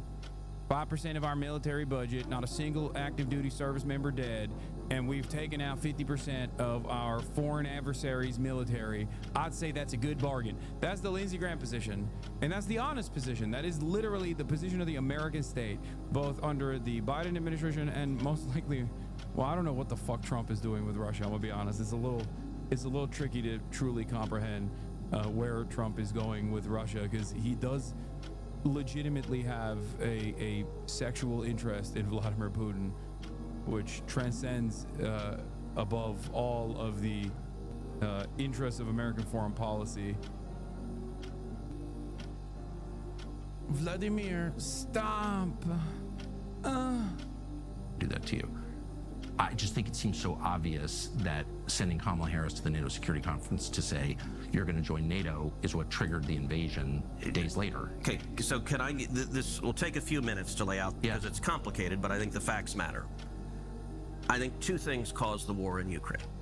Number one, I think Biden's incredible weakness and the disastrous withdrawal from Afghanistan. Biden's incredible weakness in following through on Trump's Afghanistan withdrawal policy, okay? And then also simultaneously, I agree with him in defense of Ukraine until now, because now Donald Trump doesn't agree with that. So now I have to act like I wasn't fucking, you know, cheering it on, while simultaneously trying to find ways of criticizing Biden. Afghanistan. Now, I believe we need to leave Afghanistan, but not with the incompetence that led to 13 servicemen and women being murdered by terrorists there. The way Biden did that was disastrous, and I think our enemies looked to the commander-in-chief and said, this president is weak. And when that withdrawal was so disastrous, I said publicly at the time, the chances of Putin invading Ukraine have just risen tenfold. Right. But secondly, and this is critically important. Well, I agree, that was awful, the withdrawal. And it was a major cause of our enemies all said, hey, this president is weak. And so it was Biden as bad as everyone says? No, he's worse, because they never fucking criticize him for the appropriate shit. They criticize him for the one good thing he did in his goddamn administration in terms of foreign policy, which is the Afghan withdrawal.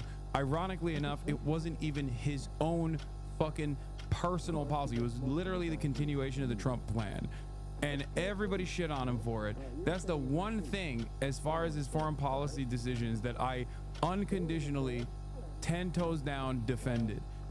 Okay, every other aspect of his foreign policy has been a fucking disaster, whether it be refusing to try and immediately pack up the Ukraine situation to the best of his goddamn ability, or even if he was gonna warmonger, slow rolling fucking weapons, sending dusty ass equipment, like not even doing the warmongering aspect of it correctly, saber rattling against Vladimir Putin, thinking that like bringing in Finland and Sweden into NATO is somehow going to be a big prize for him.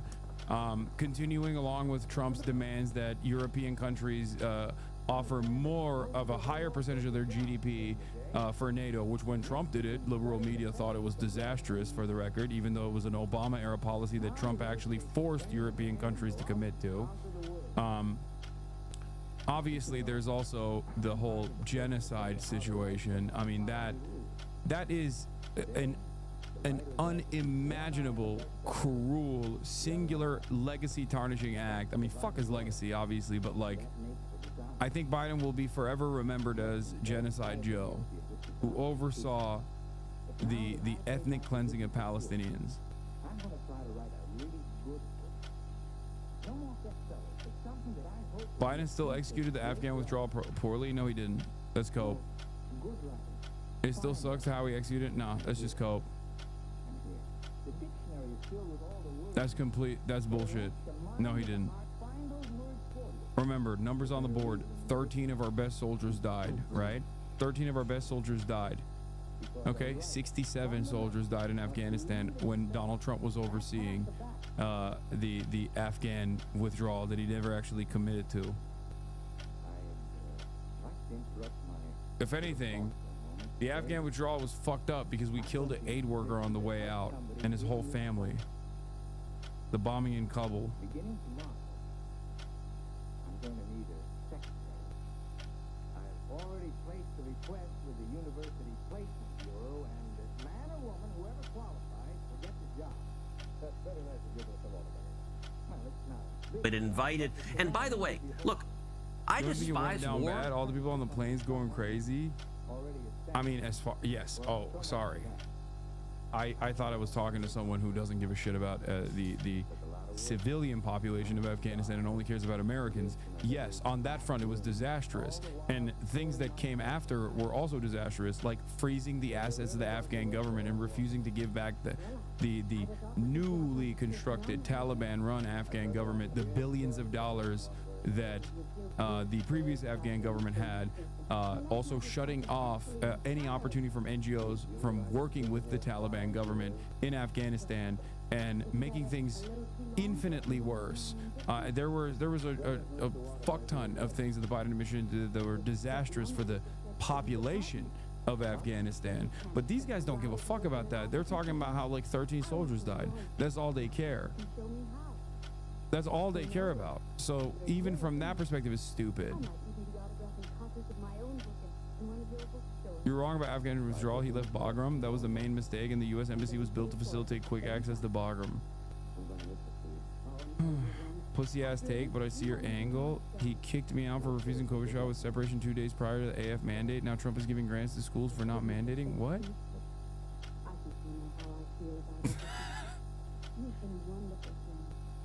I'm giving a pussy ass take. You're talking about refusing the COVID shot, dude. We'd like to know how you're getting on. What's gonna happen? You're gonna become more autistic? Like,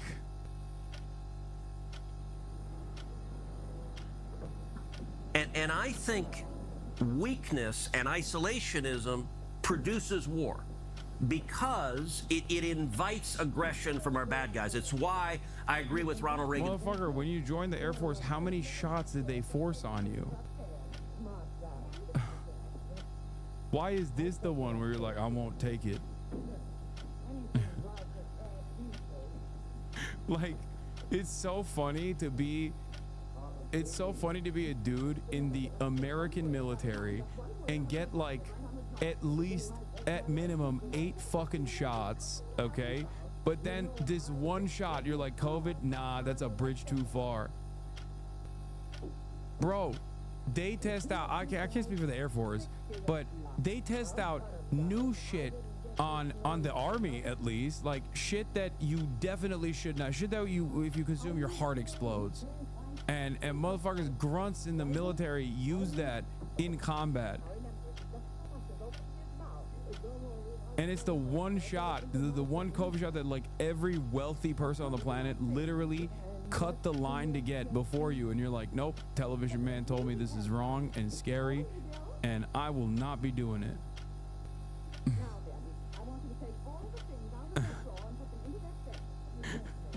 You are a property of the state, brother, okay? You are a property of the state. Therefore, they will put whatever the fuck they want in your body, and they do. Sometimes they won't even give you the proper medical care for years and years and years after you developed cancer because you fucking sat in a base where there were burn pits next door.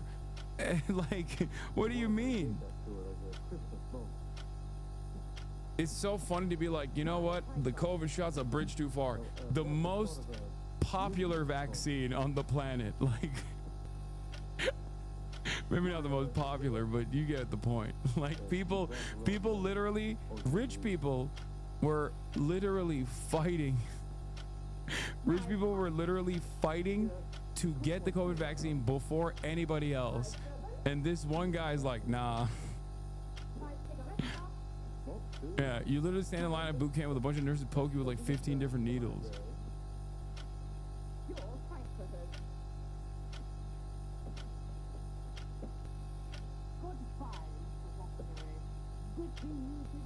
It's peace through strength. The best way you avoid war is being strong enough that your enemies don't want to mess with you. But let's get back to Ukraine and Russia. Look, Putin didn't wake up 2 years ago and decided he wanted to invade Ukraine. He's wanted to invade Ukraine for decades. Putin has referred to the collapse of the Soviet Union as, quote, the greatest geopolitical disaster of the 20th century.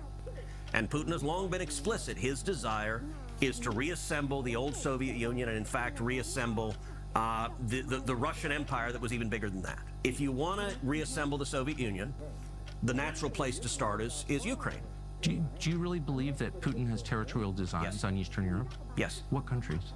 He has said that you can go and read his... Hold on. I don't want to lose the narrative of what happened, so we can go back and do that, but I don't want to lose telling the story first. So let me explain this, and then if you want to go back, we can take all sorts of digressions, but just give me a couple of minutes to lay out the facts of what happened. He has wanted to invade Ukraine a long time. And he's done it before. In 2014, he invaded Ukraine, invaded Crimea. When Barack Obama was president, he invaded the southern portion. He did not invade the rest of the country. Why? And the reason is the principal source of revenue for Russia is oil and gas, and the natural gas pipelines run right through the country of Ukraine, and he didn't want to jeopardize his ability to get gas to Europe. Right.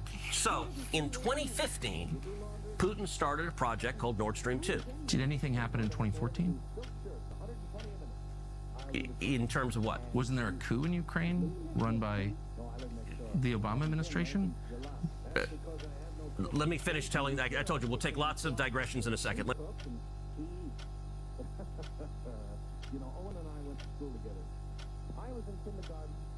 My position is, in spite of any sort of ambition that America has in Ukraine, Russia's invasion of Ukraine is still ultimately unjustifiable. Make no mistake. Okay, whatever Tucker Carlson says about Euromaidan, I think ultimately the best possible thing for Russia to do in that process, in order to continue maintaining its sovereignty despite American and Western encroachment, was to pull a China, continue maintaining trade, and continue developing decent relationships, make yourself irreplaceable,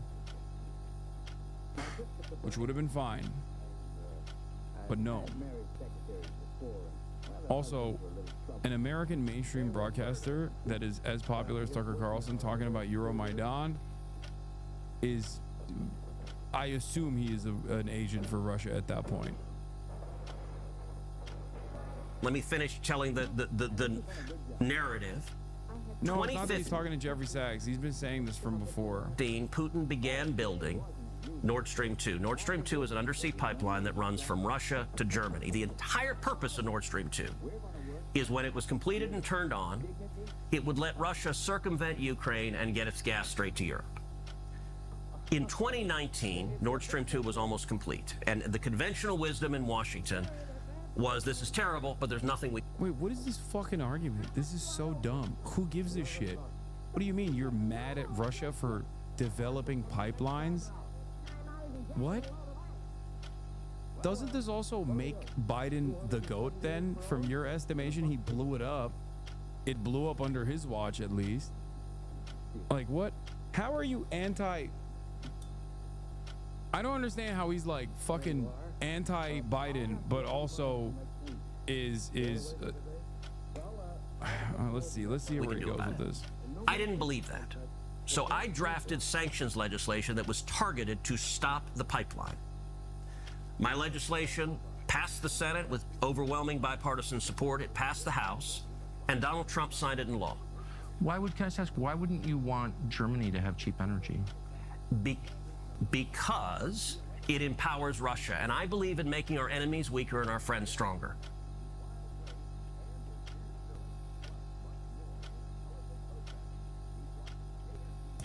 Oh my God, bro, brother, what? Dude, what are you saying? Oh my God, oh my Lord.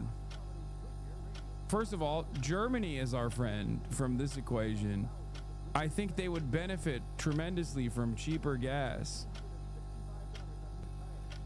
Go so hard if you're addicted to eating Legos. There is no real justification for trying to cut fucking the pipeline. There's just, unless you're an environmentalist, I guess. That's the one group of people I will say is justified in their anger and resentment for more pipelines. Okay. Has blowing up Nord Stream made Germany stronger?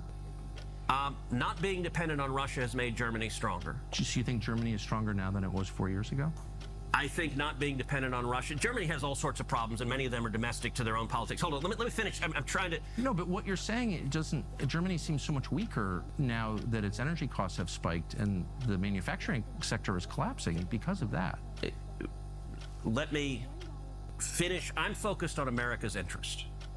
I don't. Germany did not want Nord Stream 2 anymore. Stop. Stop. Stop. Stop. Come on. Yeah, famously, countries hate cheaper energy. That's the one thing that sovereign states despise. Please stop.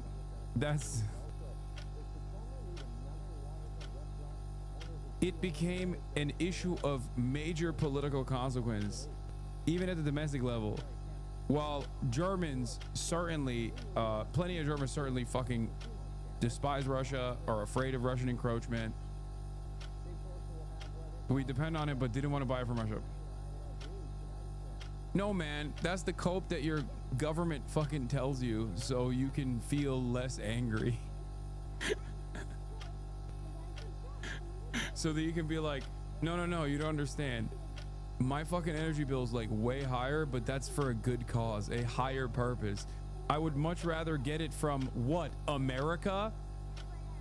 The moral authority on the planet? What country is providing energy to Germany that you think is a beacon of morality, chatter? Quick, answer. This is if we even assume that nations don't. This is even if we assume for a brief moment, we suspend our disbelief and we assume for a brief moment that countries actually operate with morality. Countries operate. Oh, you mean, oh, Qatar. So Qatar and Iran.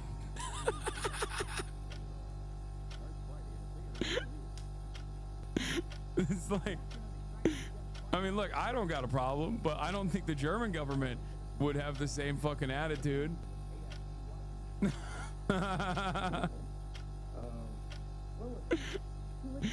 Anyway, it doesn't even matter. Yeah, you get it from Qatar and the Gulf Arab states plus the US. They're totally way more moral than Russia. No, listen. My point is, morality doesn't even factor into the equation, as evidenced by the fact that most of the energy providers are not exactly fucking beacons of morality themselves. Okay? But the notion that Germany was not happy with getting cheaper gas is such a funny cope. They hated it. They were like, man, this cheap ass gas is so fucked up. I hope someone blows this pipeline up. We hate it. I hate lowering energy costs.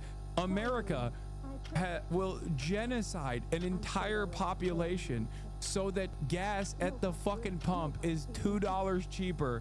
And this man is trying to tell me that the German government places morality above cheaper energy.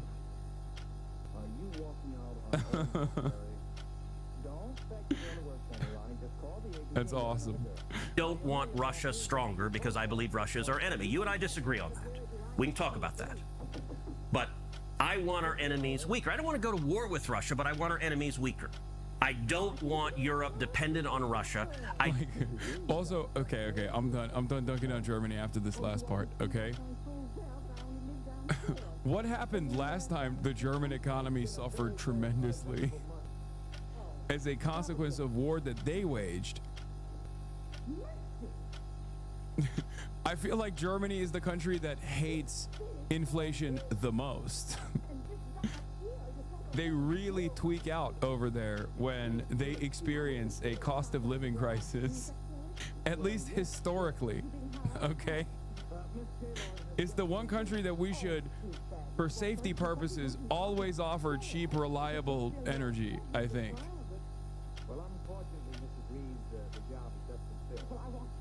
I don't want energy from Russia anymore. I'm going to conduct a secret underwater operation to blow up the pipeline instead of simply turning it off or cease paying Russia. Don't want Putin rich with oil and gas revenues and able to invest in his military and pose a threat to America. So, the sanctions legislation that I authored, it passed. Putin stopped building Nord Stream 2 literally the day that President Trump signed my sanctions legislation into law. He signed it, if I remember right, at 7 p.m. on a Thursday. Putin stopped construction at 6:45 p.m. So the sanctions legislation worked, and it killed the pipeline. The pipeline lay dormant for over a year, just a hunk of metal at the bottom of the ocean. Joe Biden came into office. He was sworn in on January 20th, 2021. Putin resumed deep-sea construction of Nord Stream 2 4 days later, January 24th. He did so because Biden had foreshadowed weakness on this issue. That foreshadowing was accurate because several months later, Biden formally waived the sanctions on Nord Stream 2 and let Putin complete the pipeline. In January of 2022, I forced a vote on the Senate floor to reimpose sanctions on... Last time Americucks were actually nice to the Eurocucks was when they were like, all right, at least we'll let you get cheap energy, fuck it. That was the last thing that Biden did until he was like, never mind, I'm gonna blow it up, Jack. Nord Stream 2. The week of the vote, President Zelensky in Ukraine publicly called on the Senate, please pass this sanctions legislation. It is the last best hope of stopping Russia from invading Ukraine. At the same time, the government of Poland put out a formal statement from the foreign ministry to the Senate, calling on the Senate to pass my sanctions legislation, and said, if you do not, Putin will invade Ukraine. The day of the vote, Joe Biden came to Capitol Hill. It's the first time in his presidency he had done that. He went to the Democrat senator's lunch, and he personally lobbied. Do you think AFD's popularity is partially due to high energy prices? I don't know. Like I said, you make up your own mind, but I feel like unprecedented economic volatility paired up with German history turns into, I don't know.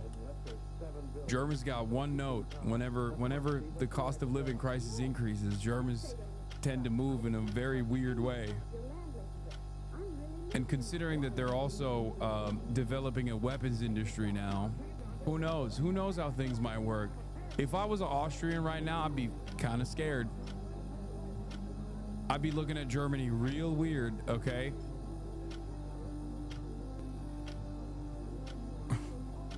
Lobbied them on this issue, not any other issue. This was his #1 issue that he came to lobby them on. They came out of that lunch. Every Democrat had voted with me twice against Nord Stream 2. 44 Democrats flipped their vote. They voted in favor of Russia, in favor of Putin, and 4 weeks later, Russia invaded Ukraine. That was the direct cause of the war, and if Trump had been president, there would be no war in Ukraine. So may I ask, I, of course, disagree with your analysis completely, but I want to be respectful. Okay. And so tell me what you disagree with. It's such a long conversation. I've spent the last couple of years on this, and I just respectfully disagree with your analysis, but I don't doubt your sincerity, that you believe that Putin is our enemy, that Western Europe should not be allowed to use Russian energy. I mean, you seem to really believe these things. My question is about results, because I think it's relevant to what we're seeing now in Iran. You look back after having you personally voted to send billions and billions and billions of US tax dollars to Zelensky to support his civil service and the war against Russia and all this stuff. Can you say that what you did worked? So I can say what I did personally, sanctioning Nord Stream 2 worked and prevented a war. And if Trump had still been there, if the sanction had been in effect, there would be no war. I'm in favor of avoiding wars. But once the war broke out, you voted to fund it to the tune of billions and billions and billions. And to be clear, and did that work? Okay, to be clear, what I voted for the initial tranche of funding, and then I voted against the subsequent one. So it hasn't worked. So I've been in between. I haven't been on the full Ukraine, full-throated hawk side. Yeah, the only reason why you changed your position is because Trump changed his position and the base very quickly moved away. Republicans are the funniest group of individuals, man. I love listening to Republicans try to fucking play the song and dance here. First of all, there's never a war that they haven't enjoyed. Secondly, it's incredibly funny that a group of people that carried over Red Scare resentment post the collapse of the USSR in perpetuity only fucking changed their position because they went and read a couple posts on a Telegram group. Like, how do you rewrite a major foreign adversary in your mind that you've been primed into fucking hating because you think they're communist, only to fucking turn around and be like, I actually like them now because they're defending the war against woke? That I will never understand. I do think that you could get Republicans to be pro-communist. I think, like, with a couple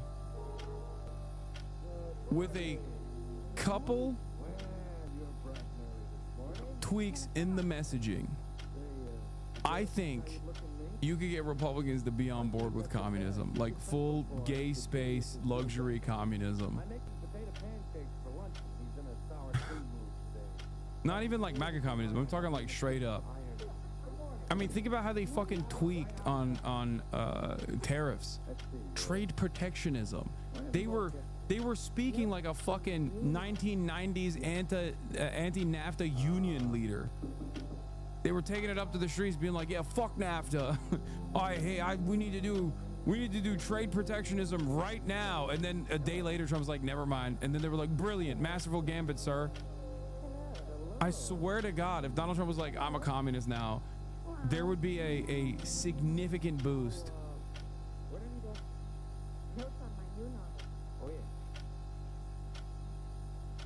Or the anti from day one. I voted for the initial tranche of funding because I wanted Russia to lose.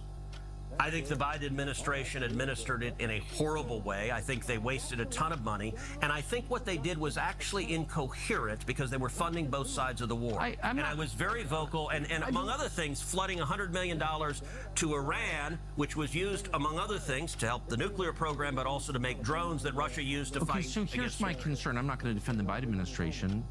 Really did a lot to wreck the United States. Yeah, did the most damaging administration at the end, where we sit now, Russia is stronger. It's closely allied long-term with China. I don't know that Russia's stronger. I don't think that's right. Okay. I think it's pretty obvious that it is, but it's certainly not destroyed, and it's allied long-term with China. Maybe. There's no doubt Biden's foreign policy drove Russia into the arms of China, and that's concerning. Okay. They also have a long history of animosity. Western Europe is weaker and more in debt. The United States is weaker and much more in debt.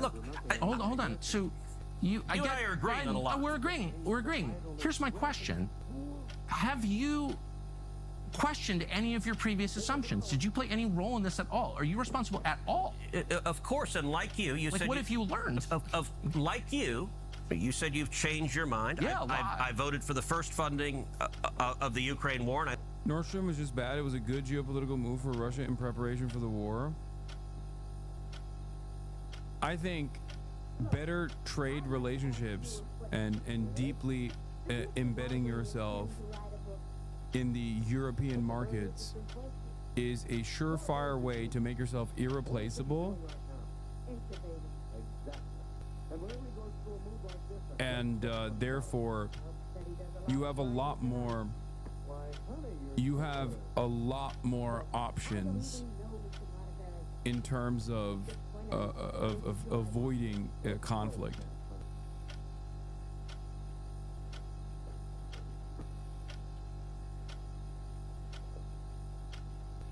I voted against every subsequent funding stream because it wasn't working. And I looked at what was happening and said, this is not working. And had the money been spent in an intelligent way and not wasted, and had it been successful, I might have been willing to fund more. But it wasn't successful, so I voted no. And the war's going to end. Look, President Trump campaigned on ending the war. I think he's frustrated because Putin has been less than eager to reach a deal to end the war, but it's going to end. You're not going to see another dollar coming from Congress. Do you think Zelensky wants to end the war? I think Zelensky has behaved horribly. I think his Oval Office meeting will go down in history as the worst Oval Office meeting of any leader that has ever come to the Oval Office. I think he behaved like a pompous ass.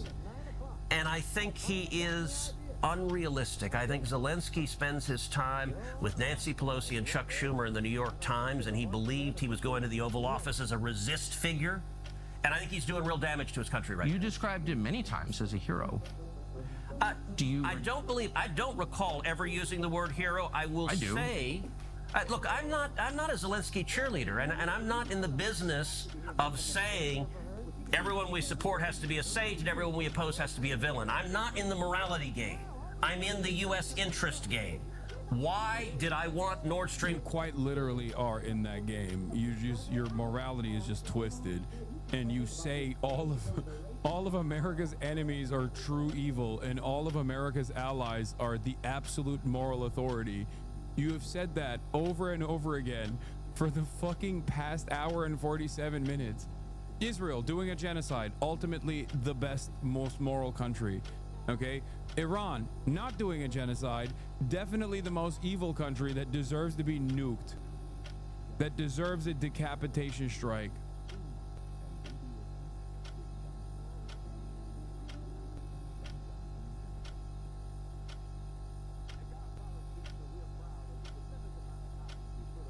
Two stopped because it would strengthen Russia, and Russia's our enemies. It's entirely U.S. interest. Did you support the industrial sabotage against it, blowing it up?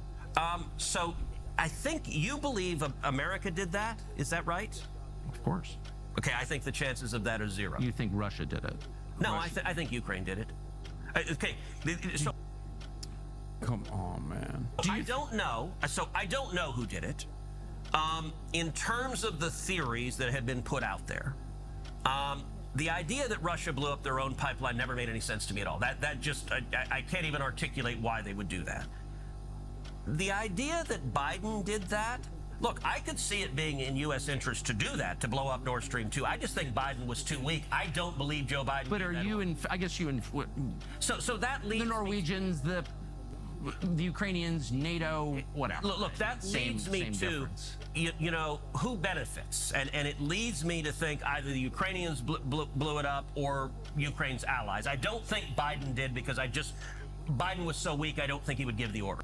Oh my God, he can't even hand it to Biden. He thinks it's a good, oh my God. He thinks it's a good thing, but he can't get himself to admit that maybe Biden played a role in it. That's so funny. You don't think Ukraine did it? You had that one girl that said it?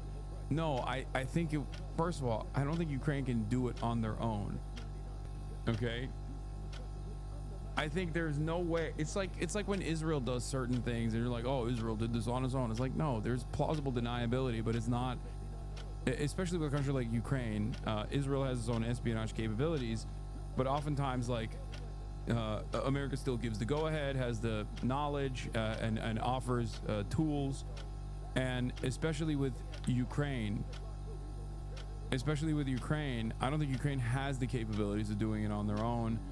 The idea that it was like Polish, the idea that it was like a Polish infiltrators or something, I think is silly. I think it was definitely a cooperative project between American agencies and Ukraine. Right, I find that implausible. But you're in favor of it. Look, I was in favor of stopping it. I think blowing it up. Like, do I think Ukraine did the drone strikes? Yes. I think Ukraine did the whole bringing the trucks full of drones. Like, that's a sophisticated operation.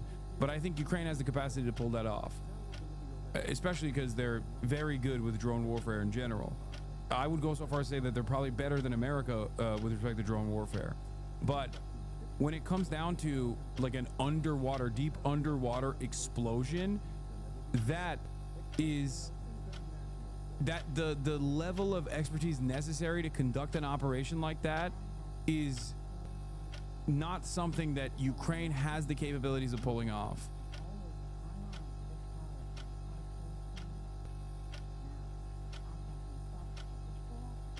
The Nord Stream 2 sabotage wasn't that complicated. It was only 75 meters underwater, that commercial diving depths, and 100 kilograms of C4. Ukraine absolutely had that capacity. I don't think so.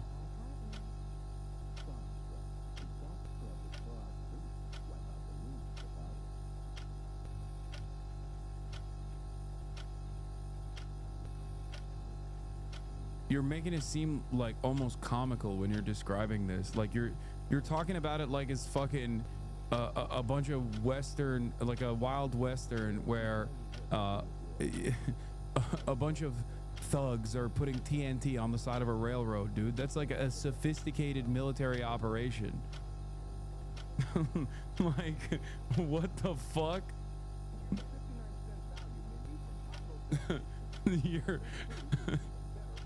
Yeah, they just walked up and were like, you see, it's time to blow up the pipe. It's time to blow up this railroad. Here's my Acme TNT. Like 75 meters underwater in the sea. I don't even know what kind of explosives are necessary to be able to conduct that. Timing that is incredibly important, because if it fails, like training for that is already difficult in and of itself.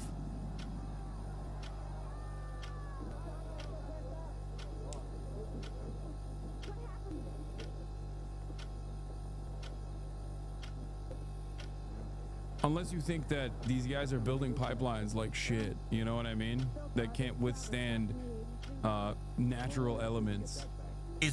Was a good thing. Hasan, Islamist fascism cuck. So I'm supportive of that, but I don't think America did that. I don't think Biden gave that order. But in general, I can see Trump giving that order, but he wasn't in office. Yeah, and you think that the largest act of industrial sabotage in history helped our allies in Western Europe or other fellow NATO members? Look, I gotta say, I don't understand. For some reason, you are really invested in defending Russia, and I don't get that. I'm not attacking you with that. I'm genuinely like, I don't get why you're so passionate about defending Russia. Actually, I was defending. Okay, that's a pretty good. That's a pretty good take from Ted, and I think he's being honest when he says that. Western Europe, the home of my ancestors, and that you know. God, he's such a fucking ugh. I'm defending Western Europe, the home of my ancestors. Shut the fuck up. Tripling their energy costs and destroying their industrial base. Wait, not like. You just accused me of being an anti-Semite, an isolationist, and a Russia lackey. I've not called you a neocon once, which you are. But I haven't said that. That's absurd. Yeah, those neocons that oppose the Iraq War, right. But like that's dishonest. But I haven't called you that because you just said, which you are. You just called that. Okay. Called me that. You just did. I guess what I'm saying is you're triggered because I use name calling. I get it. I was triggered when you called me names, and I'm triggered once again that you're calling me a Russia defender when in fact I'm defending Western Europe. And I don't think that you. Do you think Putin's our enemy? Well, he's literally our enemy. You are funding a war against him. But do you think he is our? No, you're saying we're his enemy. Do you think Putin is our enemy? I think it is a tragedy that your policies, specifically yours, helped drive Putin into the arms of China, forming a bloc that's larger than us. So you won't answer that question. I don't. He is literally our enemy right now. That is a tragedy for the United States. No, you're saying. But you won't say he is our enemy. And look, like I know in what sense. I don't want to be enemies with Russia. It doesn't help us at all. If Ted, ask him if he wants to be enemies with China. Go ahead, come on, Ted. Be like, do you want to be enemies with China? It may help some people in the United States, but in general, I don't want to be. I don't want to be at war with Russia. I don't think it is in our interest to be at war with Russia. With China. That is a disaster. But listen, no doubt, and I want Russia and China attention, so I agree with you there. But I think Putin is a KGB thug. I think he's not going to say that because they both want to fight China. He is a bad man. Now, I don't want to go to war with him over that, okay. but I'm not naive, and like I watched your episode. He's a bad man. Okay. Look, I watched your episode where you went to the Russian grocery store, and I'm was that disloyal, do you think? It was just weird. It was like a promo video for Russia, and I don't understand. I'm not attacking you when I ask why, because I'm genuinely like, I don't get. Like when you called me and said something, you weren't attacking me, you were just noticing. No, but may I ask you a question? So here, well, let me just answer yours by saying the United States, the Biden administration, with your help, full support, began this war on Russia in response to their invasion of Ukraine. And one of the things was they kicked Russia out of SWIFT, of the international financial system. Yeah. And my first response was, this is going to really hurt the US dollar, which it has. And I hope someday we can have a conversation about that. It's really, really hurt the one thing that we needed, which was to retain dollar supremacy. So I was interested in the economic condition. By the way, that's a reasonable point and a serious conversation. I'm aware. And but I can agree with you. Like no, but I was accused of being. I think it's weird that you went to a Russian grocery store and said it was prosperous. No, my point is it looked like a commercial. It looked like a commercial. Isn't this wonderful? No, it was an argument against the efficacy of sanctions. Oh.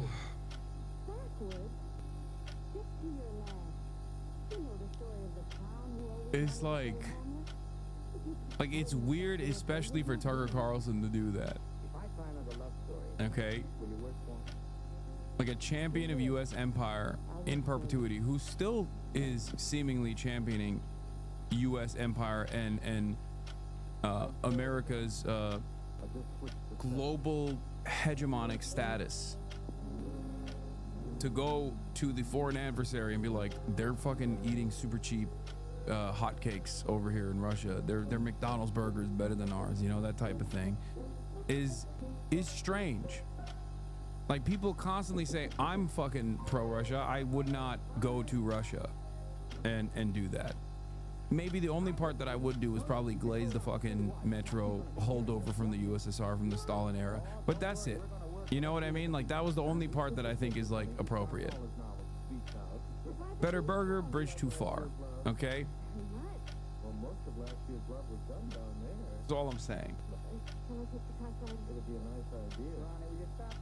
And I don't think it was because he wanted to showcase the silliness of sanctions.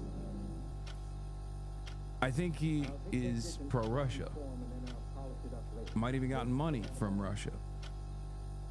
And I think it's also additionally crazy that he got to do all of that, come back to the fucking United States under the branded leadership with not even a fucking speck of scrutiny, and I can't even fucking say Israel sucks without Donald Trump and his administration and his Department of Homeland Security fucking detaining me at the border, taking away my fucking global entry, and who knows what else. What the fuck is going on? It's bullshit. It's bullshit. I don't think he got money from Russia. Have you heard Tucker Carlson say Ukraine is the enemy of America yet? Yeah, I mean, he's just a better propagandist than Tim Pool. I don't think he has compromise chatters from Russia. I don't think so. This man is related to CIA, like important members of the CIA. Tim Pool got money, and he's not a very good propagandist, which is why he said the stupid things that he said. But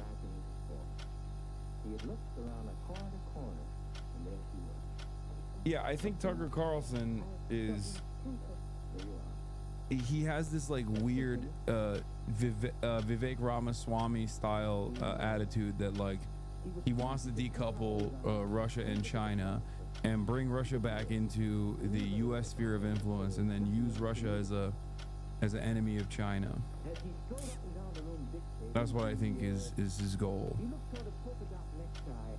Sanctions against Russia, which you casually and enthusiastically imposed, scoring a little moral victory every time, had no material effect that helped the United States. Russia is backstopped by China, and I recommend that you go there and see it. It is way nicer than Washington, D.C. Way nicer. To me, that's a tragedy. I was horrified and angry at my leaders, including you. It's like, I want to live in a country that's nice, with low food costs and no homeless people. All right, I don't understand why that's too much to ask. So do Instead, I get worse with Iran. No, I just want lower food costs. How's that? So, look, it's a weird argument that you do often, which is, listen, things are crappy in America. Liberals have done bad things to America, so we shouldn't worry about any enemies around the world. Republican senators, they don't care about us. They're focused on other countries. You wrote that and our country is dying, and you don't care because you're focused on Iran or Putin. So you believe that I don't care about America. I guess you believe Donald Trump doesn't either, like nobody cares? I believe that your focus is way too on other countries. It's way too focused outward. The money that you send abroad could be used here and should be. What money that I send abroad, by the way?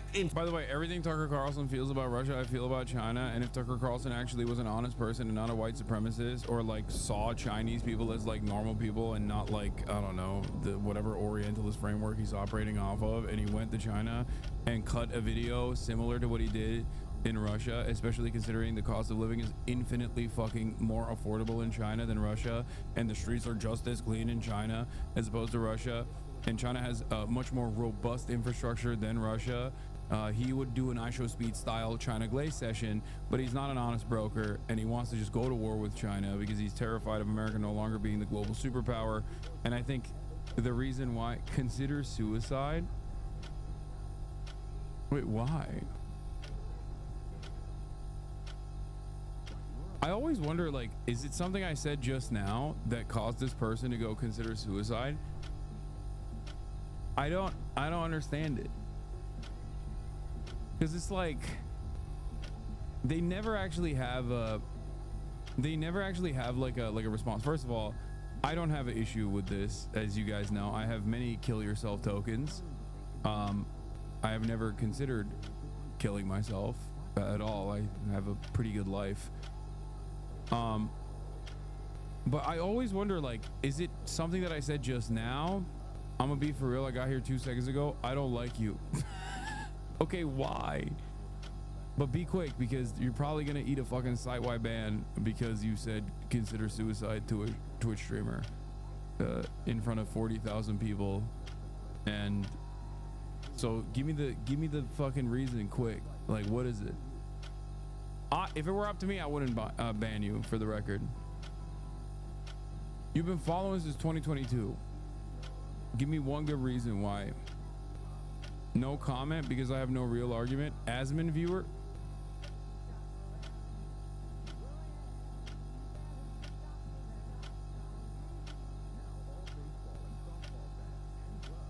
What? So you're self-aware? It's the code? What? Hello. Well, hello, son. I just thought I'd call you and let you know I made dinner for the three of us. And ask Steve if you like popovers. Steve. What does that even mean? Yeah. I'm dictating a harmless little scene. Suddenly she takes offense, slams me on the couch with a hammerlock, and walks out. Is she insane? Are they gaining sentience? What's happening? Don't call anybody. Is the code sleeper agent? Okay.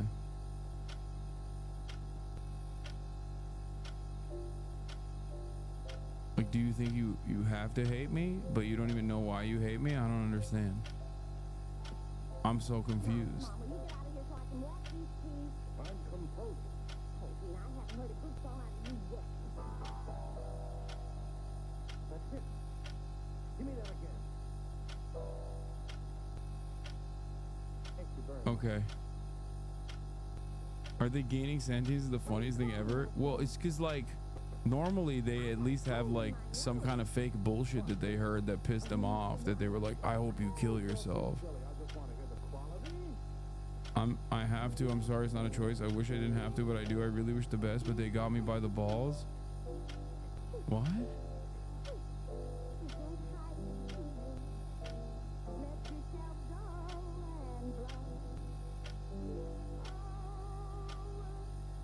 Please give me more details. Please, please, please, quick. What do you mean? What is happening?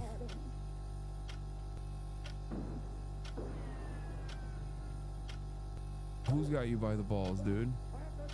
Emphatically agree with Ukraine. You don't even know. I emphatically agree with Donald Trump's, for example, dramatically slashing USAID. I think the only reason we should be deploying that is to benefit U.S. interest, national security interest, and keep Americans safe. And so, how much did you vote to send to Ukraine? Look, you were in about $80 billion. 80 billion. Yeah. 80. So you're in. You love just giving these broad characterizations that are not accurate. I'm genuinely puzzled. Look, I don't want to go to war with Russia, but I don't think they're our friend. I think Putin... I agree. I think Putin is a murderer. I think he's a liar. And I think he does not wish well on America. Okay. And there's a difference between saying that, just like Reagan referred to the Soviet Union as an evil empire, and Putin was in the... Bro, he is fucking... He's on his last leg here. This interview looked so bad for him. God damn, dude. I gotta see. What are we at? Look, view count you were in about 900,000 in 10 hours. Okay. Ted didn't calculate the cost benefit of doing this interview. Tucker being forced out of Fox is one of the greatest events of this decade. Our politicians are complete dirtbags. Law, that's the last time any U.S. politician agrees to do an interview with Tucker, with the exception of maybe Thomas Massey. That $1.8 million APAC money sure is helping Ted Cruz out. Listening to politicians makes me feel like I need to take a shower. Tucker completely undresses Cruz. I think all the senators and congressmen should be asked how much they receive from APAC in their election contribution. The APAC question, you see how uncomfortable he is. If you're not convinced that our own Congress is owned by a foreign government, watch this interview. Tucker's giving a masterclass on how not to be gaslit. Glorious. Canceled 3 meetings for this. It's just... like, this is a wild back and forth. And the reality is, every single politician would, Democrat or Republican both, for the record, every single politician, if met with even basic questions, would flub around and flail around the exact same way. Why are you reading the YouTube comments? What a strange thing to do. Sometimes I like to see what the lowest common denominator thinks. That's why I read the YouTube comments, because, like, what's the dumbest guy you know thinking about a situation like this? So when I see, like, signs of hope from the dumbest guy you know, I like to think, wow, maybe Americans are waking up to certain realities, you know?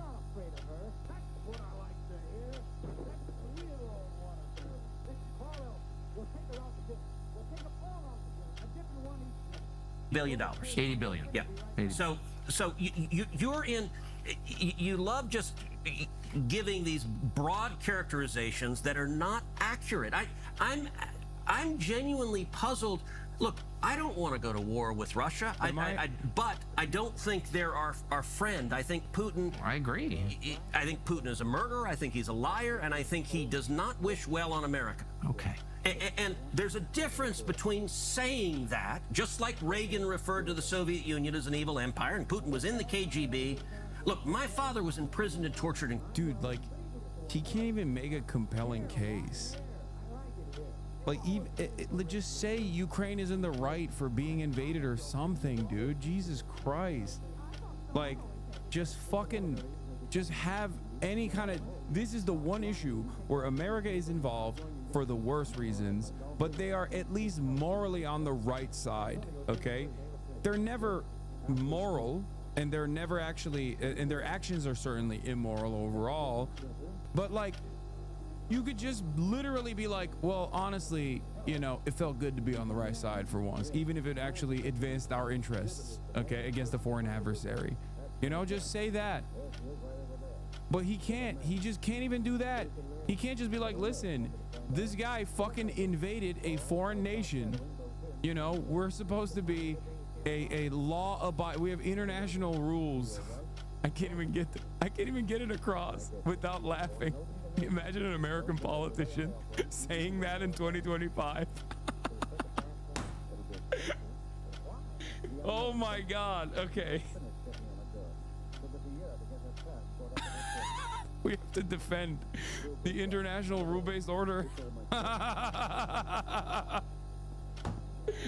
Oh, imagine any American politician being like, sir, excuse me, it's unacceptable for a country to violate so many norms. Oh, Jesus Christ. Oh, can you imagine that? Fuck.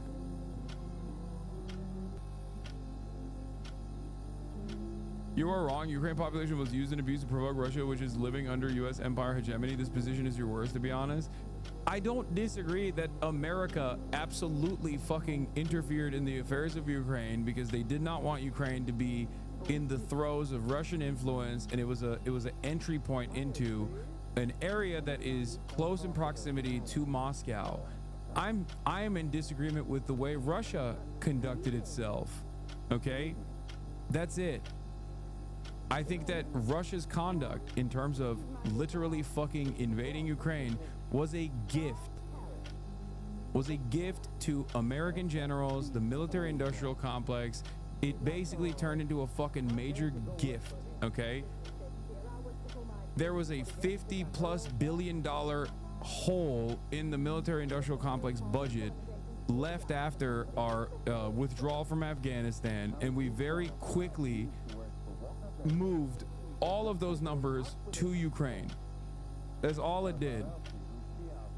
And in the process, like Lindsey Graham says in his moments of honesty, they used 5% of their military budget, didn't actually kill a single fucking active duty service member, while simultaneously fighting and trying to actively cripple a foreign adversary. Russia's invasion of Ukraine also galvanized Europe's militarization and also caused 2 additional countries to join NATO that previously had a handshake neutrality agreement. It was just all fucked. And now the entire planet is like, before Israel, the entire planet was at the very least like thinking that they were on the morally righteous side, and they were constantly patting themselves on the back. The entire Western world and America's sphere of influence grew as a consequence of that, because all of a sudden NATO was justified. All of a sudden NATO's existence was justified because the one reason why NATO is supposed to exist is because Russian encroachment, or the USSR, right? It's supposed to be anti-communist formation. It's kind of like when the mafia comes over to your fucking storefront and says it'd be a real shame if your storefront broke because there's some other scary organized criminal elements out there, and then you volunteer and you join the protection racket, okay? But then there is actually another fucking gang down the line, and it does break your fucking window front, and then of course all of a sudden you're like, well, maybe it wasn't so bad that the mafia was on my side, you know? America's the first gang that came up and said you have to be a part of this fucking protection racket. The second gang is the Russian gang that justified the first gang's protection racket.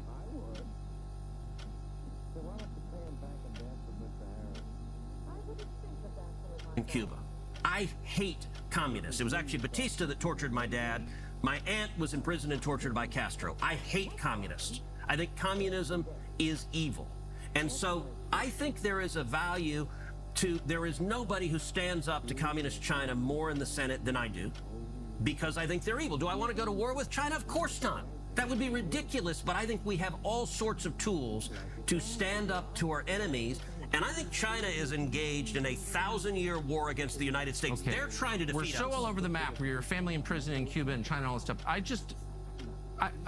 agree with you. I'm totally opposed to communism. Always have been.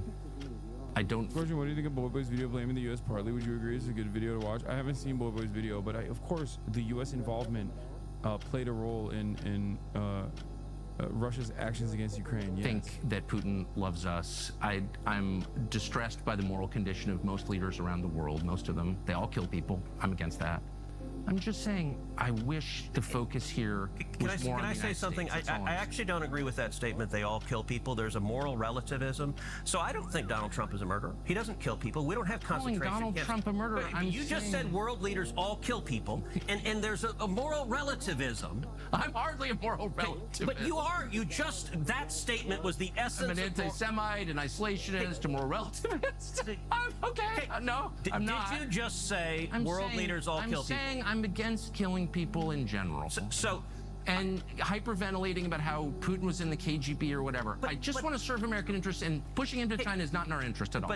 And you helped do it, and you haven't apologized. And that's good. And by the way, you're the cheerleader. I helped drive him into China. You it's did. a complete lie. You funded the war against him. No, I authored the legislation that shut down Nord Stream 2 that prevented the war. And if Trump had still been in the White House, we would have had the war. And look, the comment you made, the reason things like moral relativism are so dangerous, oh, everyone kills people. No, there is a difference. The United States, we don't have concentration camps. We don't torture and murder people. You look at China, where they've got 1 million prisoners in concentration camps. You look at Putin, where he's got prisoners in Siberia. He tortures and murders his political opponents. Donald Trump doesn't do that. America doesn't do that. And by the way, what are you most even talking other countries about? Don't do that. I see the game. It's like, I'm distressed. You're the one playing a game. I'm distressed. No, I'm responding with facts. You don't like the facts.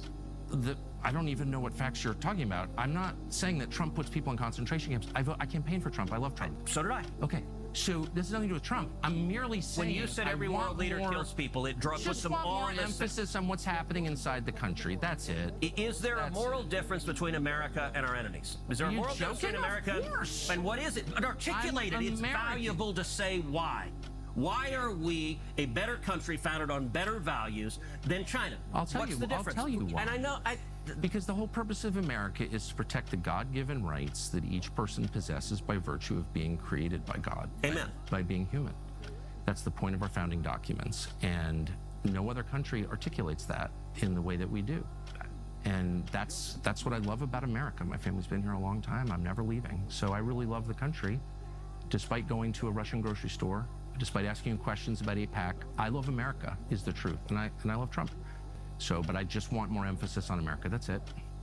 I emphatically agree with America first. I think Donald Trump does as well. And I think his foreign policy has been vigorously protecting that. And I agree with the president. Good. Well, I appreciate your taking all this time. Sure.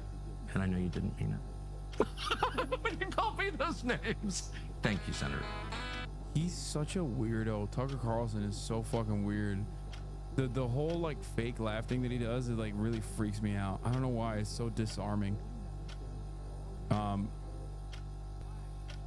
Also, update, but the one chatter that asked me to kill myself unfortunately has been issued a site-wide ban. RIP. Account created in 2017.